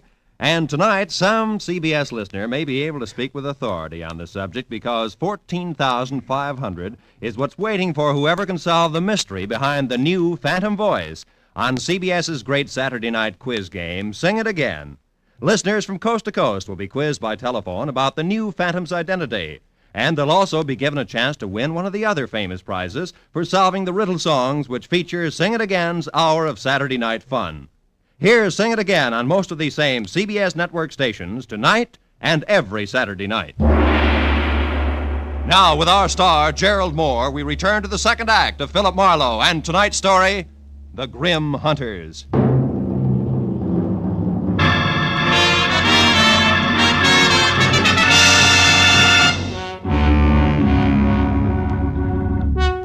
The shots crashed out of the darkness. The life ran out of the little man like air from a kid's balloon. I couldn't figure exactly where the shots had come from, and I stopped trying when a pair of spiked heels clicked fast across the concrete driveway between me and the house. Then a motor started, and a second later a car roared by with Rhonda Langley at the wheel. I yelled at her to stop as she went by, and ran out in the street after her and yelled again at the retreating car. But she ignored me. When another car came around the curve behind me, I tried to flag it down, but the driver didn't even slow up. So I just stood there while the two cars twisted out of sight down the winding street, leaving nothing but silence and a lot of unanswered questions hanging in midair. I walked back to the corpse, went over it carefully. But there was no identification, nothing but a gun to indicate how he fitted into the screwy mosaic of murder, scavenging, and blackmail. I went inside to call Ibarra, and 5 minutes of tracers, relays, and busy signals went by before I finally got through to him with my news about Helen Palmer's killer. What? Where are you, Marlowe? In a house on Ogden Drive, 4310 North. It was shared by Helen Palmer and my new client, Rhonda Langley. Uh-huh. Did she kill my suspect, Marlowe? It could be. She left here in a big hurry. Another thing, Ibarra, there's more behind this business than robbery. Like what? Like blackmail. Maybe so. We just found the Palmer's girl handbag in a trash can. Nothing left but a lipstick and 2 letters. Incidentally, one is addressed to your client, Rhonda Langley. That figures. They shared the house, so Helen happened to pick up the day's mail. What's the other letter? It was one returned for insufficient postage. They forgot that airmail is 6 cents these days. Oh, return. Wait a minute. Is that letter addressed to a law firm in San Francisco? No, it's addressed to Sophie Kilberty. Sophie Kill who? Kilberty of Passaic, New Jersey. Why? Well, Ibarra, listen. Helen was blackmailing somebody, and she covered herself by mailing a letter to her lawyers in San Francisco. Mm-hmm. If that letter was returned for insufficient postage and the blackmail victim knew it, he'd have no qualms about killing her, right? Sure, but the letters were in Helen's purse. Oh. Don't you think she'd have known her protection was gone? Phil, I'm going to put out a pickup call on your client. And you get on down here so we can go over this mess one step at a time. Where's here? Still at the gas station on Van Ness off Hollywood Boulevard. Okay, Ibarra. How long are you going to be there? Just until Thaddeus Grover shows up to identify the body and give me some answers personally about that scavenger hunt he threw tonight. What about this curly-headed corpse I've got here? Have you gone over him? Yeah. Nothing but a gun, some small bills on him. Then he'll keep. I'll expect you in a few minutes. Okay. So long, Ibarra. When I put down the phone, I was convinced that a big switch was due any minute because finding those letters in Helen Palmer's purse made a lot of sense in one direction and not a bit in another. I could have made more heads and tails by flipping a ball bearing than I got out of the facts Ibarra had given me. Just then, the shadow of a man slid up the walk. I heard a pair of feet mount the stairs, 2 at a time. It was the Wonder Boy executive I'd met at the party. Better hold it right there, Sample. What? Marlowe. Why the gun? So the same thing won't happen to me that happened to the dead little guy outside? Another murder? Marlowe, where's Rhonda? Is she all right? She left here as fast as an 8-cylinder motor wide open could move just after it happened. Then it was Rhonda I saw. On my way over here, a speeding car almost crowded me off the road. It looked like Rhonda's, but I wasn't sure. And Marlowe, she was being chased by another car, a fast one. Chased, are you sure? Yes. The first car missed me by inches when it swung around a curve. I don't know yet how she made it. Then a second car came along and passed the curve, but it stopped, backed up, and then took the same road Rhonda had taken. You think she got away? I don't know. Well, come on outside, Sample. I want you to take a look at this. By the way, how long have you known Rhonda? About a year. Mm-hmm. She's a brilliant girl, Marlowe. Came out from the East, and I gave her a job as my secretary. She's more than that now, huh? I'm in love with her, if that's what you mean. Yeah. Oh, here it is. Well, Marlowe, I know this man. That's Nate Murdoch. He used to be a foreman with our firm. He left and went back to Atlanta right after Claiborne's death. Atlanta? Isn't your host Thaddeus Grover from Atlanta? Why, yes, he is. Oh, brother. When did you see Grover last? Well, the police asked him to go and identify Helen's body. He left the party while the officer was still questioning the rest of us. Yeah, and on the way he could have taken time off to drop by here, kill Murdoch, and make a try for Rhonda, too. Come on, let's get to the phone. But why, Marlowe? Good heavens, Grover's our friend. He and Helen were engaged to be married. All right, so it doesn't make sense. But his fiancée and his short friend from Atlanta are both dead. And Rhonda's burning the tires off a car to keep out of reach. Those are the facts. Will make sense later. Now call Grover's place and hurry up. Yes. That's where she intended to go when she left here, to console him, no less. Scavenger hunt my Aunt Minnie. Hello? Hello, is Mr. Grover there? No? Well, has Miss Langley arrived yet? Oh, it's the maid, Marlowe. Mm-hmm. Rhonda had... What's that? She's coming up the walk now? Hold the line a minute, please. She just got there, Marlowe. What'll I tell her? Tell her to leave again. Tell her... No. Where do you live? 4406 Ardmore. All right. Tell her I said for her to wait outside in the back of the house until you can get over there to pick her up. Take her to your place, and I'll pin Grover down. Right. Where are you going now? See Lieutenant Ibarra, and I can get there faster than I can call him on the phone. Good luck, Sample.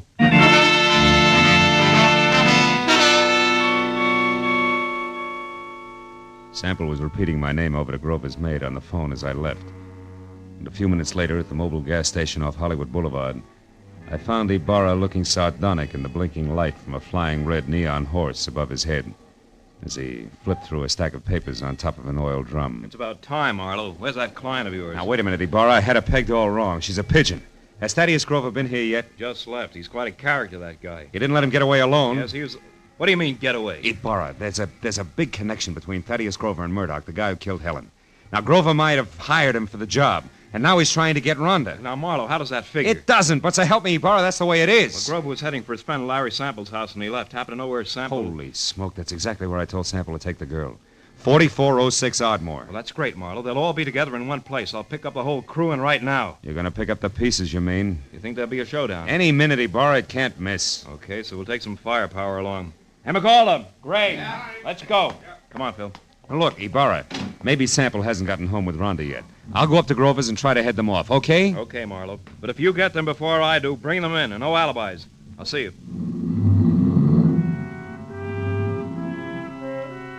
Ibarra was grim as he climbed in his car and drove off fast. I headed for my car, then as I turned, my arm swept the scavenger lists Ibarra had left on the oil drum off onto the ground. When I picked them up, Rhonda Langley's name was on top. Her list was as goony as the others, but near the bottom was an item strangely familiar to me, which hadn't been checked off. It was a canceled ticket from Woodhaven Ballroom. All at once, I realized why it was familiar. The sign I'd been half conscious of on top of the big squat building across the street read, Woodhaven Ballroom, closed tonight. On a hunch, I dug for Helen Palmer's list. Yeah, Ibarra was right. Everything but a night watchman's badge and one detective private had been checked off. And that gave me half of the switch I knew I had to show up. I ran to my car and headed for that southern mansion in the Hollywood Hills, the end of a very complicated frolic. And with every turn of the road, I gave myself another whack for being such a nearsighted sucker. When I got there, the big house on Magnolia Terrace was dark, except for a light in the servants' quarters. I stepped down the block, walked back, and edged around to the patio where the garage, the hothouse, and the king-size barbecue loomed only as shapeless lumps of shadow. I stood still and watched. Then I saw him move, walking slowly, gun in hand along the fence toward the hothouse. I started toward him quietly, just as he found out what he was looking for. Oh, you're clever, my dear. But it's all over now. I know you're in there, so come on out with your hands up. Oh, no. You're hanging yourself for murder right now, Larry Sample. I've got all the proof I need. I don't know what good it'll do you, Rhonda. I'll never pay you a cent for it, you blackmailing tramp. I'll kill you first. And that protection letter you wrote to your lawyers was returned, darling. I found it accidentally in Helen's purse tonight at the party. So no one will know. Now come on out or I'm going in after you. I wouldn't try that if I were you, Sample. Marlowe's due here any minute now. He called me and told me. That was I, dear. You? I used his name when I talked to the maid. Oh, I should have done this myself in the first place instead of trusting that stupid Murdoch. Are you going to come out of there? No, and I've got a gun. You can't see me, and I know it. But your white dress makes a perfect target, you little fool. Drop it, Sample. Now let's have that gun. Marlowe, I'm so glad you got here. No, he's not dead. Oh. And he won't be from bullets. Give me your gun, too, huh? Come on. All right. I was too scared to use it anyway. Thanks. Now sit down and shut up.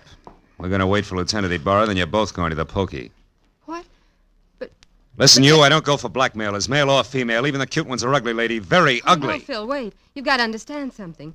2 years ago, Larry Sample killed his partner, Joshua Claiborne. I knew it, but I couldn't prove it. So I pretended I could and blackmailed him. Don't you see, if he paid off or tried to kill me, that would be proof of his guilt. And he did, Marlowe. Mm-hmm. Why should you pull a stunt like that? I'm a divorcee, Marlowe. Langley is only my married name. Okay, so what? My maiden name was Claiborne. Claiborne? I'm Josh Claiborne's daughter. Oh. And I can prove that. Is that reason enough?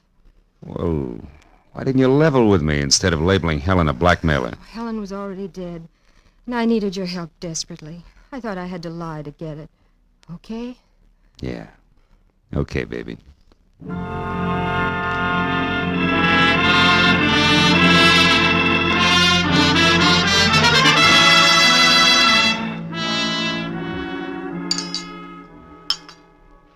Anyone care for more coffee? How about you, Lieutenant? Oh, no thanks, Mr. Grover. Well, Marlowe, you got it all to come out even anyway. Frankly, that's more than I expected when I left you at that gas station. Yeah, we were lucky, Ibarra. I guess I owe you an apology, Mr. Grover. Oh, shucks, that's all right, son. It was a shock to me to be accused of poor Helen's murder, but, well, it's over now. Yeah. You said it was the scavenger list that set you straight. How'd you figure that, boy? Well, there was a Woodhaven ballroom ticket on Rhonda's list, so she had to go there for the ticket, you see. A Sample knew that. And he told his killer, Murdoch, who incidentally he hired to murder Claiborne 2 years ago, that the girl who went to the Woodhaven ballroom was his target. Uh-huh. But Helen happened to go there after the night watchman's badge. Which he could have picked up any place in town. Yeah. What a terrible coincidence for Helen. Yet that was all that saved my life, really. That's right, honey. Murdoch made the mistake, and when he and Sample discovered it, they made another try at Rhonda's house. But I caught Murdoch there, so Sample shot him before he could talk. And when I left, he followed me in his car. I knew they were after me, and I thought for sure they'd killed you, Phil. That's why I ran. Yeah, that threw me for a loop. Then Sample came back to make sure that Murdoch was dead and sold me a great big bill of goods at the same time. Oh, it's a terrible, terrible thing. Yes, Mr. Grover, it is. Lieutenant, I want to thank you personally for your participation. Thank you very much. Well, I've got everything I need, so I'll say good night. Yeah, me too. Oh, Phil. Yeah? Shall I mail you a check? Why, yes, I think... No, wait a minute. Yes? You know, honey, with your knowledge of postal rates, why don't you just deliver it in person, maybe, huh? Love to. Count on it, Mr. Marlowe. Good night.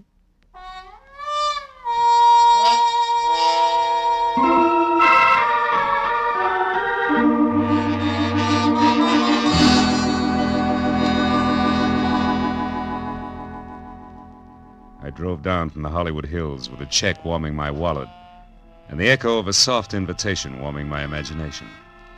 You know, that was quite a party at Grover's house. Scavenger hunt. People determined to have a good time even if it killed them. You know what? It did. I know another game. Associations. It goes like this. Grover's party. Rhonda Langley. Rhonda... Date. I wonder if she likes baseball.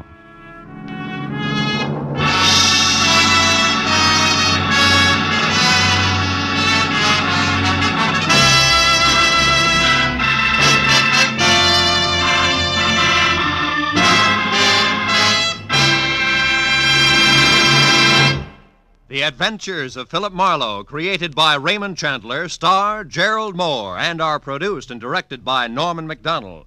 Script is by Mel Donnelly, Robert Mitchell, and Gene Levitt. Featured in the cast were Ellen Reed, Mary Shipp, Jack Moyles, Richard Benedict, and Lorette Philbrandt. Lieutenant Detective Ibarra is played by Jeff Corey.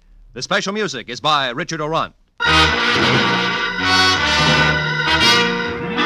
Be sure and be with us again next week when Philip Marlowe says... They were born on the same hour on the same day of the same parents, and they were identical in beauty and talent. Only one was deadly, and the other was not. And I couldn't tell which was which until I found a green purse, a fresh corpse, and a pair of dancing hands.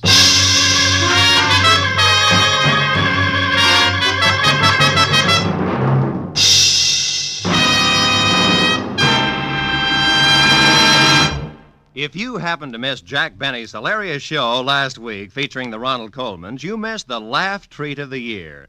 But Jack will be back again tomorrow on these same CBS network stations with his entire gang, including Mary Livingston, Phil Harris, Rochester, Dennis Day, Don Wilson, and the Sportsman's Quartet.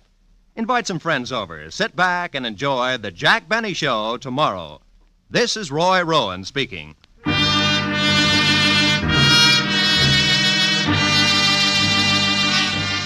This is CBS, where 99 million people gather every week, the Columbia Broadcasting System.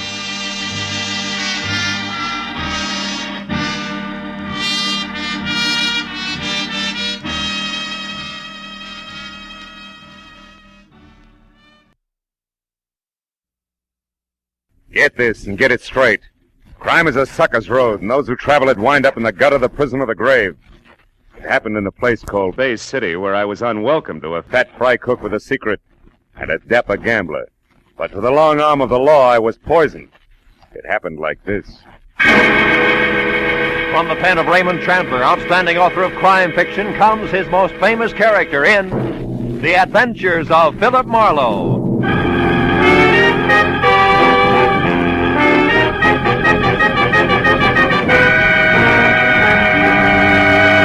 Now, with Gerald Mohr starred as Philip Marlowe, we bring you tonight's exciting story, The Long Arm.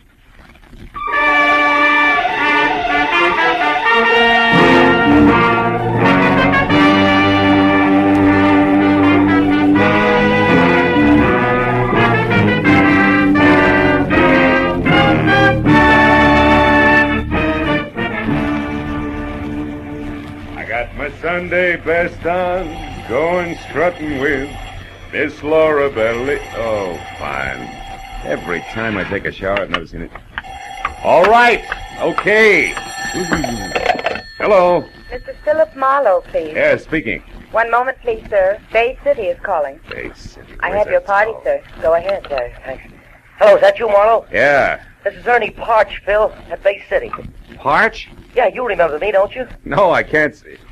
Oh, yeah, Ernie Parch. You're the guy who saved my life when the Bay City law left me beat up and bleeding all over the city dump, right? Yeah, that's it. Oh, yeah. Marlowe, please, listen. What? I'm in an awful jam. Like what? I just got out of jail yesterday. A year and a day. Jail, Ernie? Yeah. A very neat frame, Phil, but Oh? not half as neat as the one they're trying to hang on me now. This one's worse. You remember my wife, don't you? Grace, tall, blonde. Yeah. What about her? She's dead, Marlowe. Oh, no. She was murdered. They're going to try to pin it on me. You'll come right away, huh? Well, look, Ernie, I'm poisoned in Bay City. You know that. But please. Rake's Thurman would give a year's pay just to watch me break an arm. 5 if I drown. But, Marlowe, you don't know it was Thurman who had you messed up for sticking your nose into Bay City politics? No, but I can sure second guess it. It was tough cop tactics all the way. And you mean you won't help me? Yeah, well, Ernie, really, I'm sorry, kid, but you better get yourself an honest lawyer In Bay City? You know better than that, Phil. Who'd have the guts to knock heads with the police in this town? Especially when they got a custom-tailored pigeon like me standing by with one wing already clipped. Phil, I tell you, it looks like I murdered Grace. Yeah, now look, kid. Phil, I saved your life once. Okay. What's your address, Ernie? It's 38 Orlando Drive.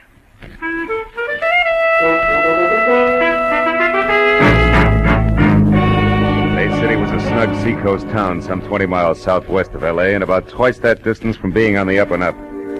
Its string of gambling houses were politely winked at by some elements of the law, and its gamblers in turn politely winked back, while the folding money passed from sucker to slicker to crooked cop. But Bay City also was home to a lot of honest fishermen, retired real estate brokers, And another element of the law, good cops. Which side Detective Lieutenant Rake Sturman was on, I'd never been able to figure. He only added one way, all cop, morning, noon, and night. The kind who made any private detective feel a little less welcome than a leper. Well, an hour after dark, I pulled up and parked well away from 38 Orlando Street. 5 minutes later, I was watching a nervous Ernie Parch wear out the carpet in his shabby living room. It was at Art Manelli's place, Phil, about a year ago. The little casino. It's out north on the edge of town. I've had a few drinks with some of the guys who worked at my gas station. One thing led to another, and finally, we were out there trying to pyramid $50 into $50,000. That's when the cops came in, huh? Yeah. You know, one of those pre-election raids that look good in the papers. You want a drink, Phil? No, thanks. But look, that raid couldn't have gotten you a year and a day, Ernie. Oh, no. But the gun they found in my top coat pocket could have. Mm-hmm. And did. Yeah, 38 I'd never seen before in my life. Plant, huh? Yeah, a plant that I could only figure two ways, Phil. Either someone at Art Manelli's place just happened to choose my pocket to drop his gun into, or someone just happened to drop it in on purpose. Someone who was sweet on Grace and wanted me out of the way. Now, look, you're sure you know what you're saying, Ernie? I'm positive. 366 days in prison with only one miserable letter from her convinced me. That and the word I got at Gumbo's place late this afternoon. Gumbo's place? Yeah, Gumbo's shanty. The chicken joint run by a fat fry cook named Lou Gomborski. Grace worked there. I stopped in just before I ran into Lieutenant Rake Sturman. Wait a minute. What do you mean ran into Sturman? What happened? Well, Phil, I was on the street getting into my sedan, you see? Yeah? I picked it up from a guy who was using it while I was away. When Sturman pulled up alongside of me in a squad car, and he started to tell me how much he liked seeing ex-cons back in Bay City. What interrupted him? Oh, call on a police radio. But before he left, he promised to drop around here sometime tonight and chat a while. Mm-hmm. And before that, at Gumbo's place? I found Grace. Now, wait a minute. You've had enough, Ernie. No. You found Grace in what? We had a fight. She admitted running around, said I wasn't worth waiting for. But she wouldn't say who was. I slapped her. Hard. All right, take it easy. Grace is dead now, murdered, remember? Yeah. Yeah, she's dead. Yeah, and they're going to tag me for it. Maybe. Now tell me what happened after you left Gumbo's. I ran into Sturman, like I said. Yeah? Then I drove around for a couple hours to cool off. When I got hold of myself, I came back here and I found her. Strangled to death. In that chair, Phil. It was horrible. What'd you do about it, Ernie? I'm not sure exactly. Here. I changed my mind. Thanks, Phil. No. I decided to get her out of here. It was just getting dark, so I waited a little, and then I carried her down the rear stairs, and I put her in my car, in the back seat. I put a blanket over her. She's still there, Phil. I was going to drive the car away, but, well, I guess I lost my nerve. What am I going to do, Phil? Sturman might be here any minute. And you got to help me. You must have. Ernie, that won't do it. I'm sorry. All right, kid. Are the keys in the car? No. I got them here. What are you going to do? I don't know. But you get out of here. Do something. But what, Phil? Anything. Go to a movie. Act as relaxed as you can. Do anything. Except come back here for at least 2 hours. Now go on. All right, Phil, whatever you say. I'll go to a movie, yeah. Right now. Right away. Thanks, Phil. I know you'll get me out of this. Ernie Parch's vote of confidence made comfortable listening for both of us. When he was gone and I was down the rear stairs and out to his car in the alley, keys in hand, I realized that it stopped right there in the back seat. Then in the light that spilled from a nearby unshaded window, I saw I was going to have company. Sharp-pointed elevator shoes, careful blue flannel, and patent leather hair over a pasty face. All of it no more than 5.5 feet and held together by a hand-painted tie that sported a dapper knot, the size of a cantaloupe. Good evening. I wonder if you could help me. I'm looking for Ernie Parch, 36 Orlando Drive. I couldn't find any number on this house. Is this it? Yeah, but Parch isn't in. He just left. Oh. You know where he went? No. It's all right, Cautious. I only want to talk to him. My name is Art Manelli. I'm a friend of his. An acquaintance. You? The same, yeah. He went to a movie, Mr. Manelli. I saw the picture, so I'm going home, back to San Diego. I live there. Oh, good. San Diego means US 101 to the south, and right past my next stop. I came in a cab, or don't those keys in your hand there say that you're leaving? I mean, I don't want to appear presumptuous. Or wait for a taxi. Or wait for a taxi. Shall I get in, or do you want to slide over to the driver's seat from here? I want to slide, if that's all right with you. Perfectly. Tell me, Mr. Crew shutter. Mr. Crew shutter? Yeah. You had business with Ernie? Personal business. You, Mr. Manelli? Yes, I wanted to see Ernie about a good location I have in mind for a new gas station. You know about such things? No, and I don't think you do either, Manelli. Unless, of course, the pumps can be converted into roulette wheels. Oh, you know who I am, eh? Yeah. I also know it's a little strange for you to show up at Ernie's place the day after he gets out of the state pen for a frame that took place at your little casino. What are you getting at, Mr. Cruchot? An outside chance that you yourself were responsible for that frame? That you're anxious to see what, if anything, Ernie intends to do about it? The light's red, Cruchot. No fooling. Now tell me, why would I want to frame Ernie Park? I don't know. Could be, Manelli, that you did it accidentally, a little gun hidden in a big hurry. Or it could be you had a tighter reason, huh? Like what? Like Grace Parch, very pretty girl.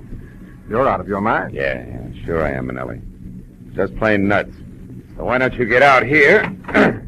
Get yourself a nice, sane taxi cab. It'll be safer. All right. Just as you say. Hey, mister, me and my pal need a lift going toward the highway. Sure he is. Aye, well, come on, Noir. We'll ride in the back seat. No, I got stuff in there. Close that door and beat it. Oh, okay, Happy. Thanks a lot. Stop, Mr. Cruchot. What kind of stop? Rum, Manelli. I'm a bootlegger who never got the word, believe me. Oh, but I do. The light green, Mr. Cruchot. So long.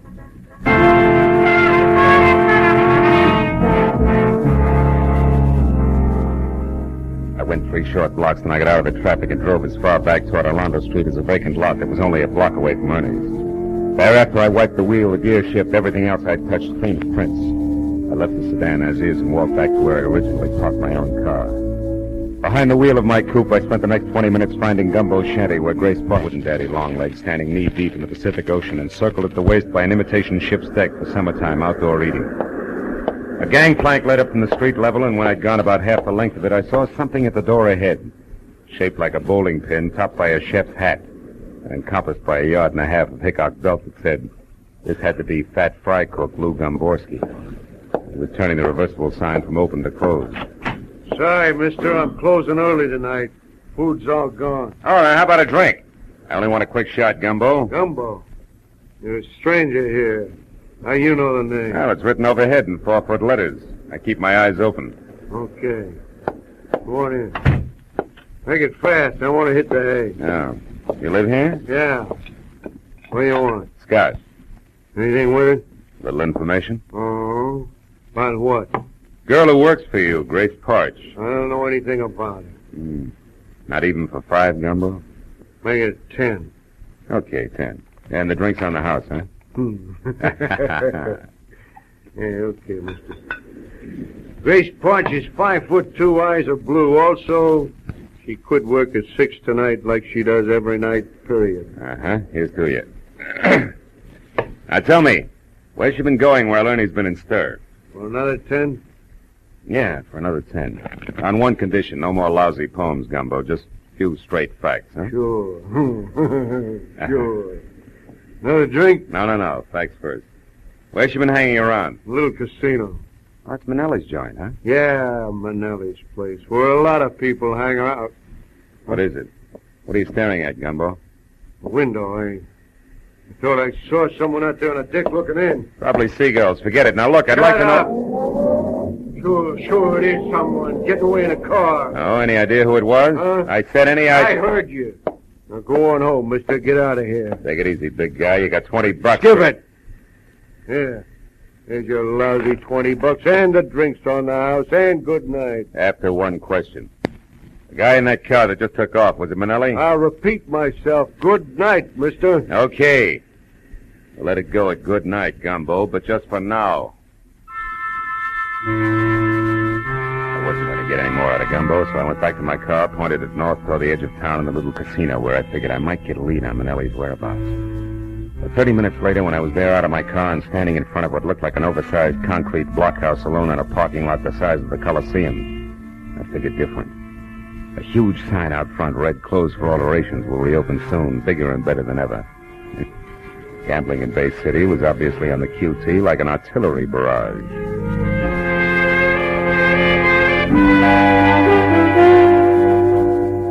By the time I got back to 38 Orlando Street, nearly 3 hours had gone by since I'd last seen Ernie. As I started up the steps toward the light in his living room, I wasn't happy over the lack of information I had for him. But when I opened the door and saw what was waiting for me, that didn't matter. In one huge, beefy, freckled hand, there was the usual police department .38 revolver. Hello, kid. The ice-cold gray eyes, the thick, broken nose, the nasty curl of the lips, all belonged to Bay City's toughest homicide detective, Lieutenant Rake Sturman. Hello, Marlowe. I've been waiting for you too long, kid. Why, I would have baked a little cake if I knew I was going to have this much time. Where's Ernie Parch, Sturman? He's under arrest, kid. We found his wife's body. He's under arrest for murder.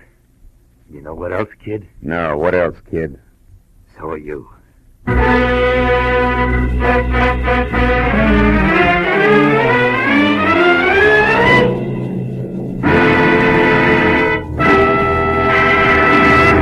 In just a moment, the second act of Philip Marlowe. But first, Fred Allen's crack that it's no wonder comedians can't find work when singers go comical has had a fast reply from Bing Crosby. Bing has invited Fred to be his guest on his CBS show this Wednesday night. And you can get right into the very middle of the argument on most of these same CBS stations, where Bing Crosby's show is every Wednesday night. Be sure to hear Fred Allen's visit to Bing's show this Wednesday, following Groucho Marx and You Bet Your Life. Now, with our star, Gerald Mohr, we return to the second act of Philip Marlowe and tonight's story, The Long Arm.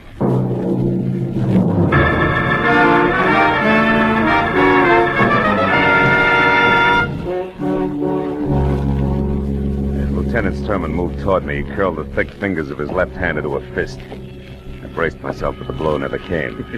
Instead, he shoved his face up close to mine, and his mouth twisted into a one-sided grin that was as full of fun as a set of thumb screws. Well, you finally came through for me, didn't you, kid? I don't know what you're talking about. I've been waiting a long, long time for you to pull something in my town, Marlowe, where you can't run back across the line and hide behind the skirts of your cop friends over in L.A. You're having yourself a pipe dream, Sturman. Lieutenant Sturman! And don't forget it. Real sorry, officer. Now, do you mind explaining what this is all about?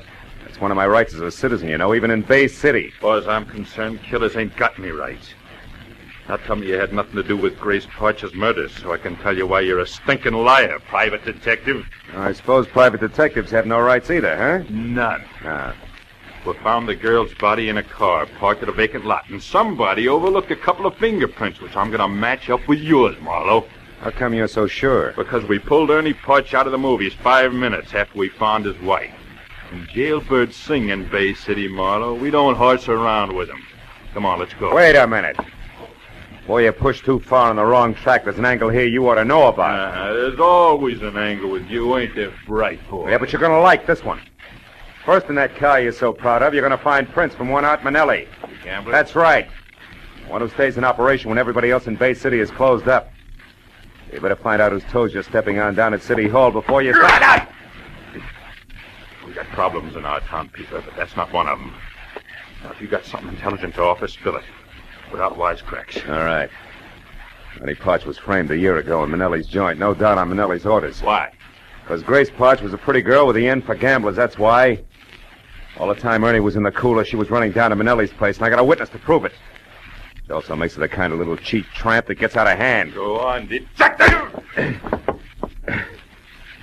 Manelli showed up here tonight, with no satisfactory reason for it. What's more, you warned Ernie Parch just this afternoon that you were keeping an eye on him. Even if he wanted to kill his wife, he's not stupid enough to have done it tonight.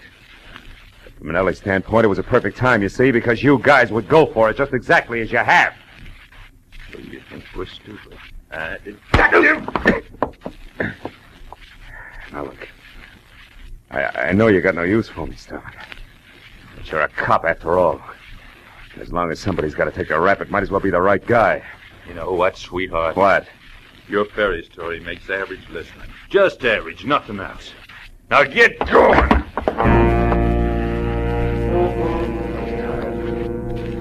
Too tired to take what I know I'd be given. Once Rake's Turman got me inside the Bay City headquarters, I made my decision fast. There were 3 steps in the front porch of the wall, and he was right behind me. I took the first 2, then turned and grabbed! He sailed over my shoulder, and I heard him land flat on his back on the sidewalk as I rounded the corner of the house. I crossed the backyard, bolted the fence, and put 100 yards of alley between us before I even stopped to think. Then I went back to my car and drove down to the water again in Gomborski's chicken shanty. The place was dark and locked up tight. I went around to the back where his living quarters were and listened. A crocodile slithering over the floor inside would have made the same sound. I pushed the door open and went in. It was Gomborski, all right, but you couldn't tell it from his face. That had been worked over long and hard by an expert. He didn't know I was there until I touched him. Get away. Come on, get out of here. Who gave you the beating, Gumbo? Lay off, will you, please? Haven't I took enough already? All right, come on, get up. Up. That's it. Now, look, Gumbo. You told me one thing about Art Manelli. The Grace Parch went to his joint a lot. And you spotted somebody outside the window and you clammed up. I come back now and I find you like this. Isn't it obvious you're wasting your time trying to protect him? Oh, shut up. Shut up and get out of here. Listen to me, you poor sap. Can't you see you're going to be living with this from now on? Every time he gets the jitters, he'll give you another going over to match this one. If he really gets jumpy, Buster, and then he'll do worse than that. Don't you get it? Now, listen, mister, that's guessing. And I know what'll happen if I open my yap again. I'm just not going to take that chance. Don't you realize we'll never lick Manelli if we don't fight? Leave me alone. Leave me alone. I'm not saying nothing. You understand? Nothing. Not one word. Now get out. Come on, get out. All right, you miserable sucker. I'm through talking to you.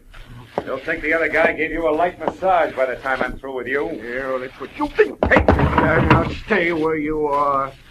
I don't want to kill you, mister, but I will unless you beat it. I'd rather face that than talk. You're getting in too deep, aren't you, Gumbo? There's nothing else I can do. You're nothing to me. I know which side my bread's buttered on. Yeah, but you made one big mistake already. Mistake? What do you mean? You left yourself wide open for this coffee pot. I'm sorry, sucker, but I don't have much time. Drop the gun. Come on, drop it. That's better. Now just tell me one thing and I'll leave you alone.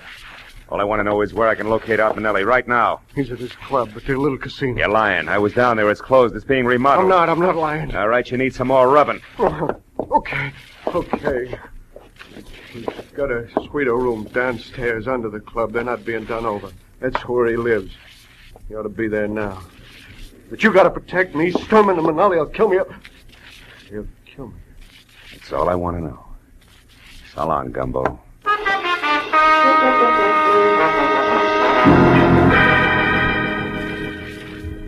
At the first phone booth I came to, I stopped, looked up a Bay City number, and made a call, which took 5 minutes. Then I went on to the little casino. I parked on a side street, then went down the ramp to the underground garage in the rear. There was a door between 2 ornate bronze urns, Alibaba size, and I started toward it. But on a hunch, I stopped and studied the decoration on one of the urns. I finally found it. A small hole in the side. I took my handkerchief out and stuffed it into the hole. From somewhere inside the apartment, I heard a chime ring. I got my gun out, then tried the door, and it opened. Into a long, lush hallway draped at the far end with a heavy gold curtain. I waded through a green carpet deep enough to mow, up to the curtain and pulled it aside. Manelli sat at a wide, glossy desk, methodically filing his nails. His eyes staring straight at me. You got this far. Come on in. Don't tell me you're all alone here, Manelli. No, I got 500 dancing girls, smart guy. What's on your mind? You act like you were expecting me. I knew somebody was coming. There's an electric eye in those brass jugs over the door. Anybody passes, it rings that chime there. Satisfied? Now what's with the gun? Put it away. In a minute, maybe. Seen Lieutenant Sturman tonight? Why? Should I? You've been rubbing elbows with homicide. But I didn't kill anybody. No, I guess you didn't. But I've got a good idea who did. Ernie Parch, of course. No chance. Was your business partner, Lieutenant Rake Sturman himself, and 5 will get you 10. He's got big news for you. Yeah? Hey, Rake. Steady, Marlowe. Don't move. Well, look what crawled out of the woodwork. I'll get his gun, Rake. Sit down, Manelli. I'll take it myself. Yeah, that's better. Now, don't budge, either one of you. Wait a minute, what is this? Shut up. You said you killed Grace Parch, but you were in love with her. We used to meet her right here in this room. Yeah, that was before she found out a couple of things and began to put the pressure on me. We got in a beef today, and I lost my head. Now, shut up. Okay, Marlowe. Let's have it. How'd you dope it? How? Gomborski took a beating tonight just because he mentioned Manelli here. With a little more pressure, he mentioned someone else. You, Sturman.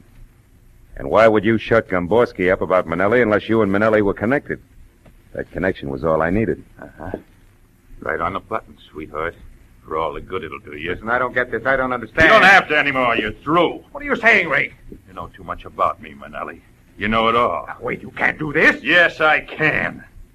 In fact, Marlowe here gave me the idea. He even worked out all the motives. So it's easy.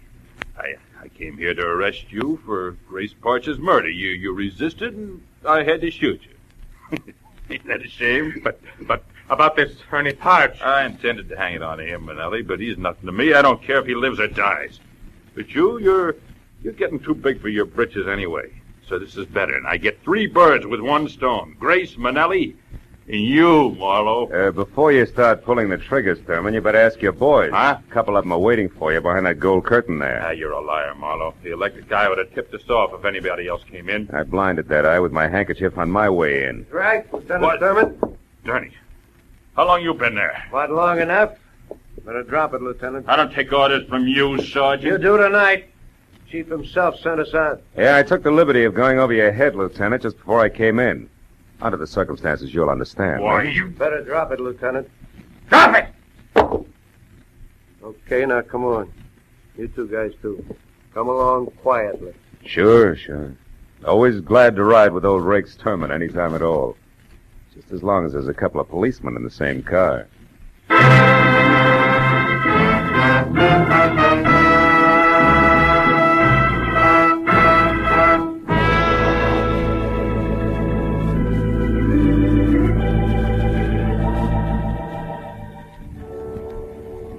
Before it was all over in the Bay City, police headquarters, everybody from the mayor to the dog catcher had put his 2 cents in.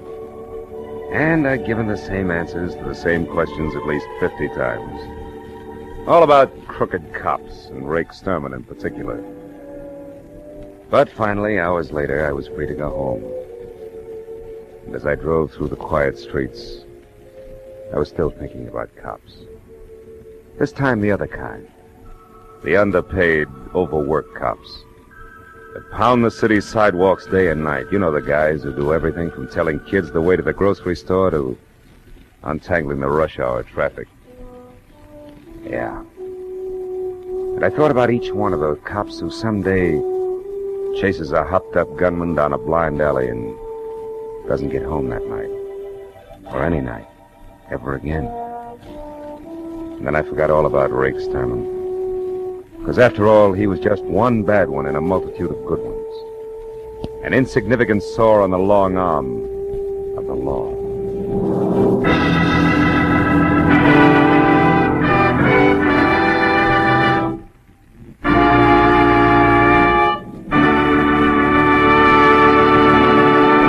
The Adventures of Philip Marlowe, bringing you Raymond Chandler's most famous character, star Gerald Mohr, are produced and directed by Norman MacDonald, and are written for radio by Robert Mitchell and Gene Levitt.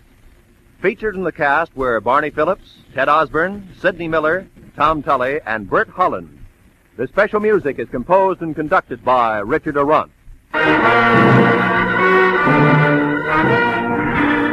Be sure and be with us again next week when Philip Marlowe says... It could have been perfect. Snowbound in a mountain lodge with a girl who was falling in love. But also present were a widow sick with rage, a bitter old woman, and a jealous man. All with reason to hate me more than anyone else in the world.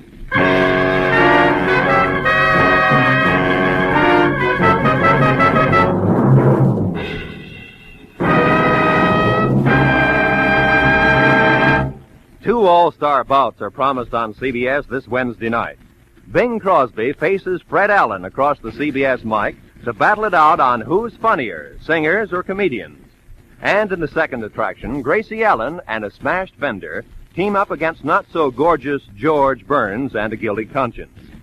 This Wednesday also brings you Groucho Marx, his ad-libs, and his teams of opposites on You Bet Your Life, and a Dr. Christian story about two redheads in love. Fun, action, variety, they're all yours with Dr. Christian, Groucho Marx, Bing Crosby and Fred Allen, and George and Gracie on most of these same CBS stations this Wednesday night. This is Roy Rowan speaking. Now, stay tuned for Pursuit, which follows immediately on most of these same CBS stations.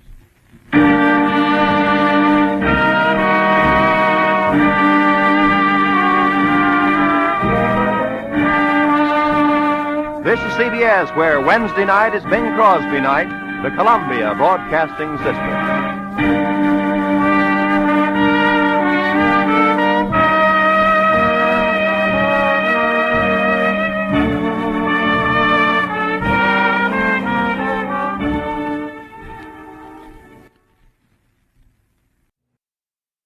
Most Saturdays at this time, we spend an exciting half hour of adventure and action with America's public hero #1, Hopalong Cassidy. Well, even two-fisted cowboys take summer vacations when they can, and Hoppy is no exception. Hopalong and Topper will be back with us riding the CBS air trails again 10 weeks from tonight, September 22nd. Get this and get it straight. Crime is a sucker's road, and those who travel it wind up in the gut of the prison of the grave. There's no other end. But they never learn. From the pen of Raymond Chandler, outstanding author of crime fiction, comes his most famous character in The Adventures of Philip Marlowe.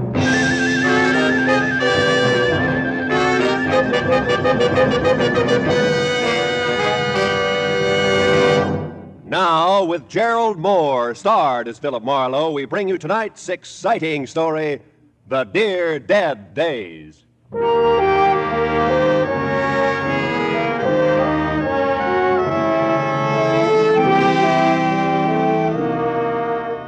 I stood at the window and looked down at the Saturday morning traffic. 1,000 inchworms playing follow the leader to the beach, to the mountains, to Aunt Millie's, to any place. I had time, a book. There was food in the refrigerator and a coffee cup in my hand. Across the room, there was an easy chair and cigarettes on the table beside it. The clock said it was 9:15. I hadn't shaved and I wasn't going to. It was Saturday all day, and it was mine.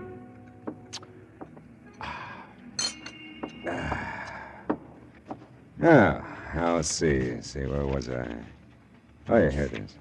She was the most breathtaking thing he'd ever seen.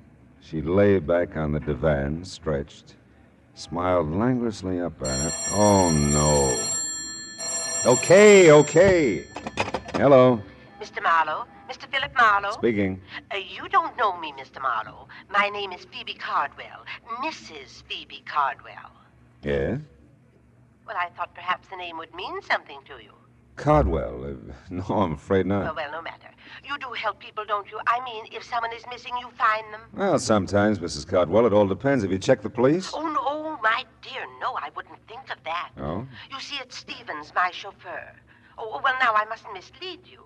Strictly speaking, he is not my chauffeur. But strictly speaking, he is missing. Yes, at least he seems to be, and I don't trust phones entirely, Mr. Marlowe. I couldn't even have called you except Matilda went to her friend's, and I do need your help. Yeah, I see. If Well, you could come out right away. It's most important to me. I live in Venice, Mr. Marlowe. If you drive down Sepulveda to Washington Boulevard.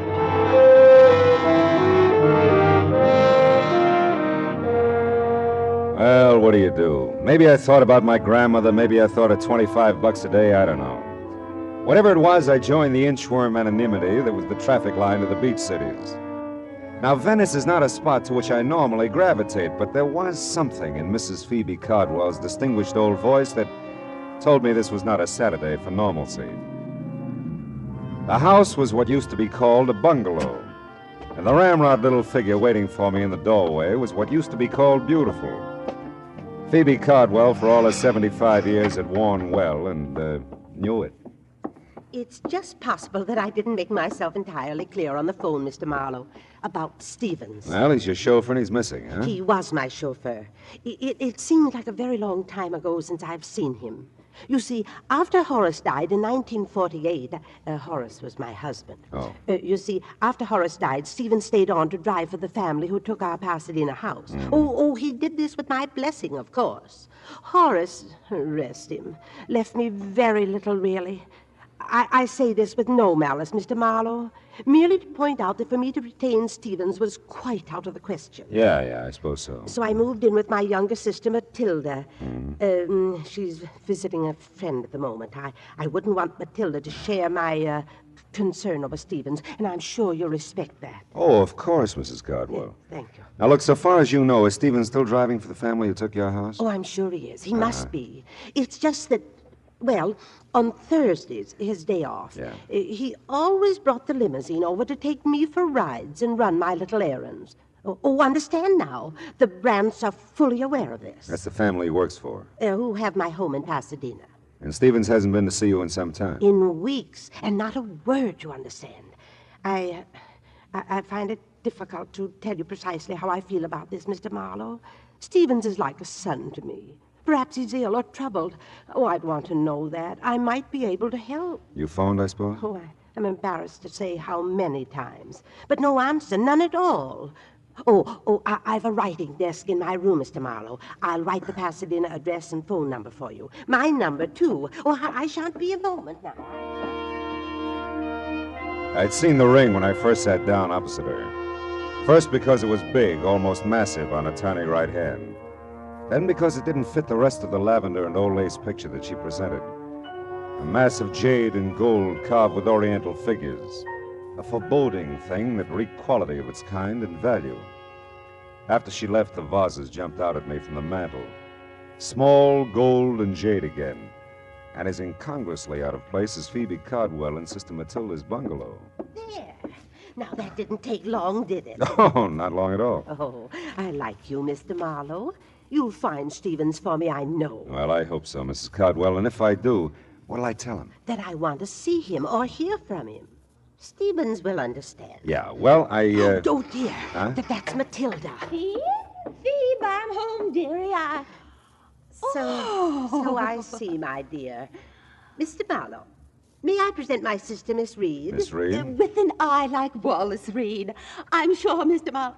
Oh, but maybe you don't remember Wally? Well, I tell you, Matilda dabbled in theatricals at one time, Mr. Marlowe. Dabbled in theatricals. I was in pictures in the golden era, Mr. Marlowe, when silence was golden. Oh, that Wallace Reed, yeah. Mr. Marlowe's in insurance, my dear, and some younger than we are. Did you see the covered wagon? Ernest Torrance. I had a big scene with him on the prairie, right by one of the wagon wheels. No, not first run. I'm waiting for it to come to my neighborhood theater.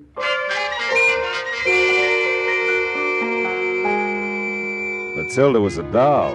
Real live Cupid doll, but her role in this thing was strictly comedy relief. The drama, if there was any, was Phoebe Cardwell. A missing chauffeur that wasn't hers anymore, and the glaring memory of jade and gold that didn't seem to fit anywhere. Well, I missed the house on Orange Grove Avenue by 2 numbers, parked the car, and walked back. The old Cardwell place was set well back from the street, and its solid red brick looked big, important, and empty. Nobody home. Nobody home. At first, I thought there were 3 honey-colored Afghans on the lawn next door. But the one in the middle was talking to me. And as I walked closer, I could see she was by far the prettiest. And undoubtedly something more than man's best friend. The Brandts are at Emerald Bay for the summer. I thought I'd told everyone. Yeah, well, I'm the one who forgot to ask you. My name's Marlowe. I'm Kip Harcourt. Margaret Really. Kip's for the reserve section. Hello, Kip. I've never seen you before. Yeah, well, believe me, I'm sorry. I believe you, Marlowe. Yeah, I got a first name. I like Marlowe. Oh. Forget about the Brandts. Come on and play on this side of the hedge.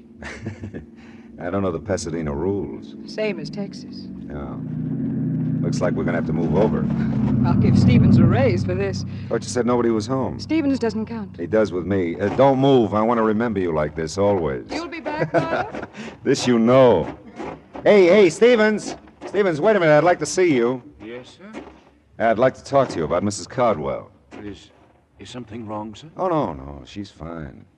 I'm Philip Marlowe, Stevens. Is there some place we can have a visit? They're upstairs over the garage in my quarters, sir. Come along.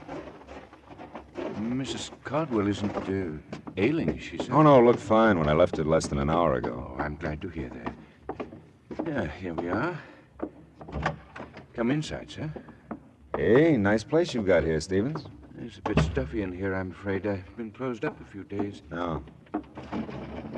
Here now. Sit down, sir. Thanks. Say, Stevens, Mrs. Cardwell misses you, and you can drop the sir with me. Marlowe will do. Well, I'll try, sir. Mr. Marlowe. But a habit of 20 years or so, you know. Sure.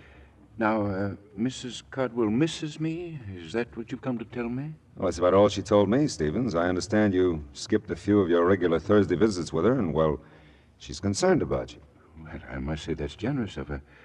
Of course, it's not been a few visits at all, Mr. Marlowe. I've missed the last 2 Thursdays, and for a quite legitimate reason. My employers, the Brants, have opened their Emerald Bay place. Yeah, so Kip told me. Miss Harcourt, I mean. Mrs. Harcourt, sir. Oh, really? That's too bad. Is it, sir? Yeah. Well, look, Mrs. Cardwell seems like a nice old lady. You know what you mean to her. It's not just you she misses, you understand? It's a way of life, something she was part of and enjoyed. Status, I think they call it. You know, it can be pretty important, Stevens. I understand that, sir. Sure you do. You'll give her a break, I know. Call her now that you're back in town. You know, keep in touch, huh? Yes, Oh, excuse me. Sure. Don't leave, sir, please. There's something I'd like to ask you. Stevens seemed like a right guy. Anyway, I was wondering about Kip, Mrs. Harcourt. I had her figured all right, but not for married. I dismissed it to the back of my mind and started casing Stevens' little palace. It was nice enough in the brown to gray motif, neat, tidy, like Stevens, except for a bunch of packing boxes grouped in the corner behind the divan. And on top of them, 3 items that stopped me cold. A large bowl, a smaller one, and a long oblong box. All a mass of jade and gold carved with oriental figures. You admire oriental art, Mr. Marlowe? Not especially. Do you, Stevens? Not specially, sir. You said you'd like to ask me something. Yes, and if I may, sir, I'd appreciate a straight answer. All my answers are straight, Stevens. It's my questions that get tricky. I'll remember that, sir. Are you certain you've told me everything Mrs. Cardwell said about me? Very certain. Does it strike you as odd, sir, that she'd hire a man of your particular capabilities to deliver the simple message that she misses me? Matter of fact, it does, Stevens. Strikes me as very odd.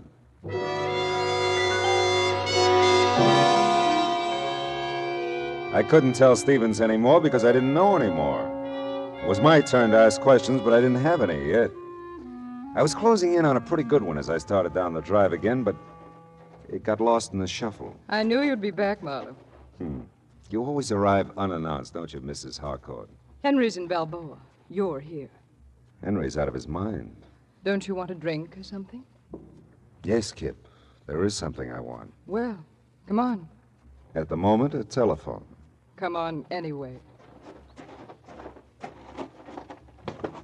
You know, Marlowe, you're an odd one. Yeah, everybody says so, yeah. You're really coming into the house to use the phone, aren't you? Well, like I said, I'm an odd one, yeah. Where is it? To the right in the library. Thanks. Are you a friend of Stevens? Why? Because you're not a friend of the Brants. Yeah, well, I'm really a friend of Mrs. Cardwell's. Phoebe's? Why didn't you say so? Would it have mattered? Well, little. I lived next door to Phoebe and Horace for years. Here? Here. It's my house. Henry married my money. Poor Phoebe. Horace didn't leave her a thing. No one understood it. Liens against the estate as big as a house. Big as the Cardwell house? That's how the Brants got it.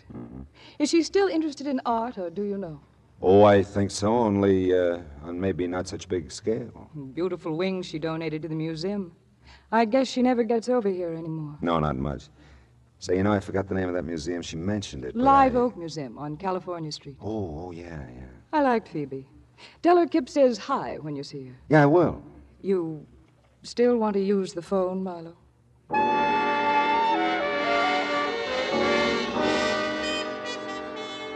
I used the phone. I called Phoebe Cardwell, explained Stephen's absence, and gave her Kip's best. And the case was closed. All I had to do was wait for a check. But all of a sudden, I didn't feel very good about any of it. It was like a hangover. I felt something should make sense, but nothing did. The jade and gold at Phoebe's, the stuff in Stephen's quarters that looked just like it.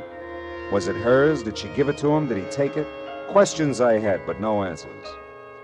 I stood there at the window in Kip's library and watched a car pull to a stop in front of the old Cardwell place. Watched the thick little man get out and start to walk up the gravel driveway. I wasn't sure until he walked right past the library window. Then I knew I had the beginnings of all the answers. The thick little man was Fritzy Ott, one of the better fencers around town. And he was on his way to see Stevens. A minute later, Kip told me of empty servants' quarters over her garage. Another minute later, and I was there. The two garages weren't 6 feet apart. And there was lots to hear if you listened. I listened. But look, Stevie boy, you don't have it all. That's not quite the point now. Can you dispose of it? I don't know. Two things, Stevie boy. One, collections are tough to fence. Real tough. Two, this isn't the whole deal. But I don't understand. This isn't the whole deal. Some pieces missing. I've seen pictures of the Cinco collection. Some pieces are missing here. 2 vases and a ring, to be exact. Yeah, you're right. You got them? Well, not exactly. I might be able to get them. Look, I'm trying to tell you, Stevie boy. One, I'm not even sure I can fence the whole collection. But two, I ain't got a prayer of doing it if it's incomplete. Are you with me there? Do you understand that? Yes, I understand it. It might take time to obtain the other pieces. Then you better spend some time, Stevie boy, or we got no arrangement whatsoever. I tell you, I'll nose around, see what's the best deal I can get, providing you deliver the full treatment. You see what you can do about getting it, and we'll meet here tomorrow at noon. But I really don't think it. Oh, never mind. I've got to have the money. All right, tomorrow at noon. You didn't have to hang any signs on it. It was all there, or most of it was. The Cinco collection meant very little to me, but it meant money to Stevens and Fritzy Ott. I had an idea it meant something else again to Phoebe Cardwell. And I had another idea. The Live Oak Museum on California Street and the wing that Phoebe had donated to it. I couldn't risk the delay of a Texas rules bout with Kip, so I skirted the house and ran through the dusk to my car. 5 minutes later, I stood in front of the words Live Oak Museum, Percival Wallace, director, open to visitors 9 to 5 weekdays, 9 to 12 Saturdays, 12 to 5 Sunday afternoon. Oh, nuts.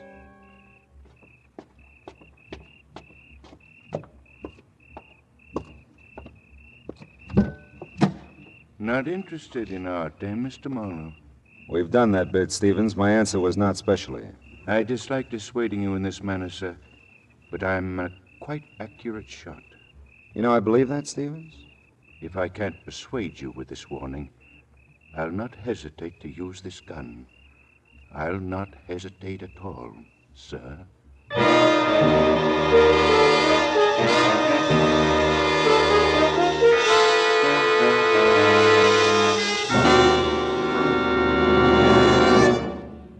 In just a moment, we will return to the second act of Philip Marlowe. But first, now that vacation time is here, our streets and highways are more crowded than ever. Don't take chances. Obey the traffic rules and drive carefully. The life you save may be your own. And now with our star, Gerald Mohr, the second act of Philip Marlowe, and tonight's story, The Dear Dead Days.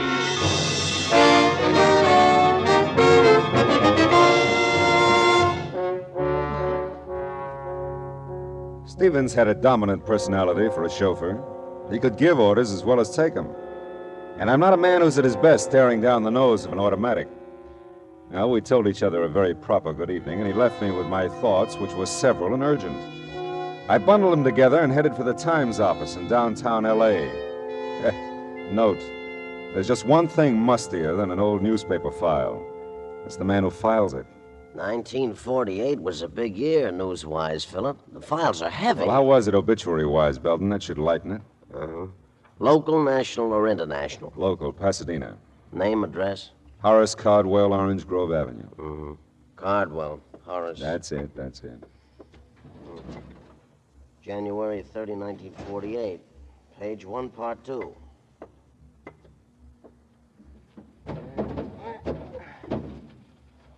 That's a good spot, page 1, part 2. Best local obit spot in the paper. Oh, I'll bet Horace was proud like anything.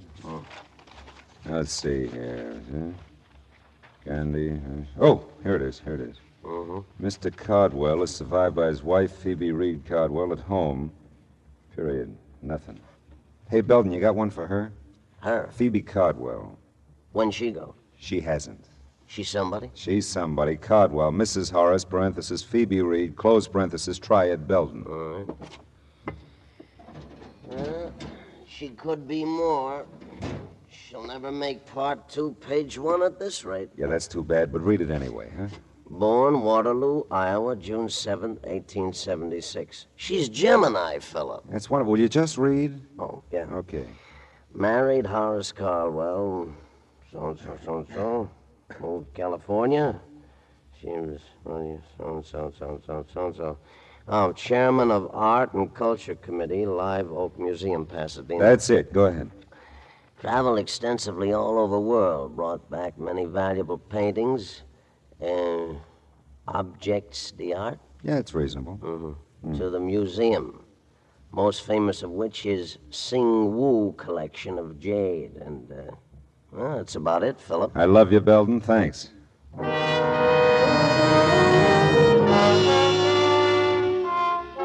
So Phoebe had brought the Singwoo Jade collection to Live Oak Museum in the first place. Now she had some of it, Stevens had more. And Fritzy Ott was even now nosing around for a taker. Where did that leave the museum? Nowhere, so far as I knew. Except closed till noon tomorrow, Sunday. And noon tomorrow, Sunday, would be too late. Fritzy and Stevens would be together by that time. Note: Percival Wallace is a quiet little man who doesn't like to talk to private eyes about museum business at home or anywhere. The museum has operated for 30 years, Mr. Marlowe, and not one shred of notoriety. Not one shred. Well, I think we can keep the record clean, Mr. Wallace. All I want to know is when the Sing-Woo collection was stolen from the museum. I didn't say it was stolen.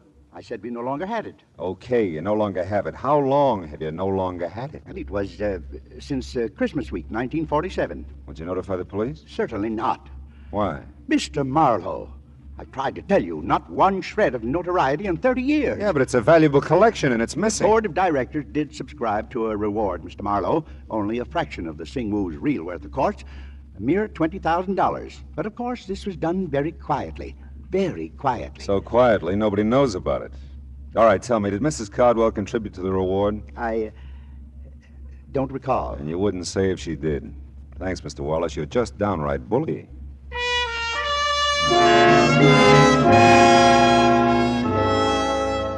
I got to Phoebe Cardwell's small bungalow in Venice in time to see a liveried limousine pull away from the curb.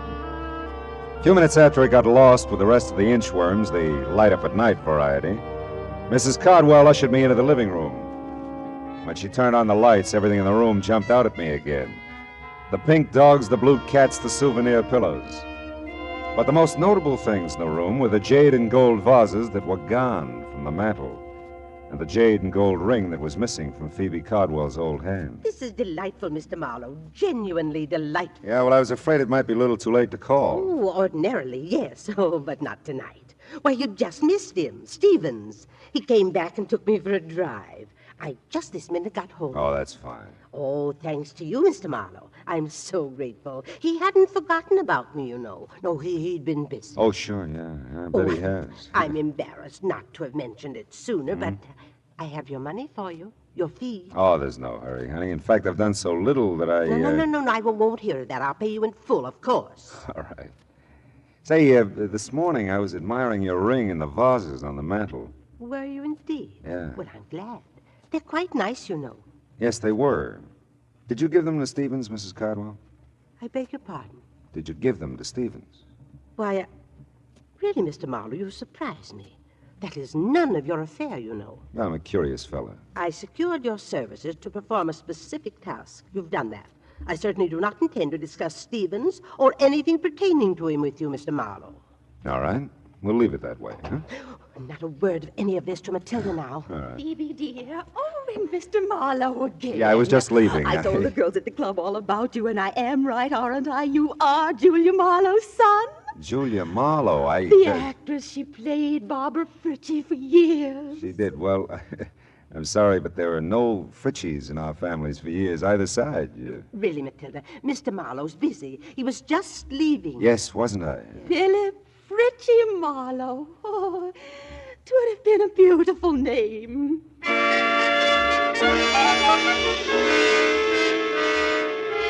The lights in Kip Harcourt's house were off when I got back to Pasadena.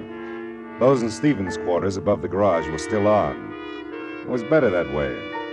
I wasn't worried about Stevens' automatic anymore. There was a very good chance he wouldn't use it.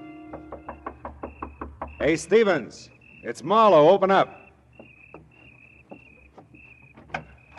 Apparently, I didn't make myself clear, Mr. Marlowe, sir. If you still want to try your aim when I finish talking, I'll be a willing target. Come in, sir. It's almost midnight. You're meeting Fritzy at noon tomorrow. We're going to have to work fast. I warned you to stay out of it, Mr. Marlowe. Now, listen, Stevens, hear this. I know about a lot of it, and I got some good guesses on the rest. Let's make a deal. I'll tell you what I know and what I guess. If I'm right, you can get in touch with Fritzy tonight. And if you're wrong? Well, if I'm wrong, one of us deserves to be killed. Go ahead, sir. Okay. Horace Cardwell was a wealthy man, a very wealthy man. He was a good businessman, and he loved his wife very much. That's right, sir. When he died, there was almost no money. A small amount maybe for Phoebe, but the house, everything in it, the cars, everything went to pay off debts, liens against the estate. What else do you know? That Phoebe Cardwell contributed a wing to the Live Oak Museum. That she brought art treasures from all over the world to put in it, including the Singwu jade collection. That the collection's been missing from the Cardwell wing since Christmas, 1947. Horace died of a cerebral hemorrhage in January 1948. And nobody wants to talk about who took the collection. Least of all the people at the Live Oak Museum. And, what do you guess from all this, sir? That a man, even a very wealthy man, can run out of money. Especially if he has a wife who's a wonderful woman, but with an eye and a hand for expensive art treasures. Phoebe's sick, Stevens. Kleptomania is an illness. I know, sir. It's been such a well-guarded secret. It took all Mr. Horace had to pay for the things she took. People to watch her, keep track of her. You know her, sir. He couldn't bear to get help for her, psychiatric help. Now, she needs money, just to live on. She has so little, and... You love her very much, don't you? Yes. Yes, I do. Well, she can't have too many more years, Stevens, and $20,000 is a lot of money. $20,000, Mr. Moore? Now, look, Stevens. You called it a well-guarded secret. Believe me, it was, and it is. Even those of you who have been protecting Phoebe all these years haven't leveled with each other. How she moved the collection out of there, I'll never know, but the museum's had a $20,000 reward for its return for several years. Well, I didn't know that, sir. I know you didn't. And it suddenly dawns on me that Phoebe's been handing you the Singwu collection bit by bit ever since she, came by it. Maybe in appreciation for your years of faithful service, huh? Well, she said it might come in handy, sir, if I ever needed money. If I needed money, Mr. Marlowe. Yeah, I know, Stevens. Hey, you got a conflict tomorrow. You can't be here meeting Fritzy and be at the Live Oak Museum when it opens at noon, too. Well, I'll call Fritzy. I'll tell him our arrangement is off. And Stevens, can't you just see Percival Wallace's face tomorrow when he eyes the Singwu collection again?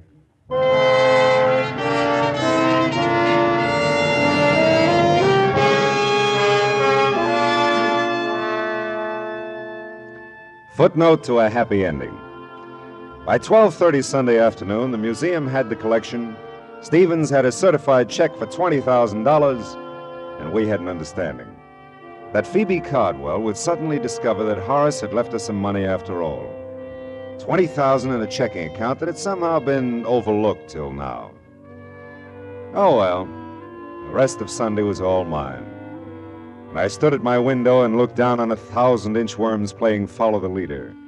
Back from the beach, the mountains, from Aunt Millie's, from anywhere. All kinds of people. Nice people. Not so nice people. Dames like Kip, whose husbands took trips. Sweet, harmless old ladies who took collections. Oh, well, where's that book? Oh, yeah. Now, where was I? Oh, yeah, here it is. She was the most breathtaking thing he'd ever seen. She lay back on the divan, stretched, and smiled languorously up at him.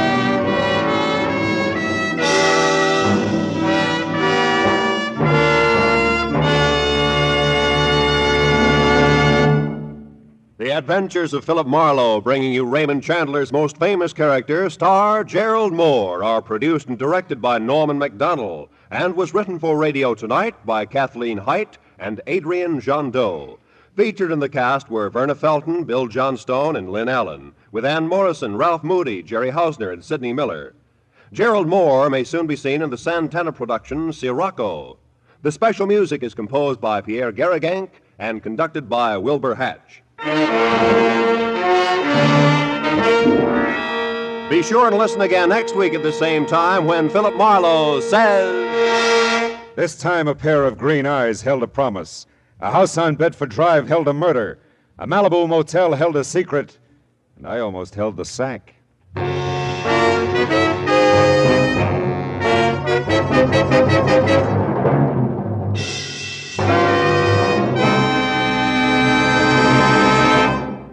Songbird Evelyn Knight, a favorite CBS singing star, helps out vocally on The Mario Lanza Show tomorrow evening on most of these same CBS stations. Stay tuned now for Gangbusters, which follows immediately over most of these same CBS stations. Roy Rowan speaking. This is CBS. Hear Horace Hyde every Sunday night, the Columbia Broadcasting System.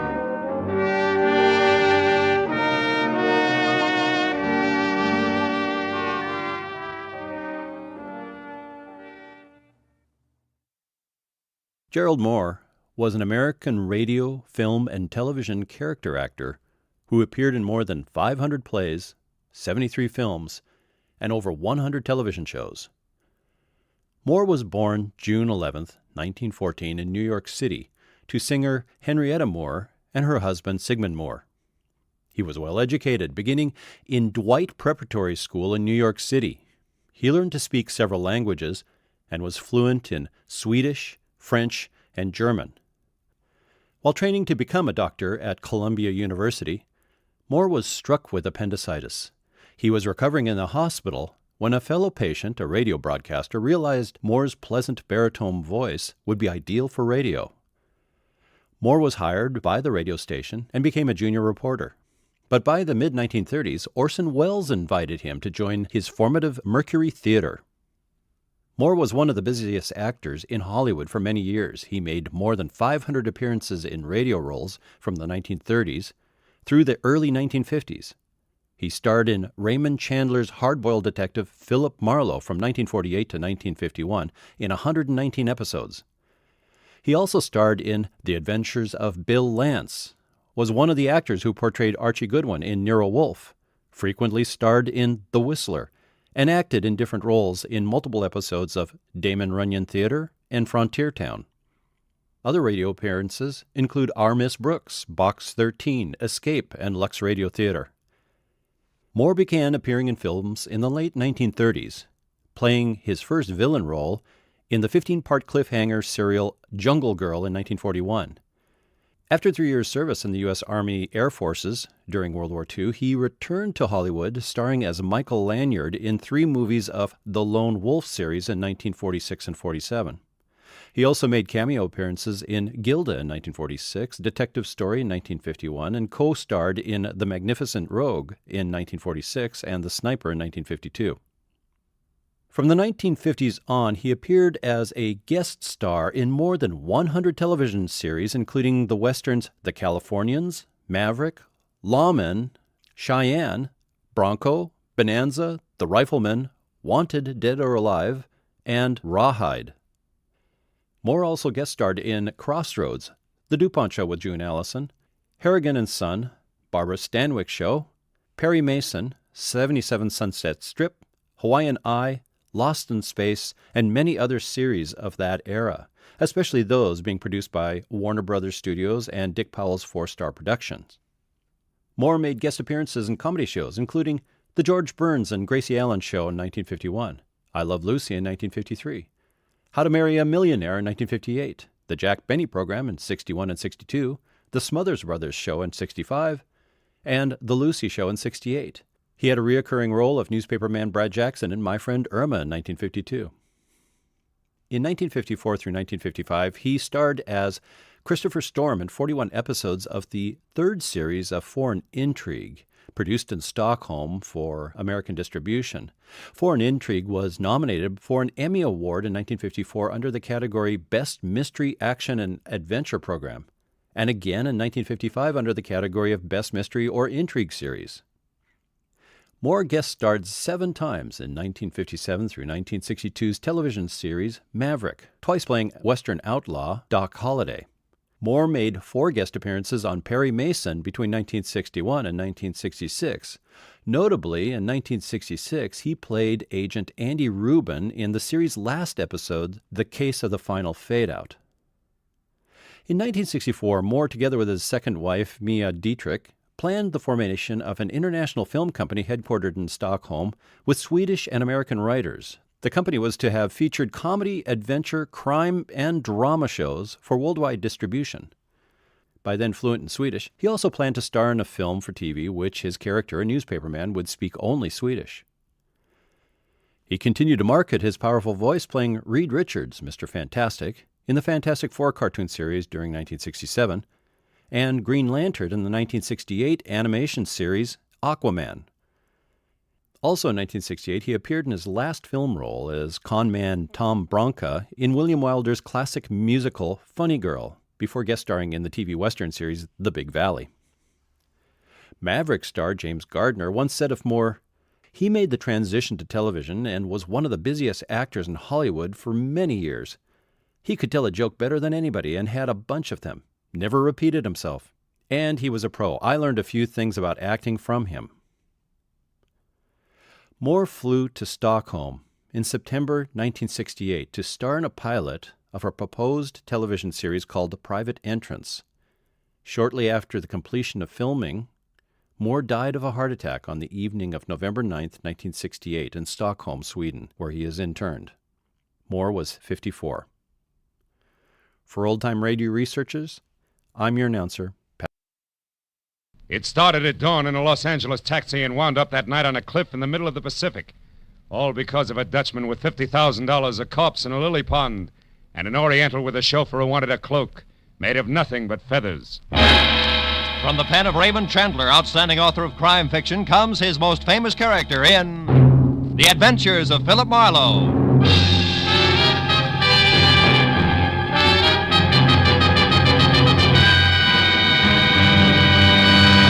Now, with Gerald Mohr starred as Philip Marlowe, we bring you tonight's exciting story, The Cloak of Kamehameha.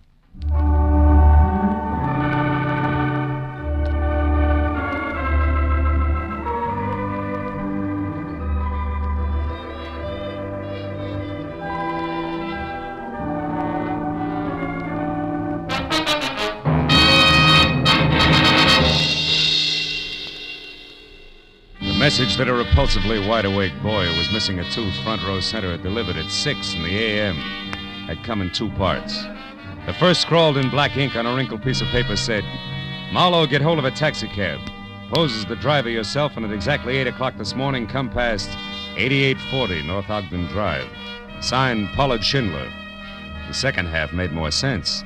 It was printed in neat letters on neat green paper, and under an engraving of Benjamin Franklin read, $100 silver payable to the bearer on demand. So at exactly 8 o'clock, I was behind the wheel of a hired cab, leather jacket, peak cap, toothpick, and all, and within taxi distance of number 8840. Mr. Pollard Schindler, a round man in square clothes with haircut to match, was not late. Taxi! Are you there? Taxi, wait! Yes, sir. Cab? Of course. Why do you think I'm shouting my head off? I want to go to the municipal airport. Do you understand? The municipal airport at Inglewood. Okay, Inglewood. Municipal airport it is. Marlowe, the meter. Quick, put the flag down. Every minute I'm being watched. Oh, yeah. Watched by whom, Mr. Schindler? I do not know. Now, listen carefully, Marlowe. Later, you are to go to the Halemoana Hotel and wait for a young lady named Lani Collier. Mm-hmm. Then, at the hour she designates, you go to her house, number 44 Diamond Head Circle, and pick up the cloak. Oh, wait a minute. Halemoana, Diamond Head, all those places. This hotel isn't by any chance in Hawaii, is it? Didn't I mention this in my note? No, you didn't. Nor did you mention picking up a cloak. That just proves I haven't been myself ever since yesterday when I received this anonymous letter that's postmarked Honolulu. All it says is, Kamehameha's cloak of golden feathers will bring no less than death. Huh. Marlowe, have you ever been to the islands? Yeah, twice. Once business, once pleasure. Well, then surely you've heard people speak of King Kamehameha. Oh, sure. He was back in the 1780s, right? Big organizer, conquered Oahu by driving the defenders over that cliff that divides the island. Divides it in two, you know. Pali. That's Pali, it, that's it. Marlowe, the feathered cloak that Kamehameha wore was about 100 square feet, and every inch of it a golden yellow feather. Huh? And valued at more than $500,000. Really? How come? Well, the feathers. Oh, yeah, sure. They are from the now extinct black marmot bird, Marlowe, and there was only one yellow feather on each bird. That could explain why they're now extinct. Don't tell me this is all a game of Collier to Marlowe to Schindler with a cloak that belongs to the museum. No, Marlowe, no, it isn't with the cloak you speak of. But Lani Carter has another one, less valuable, of course. It's 1/4 the size. Oh. But it also belonged to the king, and it also is made of the priceless feathers. And is this her property to have and to hold legal-like? Yeah. Lani is wealthy, young. How young? About 25. Oh? She went to a fashionable schools here in California, and as a result cares more about fun and furs from I.J. Fox than she does priceless heirlooms. So for $50,000, I have bought the cloak to resell to a New York millionaire for almost twice that sum. It's a lot of loot. Well, yes, he loves island law. It figures. Marlowe, I was right. I am still being followed. Don't look back. Just drive faster? No. Do nothing. This is exactly as I want it. Whoever it is will follow me, not you. And when I am in Honolulu, they will still follow me. While I take care of the business on hand, huh? Yes. There is a reservation for you on the next plane. So, after you leave me and collect your cab fare, which will be $500, you drive away. And then later, Marlowe, get back here, board your plane, and underway. And tonight, when I've got the cloak? Take it back to your hotel room at the Halemoana and sit on it hard. Mm-hmm. Because unless I am a complete success as a decoy, you will have your share of trouble, too, I'm sure. But, Marlowe, from which specific direction it will come, I do not know.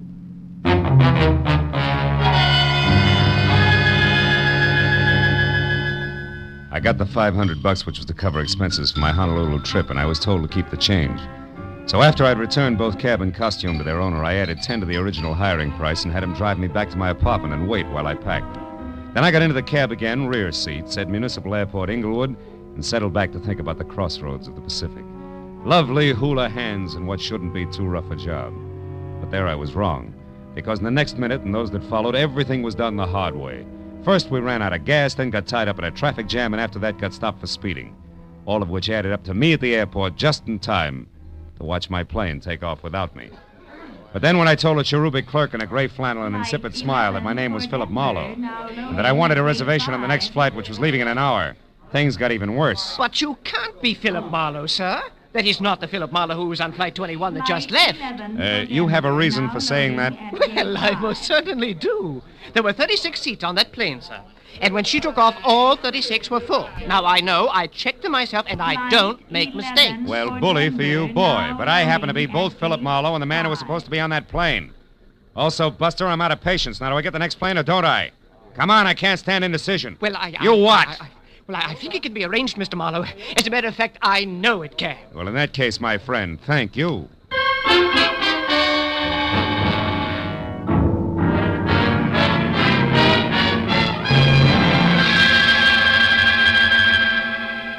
When we took off, my frame of mind left me ready and waiting for at least a crack up at sea.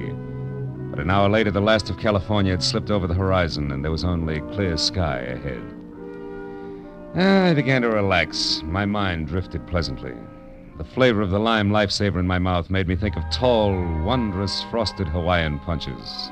And the sinuous grace of lovely hula hands. But I opened my eyes again. Diamond Head was in front of us, and majestic in the red glow of the evening sun. It gave all of the lush Moana Valley I could see the texture of thick velvet. We landed like the airport was made of marshmallows. And a half hour later, I was in the lobby of the Halemoana Hotel. It was cushioned rattan and Filipino mahogany over cool tile. And everywhere, laughing, sunburned faces wearing bright splashes of color. So, smiling both inside and out, I walked briskly to the reservation desk and told a good-looking Hawaiian in white flannel that I was Philip Marlowe. But at his reply, I stopped smiling, both inside and out. But, sir, your reservation was taken 2 hours ago. There must be some mistake. I doubt it. But you are Philip Marlowe of Los Angeles, sir? That's right, and I've been through this before today because of what I thought was an error due to... Due to what, sir? Nothing. No, I'll talk to you later.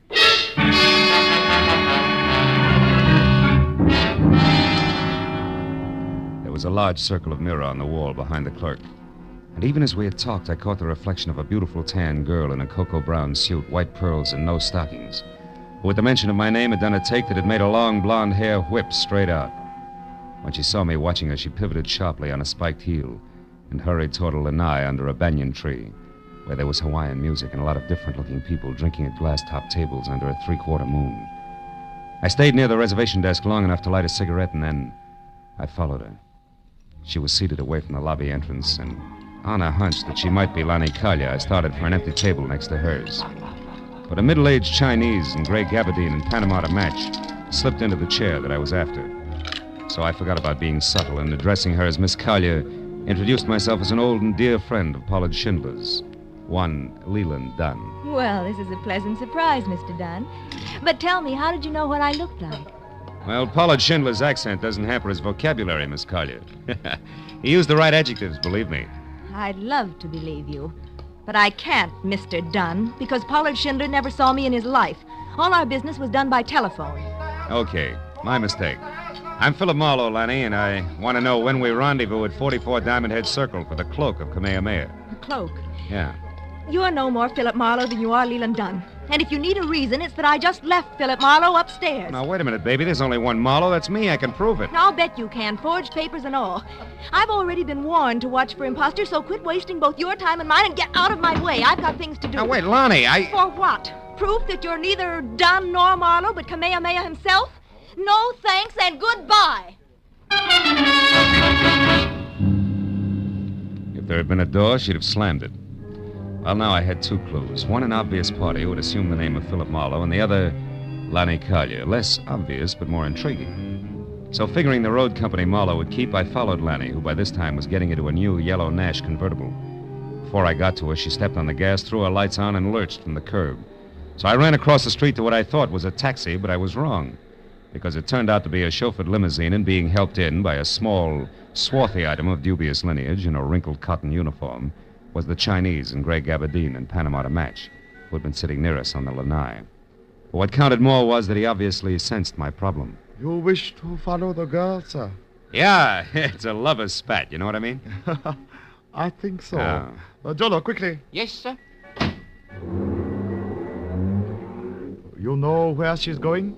I'm not sure. Maybe Diamond Head Circle. Lady is gaining, sir. Let's make it Diamond Head Circle. Is there a faster way there, a shortcut? There is.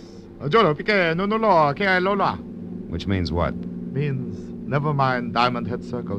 Drive fast to the factory instead. And do not move, Mr. Marlowe. Marlowe? Oh. Comes the heavy artillery, huh? Okay, Fu Manchu, what's with the factory? You, out of the way until the Cloak of Kamehameha is mine. Which won't work, because believe it or not, clever one, there's another Philip Marlowe who at the moment is a lot closer to that collection of fancy feathers than either of us. You lie. A stupid bid for freedom. I bet they will not get you. Jolo, that truck, look out! Fool! Wait! It was my chance. As we hit, I slapped at his gun and then jerked the handle of the door and jumped. When I got to my feet, I was on the sidewalk and bruised, but better off than China Boy, who was draped over the back of the front seat and shouting dirty words in a half a dozen Oriental dialects at both Jolo and the driver of the pineapple truck that had sideswiped us. A crowd that included a towering Hawaiian policeman who promptly told mine host to shut up. Gathered in a hurry, so I ran for a taxi. Gave the driver $10, the address I wanted, and took off.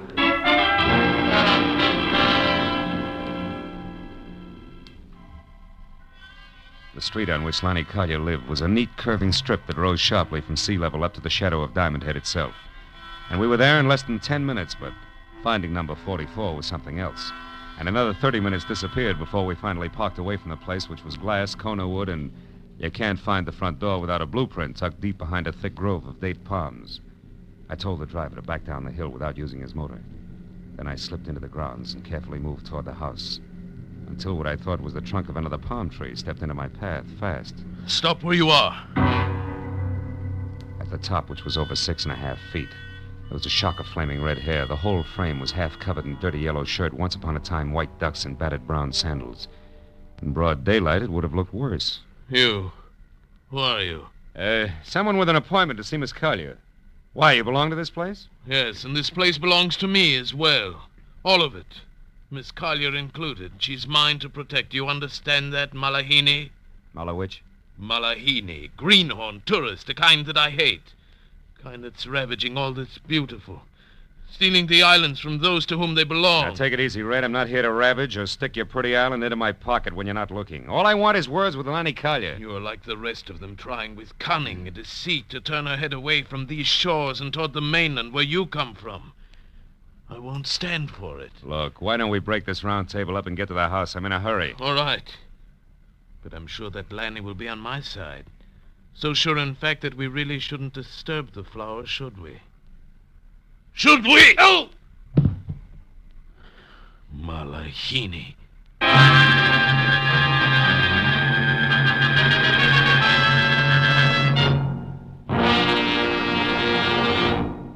In just a moment, the second act of Philip Marlowe. But first, if mystery and detection are your dish, don't forget you can get more of the same over CBS. Tomorrow, for instance, is the day when two unique and widely differing sleuths make their weekly appearance. One is that well-known character, Sam Spade, Dashiell Hammett's hard-boiled private eye. The other sleuth, whose adventures are yours every Sunday, is Danny Clover, an old hand on that gaudy street called Broadway. Broadway is my beat, says Danny Clover, and it's a beat where anything can happen. Both Broadway is my beat and The Adventures of Sam Spade come to you over most of these same CBS network stations. Now, with our star, Gerald Mohr, we return to the second act of Philip Marlowe and tonight's story, The Cloak of Kamehameha.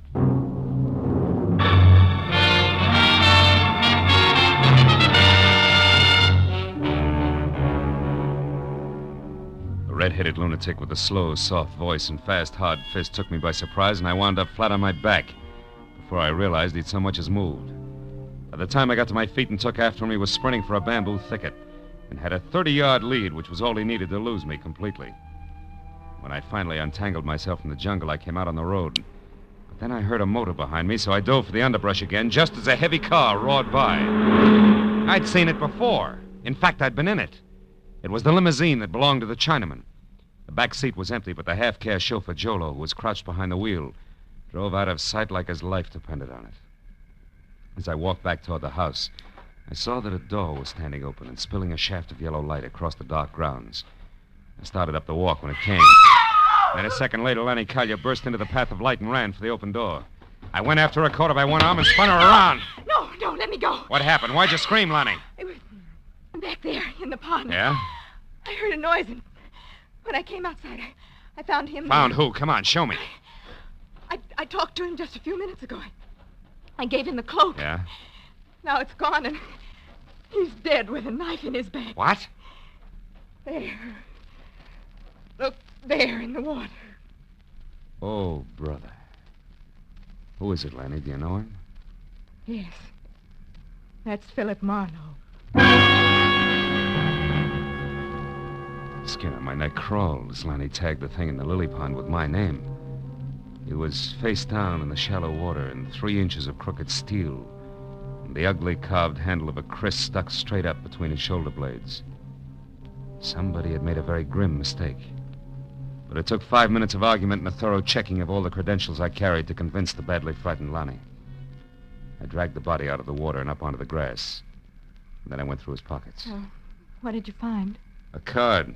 Oh? Yeah. From the Hawaiian Island Art Products Company, Limited. Number 12 Harbor Street. Mean anything? Well, no, I've never heard of it. Oh, what's that on the back? Flight number and departure time of the plane I was supposed to take out of Los Angeles. Whoever he is, he's been one jump ahead of me all the time. Right up to your lily pond here. Was anyone with him when you gave him the cloak, a half-caste, and the chauffeur's uniform, for instance? No, he was alone. I gave him the cloak just as Schindler had instructed me to, and... Listen, Lonnie. There was a down-at-the-heel redhead here just before you came out. He claimed to be a friend of yours. Oh, that was Lawrence Cochran, the poet. That guy's a poet? Yes. At least he was going to be. He wrote one great poem years ago about two lovers who leaped to death over the Polly. Oh. To keep from being separated, and their souls turned into birds. It's still very popular here on the island. Mm-hmm. What happened then? Then he got the habit of drowning himself in gin. Now the natives call him Papuli, the crazy one. That's closer. Oh, he's always hanging around. I suppose he still believes he's in love with me. He's not so crazy. My mother wanted me to marry him at one time. Now that she's dead, he thinks he should look after me. Okay, Lonnie, let him keep thinking so. What do you mean? Well, I mean you can use a good watchdog right now. So when Cochran comes back, you make him park on your doorstep, and you stay inside and be careful. With guys named Philip Marlowe getting knives in their backs, I've got a few things to do myself, but fast. I'd like to borrow that souped-up convertible of yours, Oh, where are you going? Number 12 Harbor Street, and the Hawaiian Island Art Products Company, Limited.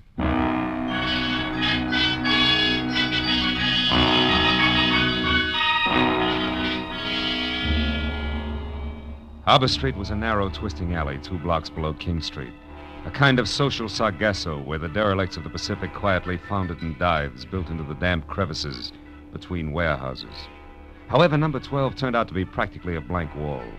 There was one small window high up, a door with a heavy iron grill over the glass, on which Hawaiian Island Art Products Limited, I.K. Lee, president, was painted in small black letters, and a thin passageway blocked by an iron gate at the side of the building. A light burned inside, but the door was locked. So after I'd ruined my shoe shine and skinned all my knuckles, I managed to climb over the gate and edge down the passageway to the rear, where I could hear water running. There was a marble fountain playing in the center of a walled garden as oriental as the Forbidden City. I eased across its rigid daintiness to an open door, peeked in, and then reached for my gun because sitting inside at his sleek white mahogany desk was the Chinaman in the gray Panama.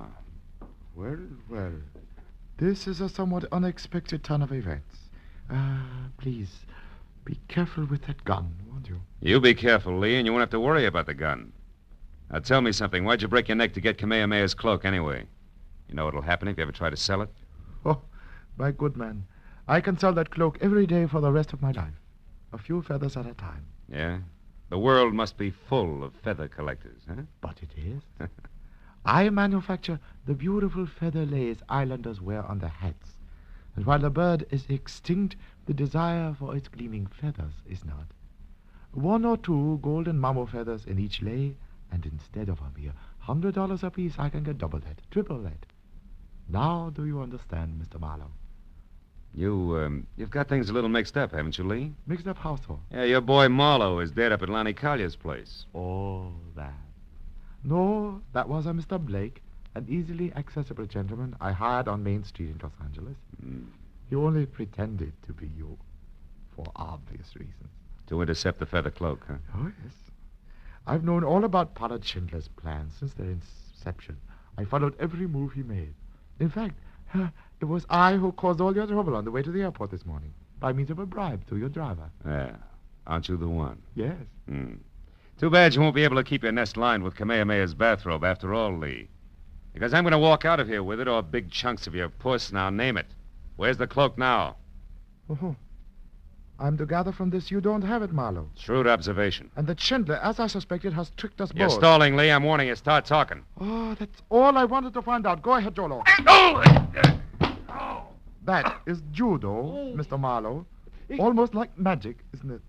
Jolo can break your back if I tell him to, Marlowe. So you behave. Schindler has the cloak, no doubt about it. So I must find him at once, with no interference from you.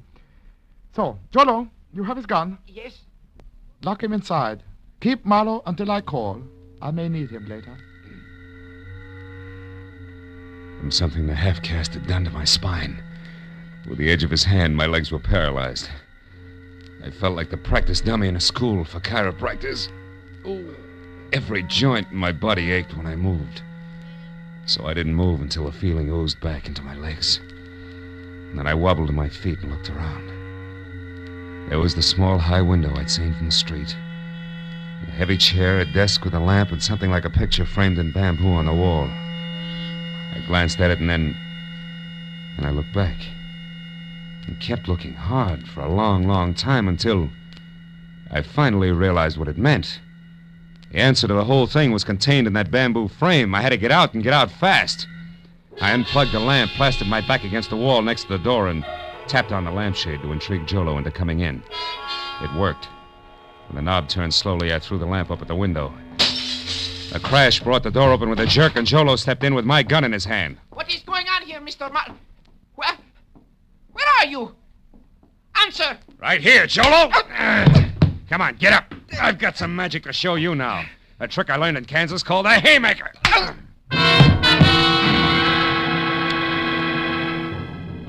I ran down the hall to the street door and out to the car. There was no traffic problem at that hour, so I jammed the gas pedal to the floor and held it there, right through the heart of Honolulu and up the twisting road that led to the mountains back of the city. The echoing roar of the motor as it tunneled through the forest lining the road was finally replaced by another roar, wind. The unending gale that shrieks through a precipitous pass 3,000 feet above the city. The Polly. I swung the car to the side of the road and ran the rest of the way out to where the rocks rose to a knife edge that dropped a sheer 1,000 feet to the valley floor. Then I spotted them. Lanny lying stunned at the cliff's edge, and standing over her, his red hair ripped by the wind, was the mad island poet drunk as a lord.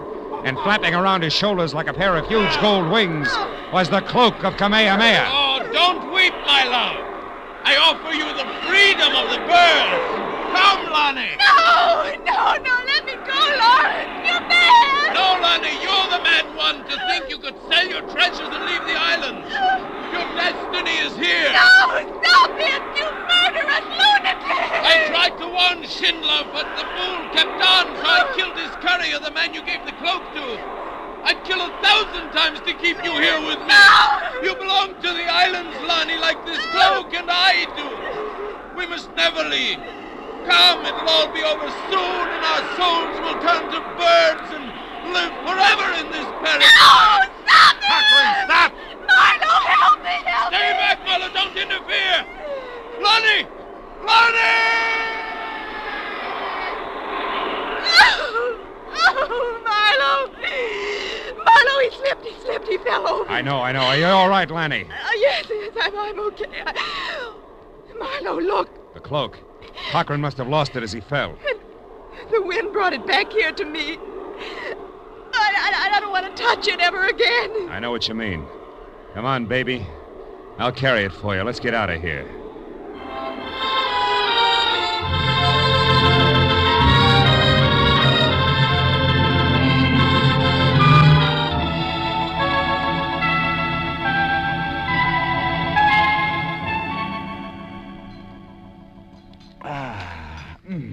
There's nothing like ham and eggs and good black coffee in the morning, son, to make one forget an ugly night. Right, my friends? Absolutely right, Mr. Schindler. More coffee, Phil? Thanks, Lonnie. So Lee was picked up by the Honolulu police, Yeah, huh? sure. I had it all set up. He'll spend some time in prison. And that Jolo, too. Oh, by the way, he was still unconscious when we got to him. What in the world did you hit him with, Marlowe? Enthusiasm, mostly. That's when you got away and came up to the Polly. Yeah. But, Phil, how did you know it was Lawrence and where he'd be? Well, it all tied in with that one popular poem Cochran had written, Lonnie. That anonymous letter you got in Los Angeles, Mr. Schindler, was a line from that poem. Oh, Kamehameha's cloak of golden feathers will bring no less than death. That's it. How did you find that out, Marlowe? Well, when I was locked up in Lee's factory, I saw a full copy of that poem on the wall in a little bamboo frame. Oh? When I came to the line you just quoted, it stuck out like it was printed in neon. That pegged Cochran as the killer. Once I had that, I tried to look at things from his angle. He was a murderer, sure to be caught, desperately in love, insanely possessive of everything he thought belonged here in the islands. Yeah. And he was an unbalanced lush as well. So the rest of it figured, that's all. And when he was cornered, he went back to the one important thing he'd ever done. Exactly, baby. He was lost. So he identified himself with the hero of his poem and took that as the only way out. Amazing. Truly an amazing thing. And a terrible thing, too, Mr. Schindler. Well, who knows? We all got what we went after, didn't we? Each of us. Even Lawrence Cochran.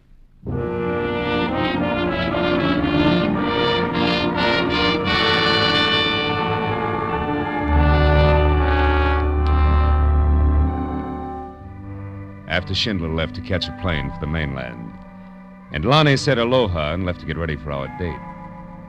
I sat on the lanai of the hotel and watched the sweep of the Pacific from Diamond Head to the hills across the harbor, from the white sands of Waikiki to the green shallows over the reef to the purple depths beyond. And as a warm wind whispered through the palms and a native strummed his ukulele under a banyan tree, I heard Lonnie whisper aloha. Aloha. What does aloha really mean?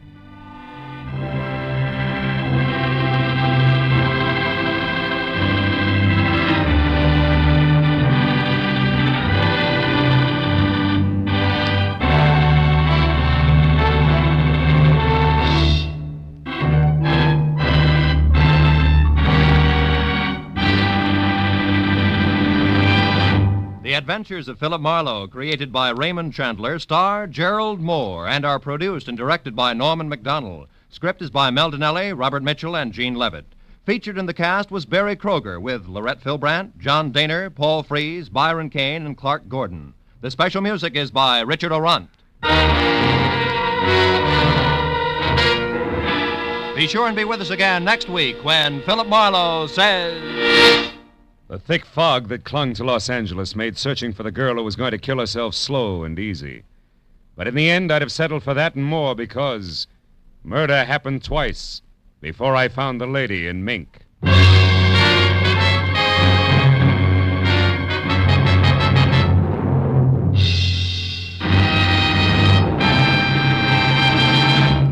$52,000. A nice pocketful of change to have around, isn't it? Well, the chance to win it comes your way again just a little later tonight when CBS's giant one-hour quiz show, Sing It Again, comes to you over most of these same stations. This is Roy Rowan speaking. Now, stay tuned for Gangbusters, which follows immediately over most of these same stations.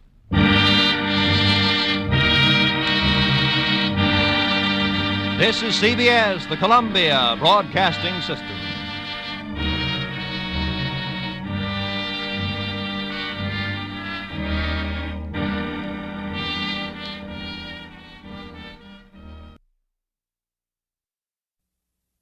Get this and get it straight. Crime is a sucker's road, and those who travel it wind up in the gut of the prison of the grave. There's no other end. But they never learn. Let me give you an example. I was hired to find a thief, and I did, 1,000 miles from home. But first I found a lush with a Luger, a fresh corpse in the closet, and all because the only woman in sight wouldn't play fair. From the pen of Raymond Chandler, outstanding author of mystery, comes his most famous character and crime's most deadly enemy, as we present The Adventures of Philip Marlowe.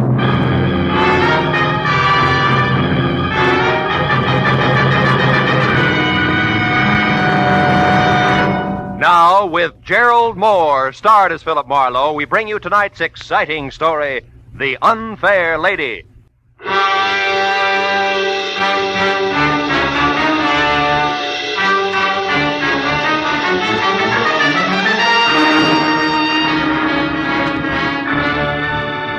The knock on my office door was soft, almost apologetic. So when I mumbled, "Come in," I was ready for something delicate and about as self-effacing as Uriah Heep.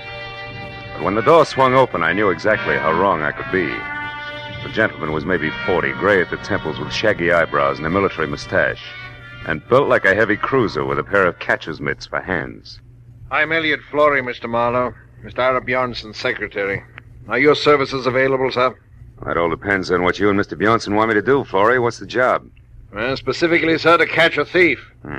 May I sit down, please? Oh, of course. Thank you. Mr. Bjornson is being robbed systematically of diamonds. Are they disappearing from a store he owns, or is somebody robbing his wife? No, Mr. Marlowe. You see, sir, Mr. Bjornson owns and operates the Bjornson Mine, the relatively new but important deposit of kimberlite pipe. Kimberlite which? Kimberlite pipe, Mr. Marlowe. Oh. The geological term of the diamantiferous blue ground which yields the minerals. Oh, of course, diamantiferous. Well, last November, sir, the 21st to be precise, you worked for Mr. Craig Norton, a mining engineer who lived here in Los Angeles. He recommended you to my employer. Now, Mr. Marlowe, will you take the job? I don't know. You still haven't said anything about the stealing itself. Is it a Bjornson representative here in Los Angeles who's coming up minus? It's Mr. Bjornson himself who's being robbed, Mr. Marlowe, at the mine proper. Oh, I see. And he wants me to, Yeah, oh, wait a minute. This diamond mine, wouldn't be in South Africa.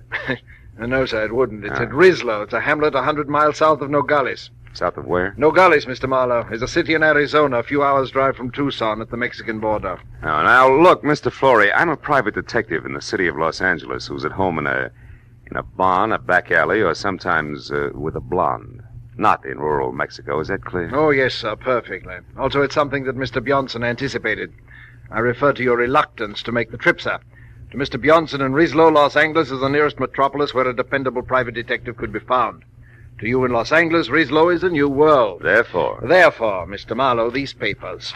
The first is your plane reservation, De Luxe Passage, leaving tonight for Nogales, where you will be met and chauffeured across the border to Rislo. You know, you tossed that off like it was transferring from the red bus to the E-car downtown. It's less complicated, sir, I'm sure. It is?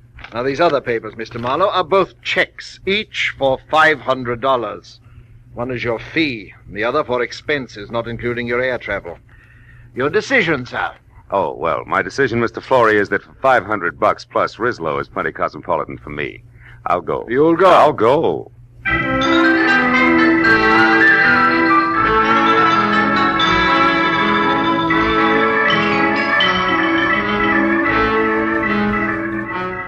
At 8 the next morning, we dropped gently out of the clear sky over Nogales, where I was met by a short, round Mexican who ushered me into a car labeled Bjornson Mines, and suggested that I sleep for the next 3 hours, which was the travel time to Rislo, 100 miles south. So, after 30 minutes of panoramic, dry, sandy hills and occasional cactus, I did. When I woke up again, it was better than noon, hotter than Hades, and we were parked at a filling station in Rislo itself, which could have passed for home if you happened to be a prairie dog. It wasn't until I had my eyes wide open that I realized that the man leaning on the running board inches away and staring at me like my eyebrows were on upside down was not my driver. He was shaggy hair all around an unshaven, unpleasant face that was home to a pair of warted eyes that said he was drinking himself to death. And when he talked, I knew it was on cheap rum. You're the new mining engineer, maybe? Yeah, I didn't know it showed. Since you're an American, that means you gotta be an engineer. Oh. No other Americans come out this way. I'm American myself, you know, from Philly. Good old Philly. Yeah, it's a great town. What's for sale, hot transits? No, just being friendly. Name's Calder, M.J. Calder. I'm staying over at the Granada Hotel for a while, first floor rear. Why don't you look me up some night, any night along about 8. I used to be an engineer myself. Might chew fat a while. Yeah, we might do that. So, well, I'll look forward to it. So long, pal.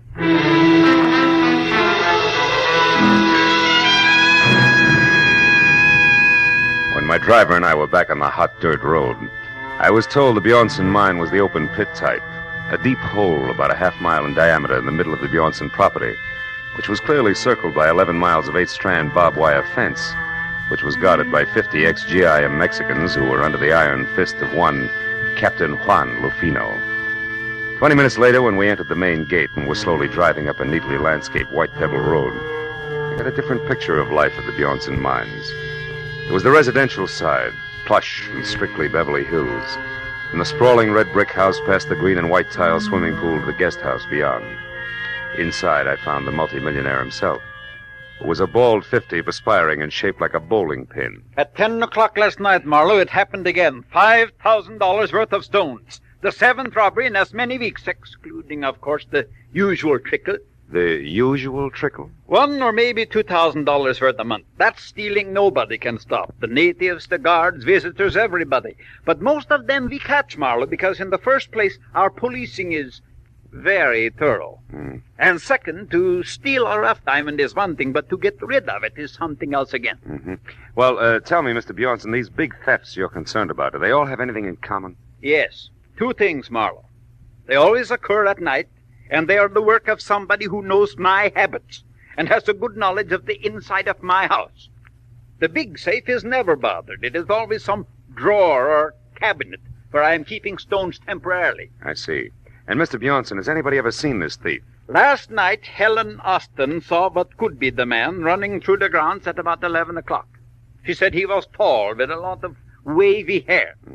She said that he was not the Mexican. Oh, by the way, Marlowe, Mrs. Austin and her husband are staying in the guest house where you will be put up. He works for you, Mr. Bjornson? No, Kelly Austin has a mine of his own about 5 miles from here. Smaller than ours, but rich, nevertheless. Oh, this will be Captain Lufino. Don't mind if he appears unfriendly, Marlowe. He considers your presence here a personal insult. Come in. You wish to see me, Senor Bjornson? Yes, Lupino. This is Mr. Marlowe, the detective. Ah. When Senor Flore came back this morning, Senor Marlowe, he spoke very highly of your reputation in Los Angeles. Mr. Flore only talked to my friends in Los Angeles, Captain. Ah. Now, Mr. Bjornson, you were telling me about the Austins. Yes, they have been with us for 2 or 3 months now, while their new house is being constructed at their own mine. Their last place burned to the ground. I would suggest, Marlowe, that you speak to her as soon as possible. Also, the captain here will tell you of some evidence that he found here on the ground last night. No, Senor. It turned out to be nothing. What kind of nothing, Captain? A fountain pen, yes. It belonged to one of the office workers. Senor Barneson. Yes? Did you tell him about that Nat Campbell? Oh, no. Marlowe, the International Diamond Exchange keeps us advised of the movements of the bigger black marketeers whenever possible. 3 days ago, we were told that a man named Nat Campbell, an American who was at one time an engineer, has been operating in Mexico close to the border. Is there an accurate description of him? No.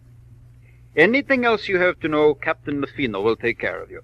Also, I am sure that the captain will be glad to show you to your room at the guest house. Sir, it will be my pleasure to assist Senor Marlowe in any way I can. This way, Senor, please.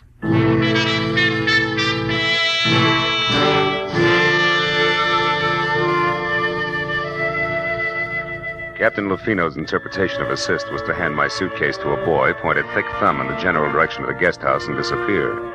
So after thanking him for his trouble, I went to my room, unpacked, changed into a dry shirt, which was damp again in 3 minutes, and then started for the suite on the opposite side of the building, where I'd been told I could find Helen Austin. But when I was halfway to a screen door, I stopped at the sound of a raised voice that I'd heard before.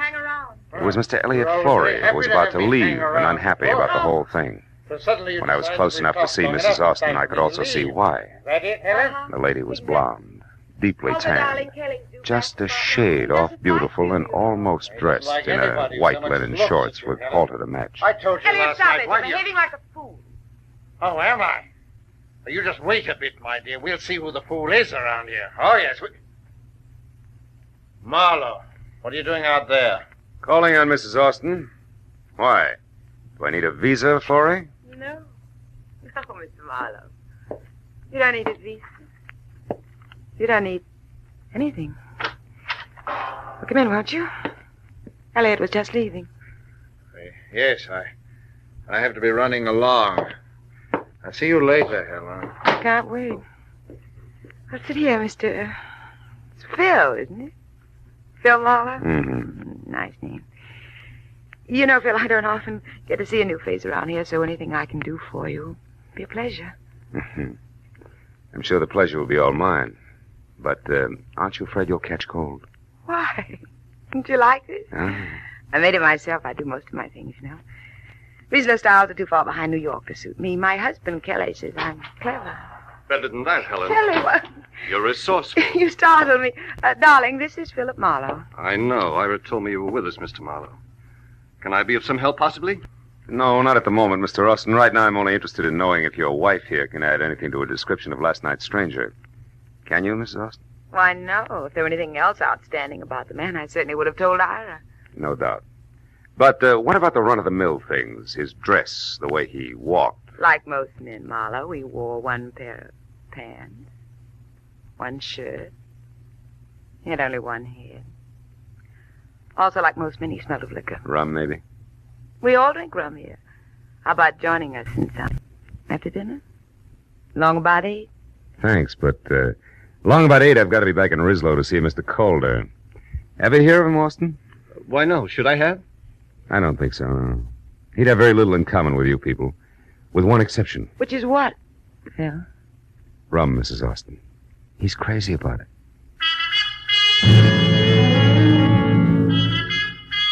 After I left Kelly and what with one healthy cloudburst added would make a great Sadie Thompson, I found Ira Bjornson and told him that I thought last night's stranger, one M.J. Calder, and Nat Campbell could be all one and the same, and that I would like to go into Rislow and check on just that, which suited him fine. So after apologizing for having just let Captain Lufino go off for the evening in his car, he gave me the keys to a battered station wagon and wished me good luck.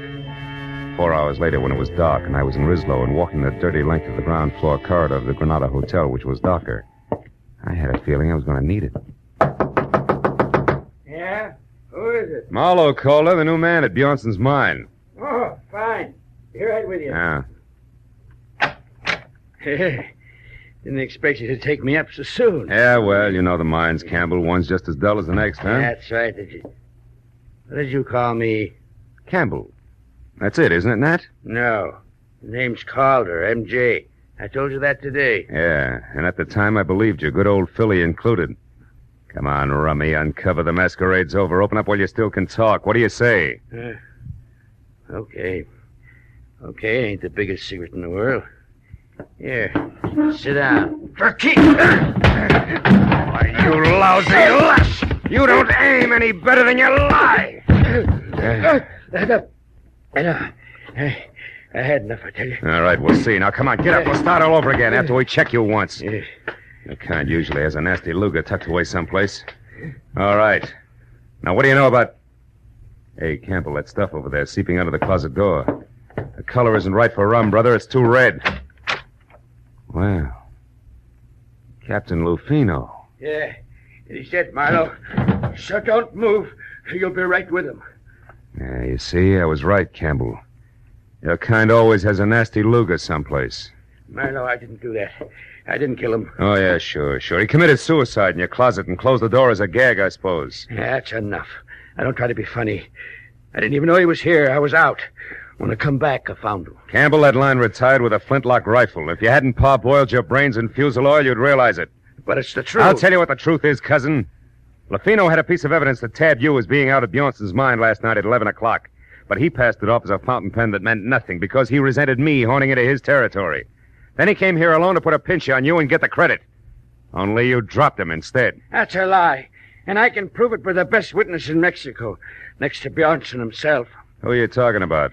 One Mr. Elliot Flory, that's who. I was in the Cafe Quilota last night at 11, and Flory saw me there. No dice, Campbell.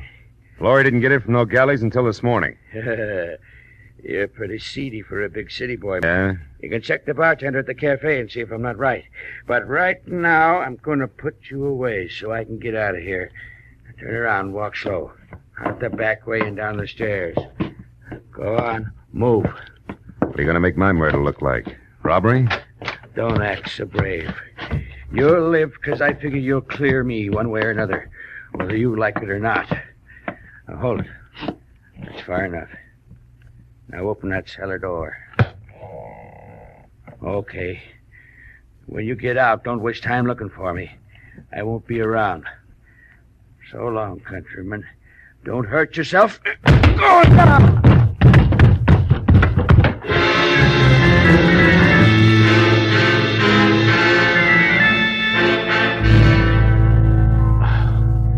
The cellar was as light and wholesome as a Parisian sewer.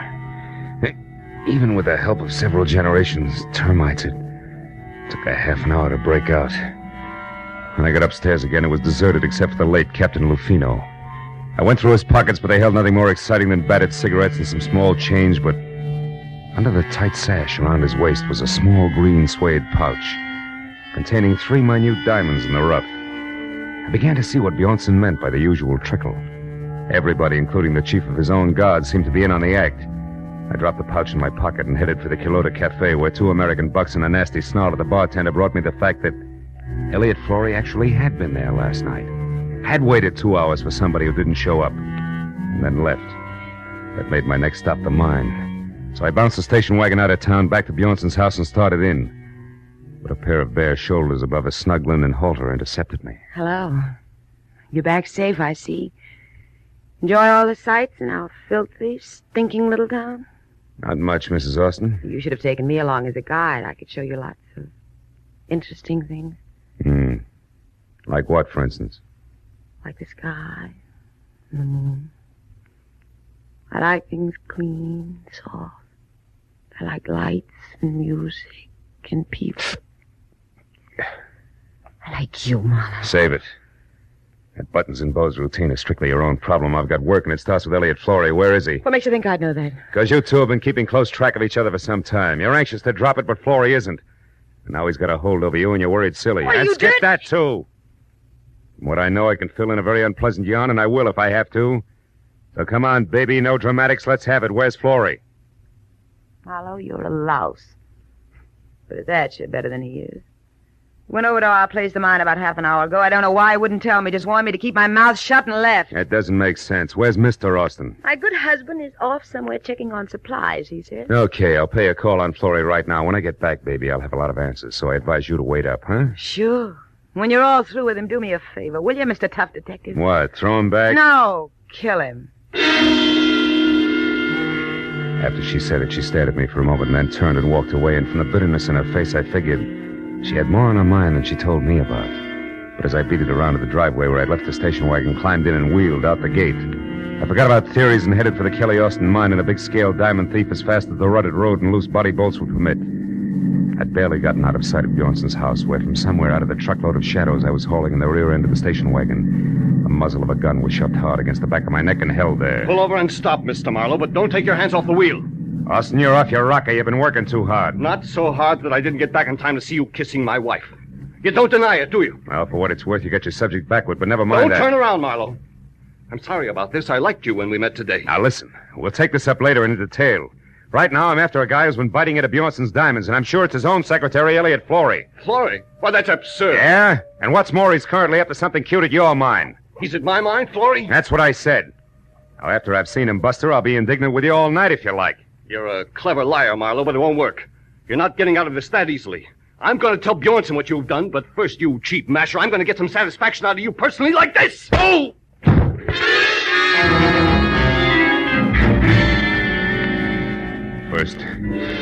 First one side of my head, and then the other exploded like Roman candles. But I fell a long way out of the car door to the road. And I finally stopped falling and started back to my feet. I had a double handful of Mexico in my mouth. All the rest of it I could see looked big and black and deserted. The station wagon was gone, and so was my enthusiasm, and the picture of Marlowe on foot in the middle of the Mexican mountain looked pretty stupid. I trudged back toward the house. But I stopped as a pair of headlights swung out the gate and slashed down the road at me. Came to a sandstorm halt. Marlowe! Marlowe, what happened to you? It's a long story, Mrs. Austin. The less you hear about it from me, the better for all of us. What do you mean? That Kelly, your husband, was watching when you wanted to show me the Mexican sky and the moon. Up there at the house. He was just a teensy bit irate about it. Oh, is that all? That's enough. What about Flory in the mine, Marlowe? How should I know? I got tangled up as a heavy in this corny gaslight melodrama. Wait a minute. Did you put that jacket on since I saw you last? No, what's the matter? Come over here in the light. Come on! Sure. Now, listen, Helen. You told me once sewing was your hobby. Did you happen to make this item yourself? Yes, Simon. What's so important about that? It's a long shot, but if it pays off, I'll catch both a killer and a diamond thief. I'm going to borrow your car, beautiful. Wait a minute. I'm coming with you. No, you're not. I've got to get Flory and stop a murder, and that takes a different kind of speed than you've got. So long, baby. With every jolt of the car, another Roman candle went off in my head, but I kept the gas pedal jammed to the floor until I saw the turn-off sign for the Austin mine. Then I cut the lights and pulled over. It was 400 yards up the side road to the gate where a Mexican sentry in a battered sombrero leaned against a post on a barbed wire barricade. I skirted him and followed a path outside the fence until I found the landmark I was looking for. There was another sombrero, and a few feet away, sprawled out, sleeping soundly from a blow on the back of his head, was its owner. 2 strands of the barbed wire had been cut, so I crawled through and up to the edge of the big pit. It looked black and bottomless, until a tiny flicker of light down deep inside winked on for an instant, and then went out again. That was my cue. But I was 15 tooth-and-nail minutes playing mountain goat on tiptoe down 150 vertical feet of ladders and catwalks before I was near the bottom and close enough to hear a pick biting hard clay. When it stopped suddenly, so did I, and listened with my .38 clenched in my hand. But Flory had been surprised by someone from the bottom of the pit, not by me. Austin, how did you... No. Don't shoot, Austin, please. Why not, Mr. Flory? You found what you were looking for, didn't you? Didn't you? Yeah. Yes, I did. And what precisely did you find? My mine has run out? That it's worthless? That I've kept it going only with stolen diamonds? That's right. I suspected it. Now I know. You're the one who's been stealing from Bjornson. You bring the diamonds here, you salt your own ground with them, and then remine them as fresh stone. And get the full market price, yes. But what do you hope to achieve with this information now, Mr. Flory? You realize that I have to kill you? No, wait. Wait, I have nothing against you, Kelly. In fact, I have a proposition to offer you. You're in a poor position to bargain, but go ahead. Now, you'll never get away with killing me. Won't I? I got away with one murder. Bruno. He would have found out about me eventually because I made a mistake last night. But that sot Campbell will take the blame for him. And right now, you're just another trespasser, so make your offer. Make it good. Go on, go on! All right. I promise you, no one will ever know about this. If you'll get out of Mexico and leave Helen here with me. You dirt! I'm not going to shoot you, Flory. I'm going to strangle you with my bare hands! I ought to turn my back and let you. Gas, school's out. Drop it, Austin. Stand still, both of you. No, it's too late for that! You hit him, Marlowe. You got him. I think he's dead. Yeah. And I got something for you, Flory. I hope I can get the slime off my fist.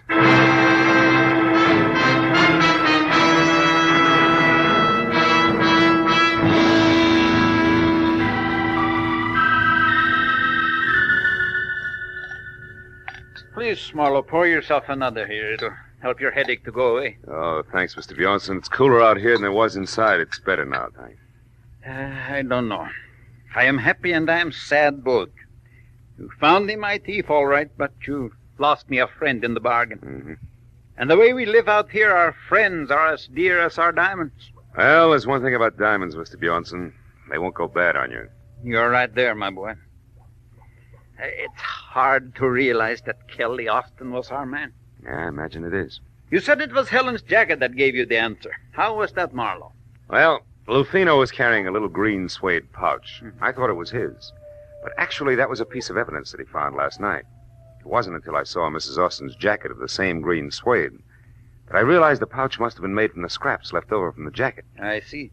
And since the wife sewed the jacket herself, that made the husband the logical owner of the pouch. That's right. You know, in a way, you might say Helen's responsible for the whole mess. How do you mean, Marlowe? Well, it all adds up like this. Helen wanted diamonds bad. Her husband started stealing for her. Things went well until he almost got caught. That was last night, huh? That's right. Running across the lawn, Kelly dropped the little pouch. Lufino, who caught sight of him, followed and found the pouch with the 3 diamonds. But Captain Lufino thought Campbell was the thief and went to Campbell's quarters in Rislo to force a confession out of him. Mm-hmm. Kelly followed him, killed him before he learned too much, knowing that the rum-soaked Campbell would take the rap. That Austin woman, she's got no business here in this desolation. She loves diamonds, but not in the rough. No. She wants them around that beautiful neck of hers, with big city lights bouncing off them in all directions.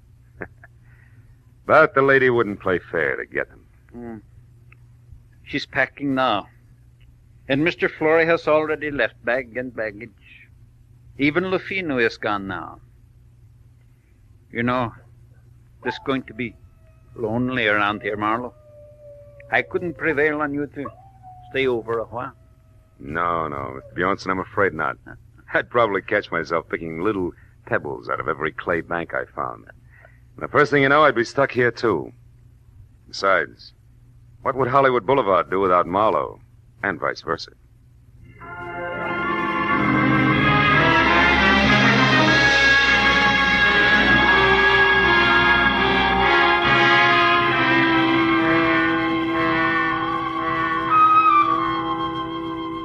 When the driver who was taking me back to Nogales was finally ready, and we started out of the mines, I took a long last look down into the gaping, dirty, lonely pit that was the Bjornson Diamond Field.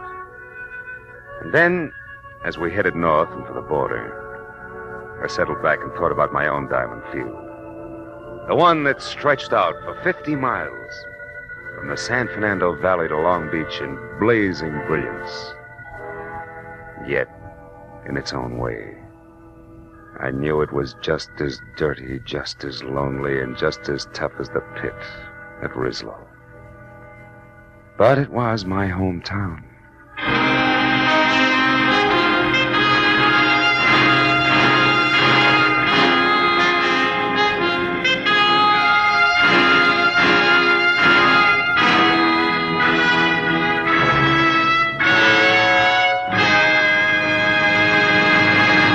The Adventures of Philip Marlowe, created by Raymond Chandler, star Gerald Mohr, and are produced and directed by Norman MacDonald. Script is by Mel Donnelly, Robert Mitchell, and Gene Levitt. Featured in the cast were Parley Bear, Betty Lou Gerson, Hans Conried, Paul Dubov, Wilms Herbert, and Nestor Paiva. The special music is by Richard O'Runt. Be sure and be with us again next week when Philip Marlowe says... She had soft brown eyes and an accent, and she came to town with a job to do. But before it was done, death had struck 3 times. Then she was gone. And all because of 30 drops of pigeon's blood worth $50,000.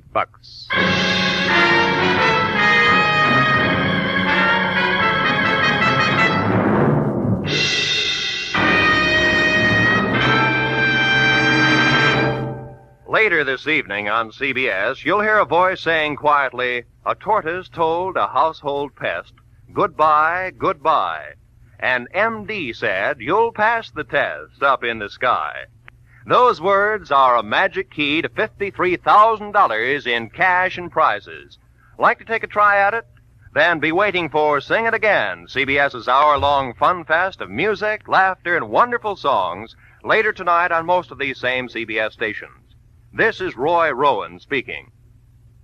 Now, stay tuned for Gangbusters, which follows immediately over most of these same stations. This is CBS, the Columbia Broadcasting System.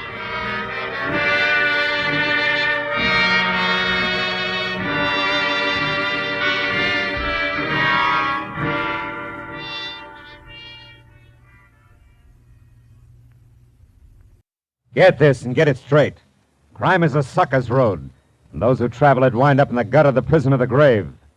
There's no other end, but they never learn.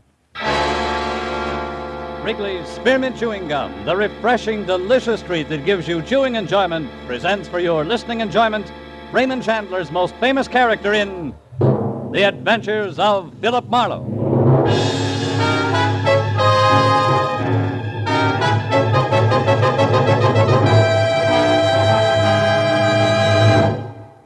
To make every day more enjoyable, treat yourself often to refreshing, delicious Wrigley's Spearmint Chewing Gum.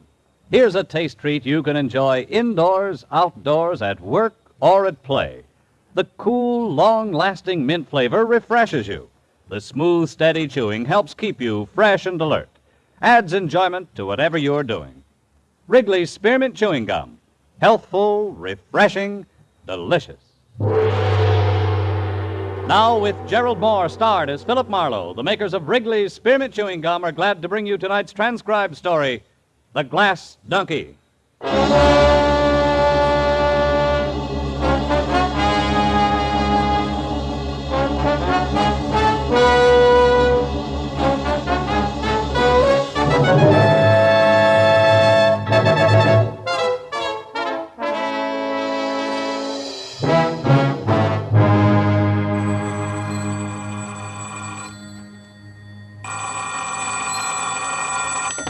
Hello, Philip Marlowe. Oh, this is Matthews, Phil. Hi.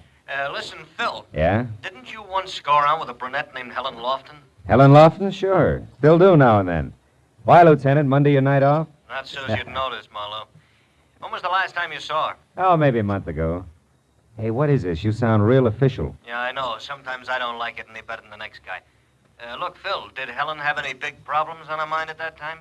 Just me. Hey, wait a minute, Matthews. Is Helen in trouble?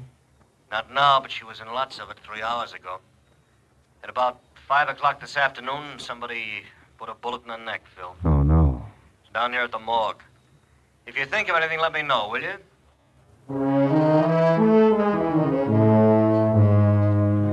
Might as well have hit me in the stomach with a hammer. Helen Lofton, a good-to-look-at girl with soft black hair and clear hazel eyes. Gets a big charge out of life. But Helen was a great girl. And she'd always had enough sense not to waste time on the kind of people who put bullets in other people. For a long few minutes, I just sat in my apartment and felt sorry. But then I began to want to get my hands on whoever had pulled the trigger. By the time I got downtown and walked into the morgue attendant's office, that urge had become a big hot lump in my chest. Well, Mr. Marlowe. Hello, Chester. You're a stranger around here lately. You got a Helen Lofton? I'd like to pay my respects. Can't stop you, boy. Lofton, huh? Oh, yeah, she's still on the table. You'll have a little company back there, Lieutenant Matthews. Oh, he's still here? Oh, he's been in and out all evening. Can you find your way all right? Yeah, thanks, Chester. I didn't expect you in person, Marlowe. You could have called. Got something to offer on the Lofton girl here? Yeah. My services, Matthews. How much did she mean to you, Phil? Enough to make this real personal. What have you got on it, Matthews? Nothing. A neighbor reported the shot. Found Helen's body spilled down some stairs at the side of her house. Mm-hmm. It was a .32 at close range. No reason, no motive, no leads, unless you can call this a clue, which I don't. Let's see that. Yeah, it could be the hind leg of one of Helen's glass donkeys. You know, she collected them. Oh. I was on the stairs near the body. Uh-huh. Hey, look, Matthews, you don't mind me sticking my 2 cents in this, do you? It'll do me a lot of good. No, I don't mind. Just keep me posted, huh?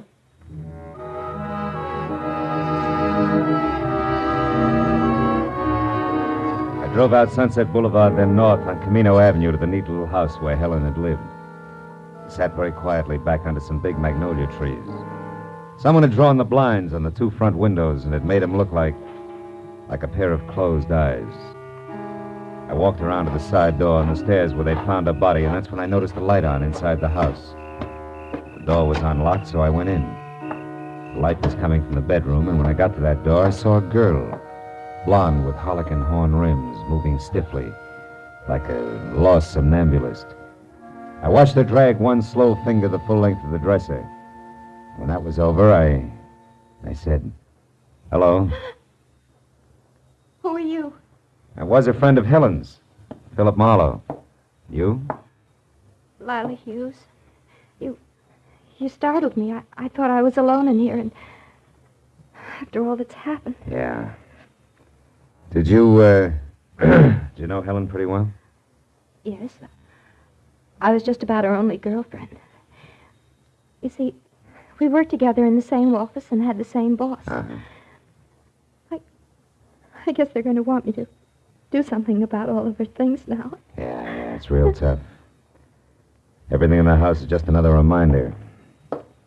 Even this little sherry decanter. Here. But that's Helen's. It's all right. Sit down. Drink it. At least it'll do you good. Look, Lila, I gotta know why this happened to Helen. It doesn't make sense. Can you help me? Any idea at all? No, the police have already talked to me about it. Please, Mr. Marlowe. I know this is unpleasant for you, but I need some answers. It's been over a month since I saw her last. Who's she been going with lately? I don't know. Helen never said much about her dates.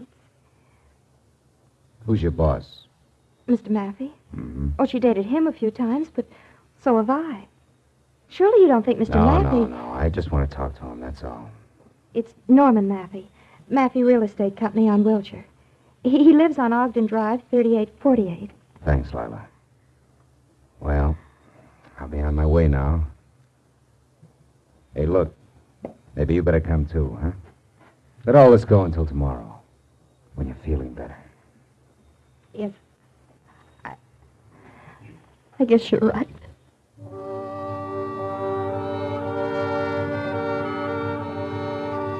I turned out the light and snapped the lock as we left. Then walked the sad little blonde as far as her coupe. Got her address on Beechwood Drive and saw her off.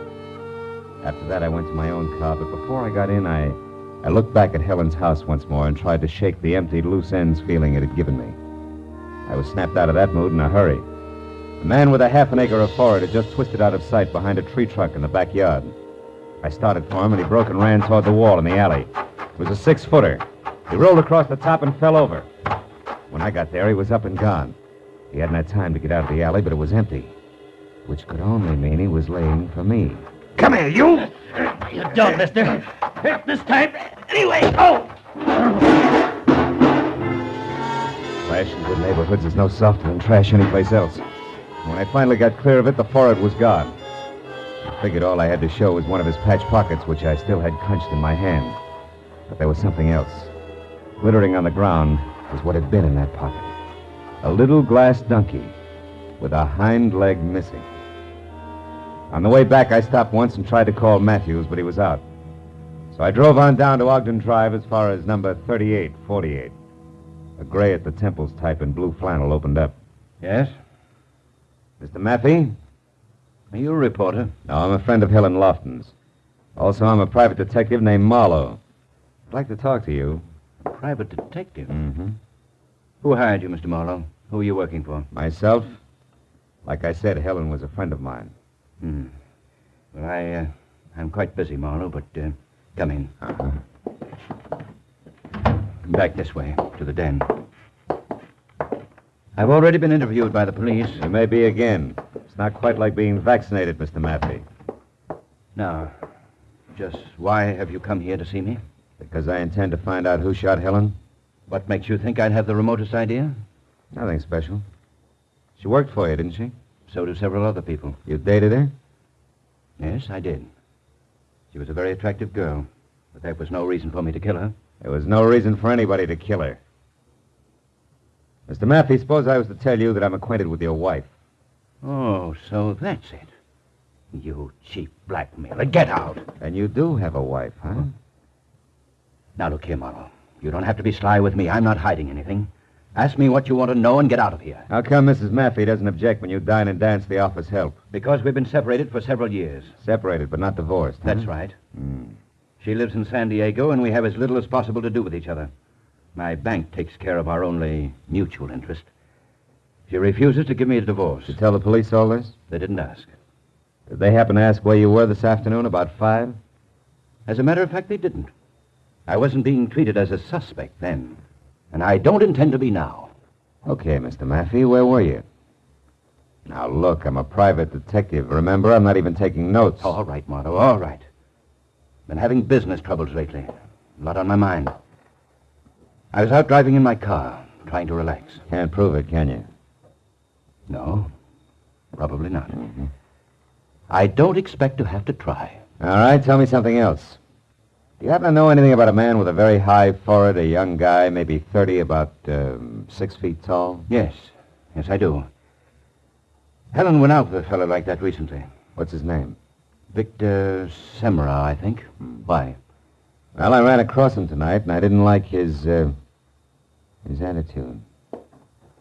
Sure, that's it. I'll bet on it. What? What are you staring at? This ashtray? No. That little donkey in front of a betting window. Thanks for everything, Maffey. I'll see you.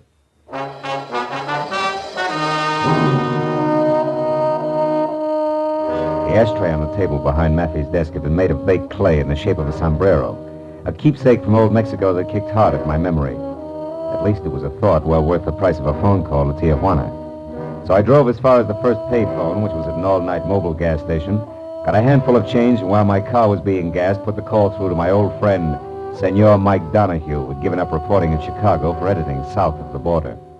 We are ready on your call now, sir. Go ahead. Hello, Mike. Hello, old pal. Hi. Hasta la vista. What's cooking? You coming down to see me? Later on. Listen, Mike, I'm trying to find out about a glass donkey. A which? A donkey made of glass, a souvenir mule. It's got silver shoes and a silver halter. Oh, one of those things. That silver works strictly a Tijuana product, you know. Yeah, I know. They peddle them at the highlight games down here. Out by the betting windows? That's right. Can't buy him anyplace else, Mike. No, not that I know of. Why, you want some? No, I've already got one. Well, thanks a lot, Mike. You've been a big help. Hey, wait a minute. What's the matter? As long as you're on the wire, Gumshoe, maybe you can help me. How? I got a big front-page mystery spread if I can get a little more dope. Ever hear of a babe around L.A. named, let's see, Mrs. Norman Maffey? Mrs. Norman Maffey? Yeah. Holy smoke, I'll say so. What, Mike, what's the story? Well, the boys just found her body out here on a side road at the edge of town. Yeah? Been dead a couple of days. Probably happened Saturday night. Saturday night, huh? Yeah. The hotel identified her about 10 minutes ago. She was run over. Run over? Well, Mike, you said it was a mystery story. Yeah. You see, the tire tracks out there is still good. It was no accident, Phil. It was murder. Somebody went a long ways out of their way. Yeah, Mike, somebody sure did.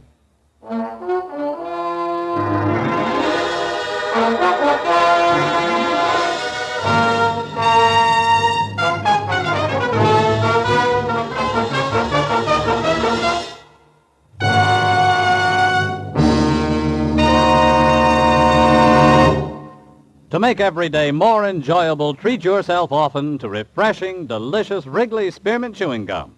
The lively, full-bodied, real mint flavor cools your mouth, moistens your throat, freshens your taste. And the chewing itself gives you a little lift, helps you keep going at your best. So for real chewing enjoyment that's refreshing and long-lasting, always keep Wrigley Spearmint Chewing Gum handy. Healthful, delicious Wrigley Spearmint Gum will make every day more enjoyable. Now with our star, Gerald Mohr, the second act of Philip Marlowe and tonight's exciting story, The Glass Donkey.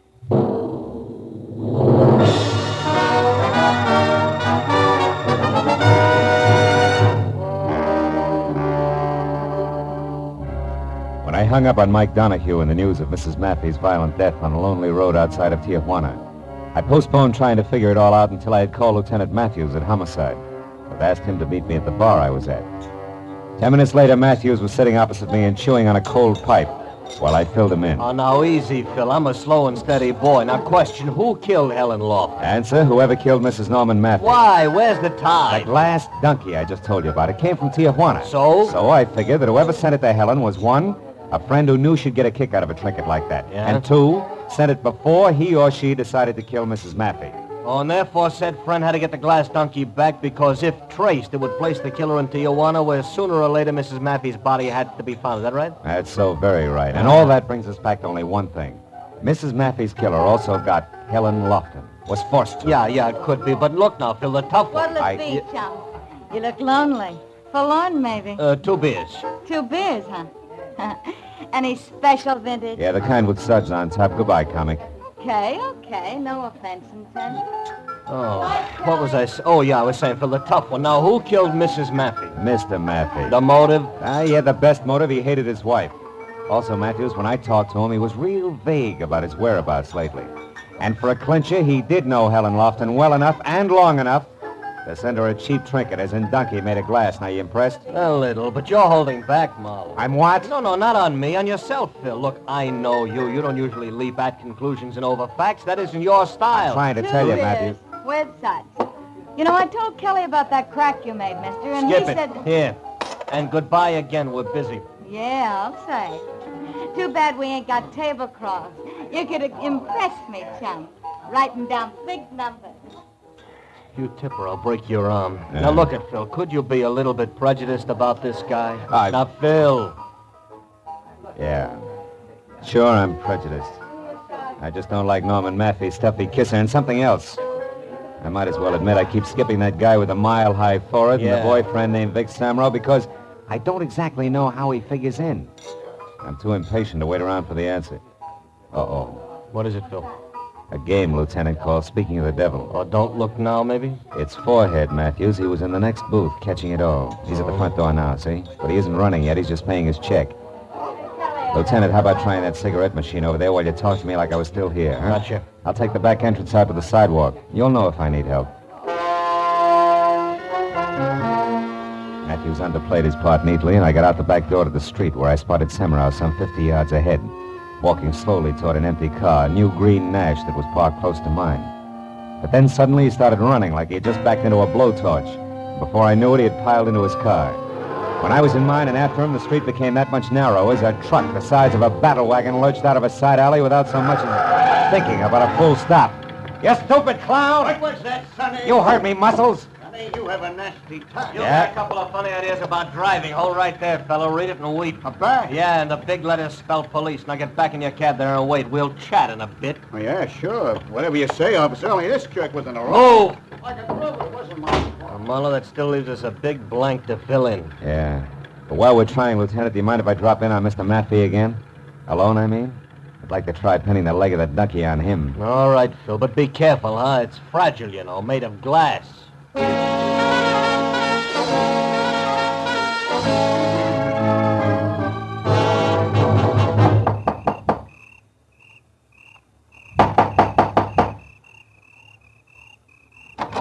Yes, what... Oh, you again. Yeah, do you mind if I come in again, Mr. Maffey? Frankly, I do, Marlowe. I don't feel very well Your tonight, wife and I was just... murdered, Mr. Maffey. My wife?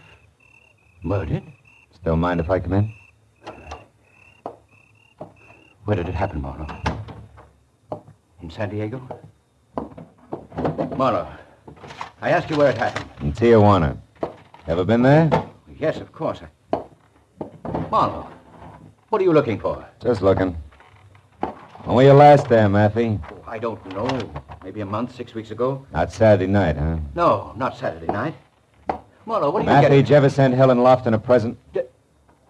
See here. Who do you think you are? And exactly what are you looking for? A wastebasket that isn't empty.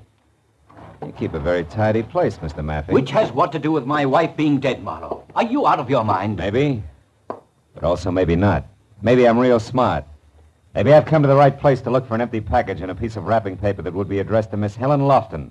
In your handwriting and postmarked Tijuana, Mexico. Tijuana? A large piece of wrapping paper and a large package stuffed with Excelsior.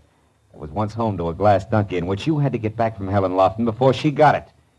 Or if you were too late for that killer and then get it back before anyone else knew about it. Does that still leave me out of my mind, Maffey?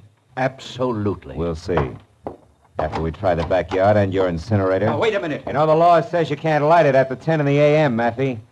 If you're the one stamped guilty, you wouldn't want to arouse suspicion. Stop, Marlowe. This has gone far enough. You're not the police. Which means I don't need any more of a search warrant than this.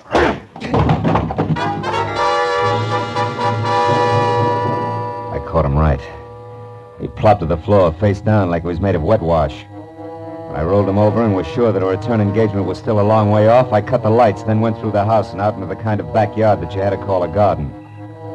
Beyond all the moon-bathed beauty and half hidden by a fountain that was backed up by an ivy trestle was what I wanted. A short, squat, scarred, ugly incinerator. The door was metal cold, and inside I found more encouragement. None of the paper that was jammed 3 feet deep had burned. I started tossing the stuff out, counting more on the feel and sound of wrapping paper than anything else. Once I stopped short, but it was only a grocery sack. The second time I stopped short, I had a better reason. Marlowe, What? you're wasting your time there. Well, Mr. Victor Semrau. Yeah, or as you put it, the guy with the mile-high forehead. I wouldn't get touchy, Semrau. You were swinging the dark ahead, remember? I'm sorry about that, Marlowe. I didn't know we were both on the same side there. Both on the... Take it easy, Victor. You wouldn't try to set me up again, would you? Why the sudden change of heart? Because now I know that you're in the up-and-up, Marlowe. I overheard you talking to that police lieutenant and also the Mexican newspaper man. Well, bully for you, eavesdropper. But also you ran. Why? I was afraid you'd turn me over to that lieutenant. Marlowe, listen. From the start, I've been trying to find Helen's killer. That's why I've been following you. I found that glass donkey in her porch, and, well, to get right to the point, Marlowe, I can tell you that the one who killed Helen and Mr. Maffey...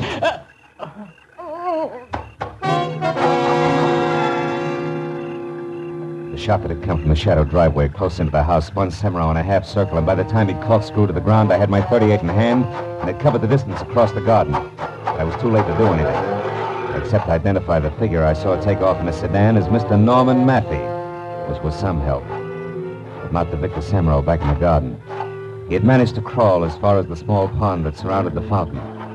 There he had died, one hand half submerged in the dark, cold water, the other clutching his chest, blood-soaked and discolored another way. I must have stared at it for a full 30 seconds before it suddenly began to add for me. Add fast to the only backyard left in the spot where I could get to Maffey and maybe stop a third murder. Lila Hughes' place on Beechwood Drive. It was all the push I needed.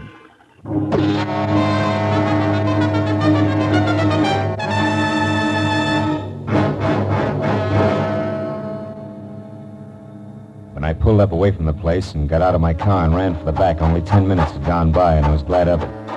Because standing next to an open, still-smoking incinerator, a piece of charred paper in his hand that I knew was the remains of the wrapper I'd been after, was Norman Maffey. And opposite him, a gun in her hand, was Lila Hughes, the shy blonde. Lila, you're crazy, insane. Well, I saw you shoot Victor Semrau. And you must have killed... Of course it was me, honey. I killed him. I killed Helen. I killed your wife. Well, about her, I'm not sorry. I'd do it again. How could you plan an ugly, I didn't ruthless... plan anything, darling. I ran into her by accident. Tijuana's a small place. We started sociably. We had a few drinks, a drive to the outskirts in my car, and then talk. Talk of you, darling. I knew I could have you with her out of the way. Helen was no threat. You gave her up, so there was no one else to stand between us. And, honey, you hated your wife. But, Delilah... But nothing. It was all very simple, darling. Helen... Well, Helen was different. You see, I had to kill her. That piece of wrapping paper there that you just snatched from me, the paper I sent Helen a little gift in. That's the reason, Norman. I did have to kill her.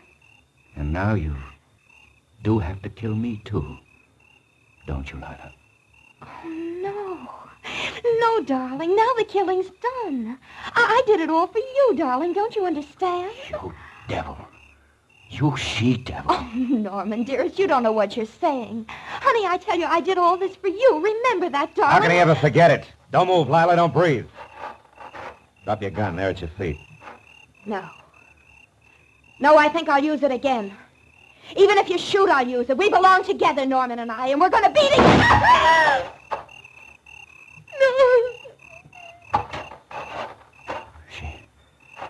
She's dead. Marlowe, she did think she could shoot. Even if you did, didn't she? Yeah. That's what she thought, all right, Matthew. Call the police. They know where they can find me.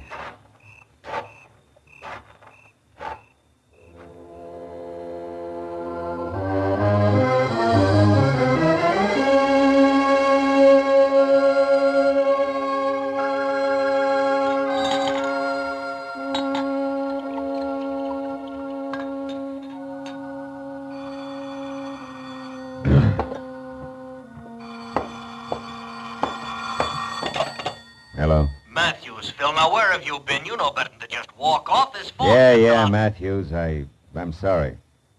I've been out walking. What do you want to know? The one blank, Phil. What sent you over to Lila Hughes' place? Oh, Victor Semero, his hand was burned, blistered red. Like you'd been fishing around in a hot incinerator, huh? Yeah. That and what he had to say to me about us being on the same track. Lila Hughes was the only other one who was both close enough to Helen to send her that glass donkey and at the same time even remotely connected with Maffei. Uh-huh. Any idea what sent Semra to her backyard? I guess his tack all night was to follow me. When he tried to pick my trail up again after running from the bar, he thought Lila Hughes' place might be the answer. Turned out he was right. Real right. Yeah, he must have seen her around her incinerator lighting it, and then decided to get to you when he couldn't reach in after the wrapping paper. Yeah, something like that. With, of course, her taking off after him. Look, anything else, Matthews? Phil. Hmm? Phil, you weren't in love with Helen Lofton once upon a time, were you? No. No, Matthews. I wasn't in love with her. Yeah. Well, so long, Phil. And, look, I'm sorry about Helen. I mean, it's a crying shame. Yeah. Good night, Matthews. I'll come down to headquarters in the morning.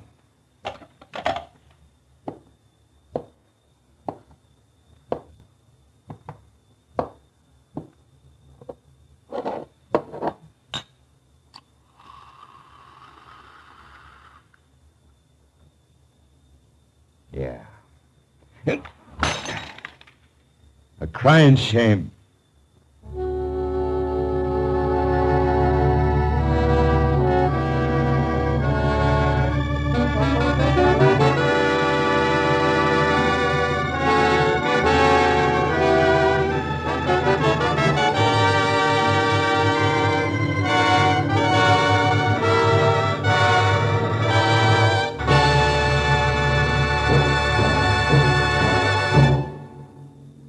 Remember, friends, to make every day more enjoyable, treat yourself often to refreshing, delicious Wrigley Spearmint Chewing Gum. There's lots of cooling, real mint flavor in every stick. And chewing Wrigley Spearmint helps keep you feeling fresh and alert. You feel better, work better, get more fun out of doing things. So indoors, outdoors, wherever you go, keep some healthful, refreshing Wrigley Spearmint Chewing Gum handy. To make every day more enjoyable, treat yourself often to delicious Wrigley's Spearmint Chewing Gum.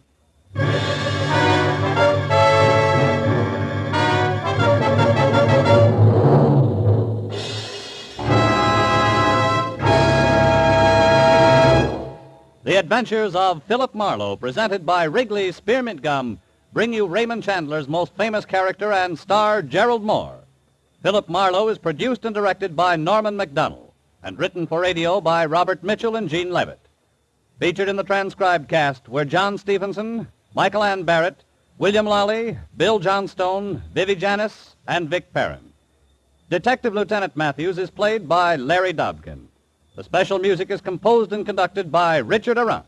The makers of Wrigley's Spearmint Chewing Gum hope you've enjoyed tonight's adventure of Philip Marlowe and that you're enjoying Wrigley's Spearmint Gum every day.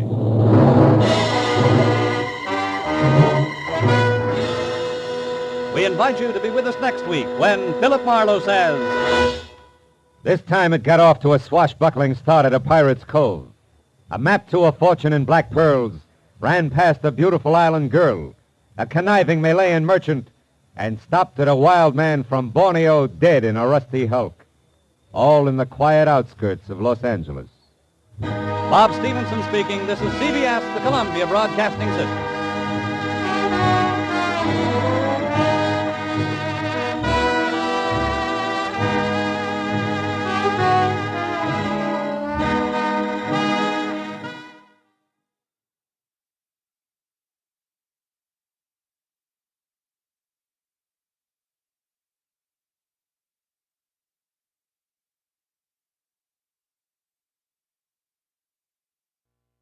Get this and get it straight.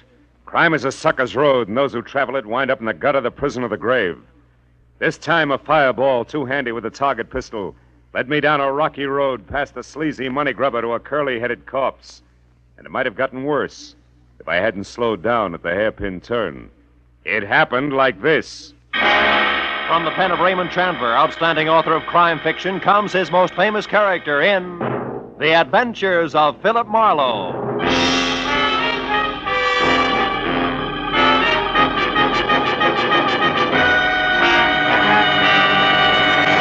Now, with Gerald Mohr starred as Philip Marlowe, we bring you tonight's exciting story, The Hairpin Turn.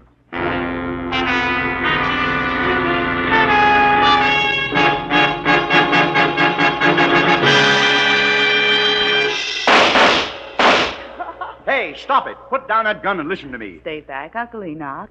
How do you like that? Well, if you could think just half as straight as you could shoot, I'd have nothing to worry about, but you can't. And it's high time you realized that Oh, there's the house buzzer. Somebody's up at the house, Uncle Enoch.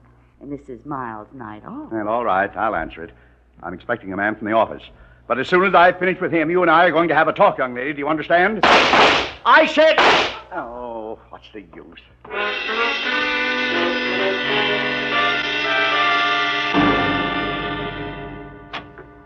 Yes?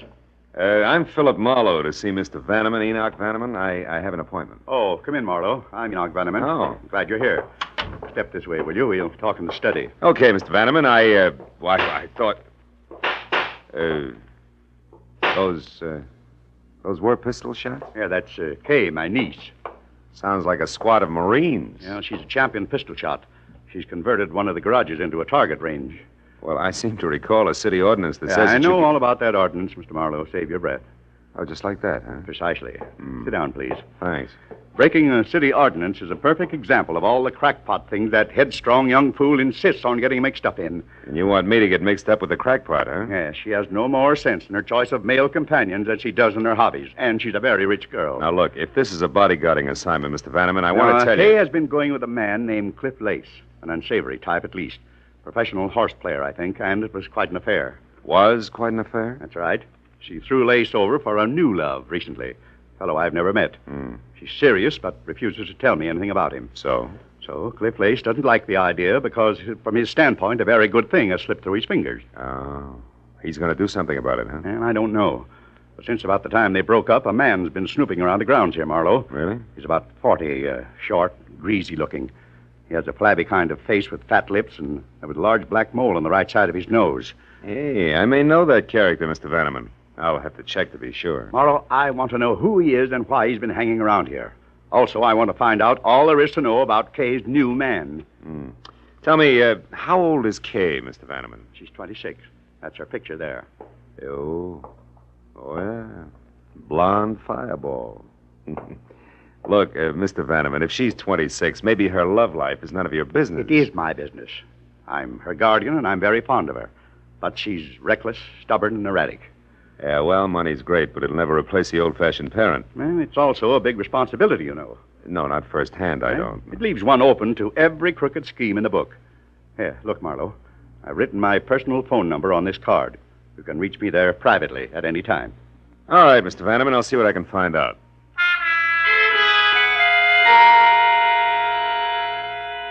I got in my car and I crossed the 2 acres of tailored flora the Vannemans called front yard.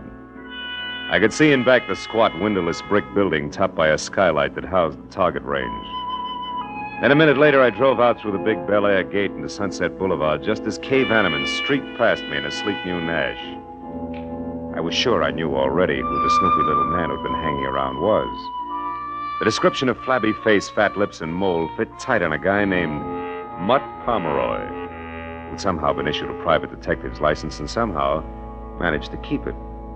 He was just about as ethical as a stab in the back. I remembered he had an office in a fire trap on Bronson, so I made that my first stop. Climbed a flight of dark, smelly stairs to a tired door marked Pomeroy, Private Investigations. Well, there was no answer, so I tried the door. Somebody beside Mutt had been there ahead of me. Turned the place inside out.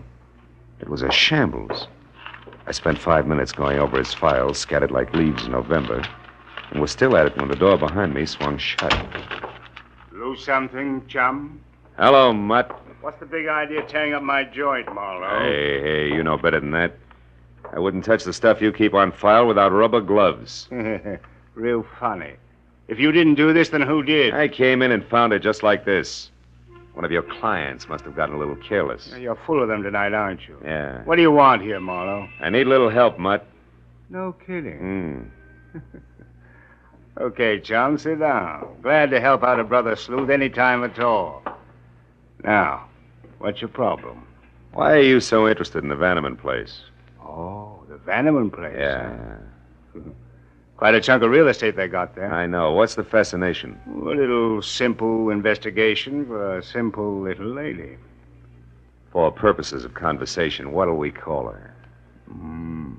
How does Estelle suit you? Estelle, huh? Look, Marlowe, you got in free. Take the scraps and be happy.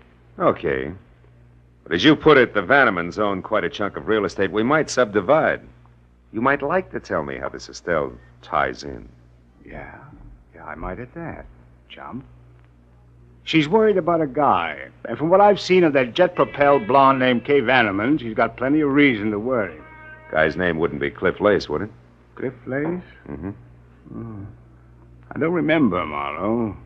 Okay, Mutt, how much is it going to take? Well, now, that's hard to say. I'll have to let you know. You see, I've got an angle on my end, too. My little client swears up and down there's no other woman involved. But, you know, the Estelles are always the last to know. You're beginning to smell, Pomeroy. And just how do you fit, Marlowe? I'm helping a guy worry about a girl. Well, that's real nice. And when your clients worry, the wrinkles make dollar signs, so you're always right. Is that it? Thanks for everything. I'll see you around, Mutt. Yeah, but don't go away mad, chum. Oh, of course not. That's why I'm leaving now.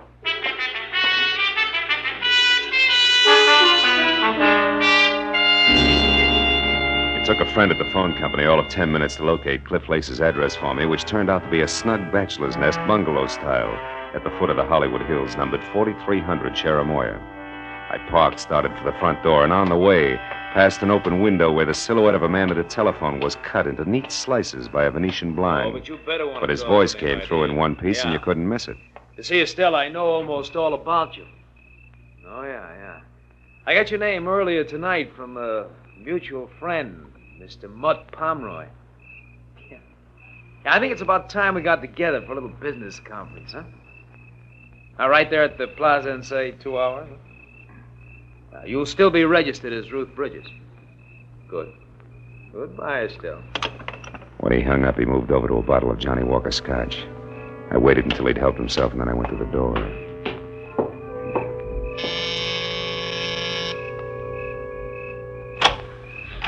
Yeah. My name's Marlowe, Mr. Lace. I'd like to talk to you. What about? Whatever it was you were looking for when you ransacked Mutt Pomeroy's office tonight. Do I come in? Yeah. Yeah, of course. Thanks.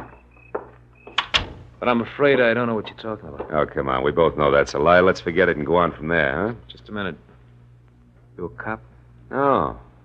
But I'll call him at the drop of a hat. Make it easy on yourself.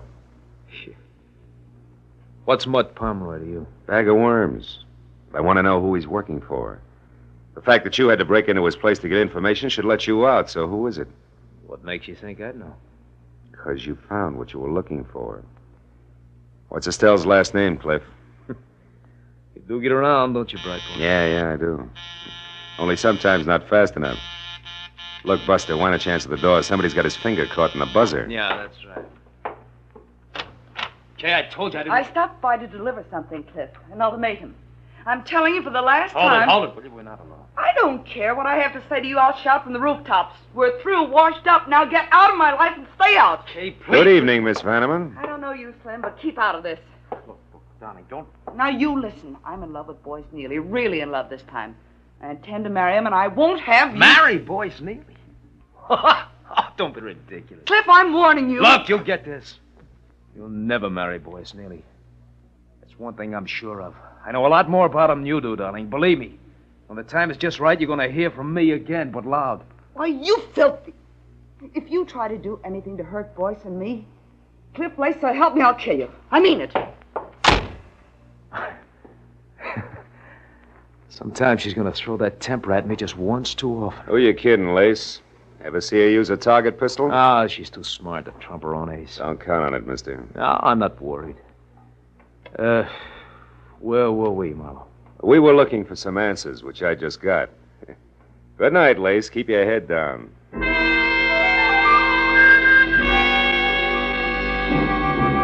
The way things were breaking, I was sure if I didn't get to the woman named Estelle before Lace did, I wasn't going to get anywhere. So I spent the next hour folded up in a phone booth, running down the list of respectable and semi-so hotels with the word plaza either fore or aft. Finally, a flute-voiced night clerk in a mid-Victorian number called the Royce Plaza confessed that they had a Ruth Bridges, which was the name that I'd heard Lace mention. She was registered from Santa Monica, but at the moment out. I was convinced that she was really Estelle, Mutt Pomeroy's client. So I drove over to the hotel, invested $5 for the night clerk, picked up a newspaper, and waited. Halfway down the sports page, a prim brunette came in who would have been pretty without the overload of nervous strain stamped on her face. As she crossed the deserted lobby, the clerk gave me a nod, so I called her name, caught up with her at the foot of the stairs. You called me? Yeah, if you could spare me a minute, Miss Bridges, I'd like to talk to you. What do you want? Well, my name's Marlowe. I'm a private detective. A private detective? Yeah, look, honey, let's move over into the corner. You know, that boy on the desk is going to sprain his neck if we don't. But what do you want with me? Well, suppose we start off with your real name, Estelle. What's the rest of it? Neely, maybe, huh? How did you know that? It's taken me all evening to get it. That's the only way it figures. It's right, isn't it? You're married to Boyce Neely? Yes. Mm-hmm. I'm Mrs. Boyce Neely, but what business is that of yours? Well, that's what I'm trying to find out. You hired Mutt Pomeroy to check on your husband because you're worried about him, right? Why? Boyce is in trouble. He's in a jam, that's all. Is it money? No. Boyce does very well. He's in real estate in Santa Monica. Oh, maybe with the law, huh? Yes. Yes, I'm afraid so. He's been acting so strange. He wouldn't talk to me or anything. I just had to find out what was wrong. I see. Well, look, what's your connection with Cliff Lace? Why, I don't know any Cliff Lace. Oh, come on, baby. Take it a little easy and try again. Cliff Lace, I know you called him tonight, and he called you. All right. He wanted to talk to me about Boyce and some girl named Kay Vanneman, but he's crazy. I know he is. Boyce is not mixed up with another woman he couldn't be. I hope I meet your husband soon, Mrs. Neely. I'd like to punch him in the nose. What do you mean? But Pomeroy was right. The Estelles are always the last to know. Look, do me a favor. Will you go up to your room, go to bed, and get some sleep? You're going to need it. All right. Thank you, Mr. Marlowe. Hey, Buster, where's the phone? Oh, right over there, sir. Good book? Uh-huh. Huh? Oh, yeah, great. Chandler's new one, you know. Chandler. Where have I heard that name before?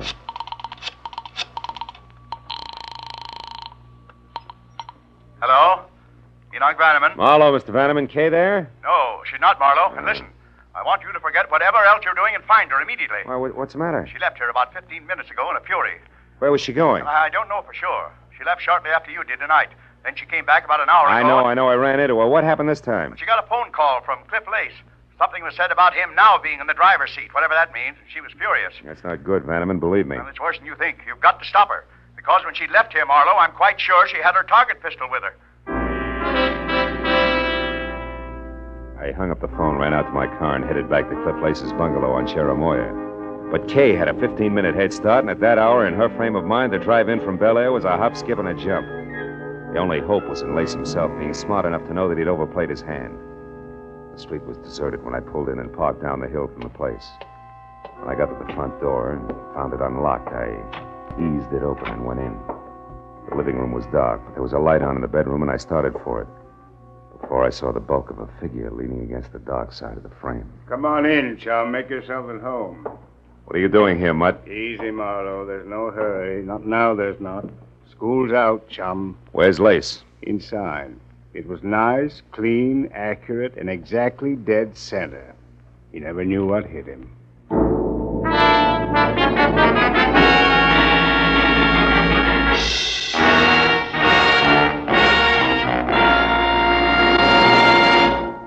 In just a moment, the second act of Philip Marlowe. But first, for a moment, let's look at the headlines on CBS's entertainment for tomorrow night. First, East is East and West is West. So, Jack Benny, on his way to New York, hasn't yet heard that the subway fare is a dime. Second, Charlie McCarthy, already in New York, rewrites Henry Fonda's tough-talking Navy officer in Mr. Roberts. And third, Andy of Amos and Andy, released from bail, jail, and Abigail, gets into new hot water. Besides these, you'll also find headliners Eve Arden, Red Skelton, Horace Heidt, and all the other great Sunday night shows on most of these same CBS stations tomorrow night. Now, with our star, Gerald Mohr, we return to the second act of Philip Marlowe and tonight's story, The Hairpin Turn.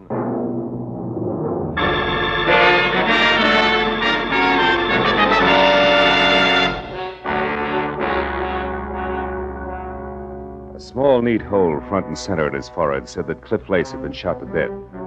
And everything from jealous motive to target pistol method pointed directly to Kay Vanneman. But that was still a long way from proof, and there was Mutt Pomeroy on hand.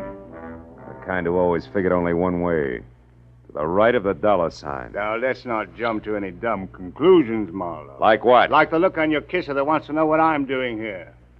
That I can explain. I got Cliff Lace's name from you, and a sawbuck to the right guy gave me a rundown on him, a sort of a character analysis, you might say. So I figured he was the guy who frisked my office to find out who I was working for. He must have tagged me out of the Vanneman place, followed me down to my joint, then turned everything inside out until he ran across something that added for him. Something like the name Estelle Neely, maybe? You move fast, don't you, Marlowe? Yeah, when there isn't too much crowding.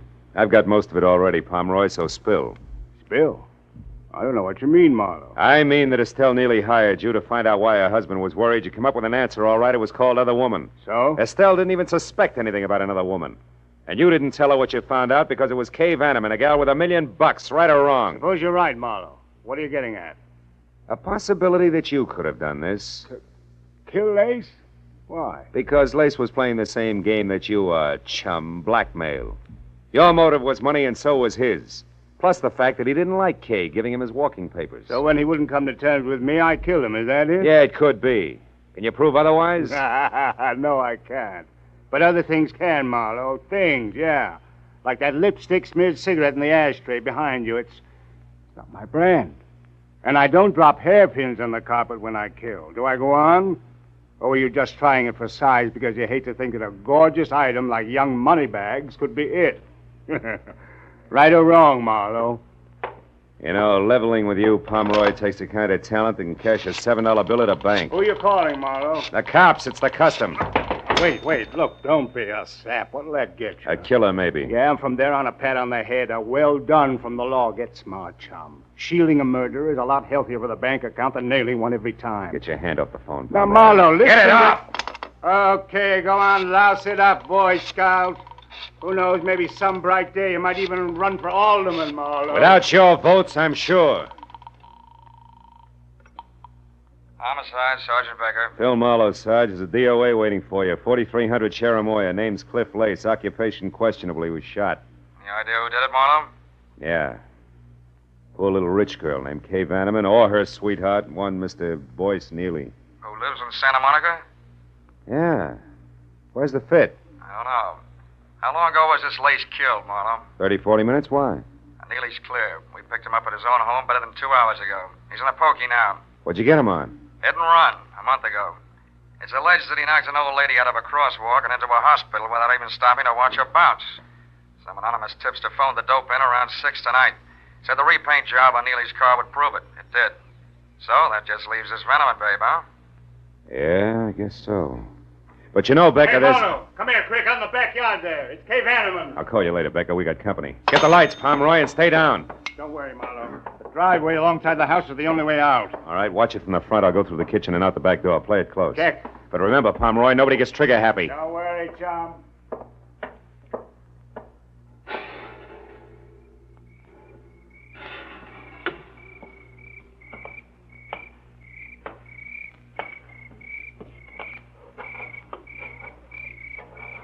Kay! Come on, baby. You're cornered back there. Talk up. Who's that? Philip Marlowe, the guy you saw here with Cliff Lace earlier tonight. I'm also a private detective who's working for your uncle and trying to keep you out of trouble. Now, let's have the target pistol, baby. Come on, throw it in. I can't. I don't have one. Uncle Enoch says different. He told me you left the house with I it. told you I don't have one. All right, come on out. But slowly, hands high, no jokes. I always lose my sense of humor right after murder. After... Yeah. Lace was shot to death. Never mind the carefully arched eyebrows. You're in too deep, honey. You don't think I had anything to do with Cliff Lace getting killed, do you? Oh, no. It's all one great big coincidence, huh? Why don't you leave, Miss Vanneman? I said, why don't you leave? Well, how about it, Mr. Marlowe? Go ahead. I won't try to stop you. If you're guilty, you won't get very far. Well, all right. All right, Pomeroy, what's on your mind? A partnership, chum. Based on what, chum? Based on the fact that I saw you kill Cliff Lace. Fact? You what? Yeah. I saw you standing over the body with a smoking gun. Come on. You don't think you can really make that stick, do you? No, but it would keep you busy explaining for a while, long enough for me to wind up my business. Oh. Mm-hmm. Well, Marlowe, what'll it be? You and me as partners doing business with old Enoch Vanneman on behalf of the niece I'm sure he'll want to protect? Or me in business for myself? Well, which? It'll be partners, Pomeroy. Okay, chum. Let's get inside and clean up. The lady was kind of careless around the edges. Hey, the split. How far does it go? 50-50. Fair enough. Fair enough. After you, Phil. Now get that cigarette butt and the hairpin on the copper there. Then tell Sergeant Becker that you were jumping the gun about the Vanneman girl because you just found out that she was at home all night. I'll check the rest of it. Okay, Mutt. First the cigarette butt, then the hairpin. Hey. What is it, Marlowe? What's with the hairpin? Why'd you say... Marlowe, quick, get the light. Someone's out front. Don't shoot it. Maybe the law. In skirts? Look, get in that car over there. It's a babe, and 5 will get you 10 that she answers the name of Kay. Oh, that jerk's going to be a Lulu to protect. Yeah. Well, we better go in. Hey, the hairpin you dropped into your pocket, Marlowe. What's so special about it? Oh, nothing. It was just a hunch I had. Forget it. Marlowe, I want to see it. Okay. Here. Get a good look. Partner.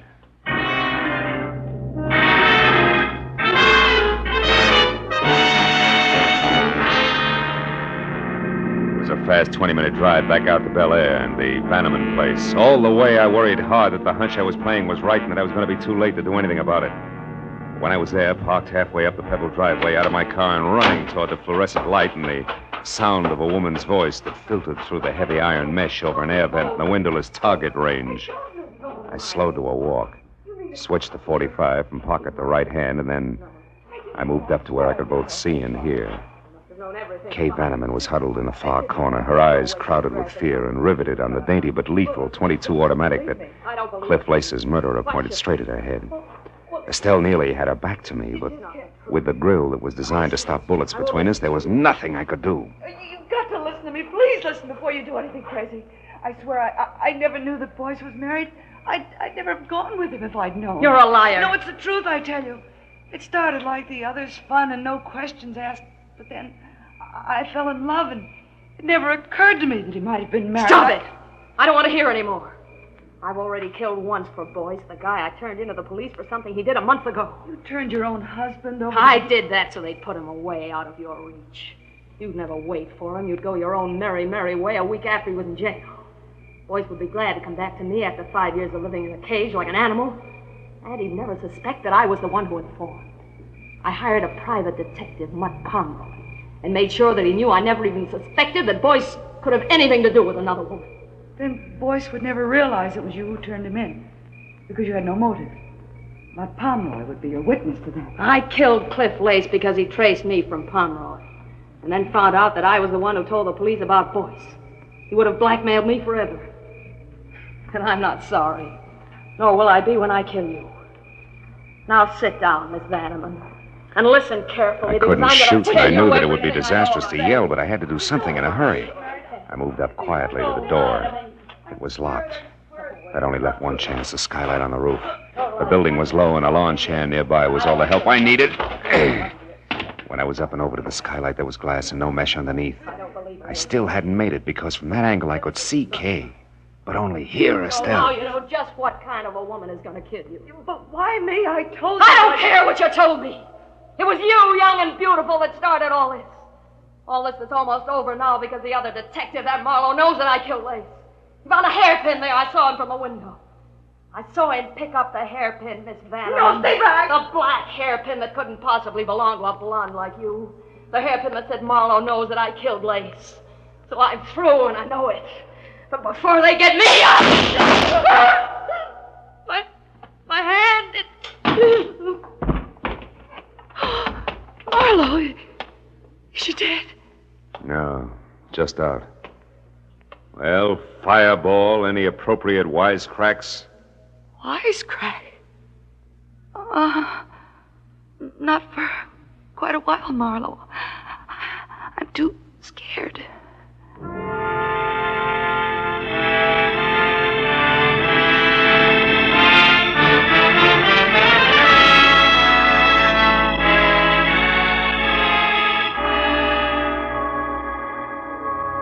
Well, it was the usual hour and a half of questions and answers with client, followed by the same questions and answers with police before I finally closed the door on Enoch Bannerman's marble halls and started down past the manicured shrubbery to where I'd left my car. Outside, the night was cold and clear. And as I walked, I looked up at the vastness overhead and wondered why I had the kind of job that made me no more than a houseboy with gun for a rich guy with a badly spoiled niece. But I stopped wondering when I was at my car and no longer alone. I just wanted to say thanks before you left, Phil. I'm going to do my best to stay out of trouble from here on out. You know why? No, why? Because I want to be good enough for the right guy who may come along someday. A guy like you, I mean. Oh? Thanks, Phil. I'm very grateful. Yes, well, my job's all right 9 times out of 10.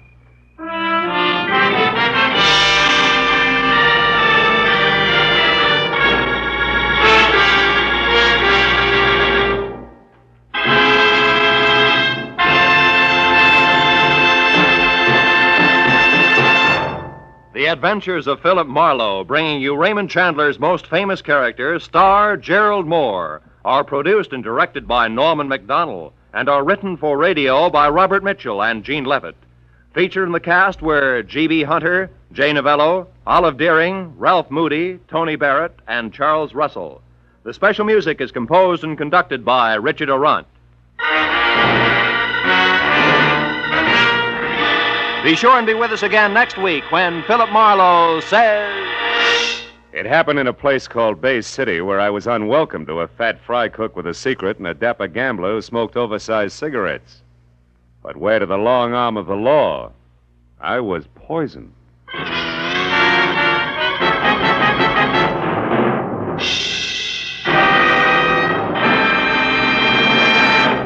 Philip Marlowe has a new night, ladies and gentlemen, Tuesdays.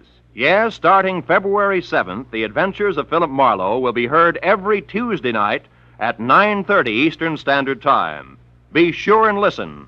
Remember, Tuesday night, Marlowe night. And 1 week from tonight, at this time, you'll find one of your favorite radio families, the Goldbergs.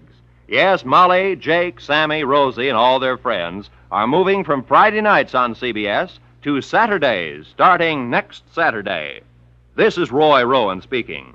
Stay tuned now for Gangbusters, which follows on most of these same CBS stations. This is CBS, where the Goldbergs and Arthur Godfrey's Digest will now be heard every Saturday night, the Columbia Broadcasting System.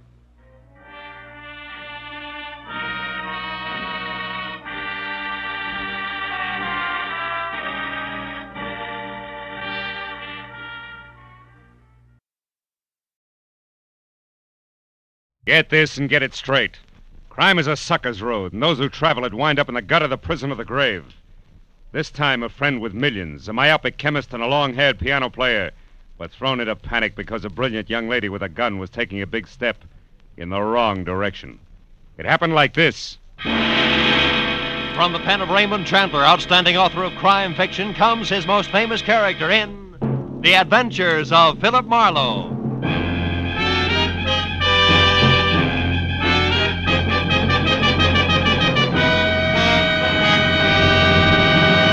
Now, with Gerald Mohr starred as Philip Marlowe, we bring you tonight's exciting story, The Big Step.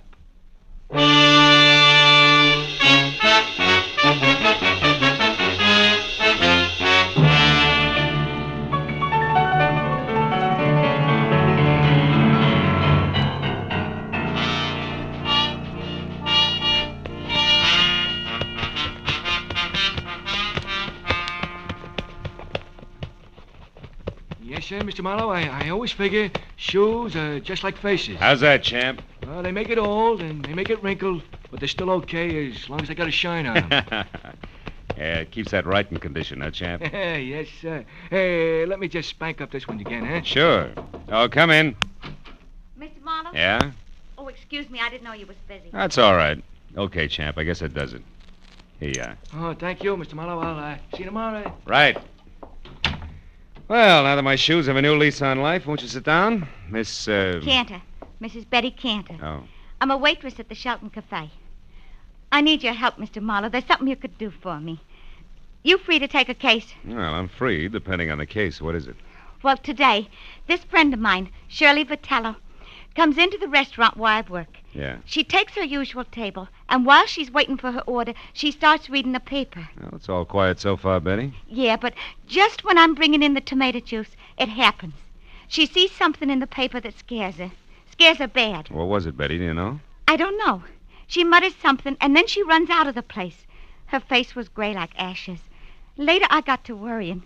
I called her at home, then at the lab where she works, even her husband's studio. No luck. Now, wait a minute, Betty. I don't quite get the connection. You and Shirley Vitello, I mean. Oh, I don't know her social.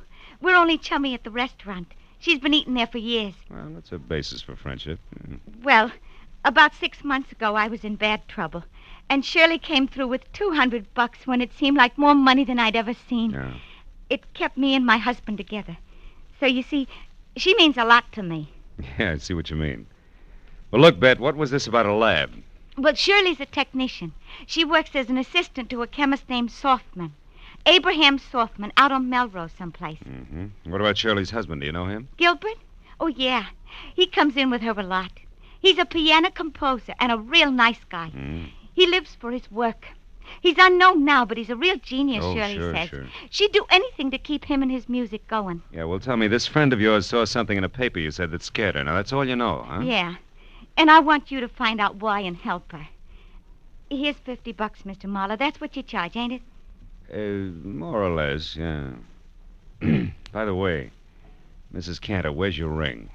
I sometimes take it off when I'm working. You do, huh? Yeah. Or perhaps when you hock it to raise $50?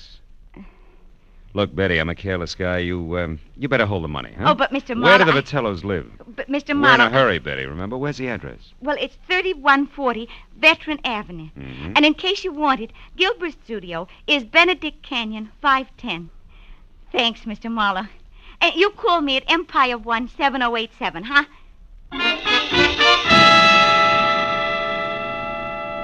When Betty Cantor was gone, I got in my car and drove out to Veteran Avenue. You know, she was a pathetic little creature. And with a little effort, she could have that touch and glow look. Oh, well. 3140 was one of those small but neat houses that grow like mushrooms overnight on the post-war California landscape. And it was locked, dark, and quiet. I went around to the back and started on the windows. The third one opened when I tried it. I climbed in, turned on some lights, and made the grand tour, then entered in the den. The only indication that anyone had been there all day was a current issue of the L.A. Star crumpled in the wastebasket. I pulled it out and started through it. On page 5, I found the hole where a 2-column story had been clipped out. And then somebody was at the front door. I started toward it, but changed my mind at the sound of the key in the lock. And instead moved back into the den and watched. A head that belonged on a gopher wearing a battered fedora and inch-thick glasses above a fur-collared coat peeked in. Gave the place a myopic once-over and headed straight for the den. So I stepped out where he could see me.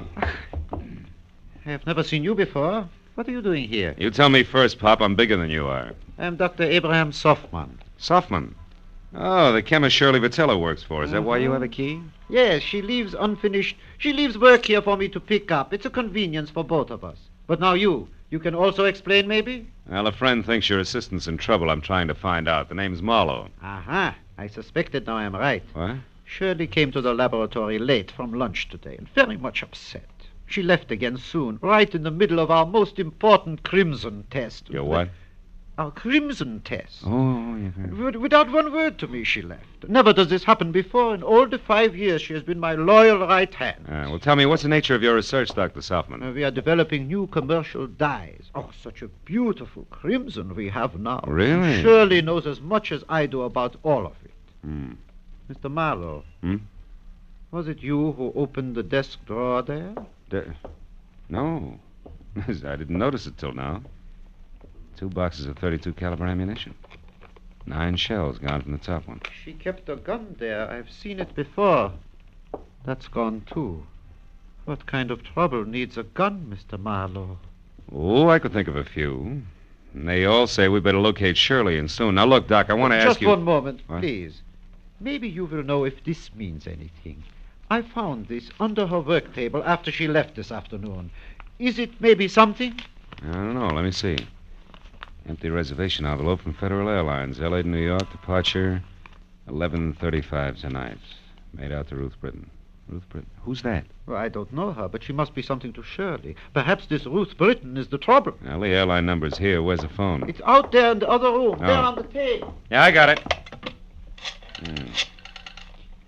Hudson 28610.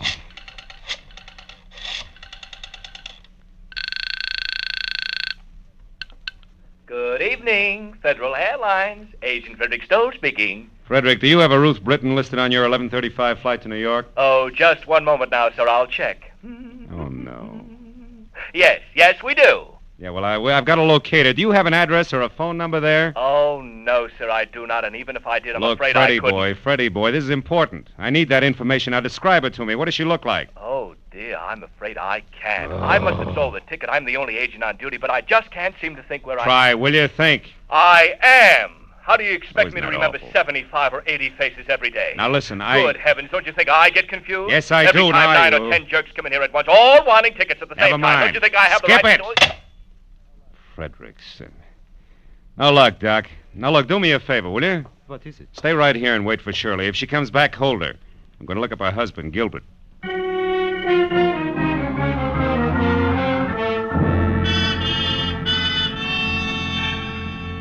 first stop was a newsstand. I bought an L.A. Star, turned to page 5, and found that the missing story was on a man identified only as Denneker, who'd been hit by a taxi on Temple Street at 8 a.m. The only reason it rated 2 columns was that before he lapsed into unconsciousness, he told the ambulance crew from the Citizens Emergency Hospital that he knew he was going to die and wanted to clear his conscience by confessing a crime he'd committed. It ended with police standing by. I drove on into Benedict Canyon, wondering what kind of a bridge it was going to take to span the gap between a female chemist and a downtown traffic accident. I was still wondering when I got to number 510. All I could see of Gilbert Vitello's studio over the brush around it was something pseudo-Spanish that had been stuck onto a piece of vertical real estate by an optimist in the early 20s. A path had been opened from the driveway to the house, and as I walked to the door, the piano music from inside got louder, but not better. Even in the long-haired circle, that stuff needed a haircut. Hey! Hey! Vitello, break it up a minute, will you? What's the meaning of this outburst? I'm working and I won't be interrupted. Who are you? What do you want anyway? Take it easy, Mr. Vitello. My name is Marlowe. Betty Cantor sent me here because she's worried about your wife. The waitress worried about Shirley. Why? Well, she's in some kind of trouble. Have you seen her tonight? No, not since this morning, but that's not unusual. I often work late. My music is very demanding. Now, what gives that waitress the idea that Shirley's in trouble? Your wife's reaction to a newspaper story. It scared the wits out of her. About a taxi hitting a man named Denneker mean anything to you? Denneker? Shirley worked with a fellow by that name once, I believe, but why would that story frighten her? Well, I was hoping you'd tell me. Do you have a gun? A little .32 pistol. It's at home. Why? It's gone. See here, what's this all about? Tell me the truth and be quick about it. Oh, shut up. Answer my question. All right. My wife was shocked by that item on Denneker. She isn't at home, she isn't at Selfman's lab, and hasn't been all afternoon. And what's more, she's got a gun. That's all I know, except for one thing. Who's Ruth Britton? She's a friend of Shirley's from the East. She's been visiting relatives out here. Why? Nothing. Maybe Shirley's got a plane reservation for her, that's all. Mr. Marlowe, if that's all you have to offer, why don't you get out of here so I can go to work? I'm quite certain if Shirley were actually in trouble, she'd come to me for help. And incidentally, tell Betty Cantor to take some vitamins or something. She's becoming a meddlesome busybody. You know, there was a quality about Gilbert Vitello that made me want to sock him on the temperament with the heavy end of his grand piano. When I started down the path to the driveway, I forgot about him, because a pair of headlights slashed through the foliage like a giant scythe. I ran to where I could see and watched the girl in a brown suit get out of a sleek new Hudson and start toward the house. Then she saw me. She backed away, then threw me one scared look and darted into a side path like a jittery cottontail. I followed as fast as I could, but it was home ground to her, and in 20 yards I was outclassed. I lost her at the corner of a sagging shed and stopped to listen for her footsteps. I heard something else, but not in time to duck. Oh!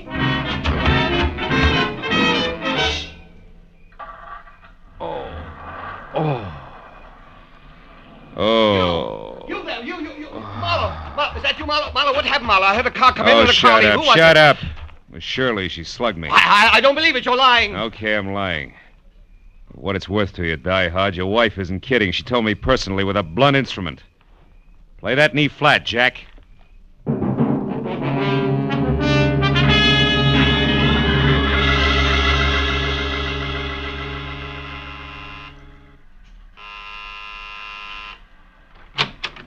Mr. Marlowe, did you get something? Lumps.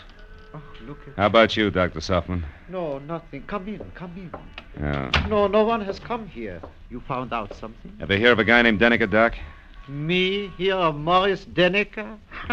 5 times in the past 3 years, Morris Denneker in Chicago has beaten me by introducing a new dye substance or a new process just days ahead of me. 5 times this happened. He's a dye chemist, too, huh? A brilliant one. I admire him. But why do you Listen, ask this me? is beginning to fit like a rubber glove.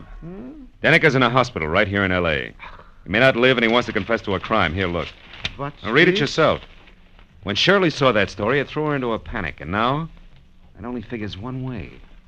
Your assistant has been selling your new developments to Denneker before you released them. No, it is not true. Shirley would not do this thing, not to me. Okay, Doc, we'll see. Now, look, why don't you go back to your lab and wait? I'm going to the hospital now and do some more fast addition. If it comes right, just don't forget you're a scientist, will you? Oh, I would not forget. Now, you remember something, Mr. Marlowe. 2 plus 2 does not always make 4, especially when you are adding up human hearts.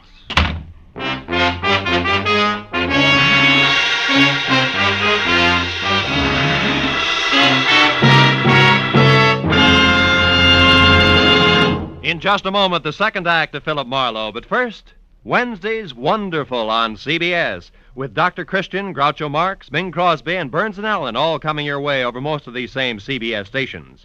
This Wednesday, Brother Bob Crosby visits Bing. Gracie Allen stumps the income tax experts. Groucho will be on hand with his ad-libs and teams of opposition. And Dr. Christian makes a wily grandmother stick to the truth for once. So be listening this Wednesday, won't you? Now, with our star, Gerald Mohr, we return to the second act of Philip Marlowe and tonight's story, The Big Step.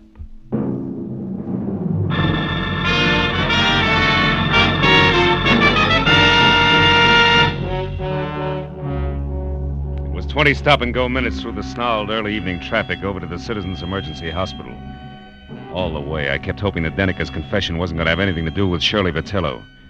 But when I was there, standing next to Detective Lieutenant Matthews and filling him in to date, I racked that hope up under wishful thinking. Morris Denica had already come, too. Yeah, Marlowe, about a half hour ago. He didn't say too much. How much? Only something about this woman you mentioned, this Shirley Vitello, and Yeah? the formula for some kind of a bleaching agent. Then he went out again. Hey, look, this Vitello girl who currently adds up to something very dishonest, what does she look like? Oh, blonde, about 5'4", maybe 30. Wearing a dark brown suit, no hat? That's right. She been around? Yeah, I spotted her here in the hall about 45 minutes ago. Claimed Oh. she was a reporter, but she didn't make any small talk with the other news hands. I got a little suspicious. Just then Denica came too, so I went in there. When I came back out, she was gone. Hey, Marlowe, you know where we can pick her up? No, I don't, Lieutenant.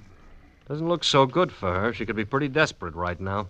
Like a quick trip to the country. Or like worse, she's got a gun, Matthews. And now with Denica starting to talk, very little hope left. I better be going. Where? Just going, Matthews. Hey, wait I'll a keep minute. in touch. Wait a minute. Look, we have a big organization, Mr. Marlowe. We're equipped to handle all kinds. We could do almost as good a job as you. Just keep that in mind, will you? Yeah, and I'm glad you said almost. So long.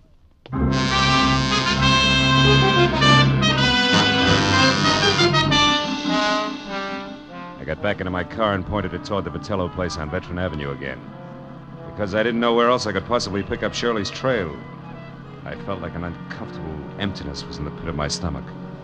You know, like the guy who stands on a street corner and watches an ambulance intern scrape up a traffic victim.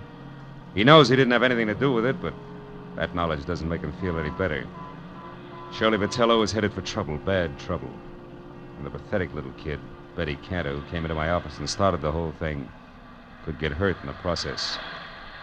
Well, I parked in front of the place, which from inside, a desk lamp showed a circle of light the size and color of a lemon lifesaver, and the front door was open inches, as though somebody had left in a big hurry. I walked on eggs as far as the door and nudged it. And I saw it. On a table in a far corner of the room, a note propped up against the lamp and nothing else. I started toward it. Don't move. I'm behind you, and I've got a gun. Oh, fine. .32 caliber out of the desk drawer, no doubt. No doubt. Marlowe, why are you mixing into something that's no business of yours? I'm a private detective working for your friend Betty Cantor. She's worried about you, Shirley. Marlowe, what's done is done. Betty can't help me. You can't help me. Nobody can help me. I stole Softman's work, and I sold it to Morris Denica. I didn't count on a deathbed confession. Why'd you do it? I love my husband, and he needs money to go on with his work. No. Gilbert's in on this with you, huh? Oh, no. No, he isn't. He thought my wages were high, that's all. The note I left there on the table makes that clear. Also, Also what? it says goodbye. I love him, Marlowe. When I'm gone, he'll have enough money to carry on. Keep the studio that means so much to him. And nothing can be taken away from him. I've seen to that, legal-like. Just what do you mean gone, Shirley? How far is gone? A long way, Marlowe. All the way. Suicide? Oh, no, Shirley, you Marlowe, can't mean let's that. not talk anymore. And don't bother about that phone. It's only Gilbert. How do you know? Well, when I pulled up outside here after I came from the hospital, he was home. I didn't want to speak to him, so I drove on until I came to a phone booth. And then I called here and Told him to meet me at the Saffron Bar. It's an old hangout of ours. You wanted to leave a note for him, but didn't want to face him, is that it? Yeah. He'll keep calling on and off for quite a while before he comes back here. I figured it would be better that way. I didn't want him chasing me. The sea air might give the big lug a cold. It always did. Well, Marlowe, it looks like it's about time to put you away for safekeeping. I don't think so, Shirley. I think the phone is about... No! Next time, Marlowe, it'll be more than a vase, but just as fragile. Now, the closet's cedar lined and strong. It should hold you long enough. Get in, Marlowe. Go on. Okay. And it is, baby. But first... What? The step you're about to take, Shirley. Yeah, Listen. I know all about it. It's a big step, isn't it, Marlowe? We'll save your breath. I wouldn't be any happier in prison or running away, believe me. Not a bit happier. So long, Marlowe.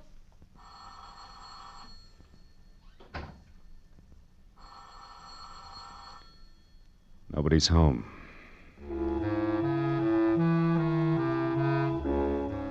Shirley Vitello was mixed up about a lot of things in life, but that doesn't include closets, because the one she put me in was strong.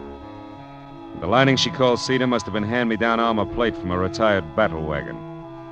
So all in all, I was 45 minutes alternately kicking and resting while the insistent telephone marked the 5-minute intervals for me. But finally, it was the wood around the lock that gave way.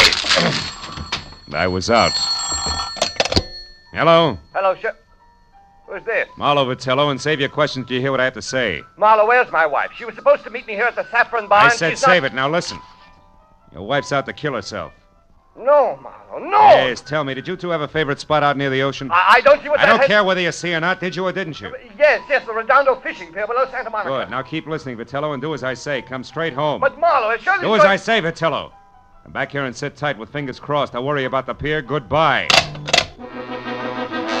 second the connection was broken, I picked up the phone again, dialed 116, got through to police emergency operator, and from there to Matthews, who was still at the Citizens Hospital. I told him to pick me up in a squad car and get ready for a fast 10-mile drive to the Redondo fishing pier, where Shirley Vitello was going to kill herself. Then I got outside and waited the 4 longest minutes of my life, until finally Matthews screeched up to a halt. When I piled in, we took off, siren wide open.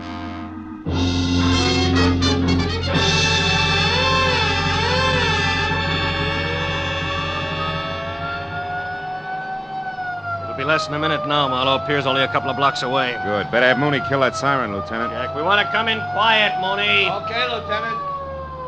Well, there she is. That power's out on the pier. Yeah, Mooney, pull up here, will you? We don't want to scare her into something. Matthews. What? That crowd there, halfway out on the pier. There's a cop with them. Yes, so there is. You better drive right up, Mooney. Looks like we're too late, Phil.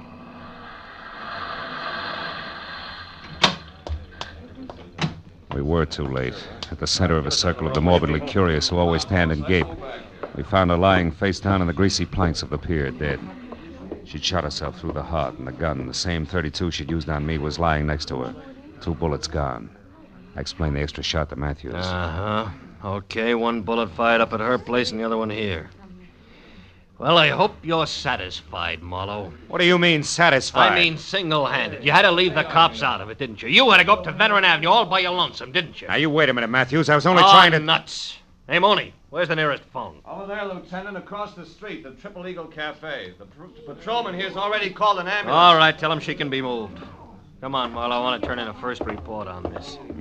Mooney, pick us up at the cafe. Right, Lieutenant. Okay, folks, okay, let's make it. So Shirley Vitello was stealing formulas for those dyes from her boss and selling them to this Morris Denneker. Yeah. All was rosy until Denneker walked out in front of a taxi early this morning. That put him close to death and in a mood to talk. Also put Shirley Vitello on the spot. Hey, is that the place you want to phone from? Yeah. Look, one thing more, Marlowe. The girl's motive all the way through. She loved her husband, he loved his work. Yeah? Her too? Yeah, after his work. So since he didn't make any dough, she stole to keep him going and close to her. There's the phone, Phil. Come on, will you? I may need you to fill in the blanks for me. Marlowe, I said I heard you. The phone can wait, Lieutenant. Come on over here. What? I want to talk to that piano player. Piano player? What about? The tricky way he has of playing Blue Skies. What? Yeah. Hey, Bud, that's all right. You got a mean left hand there. Yeah, I open in Carnegie Hall next week. Don't miss me. I'll try not to. It's just terrific what you do with that tune, you know? It's my own particular arrangement. Nobody else's, huh? No, nobody's. I've been working on this arrangement for a week. That's all I wanted to know. Hey, Marlowe, what are you getting at? The phone, I've heard enough. Where'd you say it was, Matthews? Over there, at the left of the bar. But, Phil, what are What we time doing? is it, Lieutenant? 5 after 12. Marlowe, what is it? A switch, Matthews. A switch? Yeah, one that'll knock your badge off. Will you get a load of this? I'll listen. Good evening, Federal Airwaves. Agent Hedrick Stoll. Listen, speaking. Frederick, I'm the party who called before about the reservations for Ruth Britton on the 11:35 for New York. Oh, yes, I remember you. I'll probably... Never mind. It's police business, Freddie. Did the plane leave on schedule? Of course it did. But Miss Britton didn't make it, and she didn't bother to call and cancel her reservation. Thanks, I've heard enough. So far, so good, Matthews. Yeah, which means what? The Saffron Bar in Hollywood. Which means what? Shirley Vitello didn't commit suicide, Matthews. She was murdered.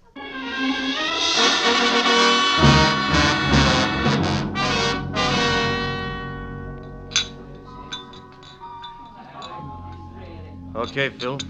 Where's your man? Right there. That table against the wall. Oh. Come on, Matthews. Hawaiian music, sentimental rocks, degradation, abomination. Oh, I don't think it's as bad as all that, Gilbert, old boy. Marlowe, you a cop, the most insensitive of all people. What would you know about music? Just for the record, he's not a cop. My question still stands. What do you know about music? As a matter of fact, not much. But you know, I'm fascinated by what they're doing with instruments these days. Really? Mm-hmm. What are they doing that might fascinate you? Well, for example, take that picture where the score is done by only one instrument, a zither. What's more, it doesn't sound like a zither. To a trained ear, a zither is a zither. You mean you can't make one instrument sound like another? Well, for example, a guitar like a piano? Don't be ridiculous. Now, wait a minute. It's not so ridiculous. Why, only tonight I heard a guitar that sounded just like a piano. Real tricky arrangement it was, too. Sounded... You're joking. Oh, no. Oh, you must have heard it, too. It was while we were talking on the telephone. The telephone? I talked to you? Sure you did. You remember? You said you were calling from here, the Saffron Bar, but the conversation was being scored by the pianist at the Triple Eagle Cafe at Redondo Beach. A real tricky arrangement in more ways than one. I didn't mean it. I didn't really want to. All right, what's the rest of it, Phil? He didn't want to quit his work and spend the rest of his life hiding in some forgotten corner of the globe. Which was her plan? Yeah. As I figure it, once Shirley knew she was finished, she decided they should both run for it. He was in on what she was doing all along. And the suicide note? That was part of her plan. Oh. Leave hubby here and innocent with the money she got for her shenanigans. Then frame her own suicide, a trail that would lead us to the Redondo Pier, her hat and coat floating in the drink. Uh-huh. And after a couple of days of searching, we say the tide probably carried the body out to sea. Closed case. That's right. In the meantime, she's flown to New York as Ruth Britton and is heading on from there. Hubby here to join her at a later date. Yeah, fine. Only hubby double-crossed her and shot her so he can sit tight with the money right here. That's it, Matthews. Please, give me another chance. Oh, shut up. Wipe them dry, Matthews, and take them away.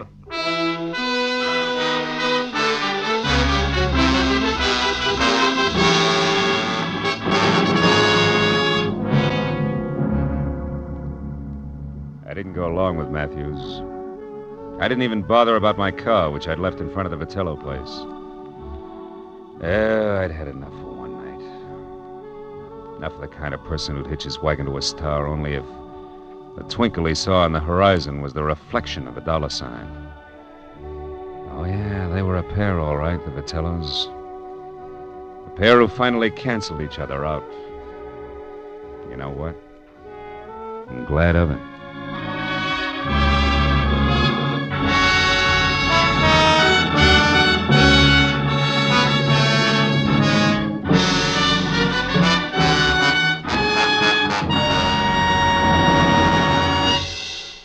The Adventures of Philip Marlowe, bringing you Raymond Chandler's most famous character, star Gerald Mohr, are produced and directed by Norman MacDonald and are written for radio by Robert Mitchell and Gene Levitt.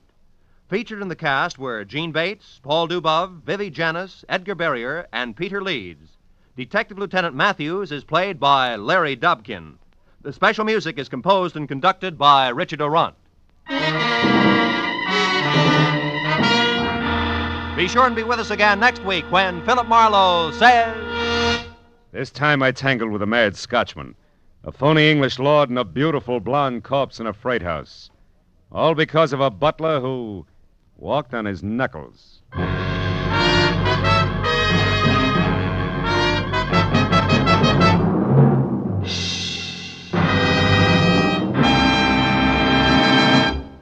How about tying a mental string around your finger today to remind yourself to file your 1949 income tax return as soon as possible? The 15th of March isn't several miles down the road the way it used to be. It's almost at your front door. And you'd certainly get a scare if you came home one evening to find it sitting right smack in your living room saying smugly, "Well, you forgot to file your income tax return. What now, little man?" So why not set aside tonight as income tax night and file your 1949 return? This is Roy Rowan speaking.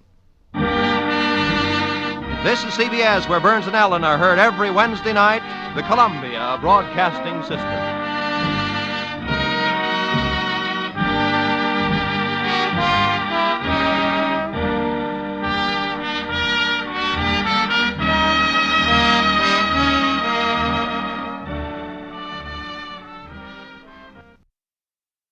It was a grim joke that started when 6 heirs came to an ugly house on a rain-swept island to hear a madman's will. But the joke soon turned to murder, and in the end it was hard to tell who had the last laugh. From the pen of Raymond Chandler, outstanding author of crime fiction, comes his most famous character in The Adventures of Philip Marlowe.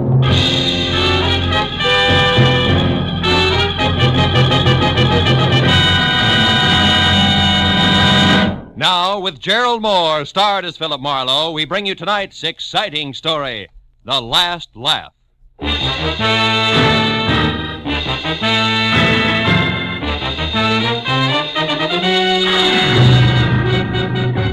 I'd spent a week wading through moldy beer joints and cheap hotels after a dancer on the downgrade. And when I found her, she was 2 days dead in a coal cellar, all of which left me with a rancid taste in my mouth. But when I woke up after a night's sleep to the tune of a robin on my windowsill, I realized it was spring and time for Marlowe to take a long, easy weekend someplace. Someplace where the surf meets sand like it does at, say, Ensenada. Without so much as a second thought, I threw some clothes in a bag, phoned the Riviera Pacifico for reservations, and charged out the door, where I ran head-on into a funny man with a studious face charging in. I'm awfully sorry. Why, you're Philip Marlowe. Yeah, I know. And my name is Dow, and I represent the law firm that handles the interests of Julius Spangler. Therefore, Did you say Julius Spangler? Goodbye, Mr. Darwin. Now, wait, Mr. Marlowe. Now, listen, I had a run-in with that screwball Spangler less than a month ago. A man was knocked down a flight of stairs, I got shot at, and an apartment house was set on fire, and Julius called it a practical joke and laughed himself silly. Best I could do for him was 3 days in jail. It should have been 3 years. Goodbye, Mr. Darwin. But that sort of thing is all over now, Mr. Marlowe. Mr. Spangler is dead. Spangler's dead? Yes, he died last week in Brazil, the result of a hunting accident. And he has named you in his will. He's named me? You mean I... Precisely. You're one of Mr. Spangler's heirs. I shall read the will tonight at 8 o'clock in his home on Catalina Island. I trust you'll be present? Not on your life. It's me for Ensenada, and nothing's going to stop me. Goodbye, Mr. Darwin. There are only 5 other heirs. Huh? And the estate runs well over $500,000. Oh? Almost any way you split that much up, Mr. Marlowe, it comes out something more substantial than a weekend at Ensenada. Goodbye, Mr. Marlowe.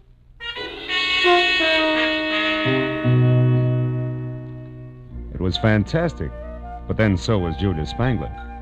Who knows? Maybe he actually admired me for throwing him in jail.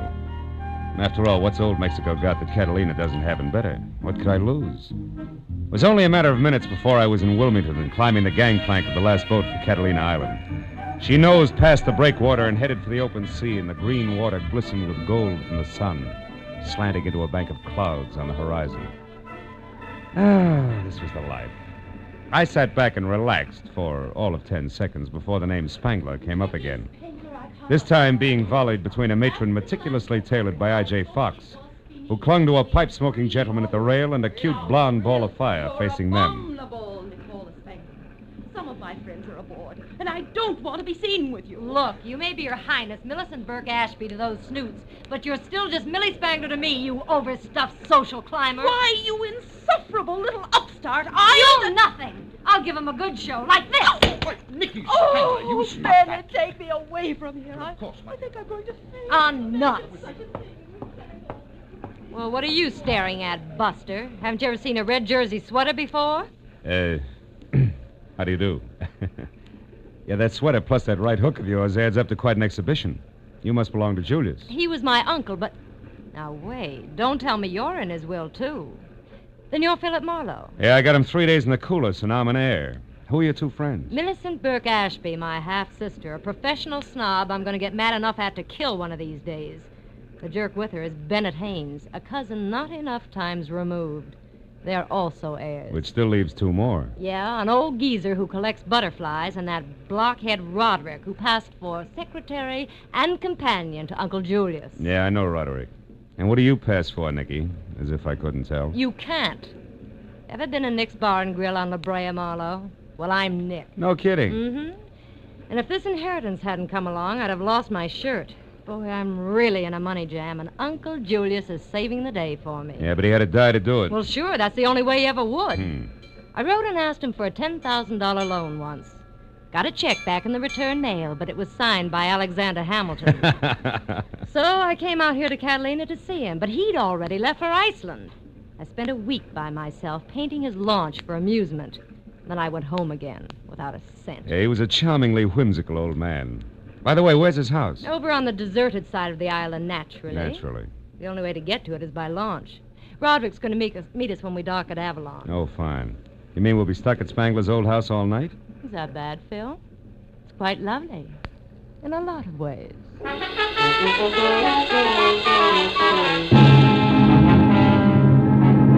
2 hours later, we docked at Avalon. The clouds that had been on the horizon were now overhead and looking very soggy. Roderick, the late Mr. Spangler's secretary, in a striped silk shirt, gold hickok cufflinks, polka dot bow tie, and derby, was waiting for us with a launch. And after we had all shivered through another spray-splashed, wave-bucking hour and a half, we finally pulled into a small cove. A house squatted alone on a point of rocks 100 practically vertical feet above the water. And as we laboriously made our way up to it, the rains came. Julius Spangler would have loved it. When the door closed behind us, everyone dashed for the nearest fireplace, except me. I was cornered by a septuagenarian with a shock of white hair, a scraggly yellow mustache, and spectacles so thick they looked like shot glasses with horn rims. He rolled up in a wheelchair, which he handled like it was a hot rod, skidded to a stop, and shoved a fistful of brandy out at me. Howdy, young fella. This, I figured, was the butterfly-collecting cousin, Yeah. Matthew Spangler. Better have a slug of this before pneumonia sets in. Well, sir, I suppose you're here for the reading of Cousin Julius's will? Yeah, so that's am right. So am I. Wouldn't miss it for the world. Oh. He's leaving me his collection of nymphidium. Butterflies, you know. I don't like money, just bugs. Figures. Yes, sir. Been an entomologist for 50 years, lepidopterist for 40.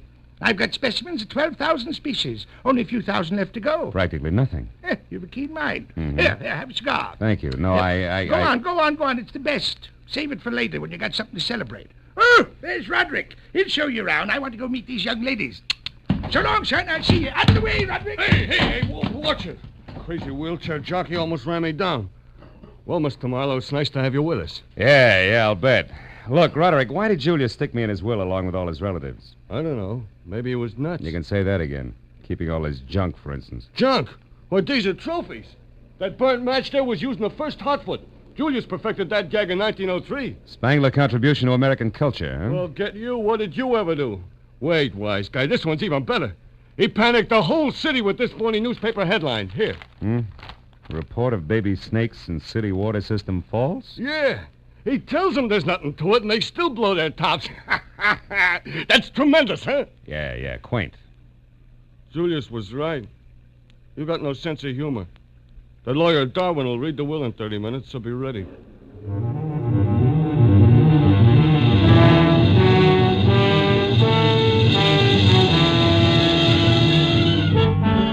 I passed the half hour at a window with Nicky, watching the rain slash at the glass.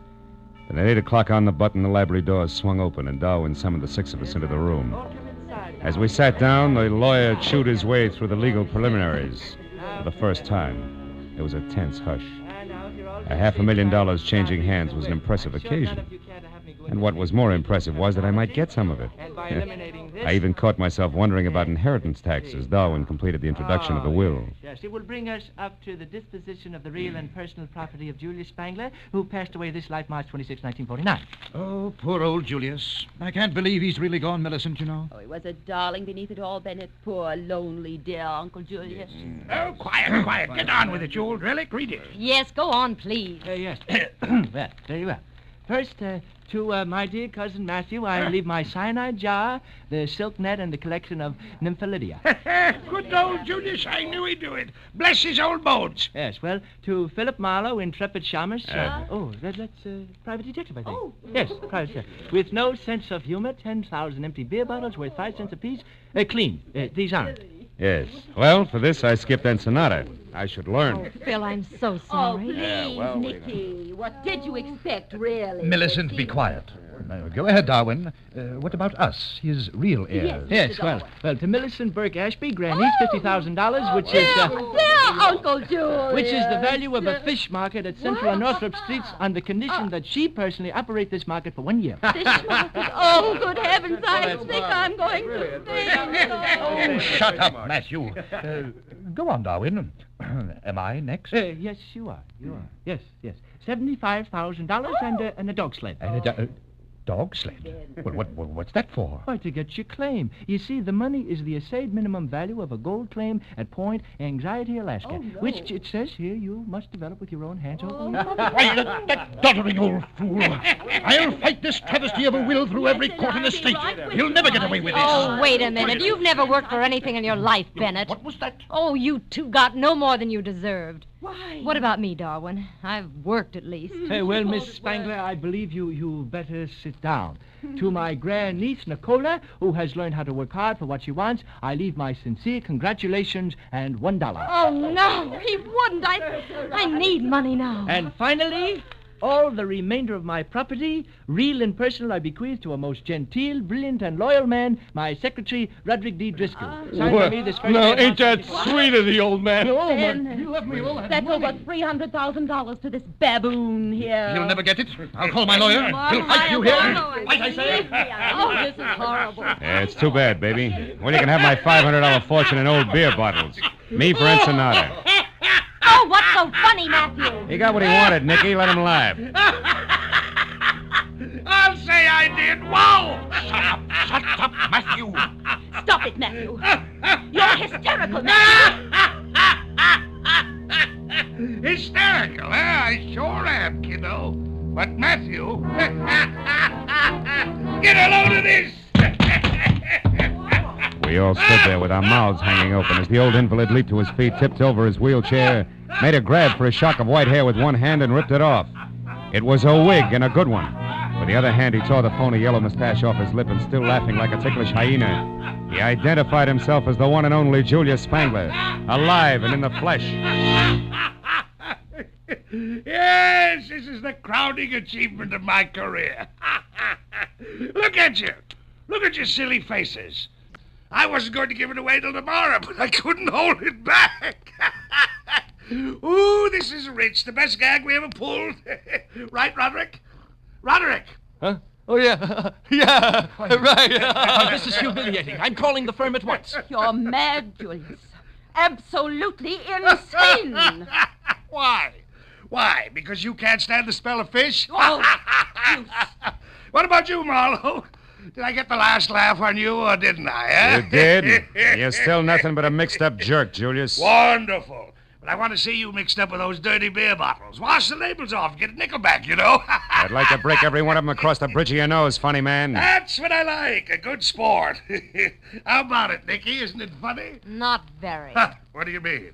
I sat in at the reading of my own will, so now I know what you really think of me. Not quite, you don't. Because I think this.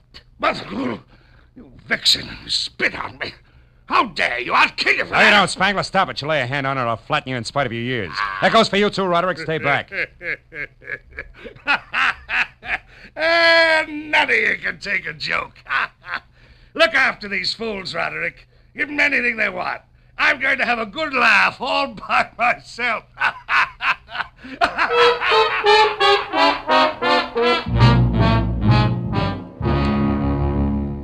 After the mastermind of the impractical joke had guffawed his way out of the room, Roderick took his life in his hands and invited everyone to coffee and brandy. But the zest had gone out of the erstwhile airs like the snap from a second-hand girdle. So without as much as a backward glance, they all went their separate ways to their rooms. All but Marlowe. I drank coffee and brandy, and since the rain had stopped, tried for 20 minutes to threaten, bribe, and argue Roderick out of a way back to Avalon. But he swore it was impossible, and I was about to swear back at him when we heard it. We ran to the French doors at the end of the room and out. Millicent was on the walk outside, her hands clamped against her mouth, staring down at the rocks near the surging water 80 feet below. Mrs. Ashby, what happened? What is it? Millicent, what's the matter? It's Julius. He's down there. He must have fallen. No. Yeah. Either that or he was pushed by somebody who couldn't take a joke.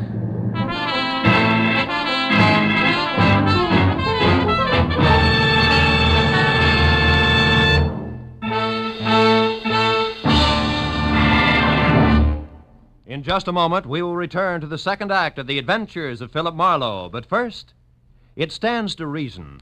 It's a proven fact. If we all work together to produce more per man, per machine, per hour, every one of us will gain from the cooperation. This is the American economic system. It operates for the benefit of all the people. We can and should cooperate for better jobs, higher incomes, more of the good things of life. For your free copy of the booklet, The Miracle of America, write Box 10, Times Square Station, New York City. Now, with our star, Gerald Mohr, we return to the second act of Philip Marlowe and tonight's story, The Last Laugh.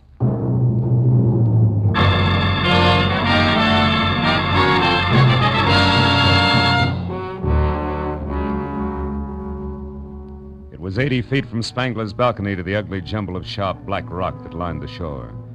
And it was there, minutes after Millicent's all-out scream, that Roderick and I found the broken body of the man whose raucous laugh still seemed to be tangled in the wind around us. And when we turned our eyes up from the death at our feet back to the balcony above, we could barely make out the crosspiece of the porch rail still dangling at a crazy angle from its single remaining support, with all the ominous silence of a gallows. Gee, Mr. Marlowe, I can't believe that he's gone and that all this really happened. So, Mr. Marlowe, what are you looking at? Up there on the balcony. Huh? There's someone moving, Roderick. Which makes this a good time to start counting noses. Let's go, huh? Well, what about Millicent? Shouldn't we look after her? No, for the time being. Come on, Roderick. I want the fastest way over those side stairs there. They lead us back up to the balcony because right now I'm in one big hurry.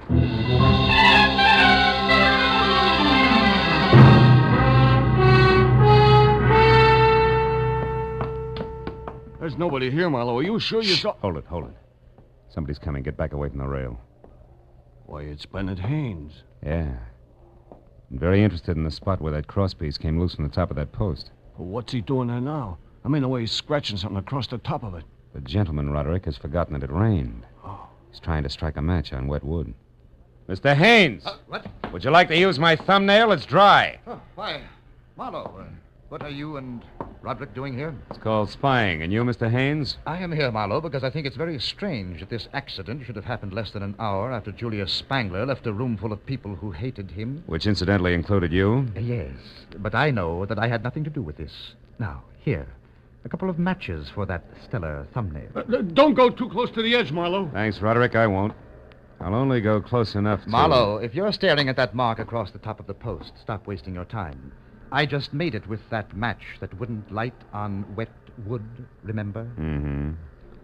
But that mark is not what I'm staring at. It's this green one here on the edges of the top of the post. A mark that could mean somebody pried the crosspiece loose with an object that was covered with green paint. All of which points up two things, huh? First, that someone murdered Spangler by loosening this rail, and second, that I've still got a couple of noses left to count. One belongs to a lawyer named Darwin, and the other to the fancy owner of Nick's Bar and Grill. Oh, what's that? It's Millicent there, down below. In trouble. Come on. Let's follow the leader with me out in front, back down the wooden stairs and over to the spot where Millicent Burke Ashby, the tailored lady, was sprawled over a lot of soft ground. Unhurt, but coming apart at the seams in more ways than one. I sent Bennett Haynes off to find Darwin and then helped Millicent to her feet. Shook well and waited for results. Millicent, make sense. Come on. Take it from the top, will you? Tell us what happened. Oh, it was Nicky. Yeah? I saw her running away from the house. Go on. She was was running toward the water. And when you tried to stop her, she knocked you down? Yes, she slapped me and said I should keep my mouth shut. Did she say why? No, she just said something about green paint. Green paint? What about it? Come on, Millicent, think hard. What about the paint? I don't know. What does this mean, Marlowe? We gotta get to Nicky Spangler fast. Roderick, she was headed down toward the water. How many boats are tied up there? Just a launch and a little... Yeah? No, wait a second. There's the outboard. She used to run that herself. All right, then we split. You for the launch and me for the outboard. Now, where is it? We're down there in that boat shed behind the trees. But you better let me take care of that, Marlowe. It's dark and slippery in there, and I know my way around. Oh, thanks. I'll take my chances. At the moment, I'm very anxious to meet up with that lady again in person. Now, you get to the launch, and you, Millicent, back to the house. Whoever finds her, yell. Good and loud.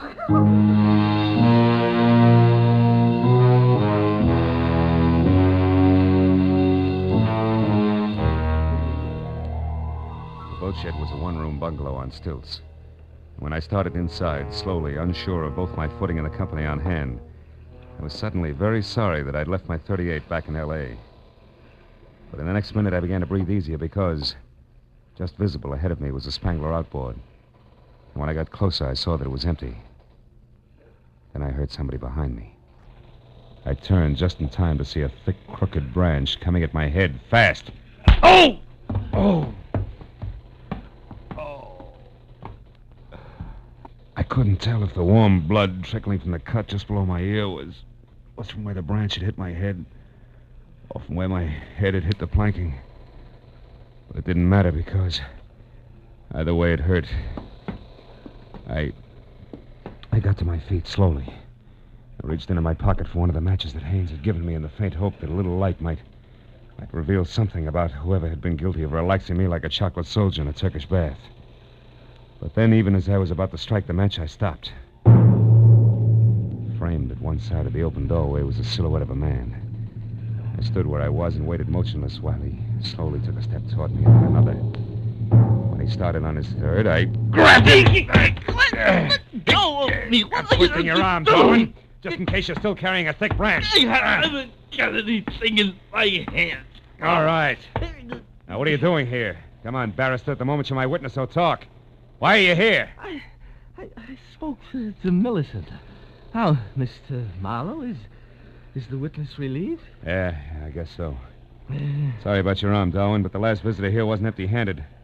This time I wanted to be ready. Do you have any idea who the visitor was, Mr. Marlowe? No, I don't. I was just going to strike this match to see if I... Oh, my head. Oh, here, Mr. Marlowe. Let me strike it for you. Thanks. I doubt if it'll do any good. Oh. Now, there, you see anything? No, nothing. Well, it was a long shot anyway. And what? What do you see, Mr. Marlowe? What is it? Darwin. Something I should have seen a long time ago. And by that I mean that the launch of Nicky Spangler is my next stop. Goodbye, friend. Thanks for the interruption. It may save a life. It was a 440 with plenty of obstacles and no lights from the boat shed down to the launch. But even as I got there out of breath with the shooting pains in my head making a dartboard out of the lining of my scalp, I knew who had murdered Julia Spangler. What I didn't know were the whys and wherefores of the green paint that had everybody running. A minute later, I quietly climbed aboard the launch and started slowly for the stern where I could hear voices. I knew that the explanation wasn't far off. When I was close enough to see Nicky standing in the reflected light of the moonwash, I didn't have to hear anything because, clenched in her hands and held close to her side, was the answer to the marks I'd seen on the post on Spangler's balcony.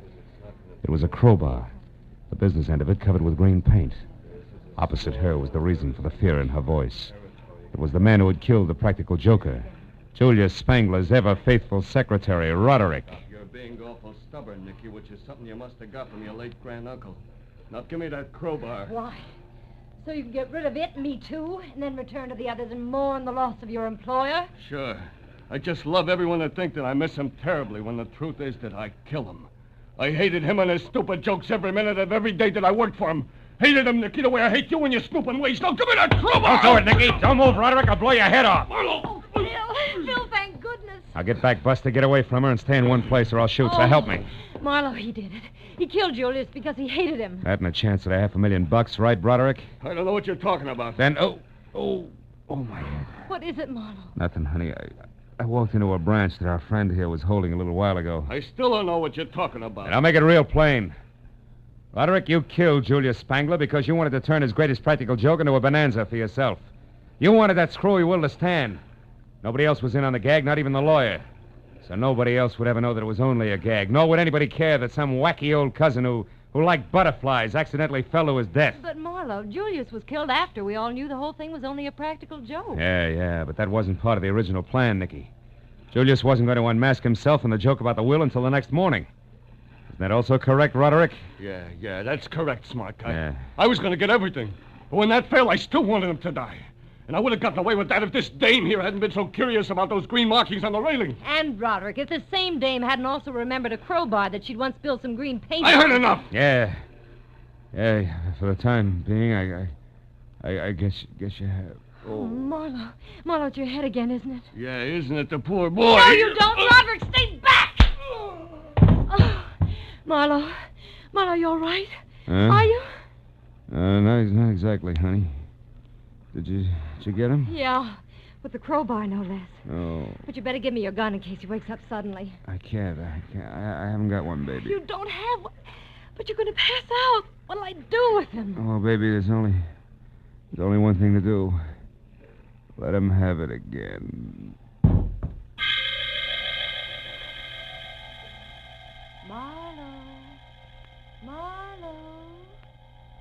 Marlowe, are you all right now? Oh, yeah, I'm all right. What's going on? Oh, Nicky. Nicky. And before you can say, where am I, I'll tell you, honey. This is Avalon, a lovely spot on the island of Santa Catalina. It's now 2 o'clock in the morning. Your head isn't so much as fractured, and you're sitting up in a chair that belongs to the nice lady who rented you this room at a reasonable price. And the others? All back at the place, except, of course, Roderick. Last I heard of him, he was still answering questions for policemen. Which, by the way, brings me right to the point. This I gotta know. Phil, how did you figure that Roderick was guilty? Wet wood, Nicky. Wet wood that should have been dry. It was up on Julius Spangler's balcony. The top of the post that had green marks on it was wet, even though the tight-fitting crosspiece that rested over it should have kept it dry. So obviously the rail was pried loose just before the will was read, while it was still raining. How do you figure, Marlowe? Well, because it had stopped raining and the moon was shining by the time Matthew identified himself as Julius Spangler. But no one would have wanted to kill Uncle Julius without having heard the will. Nobody but Roderick, who was in on the whole joke and knew that he was going to get $300,000 out of the phony will. So he merely pushed the old man off the balcony, made it look like an accident, see? Yeah. And you doped all this out just like that? Well, no, not just like that, Nicky. Finally, I caught on. And now, sweetheart, in spite of the bandage, I think a little stroll along the beach is going to do me a lot of good. You know, I'm officially on vacation. Rest and recreation for 2 full days at least. Here in Avalon, maybe? Where else? See you later, Nicky.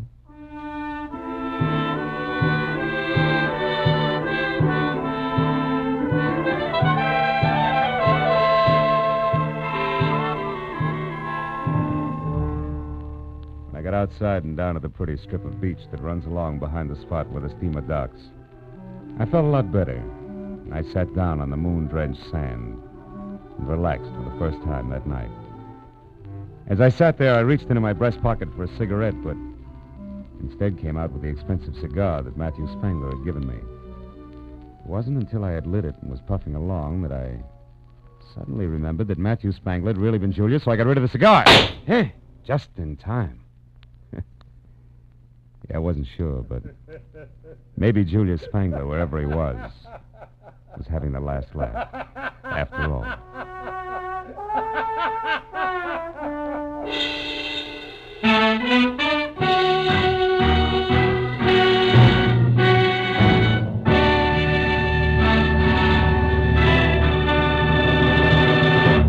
The Adventures of Philip Marlowe, created by Raymond Chandler, star Gerald Mohr, and are produced and directed by Norman MacDonald. Script is by Mel Donnelly, Robert Mitchell, and Gene Levitt.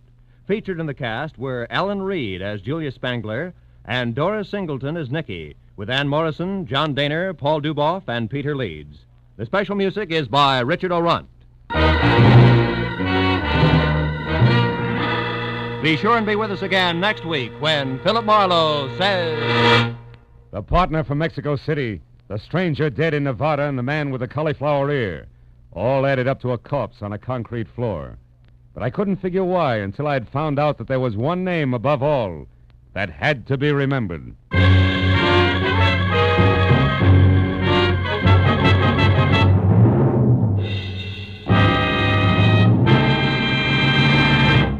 Tonight, CBS's great hour-long Saturday night fun show, Sing It Again, will be back on the air after a week's absence.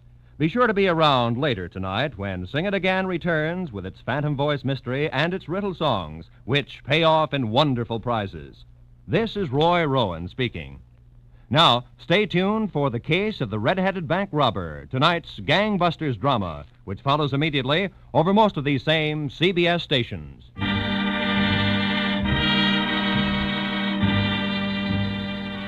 This is CBS, the Columbia Broadcasting System.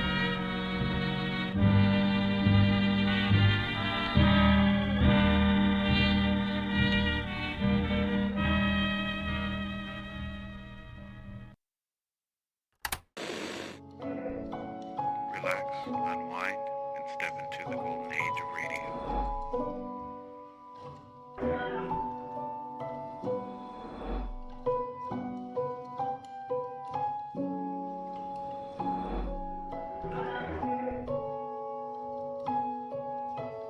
You're now listening to Golden Radio Hour. There was a man with a bad heart, a telephone number scribbled on a cash register receipt, and a corpse on the other side of town. But I couldn't see the connection between them until I realized